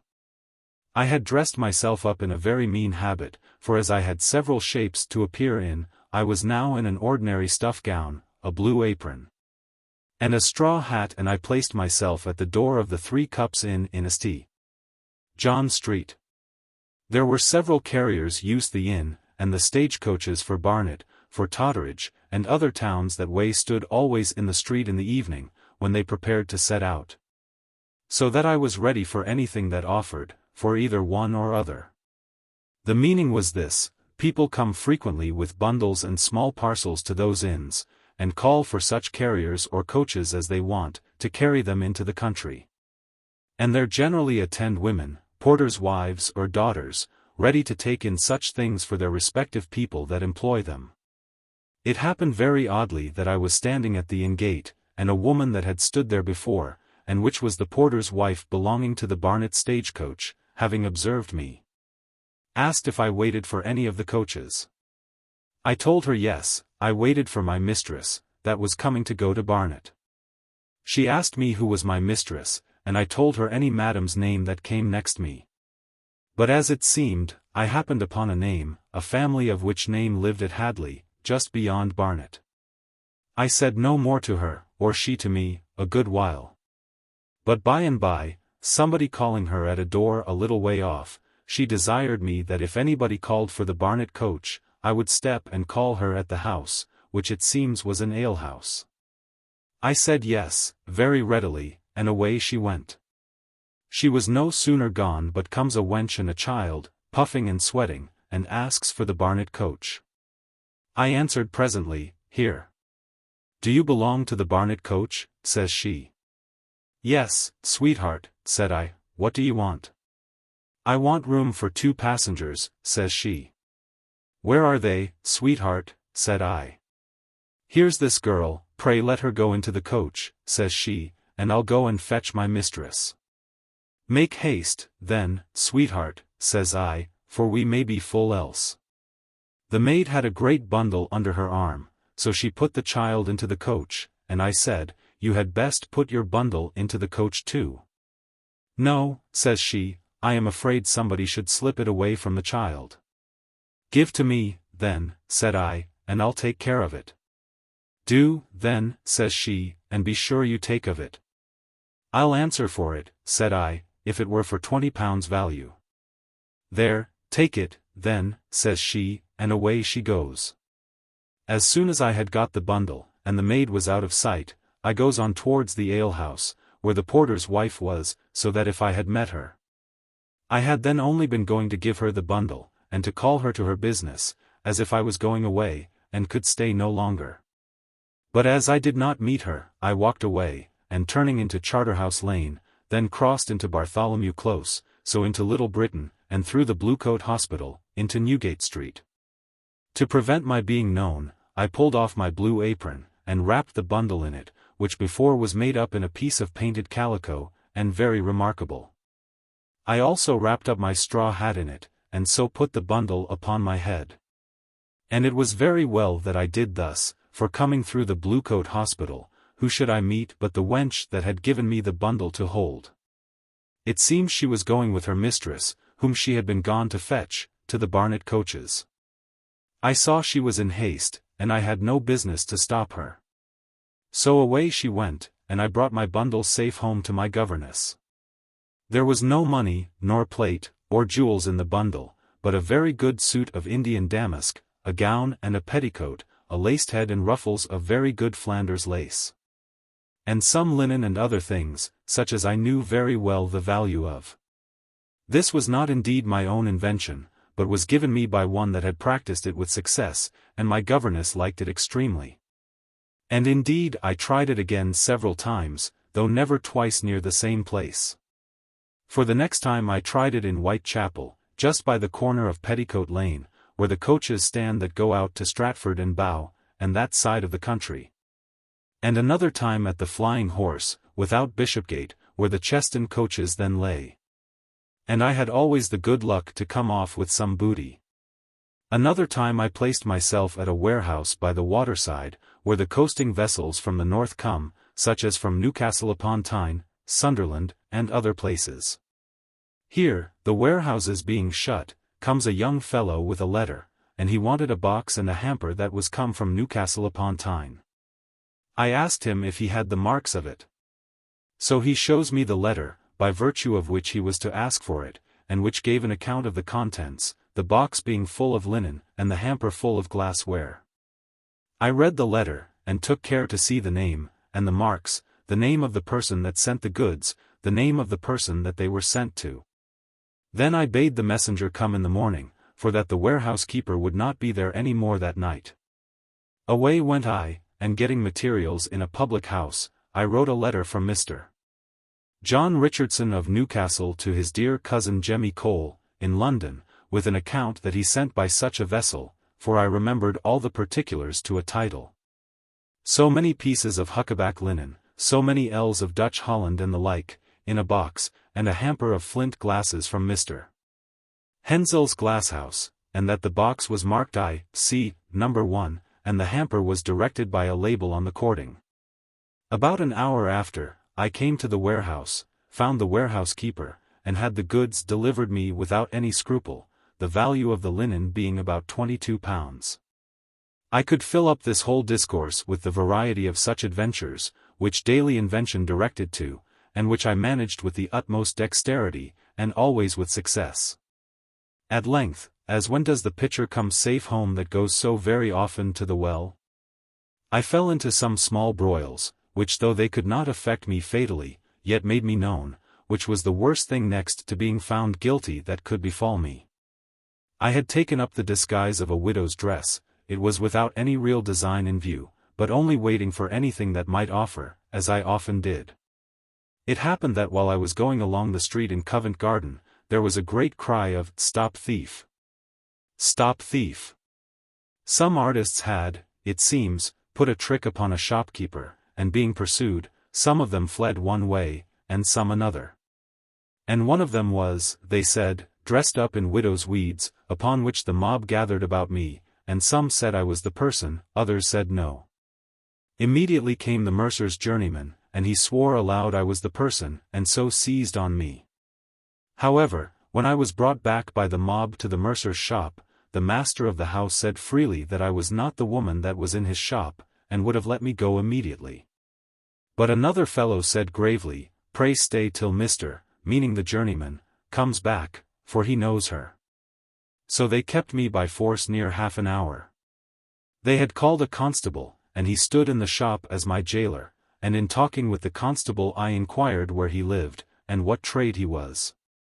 The man, not apprehending in the least what happened afterwards, readily told me his name, and trade, and where he lived. And told me as a jest, that I might be sure to hear of his name when I came to the Old Bailey. Some of the servants likewise used me saucily, and had much ado to keep their hands off me. The master indeed was civiller to me than they, but he would not yet let me go, though he owned he could not say I was in his shop before. I began to be a little surly with him, and told him I hoped he would not take it ill if I made myself amends upon him in a more legal way another time. And desired I might send for friends to see me have right done me. No, he said, he could give no such liberty, I might ask it when I came before the justice of peace. And seeing I threatened him, he would take care of me in the meantime, and would lodge me safe in Newgate. I told him it was his time now, but it would be mine by and by, and governed my passion as well as I was able. However, I spoke to the constable to call me a porter, which he did, and then I called for pen, ink, and paper, but they would let me have none. I asked the porter his name, and where he lived, and the poor man told it me very willingly. I bade him observe and remember how I was treated there, that he saw I was detained there by force. I told him I should want his evidence in another place, and it should not be the worse for him to speak. The porter said he would serve me with all his heart. But, madam, says he, let me hear them refuse to let you go, then I may be able to speak the plainer. With that I spoke aloud to the master of the shop, and said, Sir, you know in your own conscience that I am not the person you look for, and that I was not in your shop before. Therefore I demand that you detain me here no longer, or tell me the reason of your stopping me.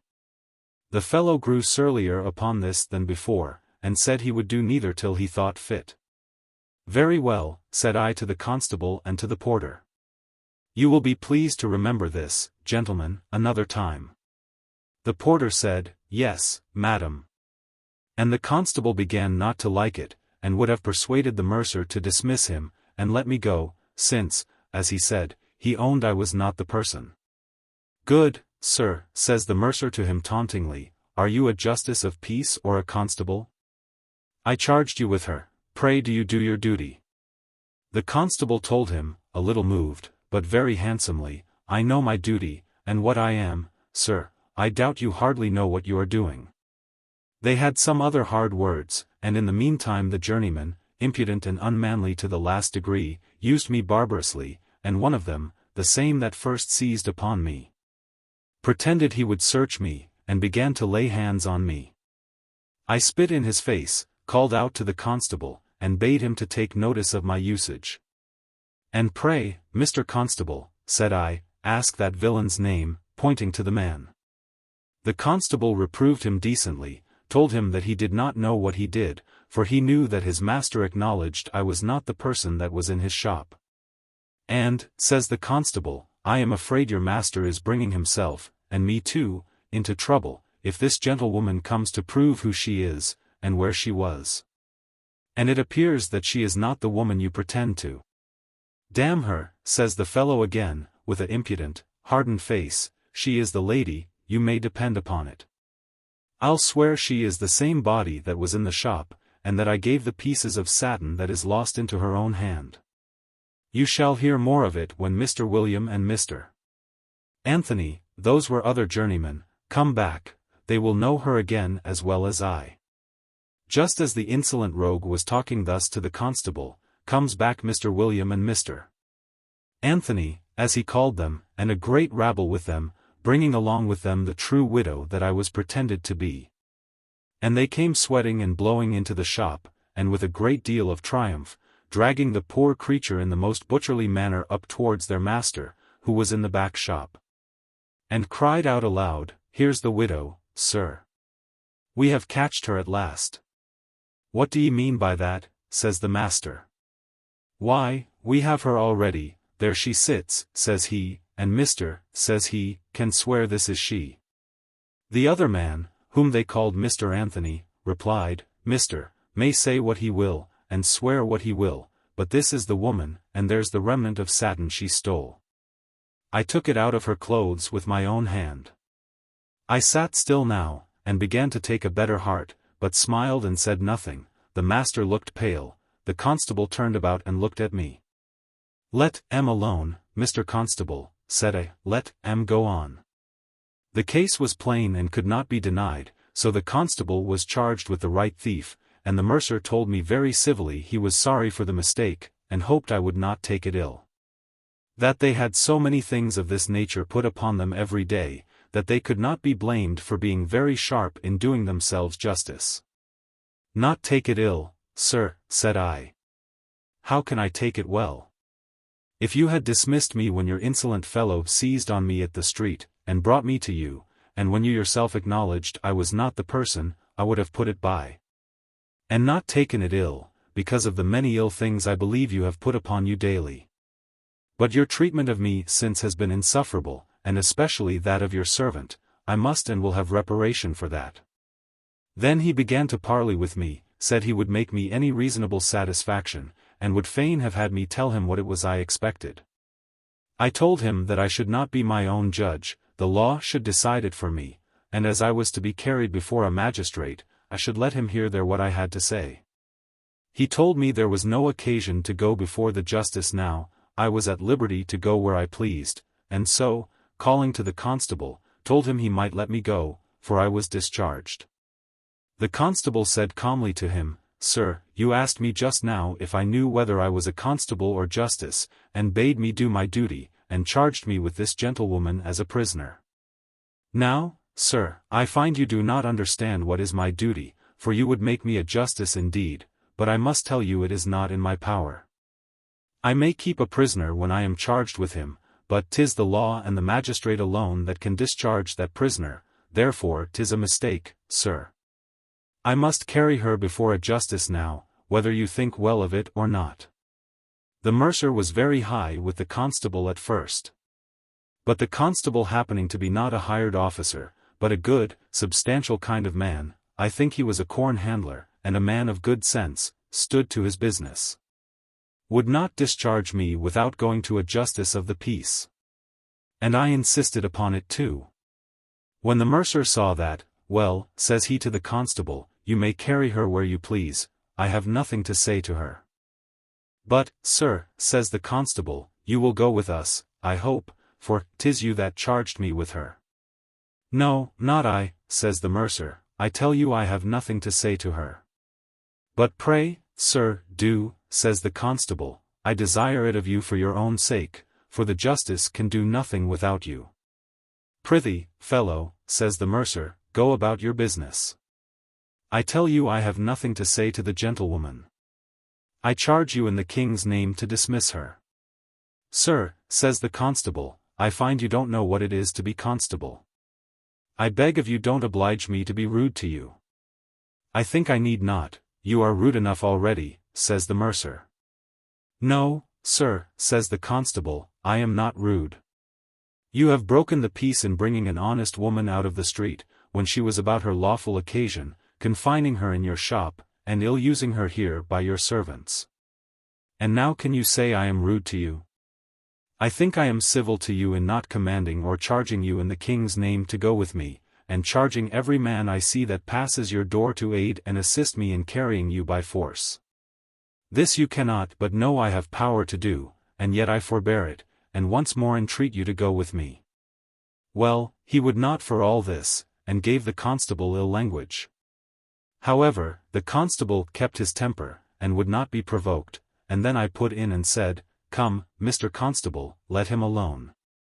I shall find ways enough to fetch him before a magistrate, I don't fear that.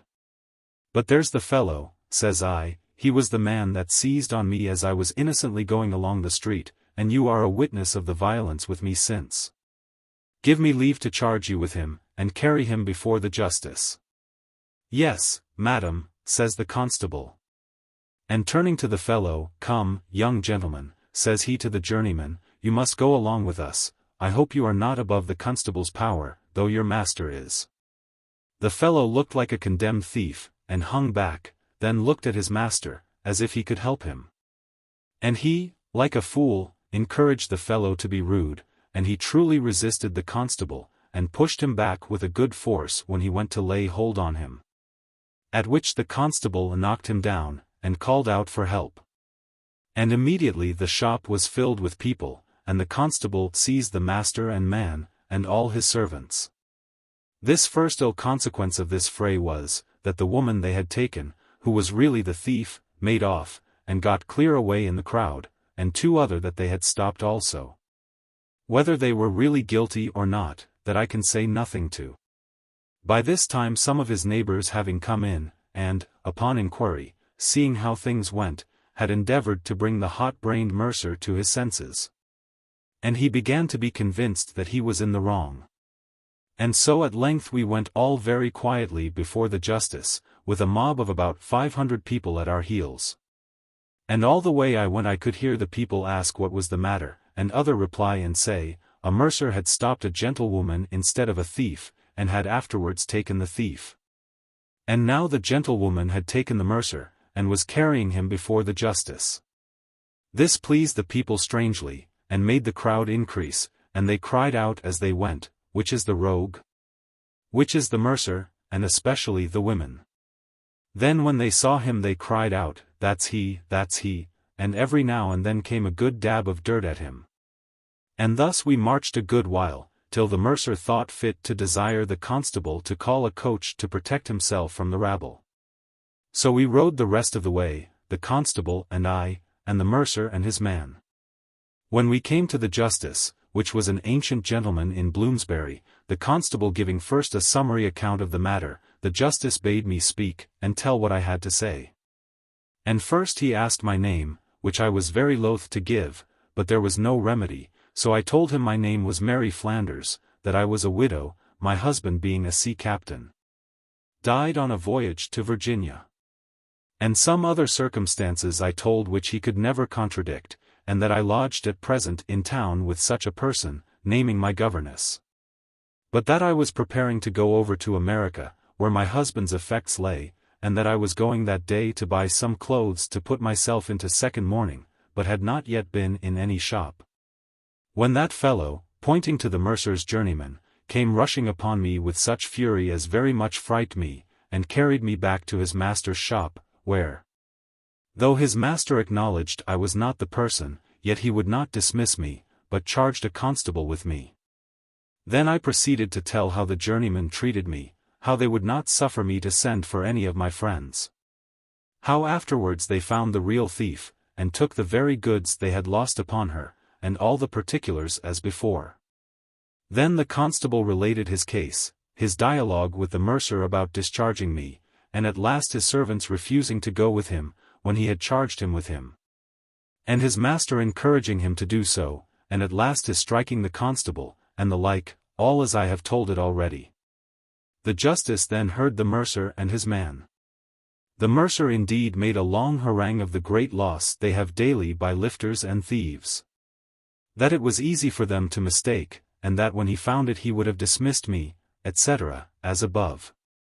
As to the journeyman, he had very little to say, but that he pretended other of the servants told him that I was really the person. Upon the whole, the justice first of all told me very courteously I was discharged. That he was very sorry that the mercer's man should in his eager pursuit have so little discretion as to take up an innocent person for a guilty person. That if he had not been so unjust as to detain me afterward, he believed I would have forgiven the first affront. That, however, it was not in his power to award me any reparation for anything, other than by openly reproving them, which he should do. But he supposed I would apply to such methods as the law directed, in the meantime he would bind him over. But as to the breach of the peace committed by the journeyman, he told me he should give me some satisfaction for that, for he should commit him to Newgate for assaulting the constable. And for assaulting me also. Accordingly he sent the fellow to Newgate for that assault, and his master gave bail, and so we came away.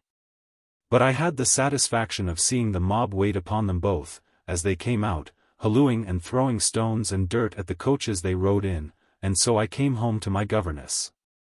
After this hustle, coming home and telling my governess the story, she falls a-laughing at me. "Why are you merry?" says I, "the story has not so much laughing room in it as you imagine. I am sure I have had a great deal of hurry and fright too, with a pack of ugly rogues." "Laugh," says my governess. "I laugh, child, to see what a lucky creature you are. Why, this job will be the best bargain to you that ever you made in your life, if you manage it well. I warrant you," says she, "you shall make the mercer pay you £500 for damages, besides what you shall get out of the journeyman." I had other thoughts of the matter than she had. And especially, because I had given in my name to the justice of peace. And I knew that my name was so well known among the people at Hicks Hall, the Old Bailey, and such places, that if this cause came to be tried openly, and my name came to be inquired into, no court would give much damages, for the reputation of a person of such a character. However, I was obliged to begin a prosecution in form, and accordingly my governess found me out a very creditable sort of a man to manage it, being an attorney of very good business. and of a good reputation, and she was certainly in the right of this. For had she employed a pettifogging hedge solicitor, or a man not known, and not in good reputation, I should have brought it to but little. I met this attorney, and gave him all the particulars at large, as they are recited above. And he assured me it was a case, as he said, that would very well support itself, and that he did not question but that a jury would give very considerable damages on such an occasion. So taking his full instructions he began the prosecution, and the mercer being arrested, gave bail. A few days after his giving bail, he comes with his attorney to my attorney, to let him know that he desired to accommodate the matter, that it was all carried on in the heat of an unhappy passion. That his client, meaning me, had a sharp provoking tongue, that I used them ill, gibing at them, and jeering them, even while they believed me to be the very person, and that I had provoked them. And the like. My attorney managed as well on my side. Made them believe I was a widow of fortune, that I was able to do myself justice, and had great friends to stand by me too, who had all made me promise to sue to the utmost. And that if it cost me £1,000 I would be sure to have satisfaction, for that the affronts I had received were insufferable. However, they brought my attorney to this, that he promised he would not blow the coals, that if I inclined to accommodation, he would not hinder me. And that he would rather persuade me to peace than to war. For which they told him he should be no loser, all which he told me very honestly, and told me that if they offered him any bribe, I should certainly know it. But upon the whole he told me very honestly that if I would take his opinion, he would advise me to make it up with them, for that as they were in a great fright, and were desirous above all things to make it up, and knew that, let it be what it would, they would be allotted to bear all the costs of the suit. He believed they would give me freely more than any jury or court of justice would give upon a trial. I asked him what he thought they would be brought to. He told me he could not tell as to that, but he would tell me more when I saw him again. Some time after this, they came again to know if he had talked with me. He told them he had. That he found me not so averse to an accommodation as some of my friends were, who resented the disgrace offered me, and set me on. That they blowed the coals in secret, prompting me to revenge, or do myself justice, as they called it, so that he could not tell what to say to it. He told them he would do his endeavor to persuade me, but he ought to be able to tell me what proposal they made. They pretended they could not make any proposal, because it might be made use of against them. And he told them, that by the same rule he could not make any offers, for that might be pleaded in abatement of what damages a jury might be inclined to give. However, after some discourse and mutual promises that no advantage should be taken on either side, by what was transacted then or at any other of those meetings, they came to a kind of a treaty. But so remote, and so wide from one another, that nothing could be expected from it, for my attorney demanded £500 and charges, and they offered £50 without charges. So they broke off, and the mercer proposed to have a meeting with me myself, and my attorney agreed to that very readily. My attorney gave me notice to come to this meeting in good clothes, and with some state, that the mercer might see I was something more than I seemed to be that time they had me. Accordingly I came in a new suit of second mourning, according to what I had said at the justice's. I set myself out, too, as well as a widow's dress in second mourning would admit. My governess also furnished me with a good pearl necklace, that shut in behind with a locket of diamonds, which she had in pawn, and I had a very good figure. And as I stayed till I was sure they were come, I came in a coach to the door, with my maid with me. When I came into the room the mercer was surprised. He stood up and made his bow, which I took a little notice of, and but a little, and went and sat down where my own attorney had pointed to me to sit, for it was his house.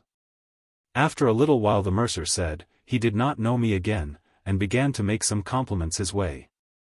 I told him, I believed he did not know me at first, and that if he had, I believed he would not have treated me as he did. He told me he was very sorry for what had happened, and that it was to testify the willingness he had to make all possible reparation that he had appointed this meeting. That he hoped I would not carry things to extremity, which might be not only too great a loss to him, but might be the ruin of his business and shop. In which case I might have the satisfaction of repaying an injury with an injury 10 times greater. But that I would then get nothing, whereas he was willing to do me any justice that was in his power, without putting himself or me to the trouble or charge of a suit at law. I told him I was glad to hear him talk so much more like a man of sense than he did before, that it was true, acknowledgment in most cases of affronts was counted reparation sufficient. But this had gone too far to be made up so. That I was not revengeful, nor did I seek his ruin, or any man's else. But that all my friends were unanimous not to let me so far neglect my character as to adjust a thing of this kind without a sufficient reparation of honor. That to be taken up for a thief was such an indignity as could not be put up. That my character was above being treated so by any that knew me, but because in my condition of a widow I had been for some time careless of myself, and negligent of myself. I might be taken for such a creature, but that for the particular usage I had from him afterwards, and then I repeated all as before. It was so provoking I had scarce patience to repeat it. Well, he acknowledged all, and was might humble indeed. He made proposals very handsome. He came up to £100 and to pay all the law charges, and added that he would make me a present of a very good suit of clothes. I came down to £300, and I demanded that I should publish an advertisement of the particulars in the common newspapers. This was a clause he never could comply with. However, at last he came up, by good management of my attorney, to £150 and a suit of black silk clothes. And there I agree, and as it were, at my attorney's request, complied with it, he paying my attorney's bill and charges, and gave us a good supper into the bargain. When I came to receive the money, I brought my governess with me, dressed like an old duchess, and a gentleman very well dressed, who we pretended courted me, but I called him cousin. And the lawyer was only to hint privately to him that his gentleman courted the widow. He treated us handsomely indeed, and paid the money cheerfully enough, so that it cost him £200 in all, or rather more. At our last meeting, when all was agreed, the case of the journeyman came up, and the mercer begged very hard for him. Told me he was a man that had kept a shop of his own, and been in good business, had a wife, and several children, and was very poor. That he had nothing to make satisfaction with, but he should come to beg my pardon on his knees, if I desired it, as openly as I pleased. I had no spleen at the saucy rogue, nor were his submissions anything to me, since there was nothing to be got by him, so I thought it was as good to throw that in generously as not. So I told him I did not desire the ruin of any man, and therefore at his request I would forgive the wretch. It was below me to seek any revenge. When we were at supper he brought the poor fellow in to make acknowledgment, which he would have done with as much mean humility as his offence was with insulting haughtiness and pride. In which he was an instance of a complete baseness of spirit, impious, cruel, and relentless when uppermost and in prosperity, abject and low-spirited when down in affliction. However, I abetted his cringes, told him I forgave him, and desired he might withdraw, as if I did not care for the sight of him, though I had forgiven him. I was now in good circumstances indeed, if I could have known my time for leaving off, and my governess often said I was the richest of the trade in England. And so I believe I was, for I had £700 by me in money, besides clothes, rings, some plate, and 2 gold watches, and all of them stolen, for I had innumerable jobs besides these I have mentioned. Oh! Had I even now had the grace of repentance, I had still leisure to have looked back upon my follies, and have made some reparation. But the satisfaction I was to make for the public mischiefs I had done was yet left behind. And I could not forbear going abroad again, as I called it now, than any more I could when my extremity really drove me out for bread. It was not long after the affair with the mercer was made up, that I went out in an equipage quite different from any I had ever appeared in before. I dressed myself like a beggar woman, in the coarsest and most despicable rags I could get, and I walked about peering and peeping into every door and window I came near. And indeed I was in such a plight now that I knew as ill how to behave in as ever I did in any. I naturally abhorred dirt and rags.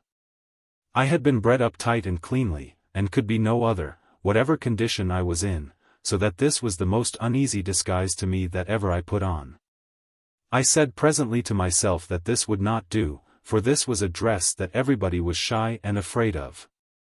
And I thought everybody looked at me, as if they were afraid I should come near them, lest I should take something from them, or afraid to come near me, lest they should get something from me. I wandered about all the evening the first time I went out, and made nothing of it, but came home again wet, draggled, and tired. However, I went out again the next night, and then I met with a little adventure, which had like to have cost me dear. As I was standing near a tavern door, there comes a gentleman on horseback, and lights at the door, and wanting to go into the tavern, he calls one of the drawers to hold his horse. He stayed pretty long in the tavern, and the drawer heard his master call, and thought he would be angry with him. Seeing me stand by him, he called to me, "Here, woman," says he, "hold this horse a while, till I go in. If the gentleman comes, he'll give you something." "Yes," says I, and takes the horse, and walks off with him very soberly, and carried him to my governess. This had been a booty to those that had understood it. But never was poor thief more at a loss to know what to do with anything that was stolen. For when I came home, my governess was quite confounded, and what to do with the creature, we neither of us knew. To send him to a stable was doing nothing, for it was certain that public notice would be given in the Gazette, and the horse described, so that we durst not go to fetch it again. All the remedy we had for this unlucky adventure was to go and set up the horse at an inn, and send a note by a porter to the tavern, that the gentleman's horse that was lost such a time was left at such an inn, and that he might be had there. That the poor woman that held him, having led him about the street, not being able to lead him back again, had left him there. We might have waited till the owner had published and offered a reward, but we did not care to venture the receiving the reward. So this was a robbery in no robbery, for little was lost by it, and nothing was got by it, and I was quite sick of going out in a beggar's dress. It did not answer at all, and besides, I thought it was ominous and threatening. While I was in this disguise, I fell in with a parcel of folks of a worse kind than any I ever sorted with, and I saw a little into their ways too. These were coiners of money, and they made some very good offers to me, as to profit, but the part they would have had me have embarked in was the most dangerous part. I mean that of the very working the die, as they call it, which, had I been taken, had been certain death, and that at a stake, I say, to be burnt to death at a stake. So that though I was to appearance but a beggar, and they promised mountains of gold and silver to me to engage, yet it would not do. It is true, if I had been really a beggar, or had been desperate as when I began, I might perhaps have closed with it, for what care they to die that can't tell how to live? But at present this was not my condition, at least I was for no such terrible risks as those. Besides, the very thoughts of being burnt at a stake struck terror into my very soul, chilled my blood, and gave me the vapors to such a degree, as I could not think of it without trembling. This put an end to my disguise too, for as I did not like the proposal, so I did not tell them so, but seemed to relish it, and promised to meet again. But I durst see them no more. For if I had seen them, and not complied, though I had declined it with the greatest assurance of secrecy in the world, they would have gone near to have murdered me, to make sure work. And make themselves easy, as they call it. What kind of easiness that is, they may best judge that understand how easy men are that can murder people to prevent danger. This and horse stealing were things quite out of my way, and I might easily resolve I would have more to say to them. My business seemed to lie another way, and though it had hazard enough in it too, yet it was more suitable to me, and what had more of art in it, and more room to escape. And more chances for a coming off if a surprise should happen. I had several proposals made also to me about that time, to come into a gang of housebreakers, but that was a thing I had no mind to venture at neither, any more than I had at the coining trade. I offered to go along with 2 men and a woman, that made it their business to get into houses by stratagem, and with them I was willing enough to venture. But there were 3 of them already, and they did not care to part, nor I to have too many in a gang, so I did not close with them, but declined them, and they paid dear for their next attempt. But at length I met with a woman that had often told me what adventures she had made, and with success, at the waterside, and I closed with her, and we drove on our business pretty well. One day we came among some Dutch people at St. Catherine's, where we went on pretence to buy goods that were privately got on shore. I was 2 or 3 times in a house where we saw a good quantity of prohibited goods, and my companion once brought away 3 pieces of Dutch black silk that turned to good account. And I had my share of it. But in all the journeys I made by myself, I could not get an opportunity to do anything, so I laid it aside, for I had been so often, that they began to suspect something, and were so shy, that I saw nothing was to be done. This balked me a little, and I resolved to push at something or other, for I was not used to come back so often without purchase. So the next day I dressed myself up fine, and took a walk to the other end of the town. I passed through the Exchange and the Strand, but had no notion of finding anything to do there, when on a sudden I saw a great cluttering in the place, and all the people, shopkeepers as well as others, standing up and staring. And what should it be but some great duchess come into the Exchange, and they said the Queen was coming. I set myself close up to a shop side with my back to the counter, as if to let the crowd pass by, when keeping my eye upon a parcel of lace which the shopkeeper was showing to some ladies that stood by me, the shopkeeper and her maid were so taken up with looking to see who was coming, and what shop they would go to, that I found means to slip a paper of lace into my pocket and come clear off with it. So the lady milliner paid dear enough for her gaping after the Queen. I went off from the shop, as if driven along by the throng, and mingling myself with the crowd, went out at the other door of the Exchange, and so got away before they missed their lace. And because I would not be followed, I called a coach and shut myself up in it. I had scarce shut the coach doors up, but I saw the milliner's maid and 5 or 6 more come running out into the street, and crying out as if they were frightened. They did not cry, "Stop thief," because nobody ran away, but I could hear the word robbed, and lace, 2 or 3 times, and saw the wench wringing her hands, and run staring to and again, like one scared. The coachman that had taken me up was getting up into the box, but was not quite up, so that the horse had not begun to move. So that I was terrible uneasy, and I took the packet of lace and laid it ready to have dropped it out at the flap of the coach, which opens before, just behind the coachman. But to my great satisfaction, in less than a minute the coach began to move, that is to say, as soon as the coachman had got up and spoken to his horses. So he drove away without any interruption, and I brought off my purchase, which was worth near £20. The next day I dressed up again, but in quite different clothes, and walked the same way again, but nothing offered till I came into St. James's Park, where I saw abundance of fine ladies in the park, walking in the Mall, and among the rest there was a little miss, a young lady of about 12 or 13 years old.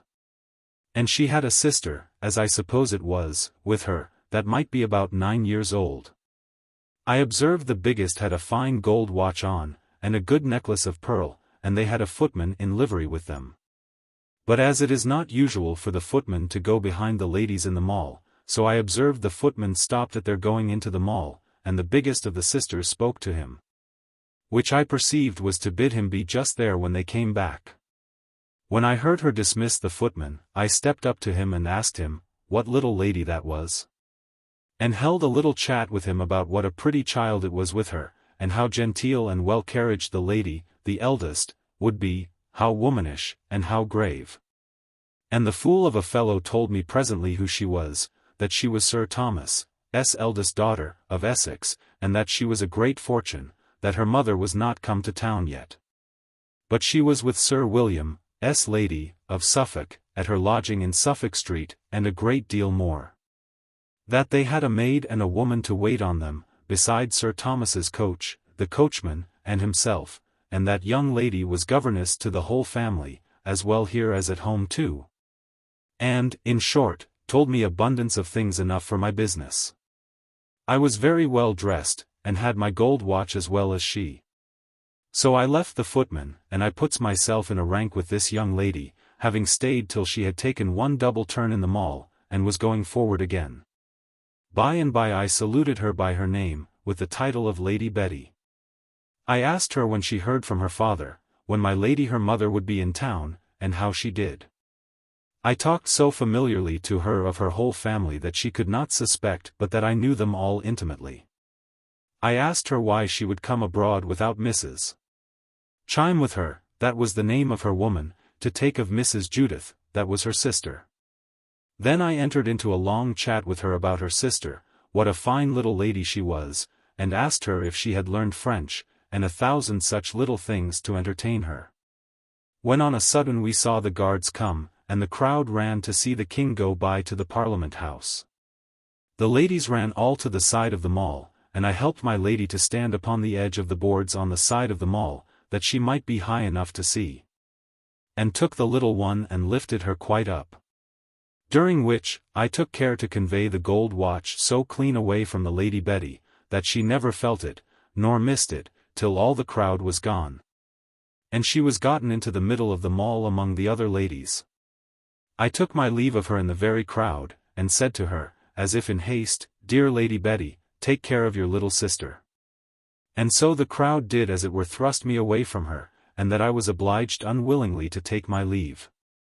The hurry in such cases is immediately over, and the place clear as soon as the king is gone by. But as there is always a great running and clutter just as the king passes, so having dropped the 2 little ladies, and done my business with them without any miscarriage, I kept hurrying on among the crowd, as if I ran to see the king, and so I got before the crowd and kept so till I came to the end of the Mall, when the king going on towards the Horse Guards. I went forward to the passage, which went then through against the lower end of the Haymarket, and there I bestowed a coach upon myself, and made off. And I confess I have not yet been so good as my word, viz. to go and visit my Lady Betty. I was once of the mind to venture staying with Lady Betty till she missed the watch, and so have made a great outcry about it with her, and have got her into the coach. And put myself in the coach with her, and have gone home with her.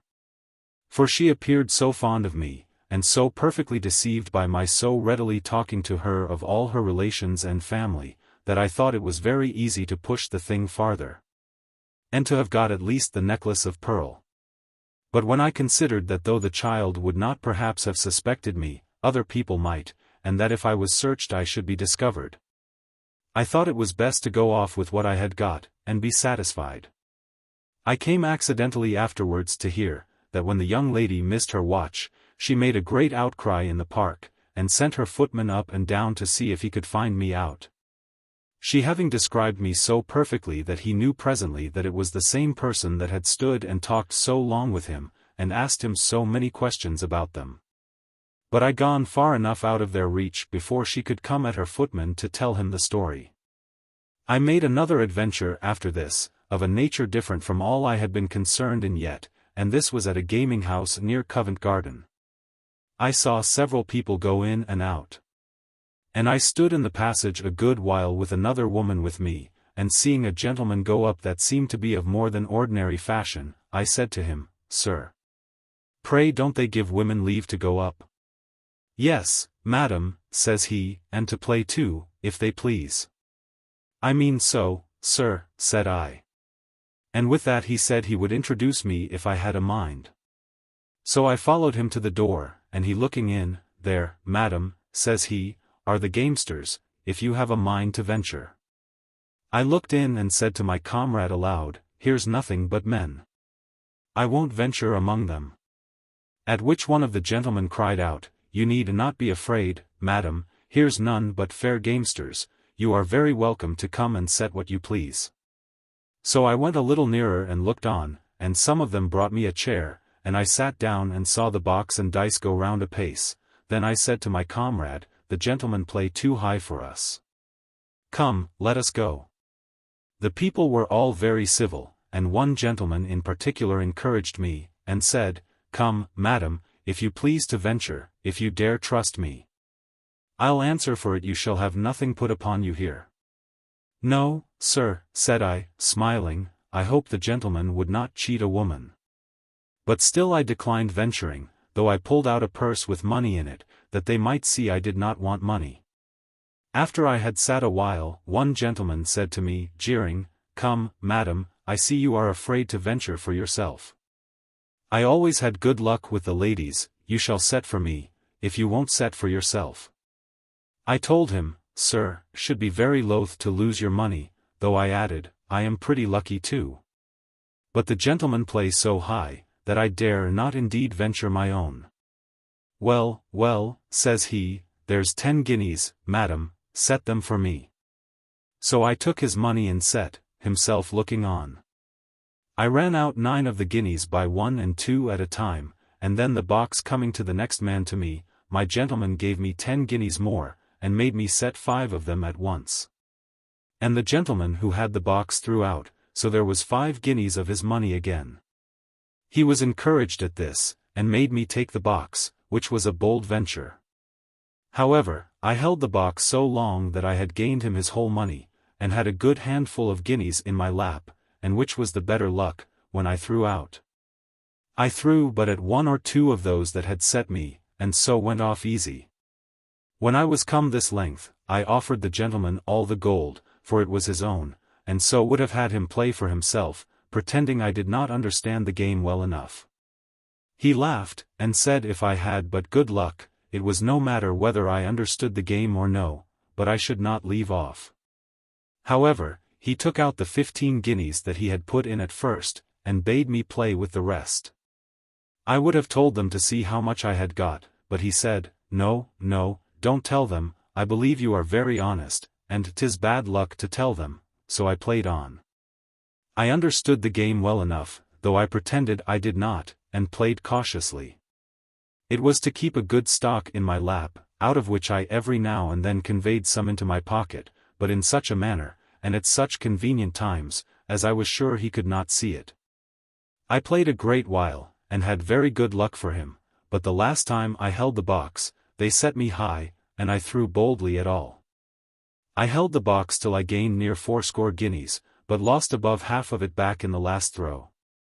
So I got up, for I was afraid I should lose it all back again, and said to him, pray come, sir, now, and take it and play for yourself, I think I have done pretty well for you. He would have had me play on, but it grew late, and I desired to be excused.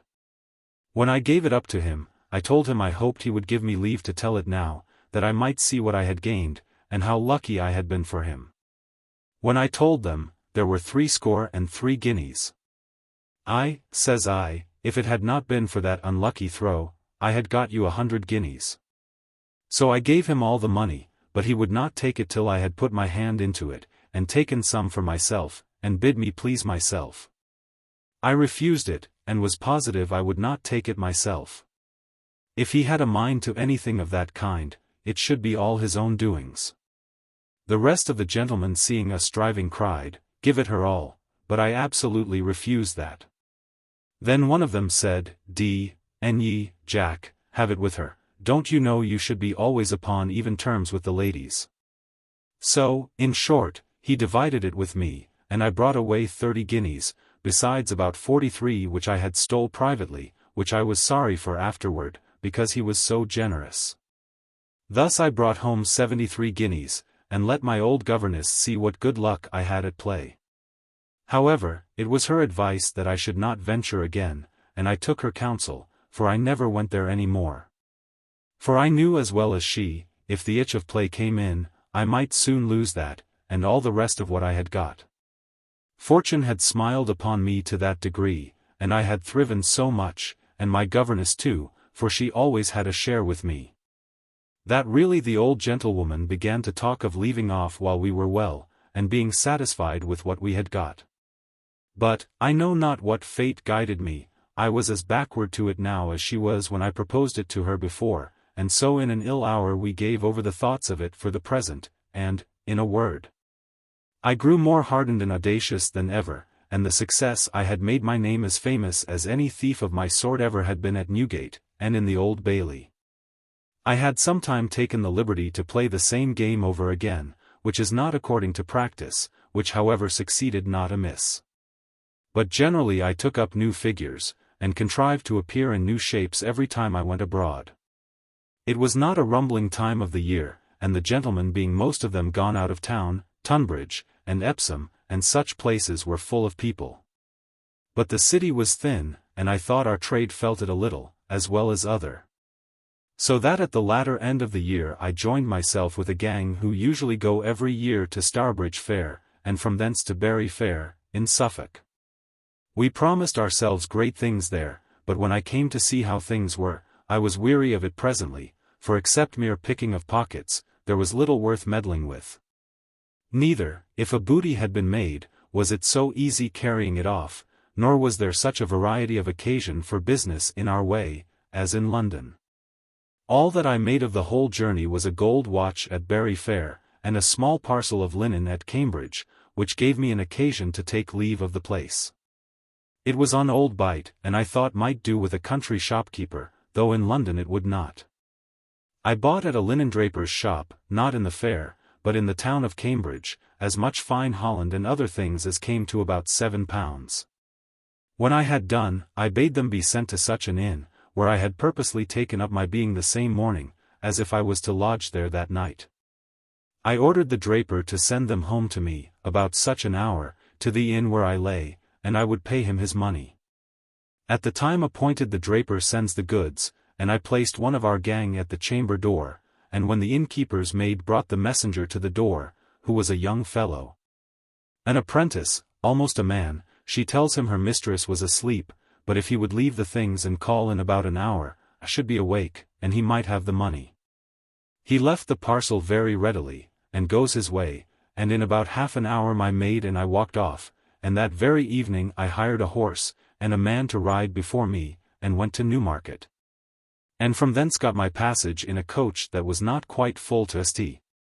Edmundsbury, where, as I told you, I could make but little of my trade, only at a little country opera house made a shift to carry off a gold watch from a lady's side, who was not only intolerably merry, but, as I thought, a little fuddled, which made my work much easier. I made off with this little booty to Ipswich, and from thence to Harwich, where I went into an inn, as if I had newly arrived from Holland, not doubting but I should make some purchase among the foreigners that came on shore there. But I found them generally empty of things of value, except what was in their portmanteaus and Dutch hampers, which were generally guarded by footmen.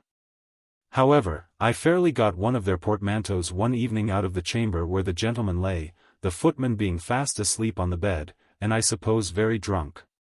The room in which I lodged lay next to the Dutchman's, and having dragged the heavy thing with much ado out of the chamber into mine, I went out into the street, to see if I could find any possibility of carrying it off.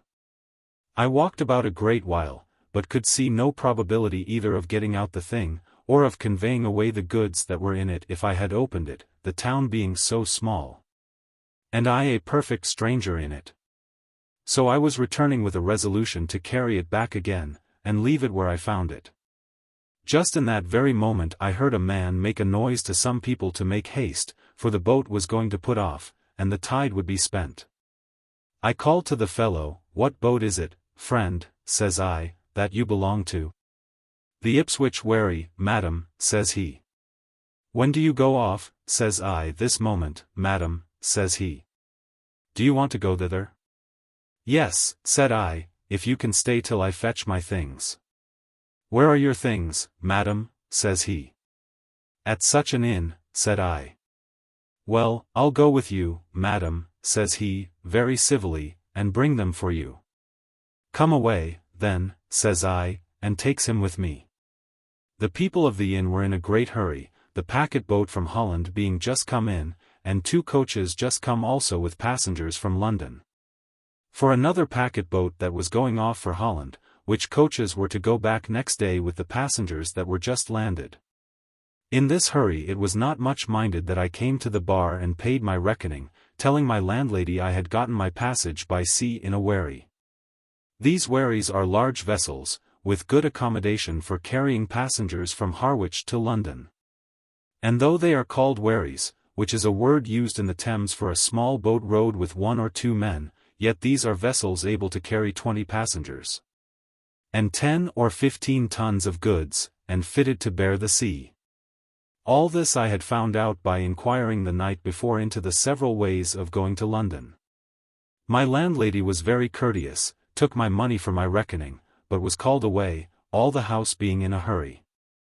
So I left her, took the fellow up to my chamber, gave him the trunk, or portmanteau, for it was like a trunk, and wrapped it about with an old apron, and he went directly to his boat with it. And I after him, nobody asking us the least question about it. As for the drunken Dutch footman, he was still asleep, and his master with other foreign gentlemen at supper, and very merry below, so I went clean off with it to Ipswich. And going in the night, the people of the house knew nothing but that I was gone to London by the Harwich wherry, as I had told my landlady. I was plagued at Ipswich with the custom-house officers, who stopped my trunk, as I called it, and would open and search it. I was willing, I told them, they should search it, but husband had the key, and he was not yet come from Harwich. This I said, that if upon searching it they should find all the things be such as properly belonged to a man rather than a woman, it should not seem strange to them. However, they being positive to open the trunk, I consented to have it be broken open, that is to say, to have the lock taken off, which was not difficult. They found nothing for their turn, for the trunk had been searched before, but they discovered several things very much to my satisfaction, as particularly a parcel of money in French pistoles, and some Dutch ducatoons or riksdollars, and the rest was chiefly 2 periwigs, wearing linen, and razors, washballs, perfumes, and other useful things necessary for a gentleman, which all passed for my husband's, and so I was quit to them. It was now very early in the morning, and not light, and I knew not well what course to take. For I made no doubt but I should be pursued in the morning, and perhaps be taken with the things about me, so I resolved upon taking new measures. I went publicly to an inn in the town with my trunk, as I called it, and having taken the substance out, I did not think the lumber of it worth my concern. However, I gave it the landlady of the house with a charge to take great care of it, and lay it up safe till I should come again, and away I walked into the street. When I was got into the town a great way from the inn, I met with an ancient woman who had just opened her door, and I fell into chat with her, and asked her a great many wild questions of things all remote to my purpose and design. But in my discourse I found by her how the town was situated, that I was in a street that went out towards Hadley, but that such a street went towards the waterside, such a street towards Colchester. And so the London road lay there. I had soon my ends of this old woman, for I only wanted to know which was the London road, and away I walked as fast as I could. Not that I intended to go on foot either to London or to Colchester, but I wanted to get quietly away from Ipswich. I walked about 2 or 3 miles, and then I met a plain countryman, who was busy about some husbandry work, I did not know what, and I asked him a great many questions first. Not much to the purpose, but at last told him I was going for London, and the coach was full, and I could not get a passage. And asked him if he could tell me where to hire a horse that would carry double, and an honest man to ride before me to Colchester, that so I might get a place there in the coaches. The honest clown looked earnestly at me, and said nothing for above half a minute, when, scratching his poll, a horse, say you, and to Colchester, to carry double? Why yes, mistress, alack-a-day, you may have horses enough for money. Well, friend, says I, that I take for granted, I don't expect it without money. Why, but, mistress, says he, how much are you willing to give? Nay, says I again, friend, I don't know what your rates are in the country here, for I am a stranger. But if you can get one for me, get it as cheap as you can, and I'll give you somewhat for your pains. Why, that's honestly said too, says the countryman. Not so honest, neither, said I to myself, if thou knewest all. Why, mistress, says he, I have a horse that will carry double, and I don't much care if I go myself with you, and the like. Will you, says I, well, I believe you are an honest man, if you will, I shall be glad of it, I'll pay you in reason. Why, look ye, mistress, says he, I won't be out of reason with you, then. If I carry you to Colchester, it will be worth 5 shillings for myself and my horse, for I shall hardly come back tonight. In short, I hired the honest man and his horse. But when we came to a town upon the road, I do not remember the name of it, but it stands upon a river, I pretended myself very ill. And I could go no farther that night, but if he would stay there with me, because I was a stranger, I would pay him for himself and his horse with all my heart. This I did because I knew the Dutch gentlemen and their servants would be upon the road that day, either in the stagecoaches or riding post, and I did not know but the drunken fellow, or somebody else that might have seen me at Harwich, might see me again, and so I thought that in one day's stop they would be all gone by. We lay all that night there, and the next morning it was not very early when I set out, so that it was near 10 o'clock by the time I got to Colchester. It was no little pleasure that I saw the town where I had so many pleasant days, and I made many inquiries after the good old friends I had once had there, but could make little out. They were all dead or removed. The young ladies had been all married or gone to London, the old gentleman and the old lady that had been my early benefactress all dead. And which troubled me most, the young gentleman my first lover, and afterwards my brother-in-law, was dead, but 2 sons, men grown, were left of him, but they too were transplanted to London. I dismissed my old man here, and stayed incognito for 3 or 4 days in Colchester, and then took a passage in a wagon, because I would not venture being seen in the Harwich coaches. But I needed not have used so much caution, for there was nobody in Harwich but the woman of the house could have known me. Nor was it rational to think that she, considering the hurry she was in, and that she never saw me but once, and that by candlelight, should have ever discovered me. I was now returned to London, and though by the accident of the last adventure I got something considerable, yet I was not fond of any more country rambles. Nor should I have ventured abroad again if I had carried the trade on to the end of my days. I gave my governess a history of my travels. She liked the Harwich journey well enough, and in discoursing of these things between ourselves she observed, that a thief being a creature that watches the advantages of other people's mistakes, 'tis impossible but that to one that is vigilant and industrious many opportunities must happen, and therefore she thought that one so exquisitely keen in the trade as I was, would scarce fail of something extraordinary wherever I went. On the other hand, every branch of my story, if duly considered, may be useful to honest people, and afford a due caution to people of some sort or other to guard against the like surprises, and to have their eyes about them when they have to do with strangers of any kind, for 'tis very seldom that some snare or other is not in their way. The moral, indeed, of all my history is left to be gathered by the senses and judgment of the reader. I am not qualified to preach to them. Let the experience of one creature completely wicked, and completely miserable, be a storehouse of useful warning to those that read. I am drawing now towards a new variety of the scenes of life. Upon my return, being hardened by a long race of crime, and success unparalleled, at least in the reach of my own knowledge, I had, as I have said, no thoughts of laying down a trade which, if I was to judge by the example of other, must, however, end at last in misery and sorrow. It was on the Christmas day following, in the evening, that, to finish a long train of wickedness, I went abroad to see what might offer in my way. When going by a working silversmith's in Foster Lane, I saw a tempting bait indeed, and not be resisted by one of my occupation, for the shop had nobody in it, as I could see. And a great deal of loose plate lay in the window, and at the seat of the man, who usually, as I suppose, worked at one side of the shop.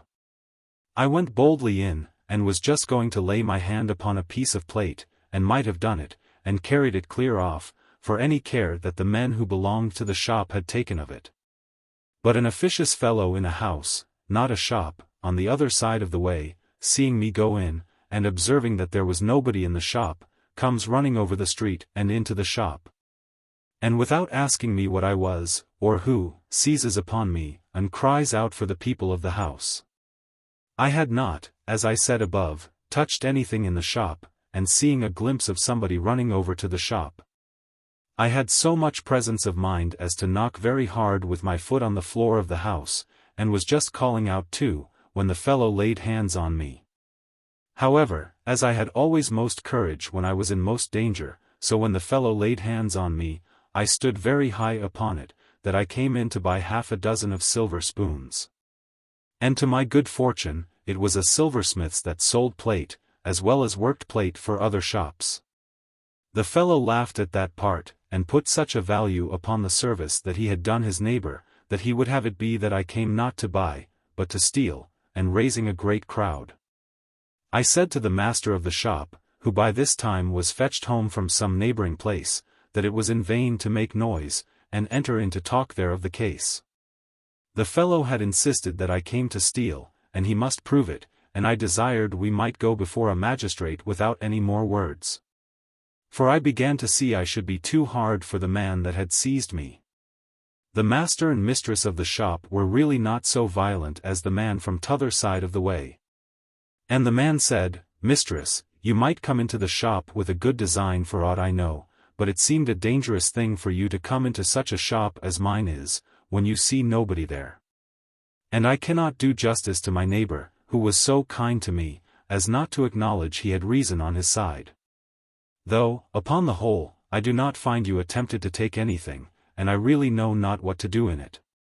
I pressed him to go before a magistrate with me, and if anything could be proved on me that was like a design of robbery, I should willingly submit, but if not, I expected reparation. Just while we were in this debate, and a crowd of people gathered about the door, came by Sir T.B., an alderman of the city, and justice of the peace, and the goldsmith hearing of it, goes out, and entreated his worship to come in and decide the case. Give the goldsmith his due, he told his story with a great deal of justice and moderation, and the fellow that had come over, and seized upon me, told his with as much heat and foolish passion. Which did me good still, rather than harm.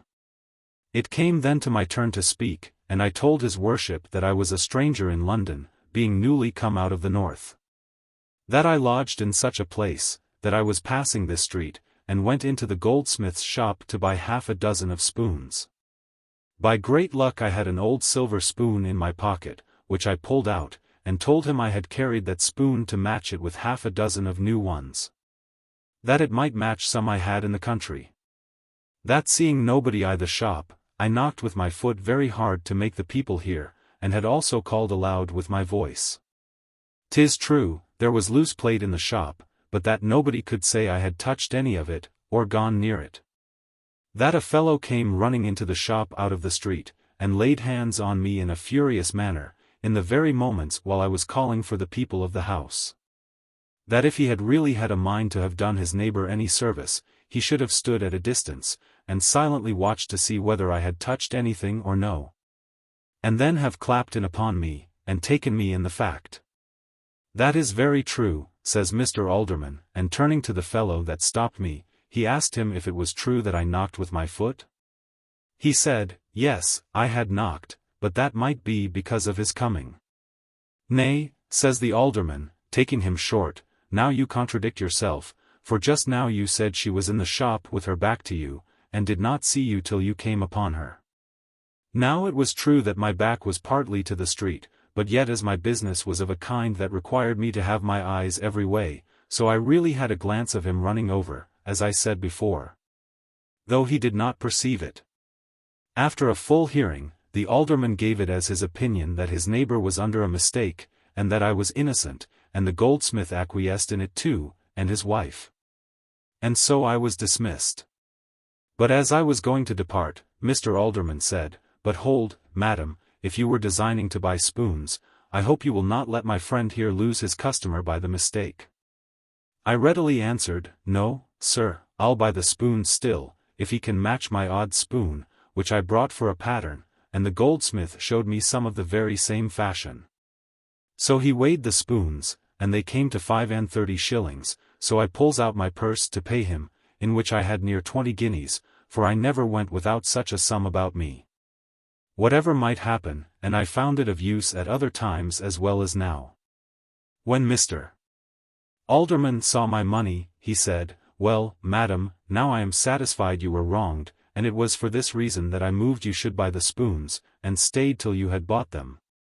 For if you had not had money to pay for them, I should have suspected that you did not come into the shop with an intent to buy. For indeed the sort of people who come upon these designs that you have been charged with, are seldom troubled with much gold in their pockets, as I see you are." I smiled, and told his worship, that then I owed something of his favour to my money, but I hoped he saw reason also in the justice he had done me before. He said, yes, he had, but this had confirmed his opinion, and he was fully satisfied now of my having been injured. So I came off with flying colors, though from an affair in which I was at the very brink of destruction.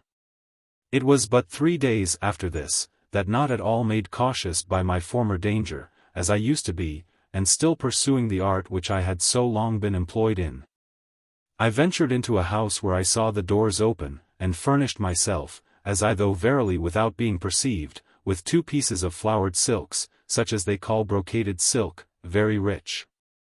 It was not a mercer's shop, nor a warehouse of a mercer, but looked like a private dwelling house, and was, it seems, inhabited by a man that sold goods for the weavers to the mercers. Like a broker or factor.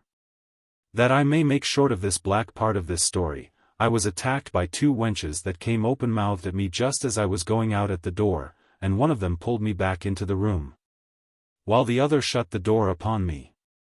I would have given them good words, but there was no room for it. 2 fiery dragons could not have been more furious than they were. They tore my clothes, bullied and roared as if they would have murdered me. The mistress of the house came next, and then the master, and all outrageous, for a while especially.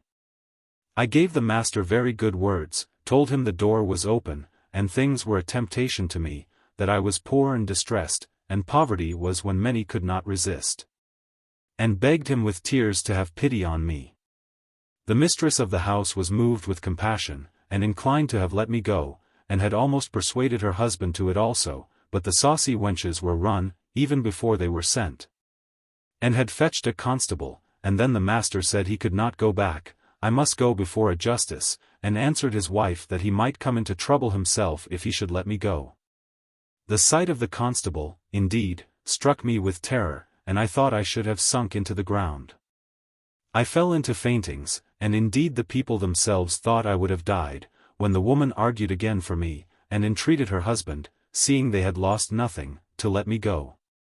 I offered him to pay for the 2 pieces, whatever the value was, though I had not got them, and argued that as he had his goods, and had really lost nothing, it would be cruel to pursue me to death, and have my blood for the bare attempt of taking them. I put the constable in mind that I had broke no doors, nor carried anything away. And when I came to the justice, and pleaded there that I had neither broken anything to get in, nor carried anything out, the justice was inclined to have released me. But the first saucy jade that stopped me, affirming that I was going out with the goods, but that she stopped me and pulled me back as I was upon the threshold. The justice upon that point committed me, and I was carried to Newgate. That horrid place! My very blood chills at the mention of its name, the place where so many of my comrades had been locked up, and from whence they went to the fatal tree. The place where my mother suffered so deeply, where I was brought into the world, and from whence I expected no redemption but by an infamous death, to conclude. The place that had so long expected me, and which with so much art and success I had so long avoided. I was not fixed indeed, 'tis impossible to describe the terror of my mind, when I was first brought in, and when I looked around upon all the horrors of that dismal place. I looked on myself as lost, and that I had nothing to think of but of going out of the world, and that with the utmost infamy, the hellish noise, the roaring, swearing, and clamor, the stench and nastiness, and all the dreadful crowd of afflicting things that I saw there, joined together to make the place seem an emblem of hell itself, and a kind of an entrance into it. Now I reproached myself with the many hints I had had, as I have mentioned above, for my own reason, from the sense of my good circumstances, and of the many dangers I had escaped. To leave off while I was well, and how I had withstood them all, and hardened my thoughts against all fear. It seemed to me that I was hurried on by an inevitable and unseen fate to this day of misery, and that now I was to expiate all my offences at the gallows. That I was now to give satisfaction to justice with my blood, and that I was come to the last hour of my life and of my wickedness together. These things poured themselves in upon my thoughts in a confused manner, and left me overwhelmed with melancholy and despair. Then I repented heartily of all my life past, but that repentance yielded me no satisfaction, no peace, no, not in the least, because, as I said to myself, It was repenting after the power of further sinning was taken away. I seemed not to mourn that I had committed such crimes, and for the fact as it was an offense against God and my neighbor, but I mourned that I was to be punished for it. I was a penitent, as I thought, not that I had sinned, but that I was to suffer, and this took away all the comfort, and even the hope of my repentance in my own thoughts. I got no sleep for several nights or days after I came into that wretched place, and glad I would have been for some time to have died there. Though I did not consider dying as it ought to be considered neither. Indeed, nothing could be filled with more horror to my imagination than the very place, nothing was more odious to me than the company that was there. Oh! If I had but been sent to any place in the world, and not to Newgate, should have thought myself happy. In the next place, how did the hardened wretches that were there before me triumph over me? What? Mrs. Flanders come to Newgate at last? What? Mrs. Mary, Mrs. Molly, and after that plain Moll Flanders? They thought the devil had helped me, they said, that I had reigned so long. They expected me there many years ago, and was I come at last? Then they flouted me with my dejections, welcomed me to the place, wished me joy, bid me have a good heart, not to be cast down, things might not be so bad as I feared, and the like. Then called for brandy, and drank to me, but put it all up to my score, for they told me I was but just come to the college, as they called it, and sure I had money in my pocket. Though they had none. I asked one of this crew how long she had been there. She said 4 months. I asked her how the place looked to her when she first came into it.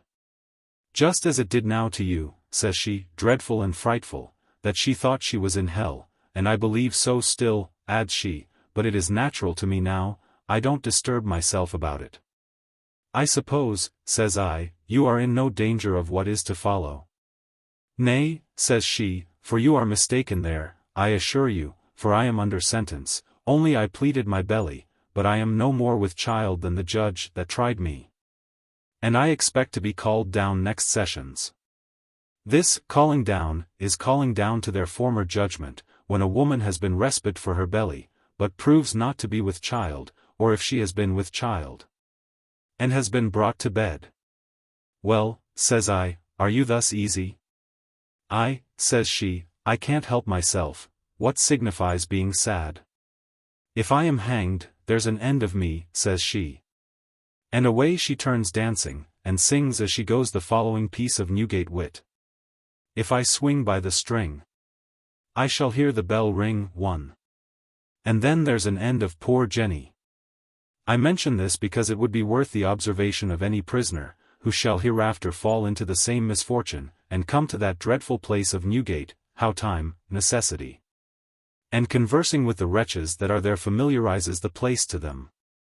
How at last they become reconciled to that which at first was the greatest dread upon their spirits in the world, and are as impudently cheerful and merry in their misery as they were when out of it. I cannot say, as some do, this devil is not so black as he is painted. For indeed no colors can represent the place to the life, not any soul conceive a right of it but those who have been sufferers there. But how hell should become by degree so natural, and not only tolerable, but even agreeable, is a thing unintelligible but by those who have experienced it, as I have. The same night that I was sent to Newgate, I sent the news of it to my old governess, who was surprised at it, you may be sure, and spent the night almost as ill out of Newgate, as I did in it. The next morning she came to see me, she did what she could to comfort me, but she saw that was to no purpose, however, as she said, to sink under the weight was but to increase the weight. She immediately applied herself to all the proper methods to prevent the effects of it, which we feared, and first she found out the 2 fiery jades that had surprised me. She tampered with them, offered them money, and, in a word, tried all imaginable ways to prevent a prosecution. She offered one of the wenches £100 to go away from her mistress, and not to appear against me, but she was so resolute, that though she was but a servant maid at £3 a year wages or thereabouts, she refused it, and would have refused it, as my governess said she believed, if she had offered her £500. Then she attacked the other maid, she was not so hard-hearted in appearance as the other, and sometimes seemed inclined to be merciful. But the first wench kept her up, and changed her mind, and would not so much as let my governess talk with her, but threatened to have her up for tampering with the evidence. Then she applied to the master, that is to say, the man whose goods had been stolen, and particularly to his wife, who, as I told you, was inclined at first to have some compassion for me. She found the woman the same still, but the man alleged he was bound by the justice that committed me, to prosecute, and that he should forfeit his recognizance. My governess offered to find friends that should get his recognizances off of the file, as they call it, and that he should not suffer. But it was not possible to convince him that could be done, or that he could be safe any way in the world but by appearing against me. So I was to have 3 witnesses of fact against me, the master and his 2 maids. That is to say, I was as certain to be cast for my life as I was certain that I was alive, and I had nothing to do but to think of dying, and prepare for it. I had but a sad foundation to build upon, as I said before, for all my repentance appeared to me to be only the effect of my fear of death, not a sincere regret for the wicked life that I had lived, and which had brought this misery upon me, for the offending my Creator, who was now suddenly to be my judge. I lived many days here under the utmost horror of soul. I had death, as it were, in view, and thought of nothing night and day, but of gibbets and halters, evil spirits and devils. It is not to be expressed by words how I was harassed, between the dreadful apprehensions of death and the terror of my conscience reproaching me with my past horrible life. The ordinary of Newgate came to me, and talked a little in his way, but all his divinity ran upon confessing my crime, as he called it, though he knew not what I was in for. Making a full discovery, and the like, without which he told me God would never forgive me. And he said so little to the purpose, that I had no manner of consolation from him.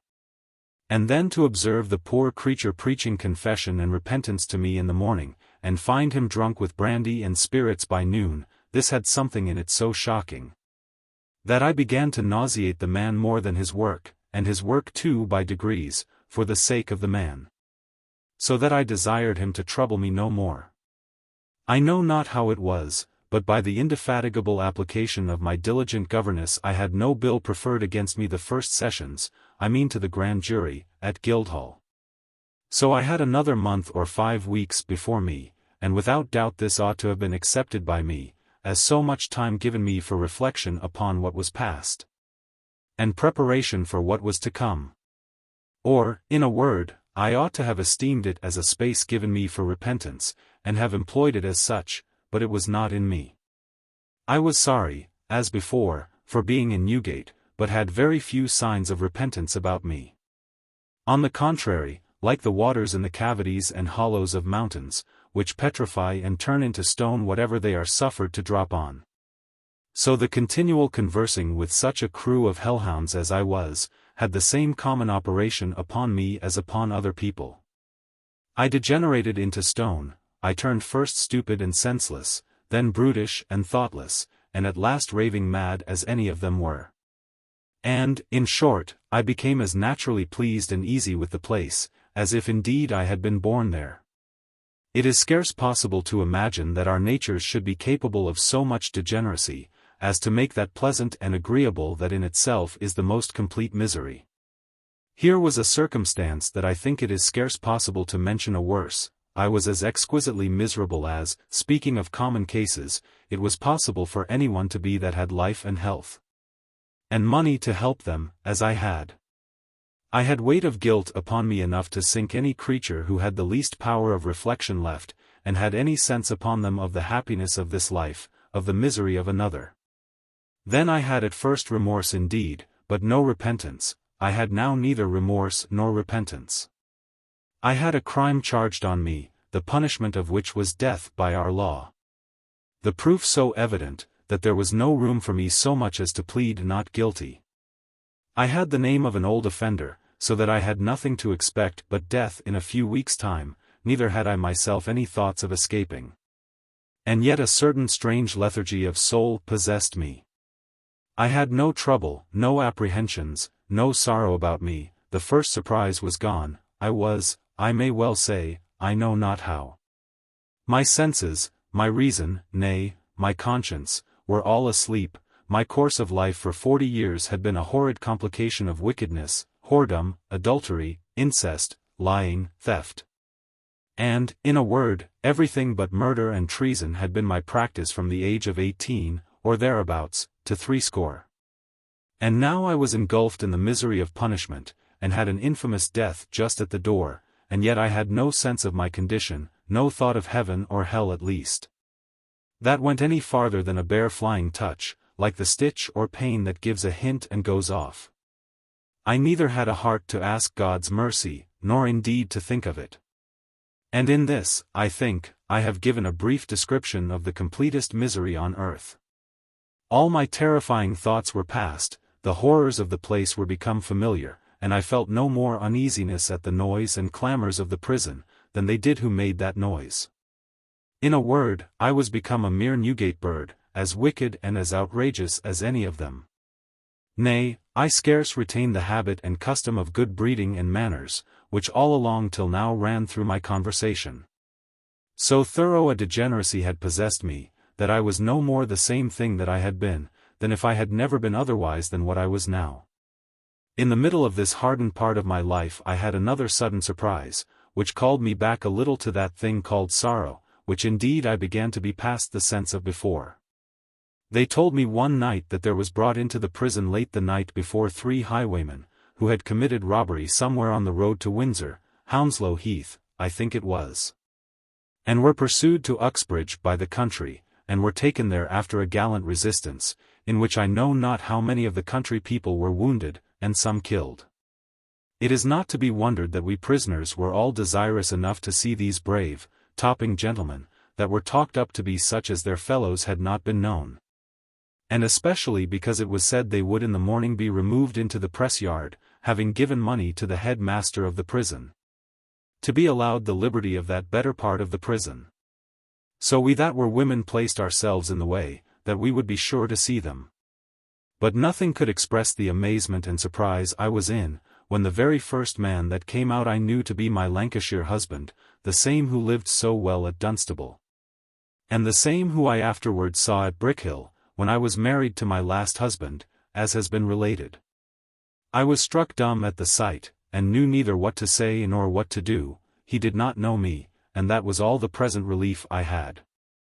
I quitted my company, and retired as much as that dreadful place suffers anybody to retire, and I cried vehemently for a great while. Dreadful creature that I am, said I, how many poor people have I made miserable? How many desperate wretches have I sent to the devil? He had told me at Chester he was ruined by that match, and that his fortunes were made desperate on my account. For that thinking I had been a fortune, he was run into debt more than he was able to pay, and that he knew not what course to take. That he would go into the army and carry a musket, or buy a horse and take a tour, as he called it. And though I never told him that I was a fortune, and so did not actually deceive him myself, yet I did encourage the having it thought that I was so. And by that means I was the occasion originally of his mischief. The surprise of the thing only struck deeper into my thoughts, and gave me stronger reflections than all that had befallen me before. I grieved day and night for him, and the more for that they told me he was the captain of the gang, and that he had committed so many robberies, that Hind, or Whitney, or the Golden Farmer were fools to him. That he would surely be hanged if there were no more men left in the country he was born in, and that there would abundance of people come in against him. I was overwhelmed with grief for him. My own case gave me no disturbance compared to this, and I loaded myself with reproaches on his account. I bewailed his misfortunes, and the ruin he was now come to, at such a rate, that I relished nothing now as I did before, and the first reflections I made upon the horrid, detestable life I had lived began to return upon me, and as these things returned, my abhorrence of the place I was in, and of the way of living in it, returned also. In a word, I was perfectly changed, and become another body. While I was under these influences of sorrow for him, came notice to me that the next sessions approaching there would be a bill preferred to the grand jury against me, and that I should be certainly tried for my life at the Old Bailey. My temper was touched before, the hardened, wretched boldness of spirit which I had acquired abated, and conscious in the prison, guilt began to flow in upon my mind. In short, I began to think, and to think is one real advance from hell to heaven. All that hellish, hardened state and temper of soul, which I have said so much of before, is but a deprivation of thought. He that is restored to his power of thinking, is restored to himself. As soon as I began, I say, to think, the first thing that occurred to me broke out thus: Lord, what will become of me? I shall certainly die.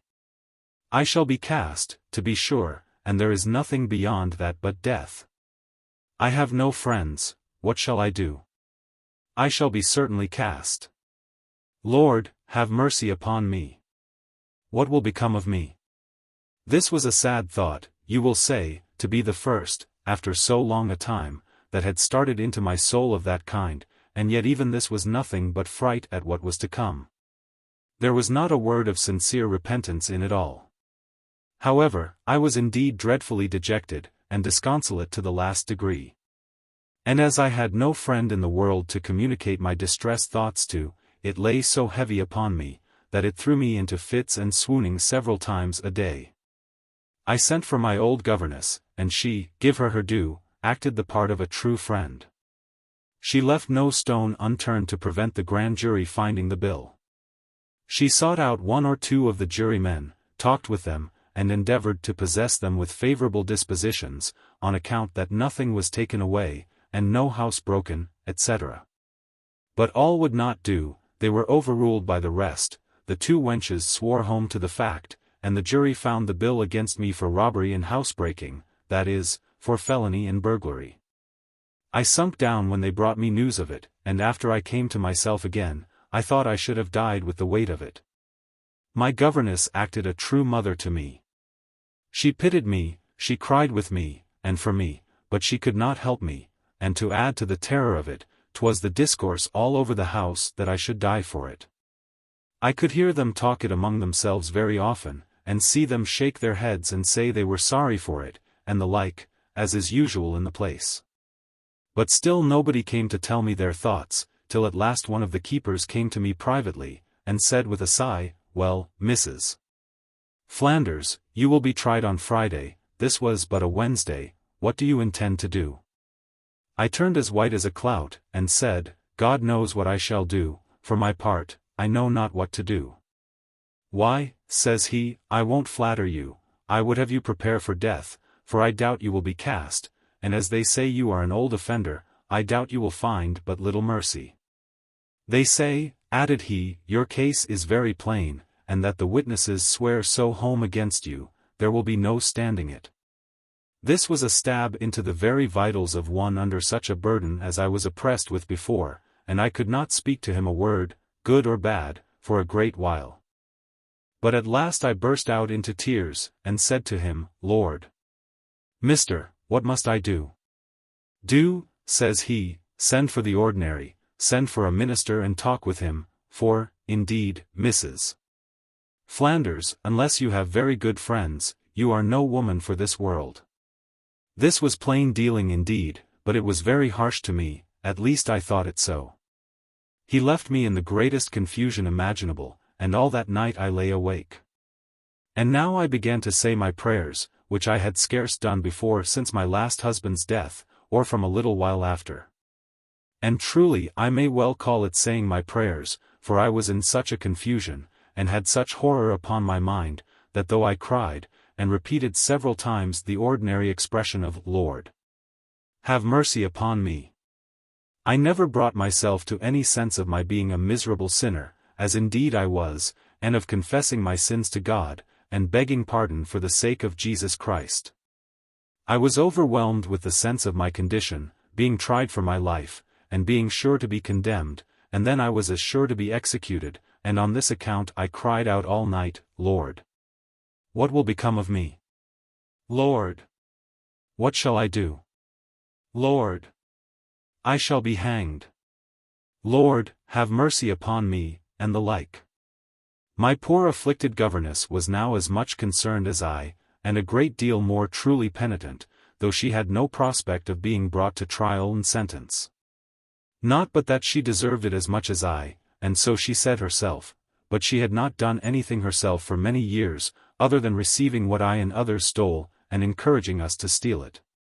But she cried, and took on like a distracted body, wringing her hands, and crying out that she was undone, that she believed there was a curse from heaven upon her, that she should be damned. That she had been the destruction of all her friends, that she had brought such a one, and such a one, and such a one to the gallows. And there she reckoned up 10 or 11 people, some of which I have given account of, that came to untimely ends. And that now she was the occasion of my ruin, for she had persuaded me to go on, when I would have left off. I interrupted her there. No, mother, no, said I, don't speak of that, for you would have had me left off when I got the mercer's money again, and when I came home from Harwich, and I would not hearken to you. Therefore you have not been to blame, it is I only have ruined myself, I have brought myself to this misery, and thus we spent many hours together. Well, there was no remedy.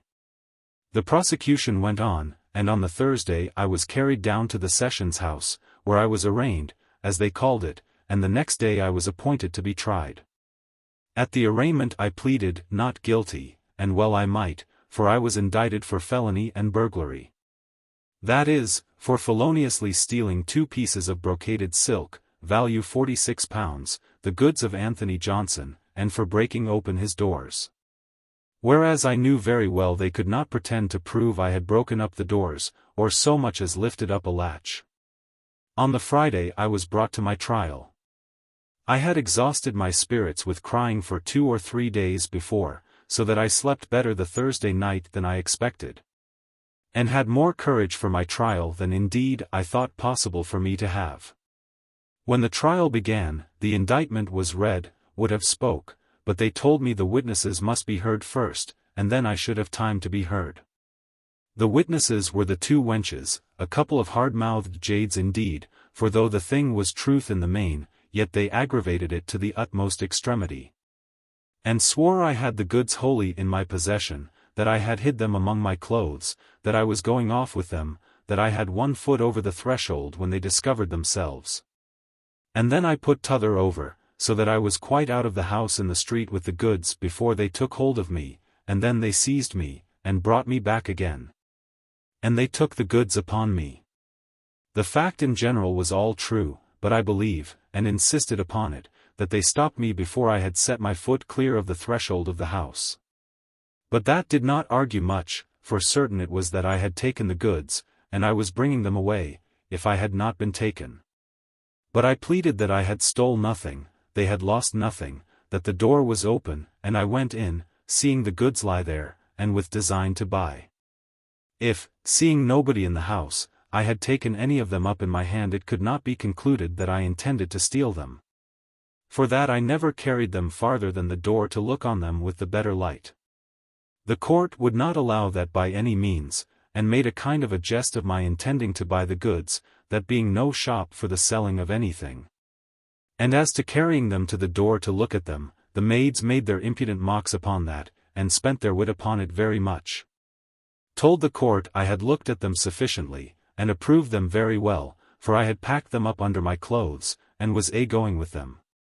In short, I was found guilty of felony, but acquitted of the burglary, which was but small comfort to me, the first bringing me to a sentence of death, and the last would have done no more. The next day I was carried down to receive the dreadful sentence, and when they came to ask me what I had to say why sentence should not pass, I stood mute a while. But somebody that stood behind me prompted me aloud to speak to the judges, for that they could represent things favorably for me. This encouraged me to speak, and I told them I had nothing to say to stop the sentence, but that I had much to say to bespeak the mercy of the court. That I hoped they would allow something in such a case for the circumstances of it, that I had broken no doors, had carried nothing off, that nobody had lost anything. That the person whose goods they were was pleased to say he desired mercy might be shown, which indeed he very honestly did. That, at the worst, it was the first offence, and that I had never been before any court of justice before.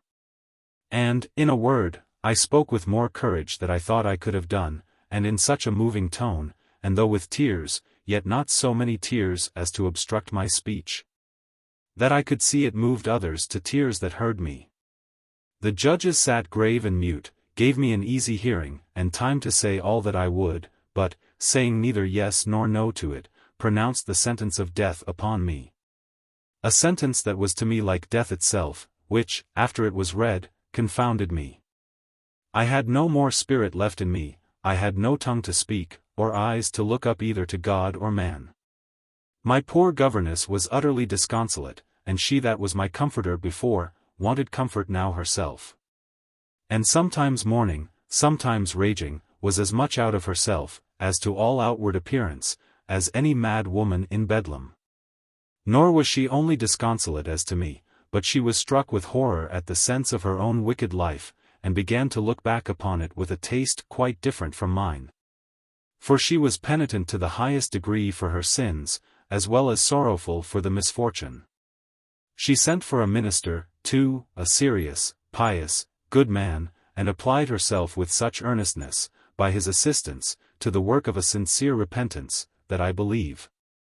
And so did the minister too, that she was a true penitent.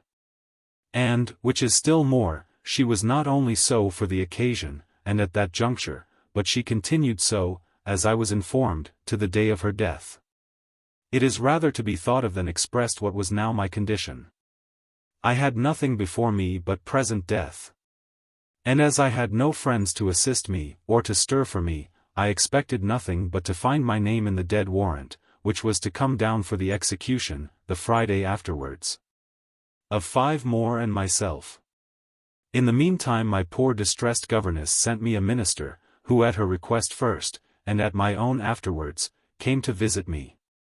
He exhorted me seriously to repent of all my sins, and to dally no longer with my soul. Not flattering myself with hopes of life, which, he said, he was informed there was no room to expect, but unfeignedly to look up to God with my whole soul, and to cry for pardon in the name of Jesus Christ. He backed his discourses with proper quotations of Scripture, encouraging the greatest sinner to repent, and turn from their evil way, and when he had done, he kneeled down and prayed with me. It was now that, for the first time, I felt any real signs of repentance. I now began to look back upon my past life with abhorrence, and having a kind of view into the other side of time, and things of life, as I believe they do with everybody at such a time, began to look with a different aspect, and quite another shape, than they did before. The greatest and best things, the views of felicity, the joy, the griefs of life, were quite other things. And I had nothing in my thoughts but what was so infinitely superior to what I had known in life, that it appeared to me to be the greatest stupidity in nature to lay any weight upon anything, though the most valuable in this world. The word eternity represented itself with all its incomprehensible additions, and I had such extended notions of it, that I know not how to express them. Among the rest, how vile, how gross, how absurd did every pleasant thing look. I mean, that we had counted pleasant before, especially when I reflected that these sordid trifles were the things for which we forfeited eternal felicity. With these reflections came, of mere course, severe reproaches of my own mind for my wretched behavior in my past life. That I had forfeited all hope of any happiness in the eternity that I was just going to enter into, and on the contrary was entitled to all that was miserable, or had been conceived of misery. And all this with the frightful addition of its being also eternal. I am not capable of reading lectures of instruction to anybody, but I relate this in the very manner in which things then appeared to me, as far as I am able, but infinitely short of the lively impressions which they made on my soul at that time. Indeed, those impressions are not to be explained by words, or if they are, I am not mistress of words enough to express them. It must be the work of every sober reader to make just reflections on them, as their own circumstances may direct. And, without question, this is what everyone at some time or other may feel something of, I mean, a clearer sight into things to come than they had here, and a dark view of their own concern in them. But I go back to my own case. The minister pressed me to tell him, as far as I thought convenient, in what state I found myself as to the sight I had of things beyond life. He told me he did not come as ordinary of the place, whose business it is to extort confessions from prisoners, for private ends, or for the further detecting of other offenders. That his business was to move me to such freedom of discourse as might serve to disburden my own mind, and furnish him to administer comfort to me as far as was in his power. And assured me, that whatever I said to him should remain with him, and be as much a secret as if it was known only to God and myself. And that he desired to know nothing of me, but as above to qualify him to apply proper advice and assistance to me, and to pray to God for me. This honest, friendly way of treating me unlocked all the sluices of my passions. He broke into my very soul by it, and I unravelled all the wickedness of my life to him. In a word, I gave him an abridgment of this whole history. I gave him a picture of my conduct for 50 years in miniature. I hid nothing from him, and he in return exhorted me to sincere repentance, explained to me what he meant by repentance, and then drew out such a scheme of infinite mercy, proclaimed from heaven to sinners of the greatest magnitude, that he left me nothing to say, that looked like despair, or doubting of being accepted. And in this condition he left me the first night. He visited me again the next morning, and went on with his method of explaining the terms of divine mercy, which according to him consisted of nothing more, or more difficult, than that of being sincerely desirous of it, and willing to accept it. Only a sincere regret for, and hatred of, those things I had done, which rendered me so just an object of divine vengeance. I am not able to repeat the excellent discourses of this extraordinary man. 'Tis all that I am able to do, to say that he revived my heart, and brought me into such a condition that I never knew anything of in my life before. I was covered with shame and tears for things past, and yet had at the same time a secret surprising joy at the prospect of being a true penitent, and obtaining the comfort of a penitent, I mean, the hope of being forgiven. And so swift did thoughts circulate, and so high did the impressions they had made upon me run, that I thought I could freely have gone out that minute to execution, without any uneasiness at all, casting my soul entirely into the arms of infinite mercy as a penitent. The good gentleman was so moved also in my behalf with a view of the influence which he saw these things had on me, that he blessed God he had come to visit me, and resolved not to leave me till the last moment. That is, not to leave visiting me.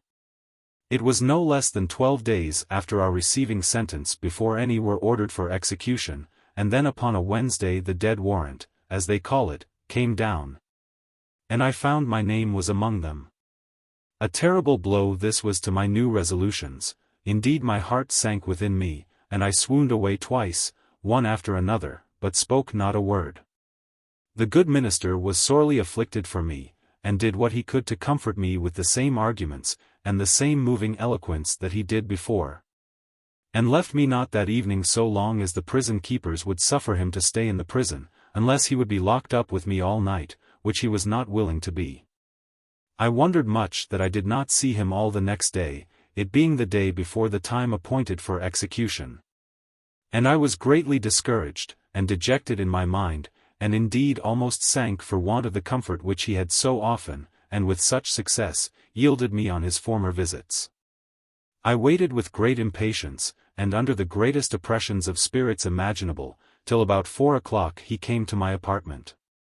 For I had obtained the favour, by the help of money, nothing being to be done in that place without it, not to be kept in the condemned hole, as they call it, among the rest of the prisoners who were to die, but to have a little dirty chamber to myself. My heart leaped within me for joy when I heard his voice at the door, even before I saw him. But let anyone judge what kind of motion I found in my soul, when after having made a short excuse for his not coming, he showed me that his time had been employed on my account, that he had obtained a favourable report from the recorder to the Secretary of State in my particular case, and, in short, that he had brought me a reprieve. He used all the caution that he was able in letting me know a thing which it would have been a double cruelty to have concealed, and yet it was too much for me. For as grief had overset me before, so did joy overset me now, and I fell into a much more dangerous swooning than I did at first. And it was not without a great difficulty that I was recovered at all. The good man having made a very Christian exhortation to me, not to let the joy of my reprieve put the remembrance of my past sorrow out of my mind, and having told me that he must leave me to go and enter the reprieve in the books, and show it to the sheriffs, stood up just before his going away, and in a very earnest manner prayed to God for me, that my repentance might be made unfeigned and sincere, and that my coming back, as it were, into life again, might not be a returning to the follies of life which I had made such solemn resolutions to forsake, and to repent of them. I joined heartily in the petition, and must needs say I had deeper impressions upon my mind all that night, of the mercy of God in sparing my life, and a greater detestation of my past sins, from a sense of the goodness which I had tasted in this case, than I had in all my sorrow before. This may be thought inconsistent in itself, and wide from the business of this book. Particularly, I reflect that many of those who may be pleased and diverted with the relation of the wild and wicked part of my story may not relish this, which is really the best part of my life, the most advantageous to myself, and the most instructive to others. Such, however, will, I hope, allow me the liberty to make my story complete. It would be a severe satire on such to say they do not relish the repentance as much as they do the crime, and that they had rather the history were a complete tragedy, as it was very likely to have been. But I go on with my relation. The next morning there was a sad scene indeed in the prison. The first thing I was saluted with in the morning was the tolling of the great bell at St. Sepulchre's, as they call it, which ushered in the day.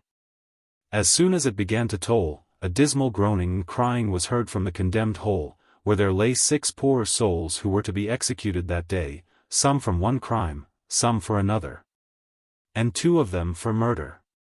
This was followed by a confused clamor in the house, among the several sorts of prisoners, expressing their awkward sorrows for the poor creatures that were to die, but in a manner extremely differing one from another. Some cried for them, some huzzaed, and wished them a good journey. Some damned and cursed those that had brought them to it, that is, meaning the evidence, or prosecutors, many pitying them, and some few, but very few, praying for them. There was hardly room for so much composure of mind as was required for me to bless the merciful providence that had, as it were, snatched me out of the jaws of this destruction. I remained, as it were, dumb and silent, overcome with the sense of it, and not able to express what I had in my heart. For the passions on such occasions as these are certainly so agitated as not to be able presently to regulate their own motions.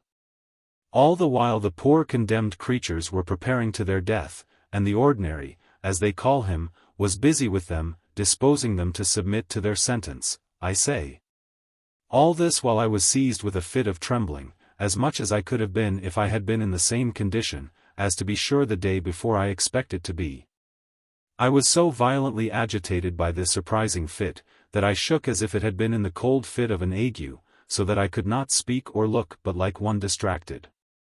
As soon as they were all put into carts and gone, which, however, I had not courage enough to see, I say, as soon as they were gone, I fell into a fit of crying involuntarily, and without design, but as a mere distemper, and yet so violent, and it held me so long, that I knew not what course to take, nor could I stop, or put a check to it, no, not with all the strength and courage I had.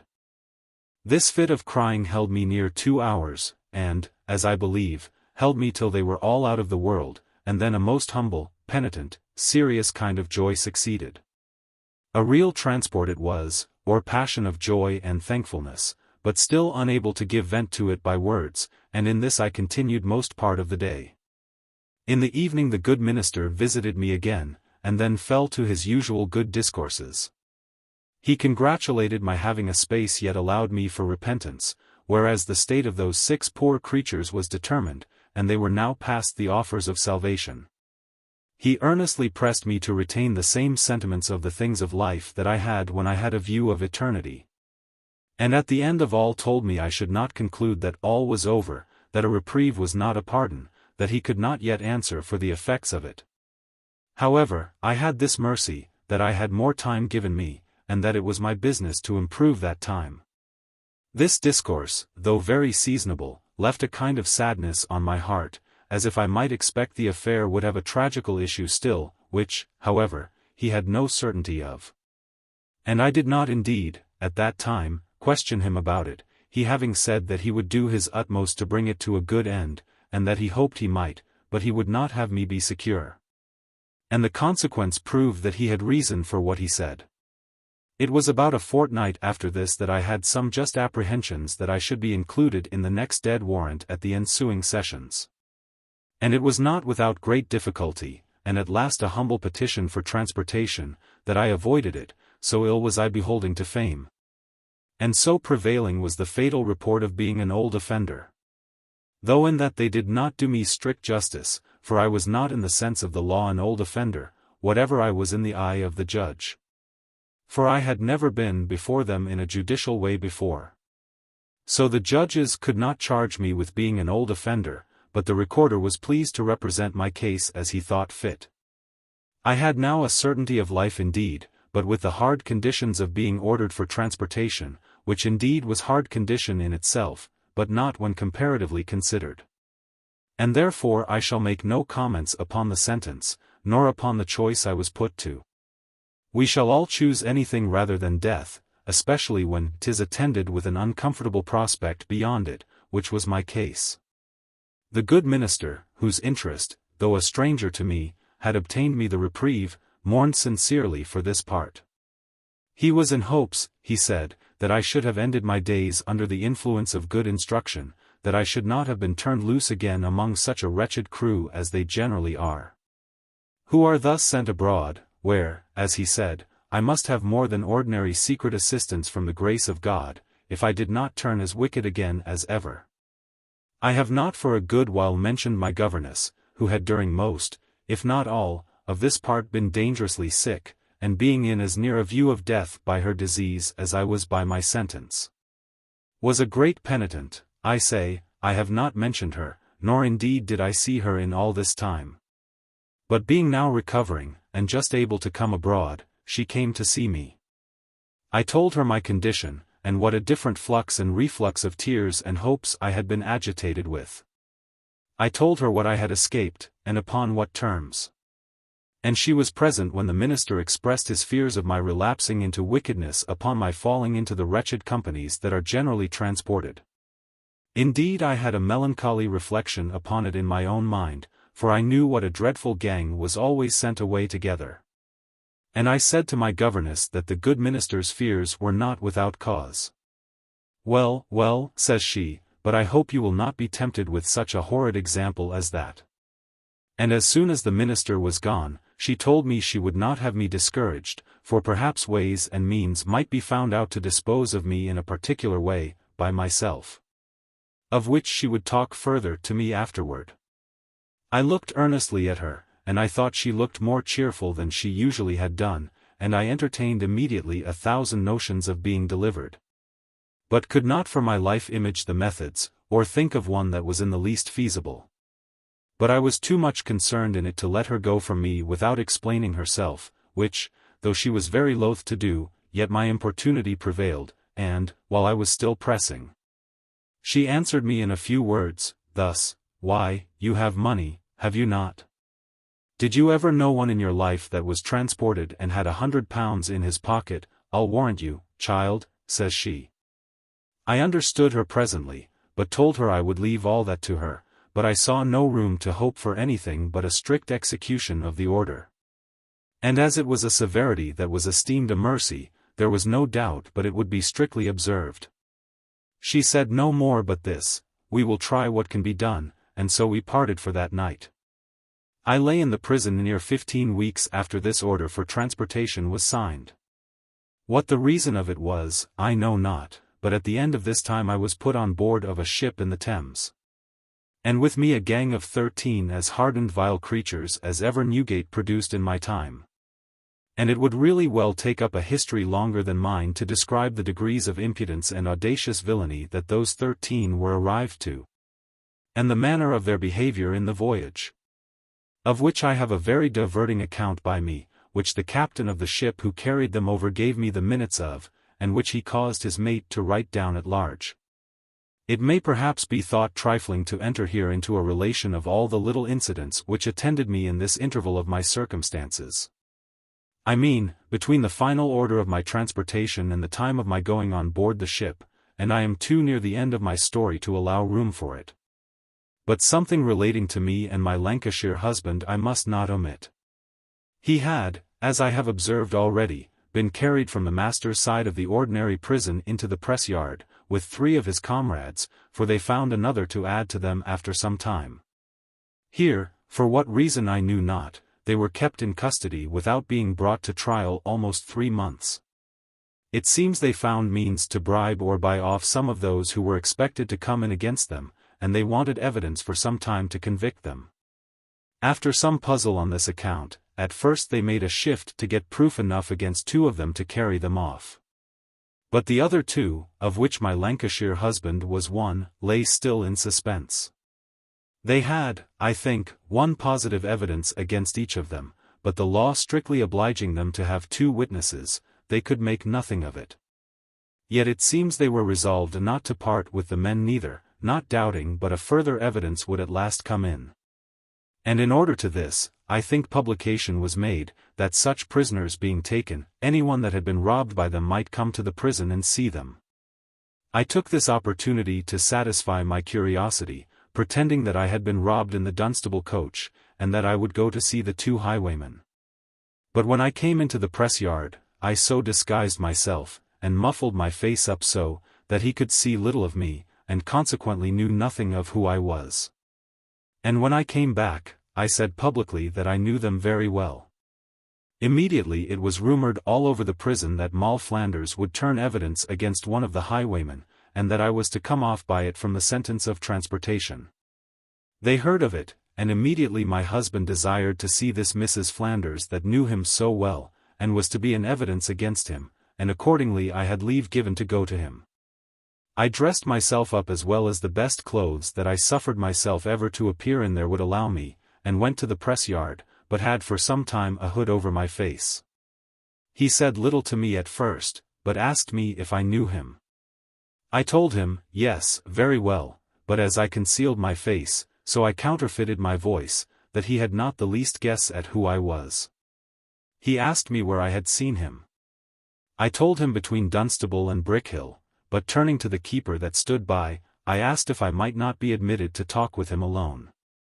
He said yes, yes, as much as I pleased, and so very civilly withdrew.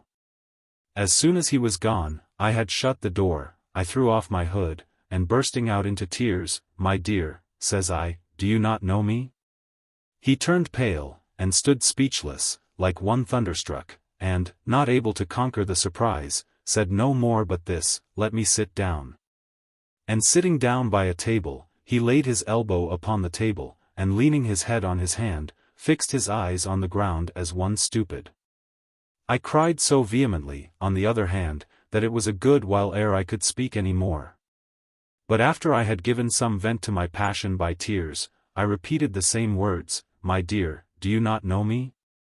At which he answered, yes, and said no more a good while. After some time continuing in the surprise, as above, he cast up his eyes towards me and said, "How could you be so cruel?" I did not readily understand what he meant. And I answered, "How can you call me cruel? What have I been cruel to you in?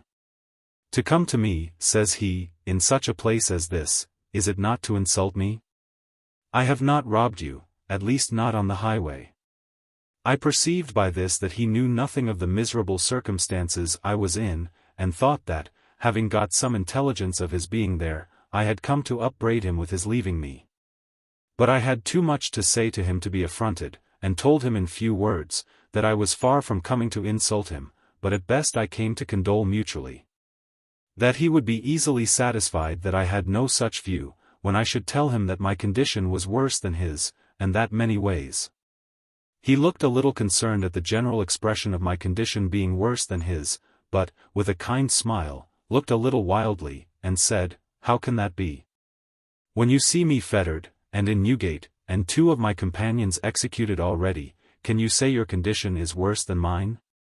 Come, my dear," says I, "we have a long piece of work to do, if I should be to relate, or you to hear, my unfortunate history. But if you are disposed to hear it, you will soon conclude with me that my condition is worse than yours. How is that possible, says he again, when I expect to be cast for my life the very next sessions? Yes, says I, 'tis very possible, when I shall tell you that I have been cast for my life 3 sessions ago, and am under sentence of death. Is not my case worse than yours? Then indeed, he stood silent again, like one struck dumb, and after a while he starts up. Unhappy couple, says he. How can this be possible? I took him by the hand. Come, my dear, said I, sit down, and let us compare our sorrows. I am a prisoner in this very house, and in much worse circumstances than you, and you will be satisfied I do not come to insult you, when I tell you the particulars. And with this we sat down together, and I told him so much of my story as I thought was convenient, bringing it at last to my being reduced to great poverty, and representing myself as fallen into some company that led me to relieve my distresses by way that I had been utterly unacquainted with, and that they making an attempt at a tradesman's house. I was seized upon for having been but just at the door, the maidservant pulling me in. That I neither had broke any lock nor taken anything away, and that notwithstanding that, I was brought in guilty and sentenced to die. But that the judges, having been made sensible of the hardship of my circumstances, had obtained leave to remit the sentence upon my consenting to be transported. I told him I fared the worse for being taken in the prison for one Moll Flanders, who was a famous successful thief, that all of them had heard of, but none of them had ever seen. But that, as he knew well, was none of my name. But I placed all to the account of my ill fortune, and that under this name I was dealt with as an old offender, though this was the first thing they had ever known of me. I gave him a long particular of things that had befallen me since I saw him, but I told him if I had seen him since he might think I had, and then gave him an account how I had seen him at Brickhill. How furiously he was pursued, and how, by giving an account that I knew him, and that he was a very honest gentleman, one Mr. The hue and cry was stopped, and the high constable went back again. He listened most attentively to all my story, and smiled at most of the particulars, being all of them petty matters, and infinitely below what he had been at the head of. But when I came to the story of Brickhill, he was surprised. And was it you, my dear, said he, that gave the check to the mob that was at our heels there, at Brickhill? Yes, said I, it was I indeed. And then I told him the particulars which I had observed him there. Why, then, said he, it was you that saved my life at that time, and I am glad I owe my life to you, for I will pay the debt to you now, and I'll deliver you from the present condition you are in. Or I will die in the attempt. I told him, by no means, it was a risk too great, not worth his running the hazard of, and for a life not worth his saving. 'Twas no matter for that, he said, it was a life worth all the world to him, a life that had given him a new life. For, says he, I was never in real danger of being taken, but that time, till the last minute when I was taken. Indeed, he told me his danger then lay in his believing he had not been pursued that way. For they had gone off from Hockley quite another way, and had come over the enclosed country into Brickhill, not by the road, and were sure they had not been seen by anybody. Here he gave me a long history of his life, which indeed would make a very strange history, and be infinitely diverting. He told me he took to the road about 12 years before he married me. That the woman which called him brother was not really his sister, or any kin to him, but one that belonged to their gang, and who, keeping correspondence with him, lived always in town, having good store of acquaintance. That she gave them a perfect intelligence of persons going out of town, and that they had made several good booties by her correspondence. That she thought she had fixed a fortune for him when she brought me to him, but happened to be disappointed, which he really could not blame her for. That if it had been his good luck that I had had the estate, which she was informed I had, he had resolved to leave off the road and live a retired, sober life, but never to appear in public till some general pardon had been passed, or till he could, for money, have got his name into some particular pardon. That so he might have been perfectly easy. But that, as it had proved otherwise, he was obliged to put off his equipage and take up the old trade again. He gave me a long account of some of his adventures, and particularly one when he robbed the Westchester coaches near Lichfield, when he got a very great booty. And after that, how he robbed 5 graziers, in the West, going to Burford Fair in Wiltshire to buy sheep. He told me he got so much money on those 2 occasions, that if he had known where to have found me, he would certainly have embraced my proposal of going with me to Virginia, or to have settled in a plantation on some other parts of the English colonies in America. He told me he wrote 2 or 3 letters to me, directed according to my order, but heard nothing from me. This I indeed knew to be true, but the letters coming to my hand in the time of my latter husband, I could do nothing in it, and therefore chose to give no answer. That so he might rather believe they had miscarried. Being thus disappointed, he said, he carried on the old trade ever since, though when he had gotten so much money, he said, he did not run such desperate risks as he did before. Then he gave me some account of several hard and desperate encounters which he had with gentlemen on the road, who parted too hardly with their money, and showed me some wounds he had received.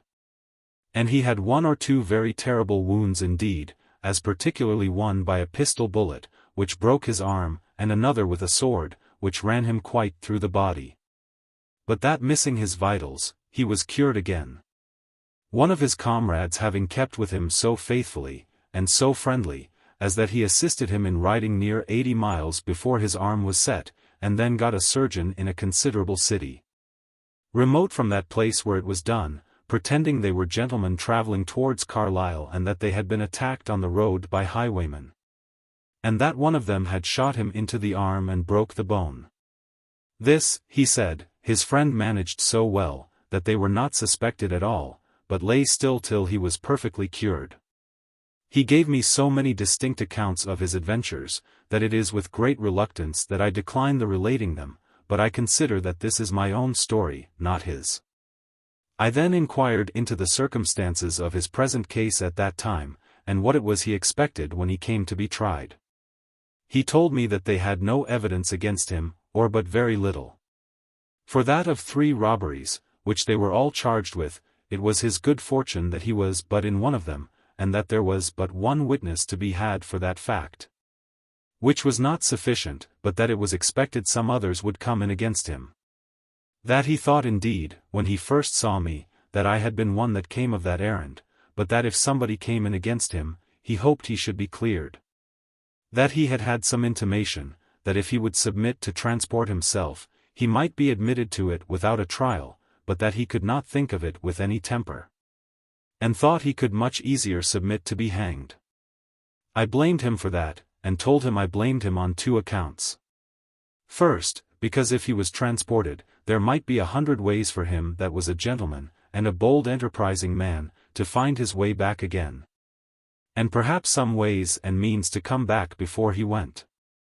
He smiled at that part, and said he should like the last the best of the 2, for he had a kind of horror upon his mind at his being sent over to the plantations, as Romans sent condemned slaves to work in the mines.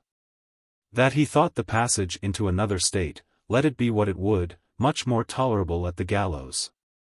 And that this was the general notion of all the gentlemen who were driven by the exigence of their fortunes to take the road. That at the place of execution there was at least an end of all the miseries of the present state, and as for what was to follow, a man was, in his opinion, as likely to repent sincerely in the last fortnight of his life, under the pressures and agonies of a jail and the condemned hole, as he would ever be in the woods and wilderness of America. That servitude and hard labor were things gentlemen could never stoop to, that it was but the way to force them to be their own executioners afterwards, which was much worse. And that therefore he could not have any patience when he did but think of being transported. I used the utmost of my endeavor to persuade him, and joined that known woman's rhetoric to it, I mean, that of tears. I told him the infamy of a public execution was certainly a greater pressure upon the spirits of a gentleman than any of the mortifications that he could meet with abroad could be. That he had at least in the other a chance for his life, whereas here he had none at all. That it was the easiest thing in the world for him to manage the captain of a ship, who were, generally speaking, men of good humor and some gallantry. And a small matter of conduct, especially if there was any money to be had, would make way for him to buy himself off when he came to Virginia. He looked wistfully at me, and I thought I guessed at what he meant, that is to say, that he had no money, but I was mistaken, his meaning was another way. "You hinted just now, my dear," said he, "that there might be a way of coming back before I went, by which I understood you that it might be possible to buy it off here. I had rather give £200 to prevent going, than £100 to be set at liberty when I came there."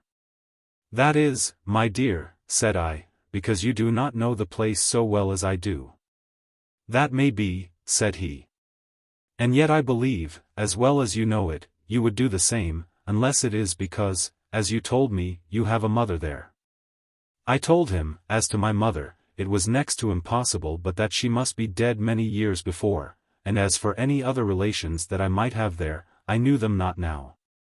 That since the misfortunes I had been under had reduced me to the condition I had been in for some years, I had not kept up any correspondence with them.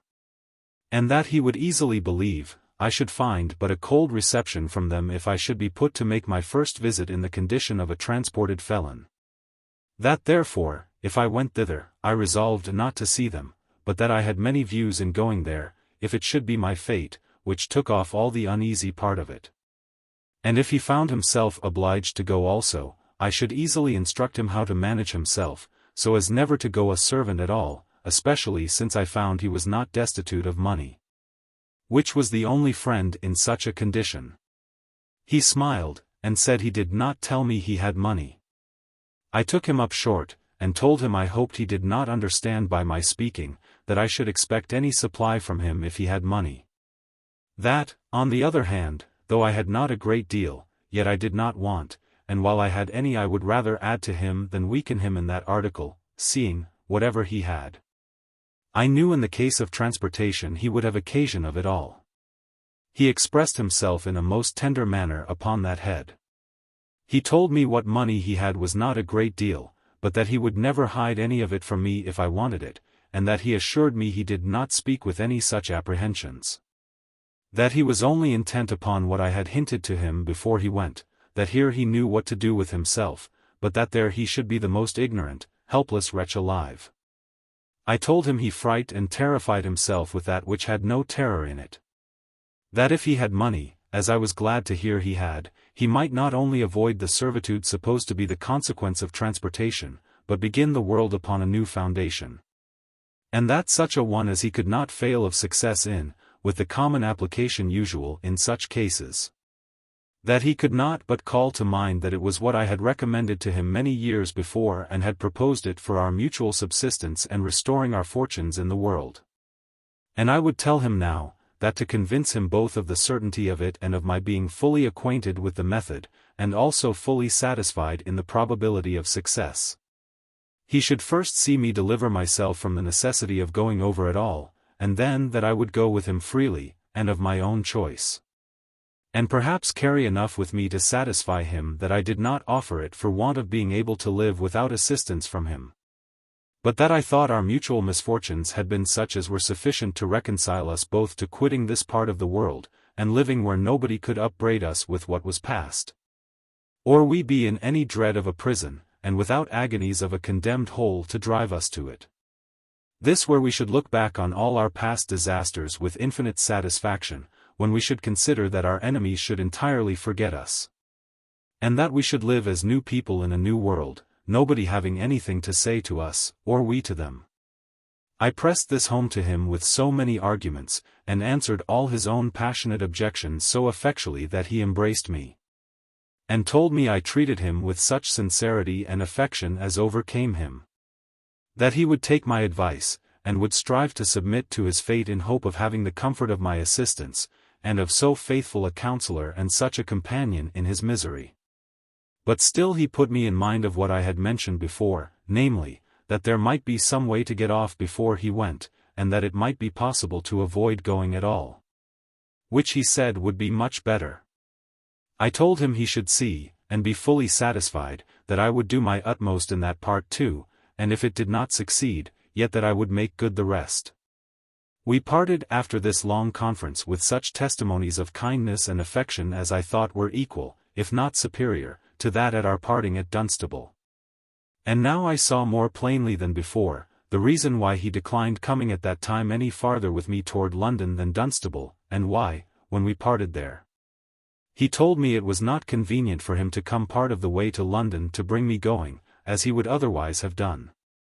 I have observed that the account of his life would have made a much more pleasing history than this of mine, and, indeed, nothing in it was more strange than this part, viz. That he carried on that desperate trade full 25 years and had never been taken. The success he had met with had been so very uncommon, and such that sometimes he had lived handsomely, and retired in place for a year or two at a time, keeping himself and a manservant to wait on him, and had often sat in the coffee-houses and heard the very people whom he had robbed give accounts of their being robbed, and of the place and circumstances, so that he could easily remember that it was the same. In this manner, it seems, he lived near Liverpool at the time he unluckily married me for a fortune. Had I been the fortune he expected, I verily believe, as he said, that he would have taken up and lived honestly all his days. He had with the rest of his misfortunes the good luck not to be actually upon the spot when the robbery was done which he was committed for, and so none of the persons robbed could swear to him, or had anything to charge upon him. But it seems as he was taken with the gang, one hard-mouthed countryman swore home to him, and they were like to have others come in according to the publication they had made, so that they expected more evidence against him, and for that reason he was kept in hold. However, the offer which was made to him of admitting him to transportation was made, as I understood, upon the intercession of some great person who pressed him hard to accept of it before a trial. And indeed, as he knew there were several that might come in against him, I thought his friend was in the right, and I lay at him night and day to delay it no longer. At last, with much difficulty, he gave his consent. And as he was not therefore admitted to transportation in court, and on his petition, as I was, so he found himself under a difficulty to avoid embarking himself as I had said he might have done. His great friend, who was his intercessor for the favor of that grant, having given security for him that he should transport himself, and not return within the term. This hardship broke all my measures, for the steps I took afterwards for my own deliverance were hereby rendered wholly ineffectual, unless I would abandon him, and leave him to go to America by himself. Than which he protested he would much rather venture, although he were certain to go directly to the gallows. I must now return to my case. The time of my being transported according to my sentence was near at hand. My governess, who continued my fast friend, had tried to obtain a pardon, but it could not be done unless with an expense too heavy for my purse, considering that to be left naked and empty, unless I had resolved to return to my old trade again, had been worse than my transportation, because there I knew I could live, here I could not. The good minister stood very hard on another account to prevent my being transported also. But he was answered, that indeed my life had been given me at his first solicitations, and therefore he ought to ask no more. He was sensibly grieved at my going, because, as he said, he feared I should lose the good impressions which a prospect of death had at first made on me, and which were since increased by his instructions. And the pious gentleman was exceedingly concerned about me on that account. On the other hand, I really was not so solicitous about it as I was before, but I industriously concealed my reasons for it from the minister. And to the last he did not know but that I went with the utmost reluctance and affliction. It was in the month of February that I was, with 7 other convicts, as they called us, delivered to a merchant that traded to Virginia, on board a ship, riding, as they called it, in Deptford Reach. The officer of the prison delivered us on board, and the master of the vessel gave a discharge for us. We were for that night clapped under hatches, and kept so close that I thought I should have been suffocated for want of air.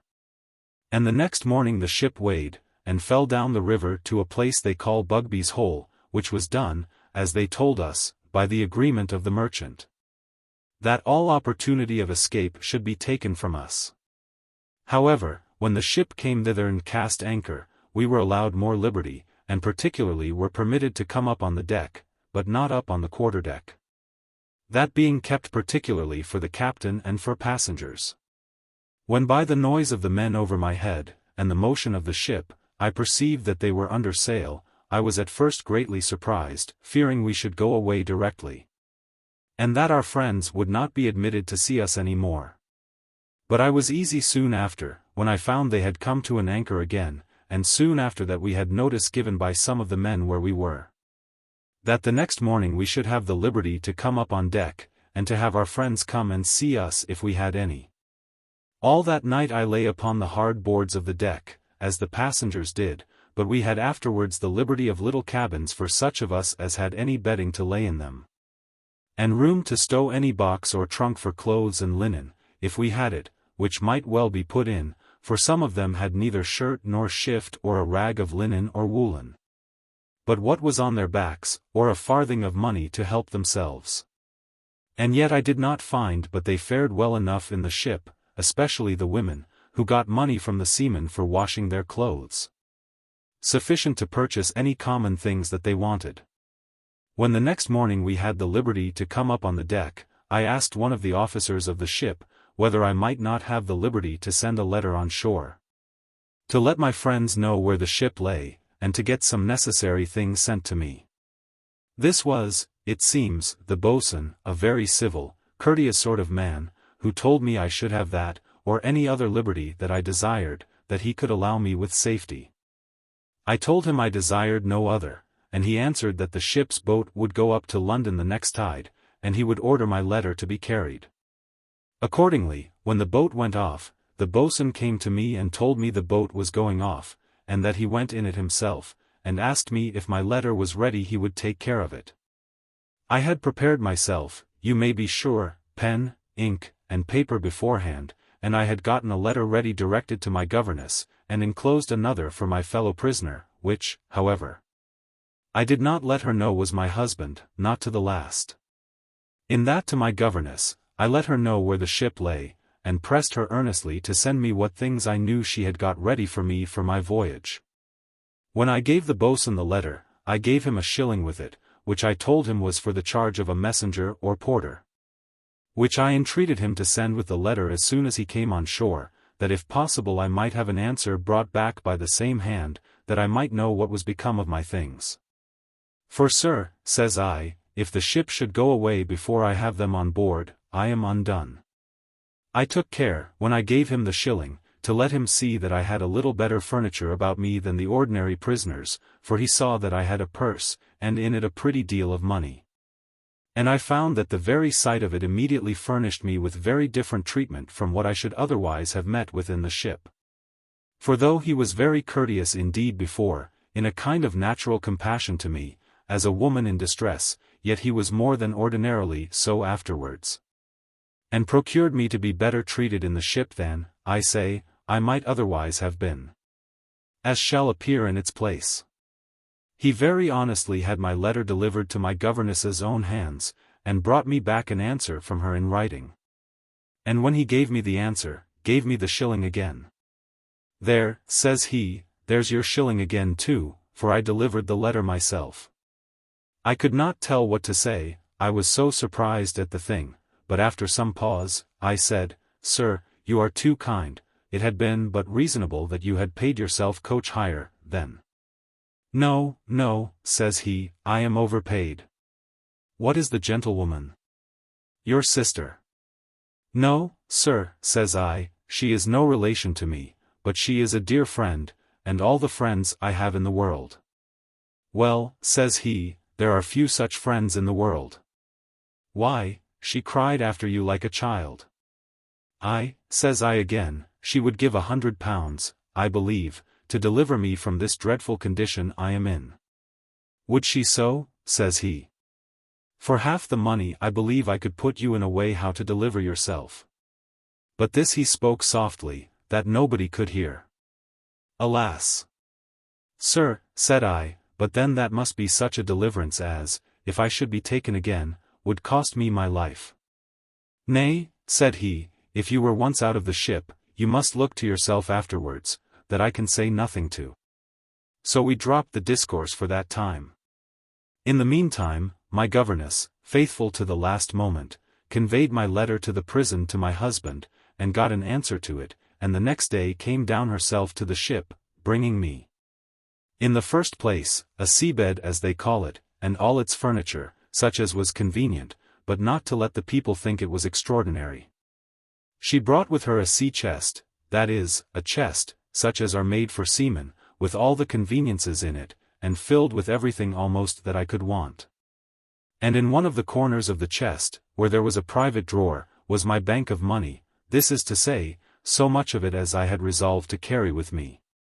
For I ordered a part of my stock to be left behind me, to be sent afterwards in such goods as I should want when I came to settle. For money in that country is not of much use where all things are brought for tobacco, much more is it a great loss to carry it from hence. But my case was particular. It was by no means proper to me to go thither without money or goods, and for a poor convict, that was to be sold as soon as I came on shore. To carry with me a cargo of goods would be to have notice taken of it, and perhaps to have them seized by the public.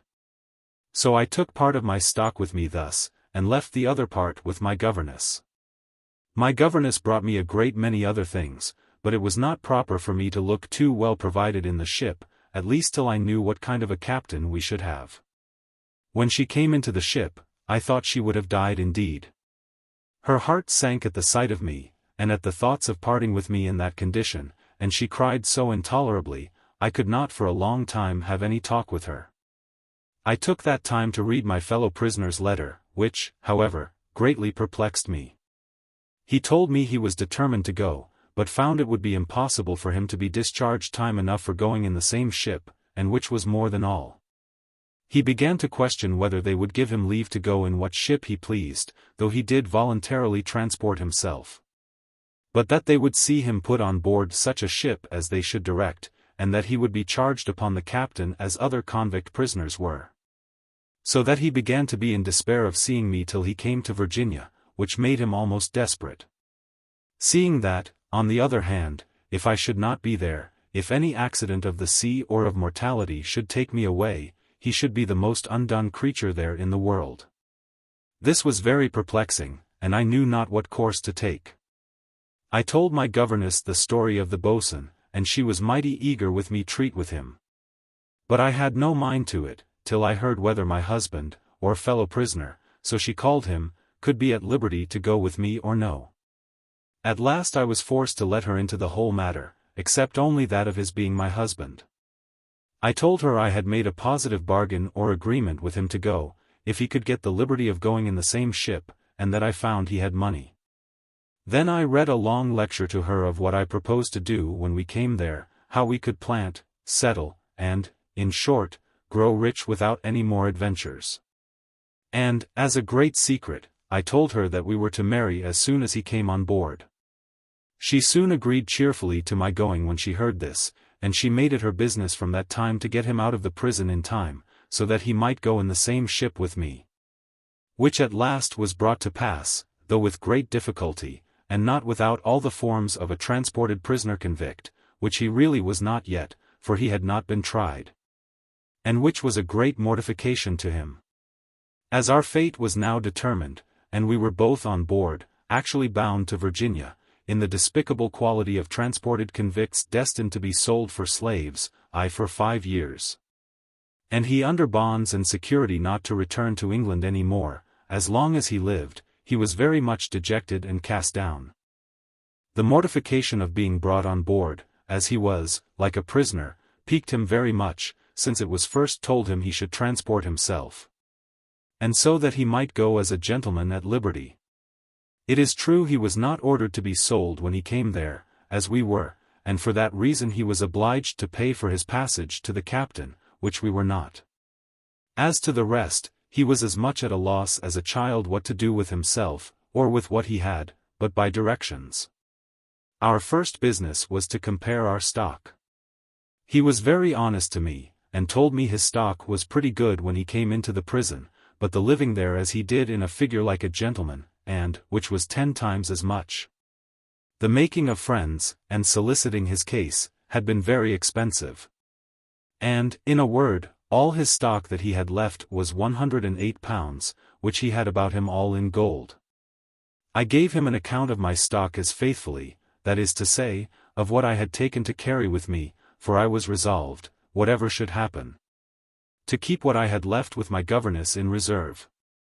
That in case I should die, what I had with me was enough to give him, and that which was left in my governess's hands would be her own, which she had well deserved of me indeed.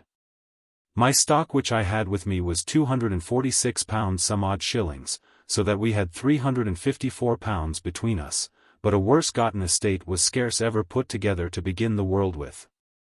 Our greatest misfortune as to our stock was that it was all in money, which everyone knows is an unprofitable cargo to be carried to the plantations. I believe his was really all he had left in the world, as he told me it was. But I, who had between £700 and £800 in bank when this disaster befell me, and who had one of the faithfulest friends in the world to manage it for me, considering she was a woman of manner of religious principles, had still £300 left in her hand, which I reserved as above.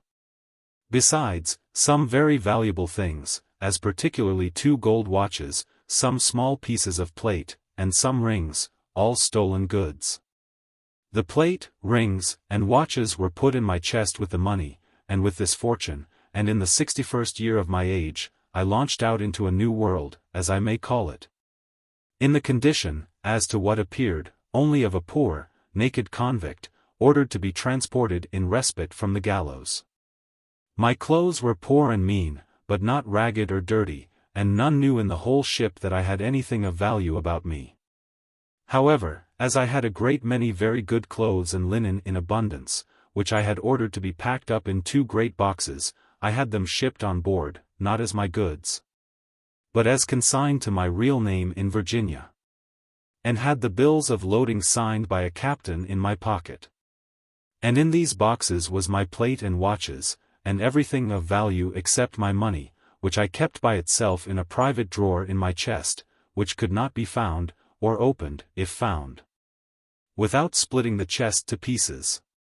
In this condition I lay for 3 weeks in the ship, not knowing whether I should have my husband with me or no, and therefore not resolving how or in what manner to receive the honest boatswain's proposal, which indeed he thought a little strange at first. At the end of this time, behold, my husband came on board. He looked with a dejected, angry countenance, his great heart was swelled with rage and disdain. To be dragged along with 3 keepers of Newgate, and put on board like a convict, when he had not so much as been brought to a trial. He made loud complaints of it by his friends, for it seems he had some interest. But his friends got some check in their application, and were told he had had favour enough, and that they had received such an account of him, since the last grant of his transportation, that he ought to think himself very well treated, that he was not prosecuted anew. This answer quieted him at once, for he knew too much what might have happened, and what he had room to expect. And now he saw the goodness of the advice to him, which prevailed with him to accept of the offer of a voluntary transportation. And after this his chagrin at these hellhounds, as he called them, was a little over, he looked a little composed, began to be cheerful. And as I was telling him how glad I was to have him once more out of their hands, he took me in his arms, and acknowledged with great tenderness that I had given him the best advice possible. "My dear," says he, "thou hast twice saved my life, from henceforward it shall be all employed for you, and I'll always take your advice." The ship began now to fill. Several passengers came on board, who were embarked on no criminal account, and these had accommodations assigned them in the great cabin, and other parts of the ship, whereas we, as convicts, were thrust down below, I know not where. But when my husband came on board, I spoke to the boatswain, who had so early given me hints of his friendship in carrying my letter. I told him he had befriended me in many things, and I had not made any suitable return to him, and with that I put a guinea into his hand. I told him that my husband was now come on board. That though we were both under the present misfortune, yet we had been persons of a different character from the wretched crew that we came with, and desired to know of him, whether the captain might not be moved to admit us to some conveniences in the ship, for which we would make him what satisfaction he pleased. and that we would gratify him for his pains in procuring this for us. He took the guinea, as I could see, with great satisfaction, and assured me of his assistance. Then he told us he did not doubt but that the captain, who was one of the best-humoured gentlemen in the world, would be easily brought to accommodate us as well as we could desire, and, to make me easy, told me he would go up the next tide on purpose to speak to the captain about it. The next morning, happening to sleep a little longer than ordinary, when I got up, and began to look abroad, I saw the boatswain among the men in his ordinary business.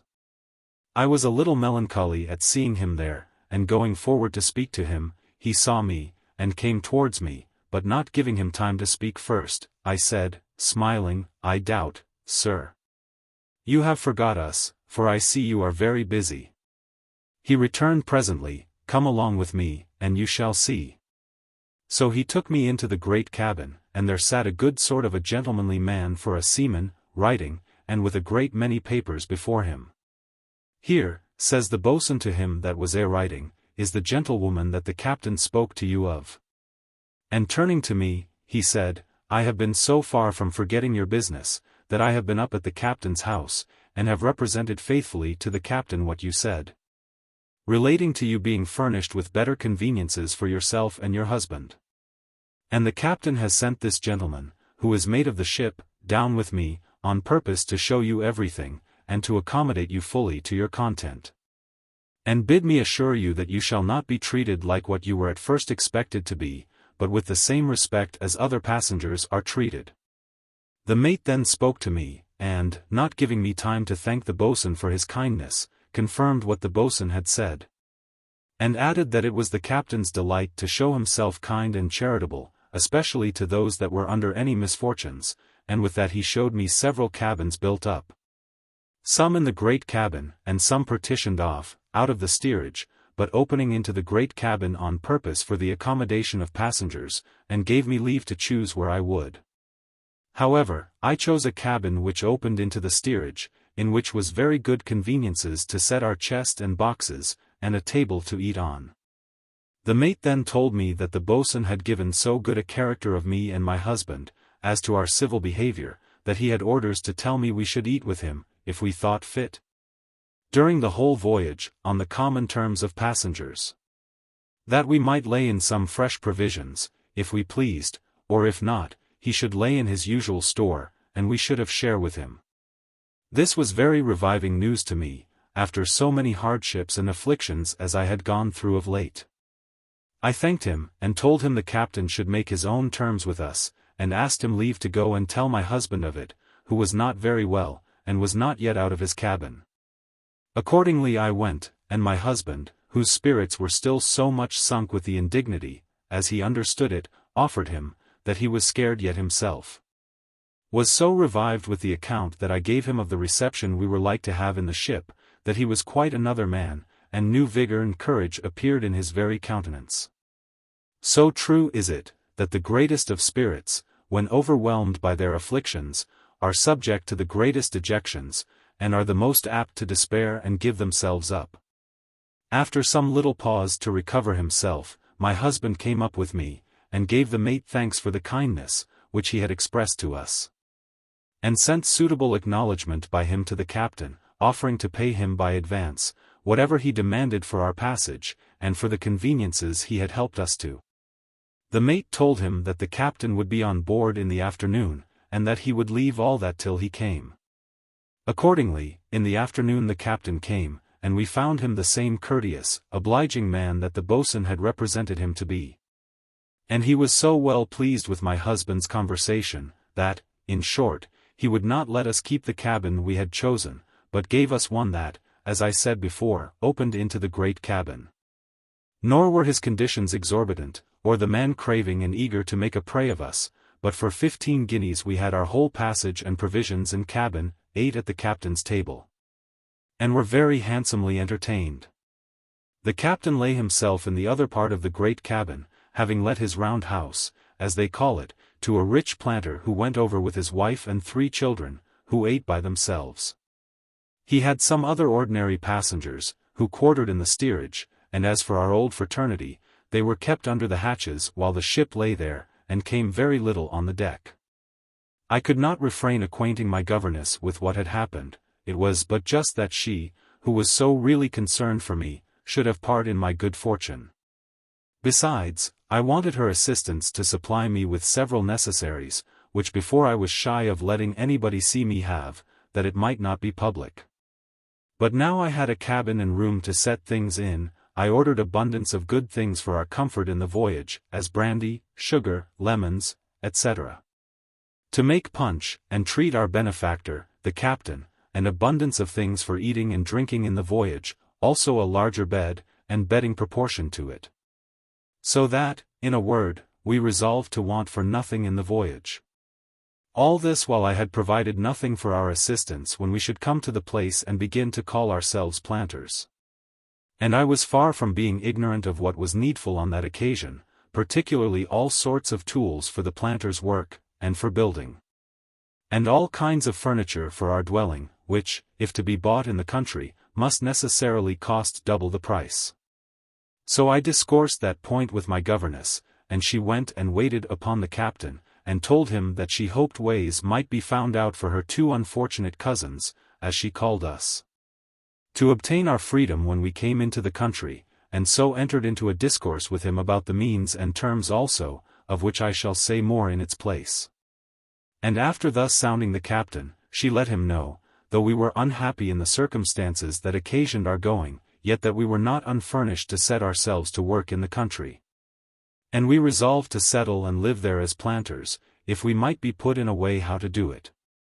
The captain readily offered his assistance, told her the method of entering upon such business, and how easy, nay, how certain it was for industrious people to recover their fortunes in such a manner. Madam, says he, 'tis no reproach to any many in that country to have been sent over in worse circumstances than I perceive your cousins are in, provided they do but apply with diligence and good judgment to the business of that place when they come there. She then inquired of him what things it was necessary we should carry over with us, and he, like a very honest as well as knowing man, told her thus, Madam, your cousins in the first place must procure somebody to buy them as servants, in conformity to the conditions of their transportation, and then, in the name of that person, they may go about what they will.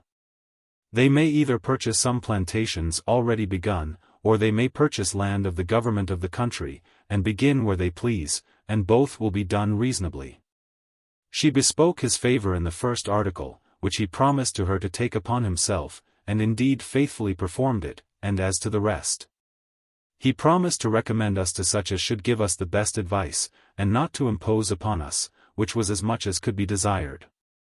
She then asked him if it would not be necessary to furnish us with a stock of tools and materials for the business of planting, and he said, yes, by all means. And then she begged his assistance in it. She told him she would furnish us with everything that was convenient whatever it cost her. He accordingly gave her a long particular of things necessary for a planter, which, by his account, came to about 80 or 100 pounds. And, in short, she went about as dexterously to buy them, as if she had been an old Virginia merchant. Only that she bought, by my direction, above twice as much of everything as he had given her a list of. These she put on board in her own name, took his bills of loading for them, and endorsed those bills of loading to my husband, insuring the cargo afterwards in her own name, by our order. So that we were provided for all events, and for all disasters. I should have told you that my husband gave her all his whole stock of 108 pounds, which, as I have said, he had about him in gold, to lay out thus, and I gave her a good sum besides. So that I did not break into the stock which I had left in her hands at all, but after we had sorted out our whole cargo, we had yet near 200 pounds in money, which was more than enough for our purpose. In this condition, very cheerful, and indeed joyful at being so happily accommodated as we were, we set sail from Bugby's Hole to Gravesend, where the ship lay about 10 more days. And where the captain came on board for good and all.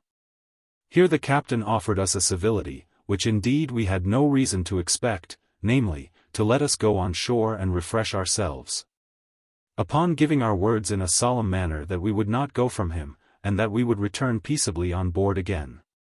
This was such an evidence of his confidence in us, that it overcame my husband, who, in a mere principle of gratitude, told him, as he could not be in any capacity to make a suitable return for such a favor, so he could not think of accepting of it, nor could he be easy that the captain should run such a risk.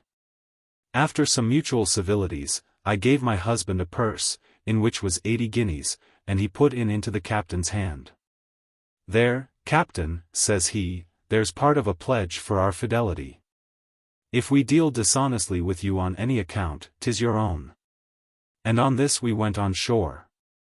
Indeed, the captain had assurance enough of our resolutions to go, for that having made such provision to settle there, it did not seem rational that we would choose to remain here at the expense and peril of life, for such it must have been if we had been taken again. In a word, we went all on shore with the captain, and supped together in Gravesend, where we were very merry, stayed all night, lay at the house where we supped, and came all very honestly on board again with him in the morning. Here we bought 10 dozen bottles of good beer, some wine, some fowls, and such things as we thought might be acceptable on board. My governess was with us all this while, and went with us round into the Downs, as did also the captain's wife, with whom she went back. I was never so sorrowful at parting with my own mother as I was at parting with her, and I never saw her more. We had a fair easterly wind sprung up the 3rd day after we came to the Downs, and we sailed from thence the 10th of April. Nor did we touch any more at any place, till, being driven on the coast of Ireland by a very hard gale of wind, the ship came to an anchor in a little bay, near the mouth of a river, whose name I remember not, but they said the river came down from Limerick, and that it was the largest river in Ireland. Here, being detained by bad weather for some time, the captain, who continued the same kind, good-humoured man as at first, took us too on shore with him again. He did it now in kindness to my husband indeed, who bore the sea very ill, and was very sick, especially when it blew so hard. Here we bought in again a store of fresh provisions, especially beef, pork, mutton, and fowls, and the captain stayed to pickle up 5 or 6 barrels of beef to lengthen out the ship's store. We were here not above 5 days, when the weather turning mild, and a fair wind, we set sail again, and in 42 days came safe to the coast of Virginia. When we drew near to the shore, the captain called me to him, and told me that he found by my discourse I had some relations in the place, and that I had been there before. And so he supposed I understood the custom in their disposing the convict prisoners when they arrived. I told him I did not, and that as to what relations I had in the place, he might be sure I would make myself known to none of them while I was in the circumstances of a prisoner. And that as to the rest, we left ourselves entirely to him to assist us, as he was pleased to promise us he would do. He told me I must get somebody in the place to come and buy us as servants, and who must answer for us to the governor of the country, if he demanded us. I told him we should do as he should direct. So he brought a planter to treat with him, as it were, for the purchase of these 2 servants, my husband and me, and there we were formally sold to him, and went ashore with him. The captain went with us, and carried us to a certain house, whether it was to be called a tavern or not I know not, but we had a bowl of punch there made of rum, etc., and were very merry. After some time the planter gave us a certificate of discharge, and an acknowledgment of having served him faithfully, and we were free from him the next morning, to go whither we would.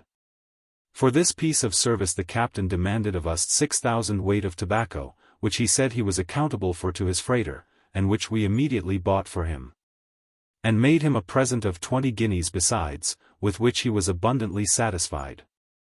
It is not proper to enter here into the particulars of what part of the colony of Virginia we settled in, for divers reasons. It may suffice to mention that we went into the great river Potomac, the ship being bound thither, and there we intended to have settled first, though afterwards we altered our minds.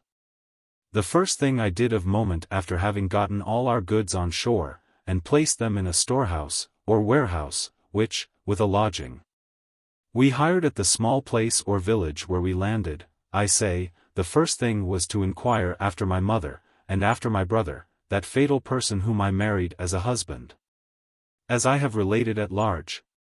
A little inquiry furnished me with information that Mrs., that is, my mother, was dead, that my brother, or husband, was alive, which I confess I was not very glad to hear.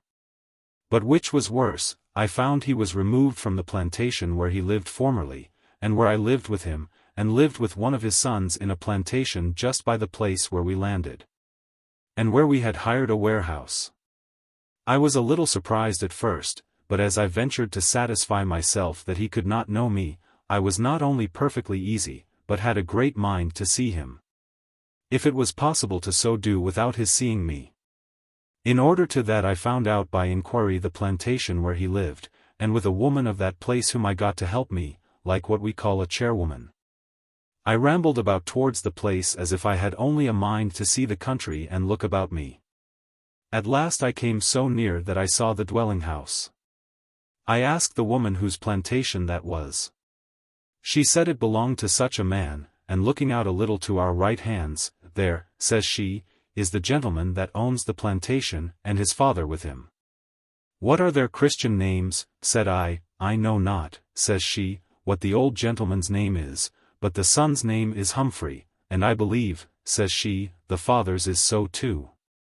You may guess, if you can, what a confused mixture of joy and fight possessed my thoughts upon this occasion, for I immediately knew that this was nobody else but my own son. By that father she showed me, who was my own brother. I had no mask, but I ruffled my hood so about my face, that I depended upon it that after above 20 years' absence, and withal not expecting anything of me in that part of the world, he would not be able to know anything of me. But I need not have used all that caution, for the old gentleman was grown dim-sighted by some distemper which had fallen upon his eyes, and could but just see well enough to walk about, and not run against a tree or into a ditch. The woman that was with me had told me that by a mere accident, knowing nothing of what importance it was to me. As they drew near to us, I said, "Does he know you, Mrs. Owen?" So they called the woman. "Yes," said she, "if he hears me speak, he will know me, but he can't see well enough to know me or anybody else." And so she told me the story of his sight, as I have related. This made me secure, and so I threw open my hoods again, and let them pass by me. It was a wretched thing for a mother thus to see her own son, a handsome, comely young gentleman in flourishing circumstances, and durst not make herself known to him, and durst not take any notice of him. Let any mother of children that reads this consider it, and but think with what anguish of mind I restrained myself, what yearnings of soul I had in me to embrace him, and weep over him. And how I thought all my entrails turned within me, that my very bowels moved, and I knew not what to do, as I now know not how to express those agonies. When he went from me I stood gazing and trembling, and looking after him as long as I could see him. Then sitting down to rest me, but turned from her, and lying on my face, wept, and kissed the ground that he had set his foot on. I could not conceal my disorder so much from the woman but that she perceived it, and thought I was not well, which I was obliged to pretend was true. Upon which she pressed me to rise, the ground being damp and dangerous, which I did accordingly, and walked away.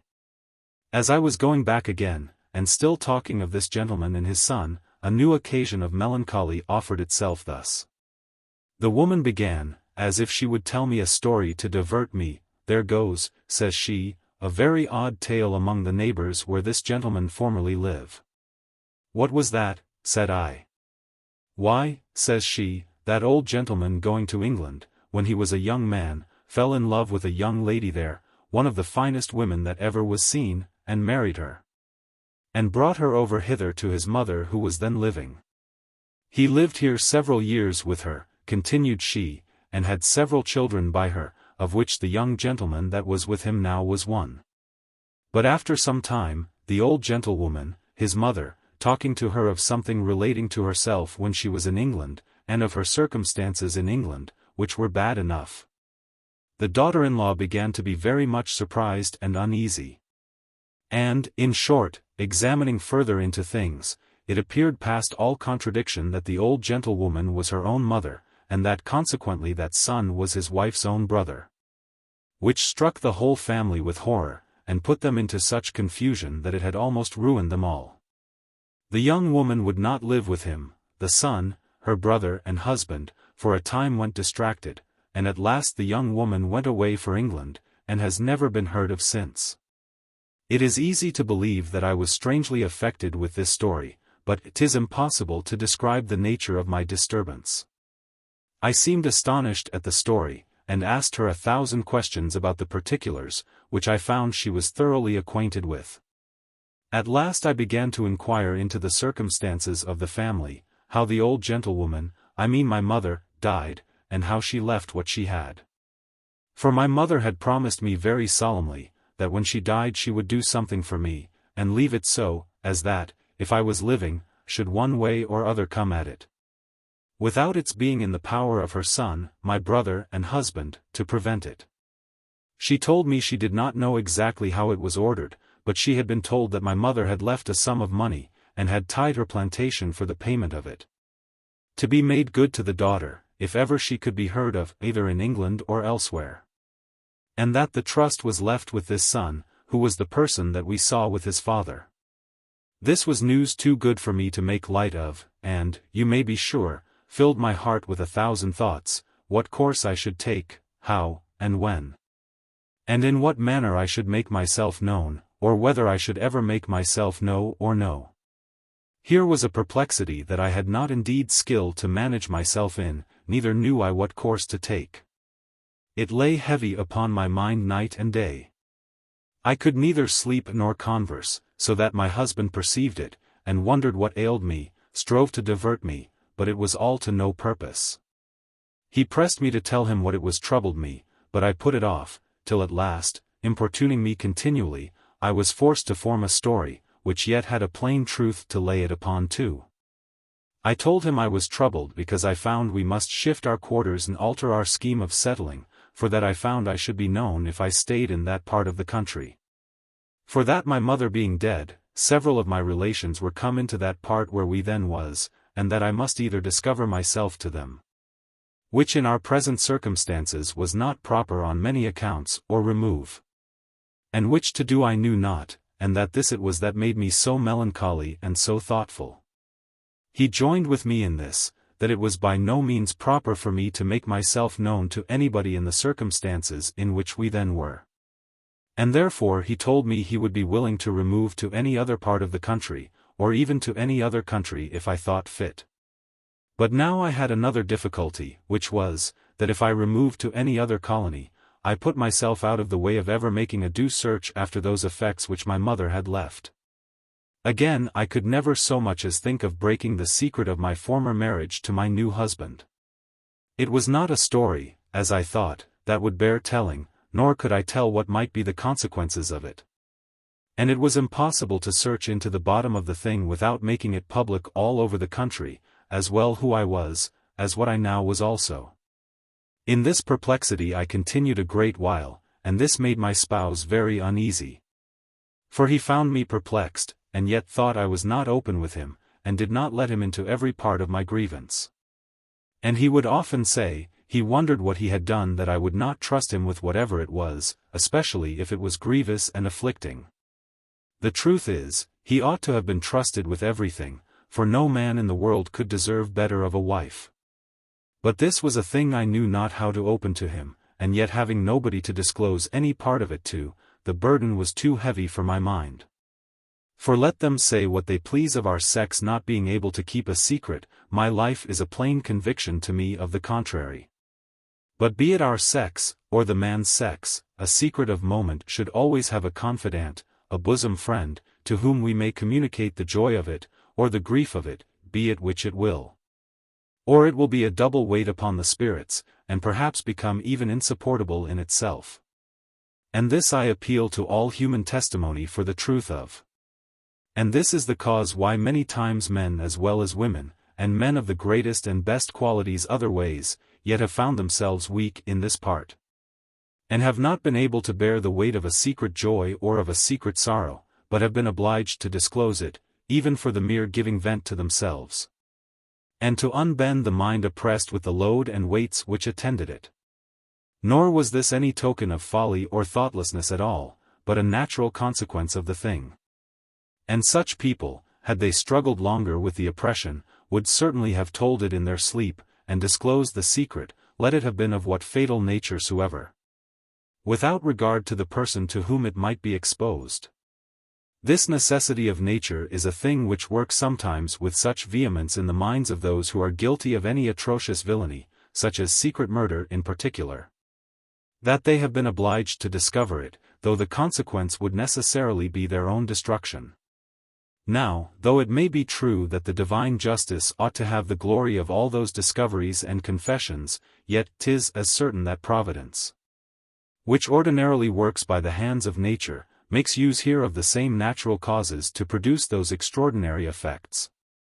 I could give several remarkable instances of this in my long conversation with crime and with criminals. I knew one fellow that, while I was in prison in Newgate, was one of those they called then night flyers. I know not what other word they may have understood it by since, but he was one who by connivance was admitted to go abroad every evening, when he played his pranks, and furnish those honest people they call thief-catchers with business to find out the next day, and restore for a reward what they had stolen the evening before. This fellow was as sure to tell in his sleep all that he had done, and every step he had taken, what he had stolen, and where, as sure as if he had engaged to tell it waking. And that there was no harm or danger in it, and therefore he was obliged, after he had been out, to lock himself up, or be locked up by some of the keepers that had him in fee, that nobody should hear him. But, on the other hand, if he had told all the particulars, and given a full account of his rambles and success, to any comrade, any brother thief, or to his employers, as I may justly call them, then all was well with him, and he slept as quietly as other people. As the publishing this account of my life is for the sake of the just moral of very part of it, and for instruction, caution, warning, and improvement to every reader, so this will not pass, I hope, for an unnecessary digression concerning some people being obliged to disclose the greatest secrets either of their own or other people's affairs. Under the certain oppression of this weight upon my mind, I labored in the case I have been naming. And the only relief I found for it was to let my husband into so much of it as I thought would convince him of the necessity there was for us to think of settling in some other part of the world. And the next consideration before us was, which part of the English settlements we should go to. My husband was a perfect stranger to the country, and had not yet so much as a geographical knowledge of the situation of the several places. And I, that, till I wrote this, did not know what the word geographical signified, had only a general knowledge from long conversation with people that came from or went to several places. But this I knew, that Maryland, Pennsylvania, East and West Jersey, New York, and New England lay all north of Virginia, and that they were consequently all colder climates. To which for that very reason, I had an aversion. For that as I naturally loved warm weather, so now I grew into years I had a stronger inclination to shun a cold climate. I therefore considered of going to Carolina, which is the only southern colony of the English on the continent of America, and hither I proposed to go. And the rather because I might with great ease come from thence at any time, when it might be proper to inquire after my mother's effects, and to make myself known enough to demand them. With this resolution I proposed to my husband our going away from where we was, and carrying all our effects with us to Carolina, where we resolved to settle. For my husband readily agreed to the first part, viz. that was not at all proper to stay where we was, since I had assured him we should be known there, and the rest I effectually concealed from him.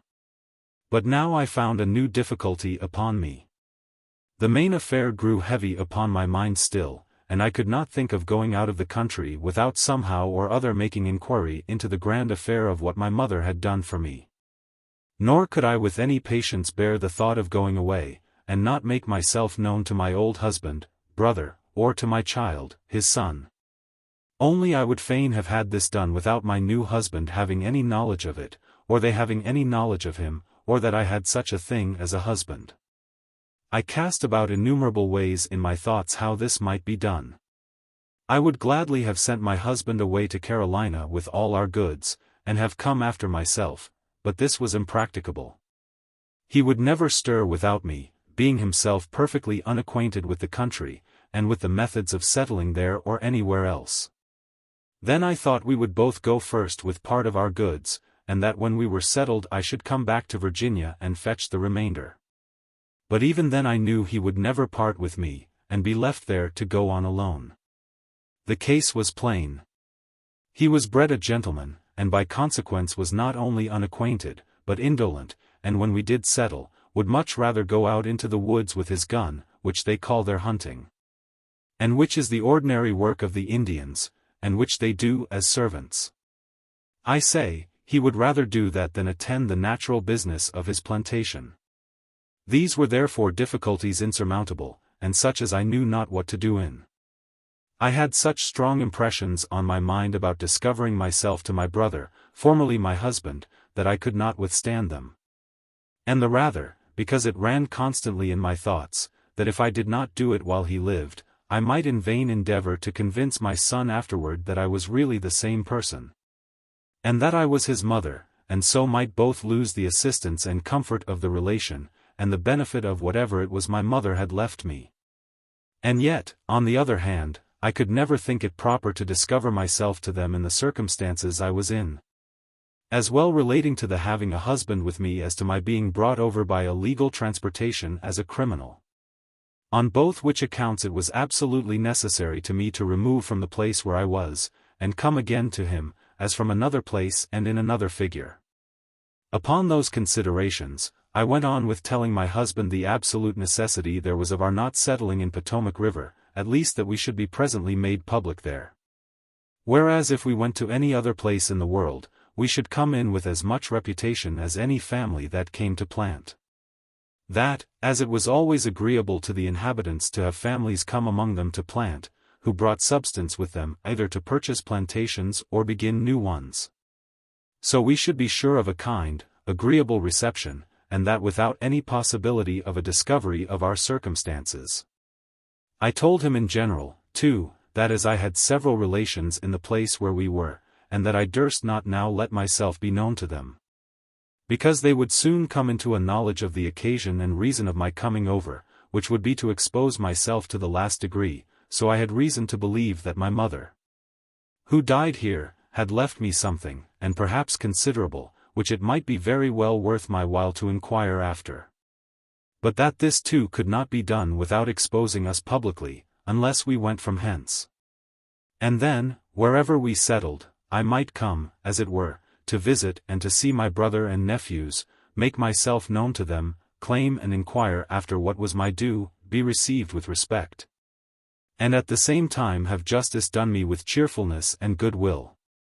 Whereas, if I did it now, I could expect nothing but with trouble, such as exacting it by force, receiving it with curses and reluctance, and with all kinds of affronts, which he would not perhaps bear to see. That in case of being obliged to legal proofs of being really her daughter, I might be at loss, be obliged to have recourse to England, and it may be to fail at last, and so lose it, whatever it might be. With these arguments, and having thus acquainted my husband with the whole secret so far as was needful of him, we resolved to go and seek a settlement in some other colony, and at first thoughts, Carolina was the place we pitched upon. In order to this we began to make inquiry for vessels going to Carolina, and in a very little while got information, that on the other side the bay, as they call it, namely, in Maryland, there was a ship which came from Carolina, laden with rice and other goods, and was going back again thither, and from thence to Jamaica, with provisions. On this news we hired a sloop to take in our goods, and taking, as it were, a final farewell of Potomac River, we went with all our cargo over to Maryland. This was a long and unpleasant voyage, and my spouse said it was worse to him than all the voyage from England, because the weather was but indifferent, the water rough, and the vessel small and inconvenient. In the next place, we were full 100 miles up Potomac River, in a part which they call Westmoreland County, and as that river is by far the greatest in Virginia, and I have heard say it is the greatest river in the world that falls into another river, and not directly into the sea, so we had base weather in it, and were frequently in great danger. For though we were in the middle, we could not see land on either side for many leagues together. Then we had the great river or Bay of Chesapeake to cross, which is where the river Potomac falls into it, near 30 miles broad, and we entered more great vast waters whose names I know not. So that our voyage was full 200 miles, in a poor, sorry sloop, with all our treasure, and if any accident had happened to us, we might at last have been very miserable. Supposing we had lost our goods and saved our lives only, and had then been left naked and destitute, and in a wild, strange place not having one friend or acquaintance in all that part of the world. The very thought of it gives me some horror, even since the danger is past. Well, we came to the place in 5 days' sailing, I think they call it Philip's Point. And behold, when we came thither, the ship bound to Carolina was loaded and gone away but 3 days before. This was a disappointment. But, however, I, that was to be discouraged with nothing, told my husband that since we could not get passage to Carolina, and that the country we was in was very fertile and good, we would, if he liked of it, see if we could find out anything for our tune where we was, and that if he liked things we would settle here. We immediately went on shore, but found no conveniences just at that place, either for our being on shore or preserving our goods on shore, but was directed by a very honest Quaker, whom we found there, to go to a place about 60 miles east. That is to say, nearer the mouth of the bay, where he said he lived, and where we should be accommodated, either to plant, or to wait for any other place to plant and that might be more convenient. And he invited us with so much kindness and simple honesty, that we agreed to go, and the Quaker himself went with us. Here we bought us 2 servants, viz. an English woman servant just come on shore from a ship of Liverpool, and a Negro manservant, things absolutely necessary for all people that pretended to settle in that country. This honest Quaker was very helpful to us, and when we came to the place that he proposed to us, found us out a convenient storehouse for our goods, and lodging for ourselves and our servants. And about 2 months or thereabouts afterwards, by his direction, we took up a large piece of land from the governor of that country, in order to form our plantation. And so we laid the thoughts of going to Carolina wholly aside, having been very well received here, and accommodated with a convenient lodging till we could prepare things, and have land enough cleared, and timber and materials provided for building us a house, all which we managed by the direction of the Quaker. So that in 1 year's time we had nearly 50 acres of land cleared, part of it enclosed, and some of it planted with tobacco, though not much. Besides, we had garden ground and corn sufficient to help supply our servants with roots and herbs and bread. And now I persuaded my husband to let me go over the bay again, and inquire after my friends. He was the willinger to consent to it now, because he had business upon his hands sufficient to employ him, besides his gun to divert him, which they call hunting there, and which he greatly delighted in. And indeed we used to look at one another, sometimes with a great deal of pleasure, reflecting how much better that was, not the Newgate only, but then the most prosperous of our circumstances in the wicked trade that we had been both carrying on. Our affair was in a very good posture. We purchased of the proprietors of the colony as much land for £35, paid in ready money, as would make a sufficient plantation to employ between 50 and 60 servants, and which, being well improved, would be sufficient to us as long as we could either of us live. And as for children, I was past the prospect of anything of that kind. But our good fortune did not end here. I went, as I have said, over the bay, to the place where my brother, once a husband, lived. But I did not go to the same village where I was before, but went up another great river, on the east side of the river Potomac, called Rappahannock River. And by this means came on the back of his plantation, which was large, and by the help of a navigable creek, or little river, that ran into the Rappahannock, I came very near it. I was now fully resolved to go up point blank to my brother, husband, and to tell him who I was. But not knowing what temper I might find him in, or how much out of temper rather, I might make him by such a rash visit, I resolved to write a letter to him first, to let him know who I was. And that I was come not to give him any trouble upon the old relation, which I hoped was entirely forgot, but that I applied to him as a sister to a brother. desiring his assistance in the case of that provision which our mother, at her decease, had left for my support, and which I did not doubt but he would do me justice in. Especially considering that I was come thus far to look after it. I said some very tender, kind things in the letter about his son, which I told him he knew to be my own child, and that as I was guilty of nothing in marrying him, any more than he was in marrying me, neither of us having then known our being at all related to one another. So I hoped he would allow me the most passionate desire of once seeing my one and only child, and of showing something of the infirmities of a mother in preserving a violent affect for him, who had never been able to retain any thought of me one way or other. I did believe that, having received this letter, he would immediately give it to his son to read, I having understood his eyes being so dim, that he could not see to read it. But it fell out better than so, for as his sight was dim, so he had allowed his son to open all letters that came to his hand for him, and the old gentleman being from home, or out of the way when my messenger came, my letter came directly to my son's hand, and he opened and read it. He called the messenger in, after some little stay, and asked him where the person was who gave him the letter. The messenger told him the place, which was about 7 miles off, so he bid him stay, and ordering a horse to be got ready, and 2 servants, away he came to me with the messenger. Let anyone judge the consternation I was in when my messenger came back, and told me the old gentleman was not at home, but his son was come along with him, and was just coming up to me. I was perfectly confounded, for I knew not whether it was peace or war, nor could I tell how to behave. However, I had but a very few moments to think, for my son was at the heels of the messenger, and coming up into my lodgings, asked the fellow at the door something. I suppose it was, for I did not hear it so as to understand it, which was the gentlewoman that sent him, for the messenger said, There she is, sir. At which he comes directly up to me, kisses me, took me in his arms, and embraced me with so much passion that he could not speak, but I could feel his breast heave and throb like a child that cries, but sobs, and cannot cry it out. I can neither express nor describe the joy that touched my very soul when I found, for it was easy to discover that part, that he came not as a stranger, but as a son to a mother. And indeed as a son who had never before known what a mother of his own was. In short, we cried over one another a considerable while, when at last he broke out first. My dear mother, says he, are you still alive? I never expected to have seen your face. As for me, I could say nothing a great while. After we had both recovered ourselves a little, and were able to talk, he told me how things stood.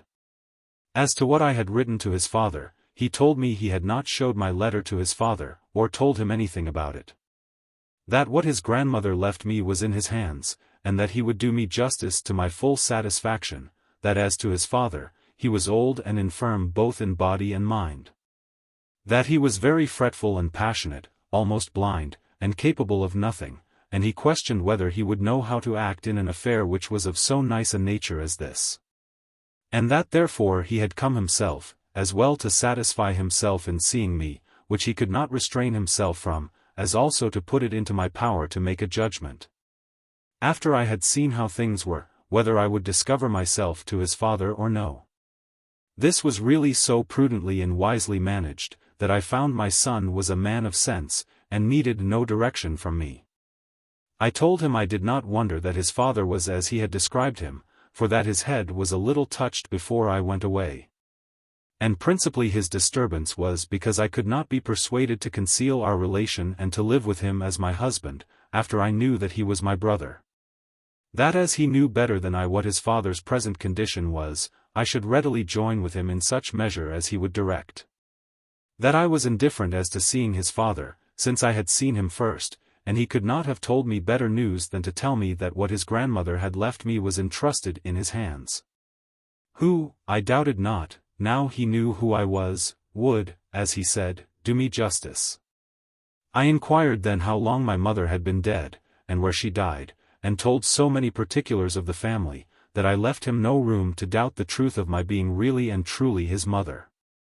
My son then inquired where I was, and how I had disposed myself. I told him I was on the Maryland side of the bay, at the plantation of a particular friend who came from England in the same ship with me. That as for that side of the bay where he was, I had no habitation. He told me I should go home with him, and live with him, if I pleased, as long as I lived. That as to his father, he knew nobody, and would never so much as guess at me. I considered of that a little, and told him, that though it was really no concern to me to live at a distance from him, yet I could not say it would be the most comfortable thing in the world to me to live in the house with him, and to have that unhappy object always before me, which had been such a blow to my peace before. That though I should be glad to have his company, my son, or to be as near him as possible while I stayed, yet I could not think of being in the house where I should be also under constant restraint for fear of betraying myself in my discourse. Nor should I be able to refrain some expressions in my conversing with him as my son, that might discover the whole affair, which would by no means be convenient. He acknowledged that I was right in all this. But then, dear mother, says he, you shall be as near me as you can. So he took me with him on horseback to a plantation next to his own, and where I was as well entertained as I could have been in his own. Having left me there he went away home, telling me we would talk of the main business the next day. And having first called me his aunt, and given a charge to the people, who it seems were his tenants, to treat me with all possible respect. About 2 hours after he was gone, he sent me a maidservant and a negro boy to wait on me, and provisions ready dressed for my supper. And thus I was as if I had been in a new world, and began secretly now to wish that I had not brought my Lancashire husband from England at all. However, that wish was not hearty neither, for I loved my Lancashire husband entirely, as indeed I had ever done from the beginning. And he merited from me as much as it was possible for a man to do, but that by the way. The next morning my son came to visit me again almost as soon as I was up. After a little discourse, he first of all pulled out a deerskin bag, and gave it me, with 50 Spanish pistoles in it, and told me that was to supply my expenses from England. For though it was not his business to inquire, yet he ought to think I did not bring a great deal of money out with me, it not being usual to bring much money into that country. Then he pulled out his grandmother's will, and read it over to me, whereby it appeared that she had left a small plantation, as he called it, on York River, that is, where my mother lived, to me, with the stock of servants and cattle upon it, and given it in trust to this son of mine for my use, whenever he should hear of my being alive, and to my heirs, if I had any children. And in default of heirs, to whomsoever I should by will dispose of it. But gave the income of it, till I should be heard of, or found, to my said son, and if I should not be living, then it was to him, and his heirs. This plantation, though remote from him, he said he did not let out, but managed it by a head clerk, steward, as he did another that was his father's, that lay hard by it. And went over himself 3 or 4 times a year to look after it. I asked him what he thought the plantation might be worth. He said, if I would let it out, he would give me about £60 a year for it. But if I would live on it, then it would be worth much more, and, he believed, would bring me in about £150 a year.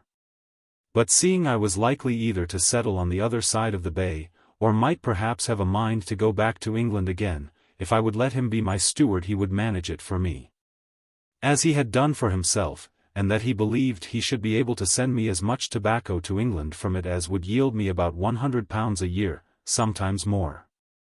This was all strange news to me, and things I had not been used to.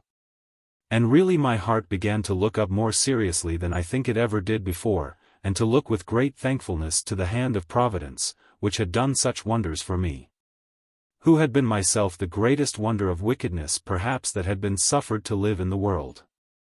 And I must again observe, that not on this occasion only, but even on all other occasions of thankfulness, my past wicked and abominable life never looked so monstrous to me. And I never so completely abhorred it, and reproached myself with it, as when I had a sense upon me of Providence doing good to me, while I had been making those vile returns on my part. But I leave the reader to improve these thoughts, as no doubt they will see cause, and I go on to the fact. My son's tender carriage and kind offers fetched tears from me, almost all the while he talked with me. Indeed, I could scarce discourse with him but in the intervals of my passion. However, at length I began, and expressing myself with wonder at my being so happy to have the trust of what I had left, put into the hands of my own child, I told him that as to the inheritance of it, I had no child but him in the world, and was now past having any if I should marry, and therefore would desire him to get a writing drawn, which I was ready to execute, by which I would, after me, give it wholly to him and to his heirs. And in the meantime, smiling, I asked him what made him continue a bachelor so long. His answer was kind and ready, that Virginia did not yield any great plenty of wives, and that since I talked of going back to England, I should send him a wife from London. This was the substance of our first day's conversation, the pleasantest day that ever passed over my head in my life, and which gave me the truest satisfaction. He came every day after this, and spent a great part of his time with me, and carried me about to several of his friends' houses, where I was entertained with great respect. Also I dined several times at his own house, when he took care always to see his half-dead father so out of the way that I never saw him, or he me. I made him one present, and it was all I had of value, and that was one of the gold watches, of which I mentioned above, that I had 2 in my chest, and this I happened to have with me. And I gave it him at his 3rd visit. I told him I had nothing of any value to bestow but that, and I desired he would now and then kiss it for my sake. I did not indeed tell him that I had stole it from a gentlewoman's side, at a meeting-house in London. That's by the way. He stood a little while hesitating, as if doubtful whether to take it or no. But I pressed it on him, and made him accept it, and it was not much less worth than his leather pouch full of Spanish gold. No, though it were to be reckoned as if at London, whereas it was worth twice as much there, where I gave it him. At length he took it, kissed it, told me the watch should be a debt upon him that he would be paying as long as I lived. A few days after he brought the writings of gift, and the scrivener with them, and I signed them very freely, and delivered them to him with 100 kisses. For sure nothing ever passed between a mother and a tender, dutiful child with more affection. The next day he brings me an obligation under his hand and seal, whereby he engaged himself to manage and improve the plantation for my account, and with his utmost skill. And to remit the produce to my order wherever I should be. And withal, to be obliged himself to make up the produce £100 a year to me.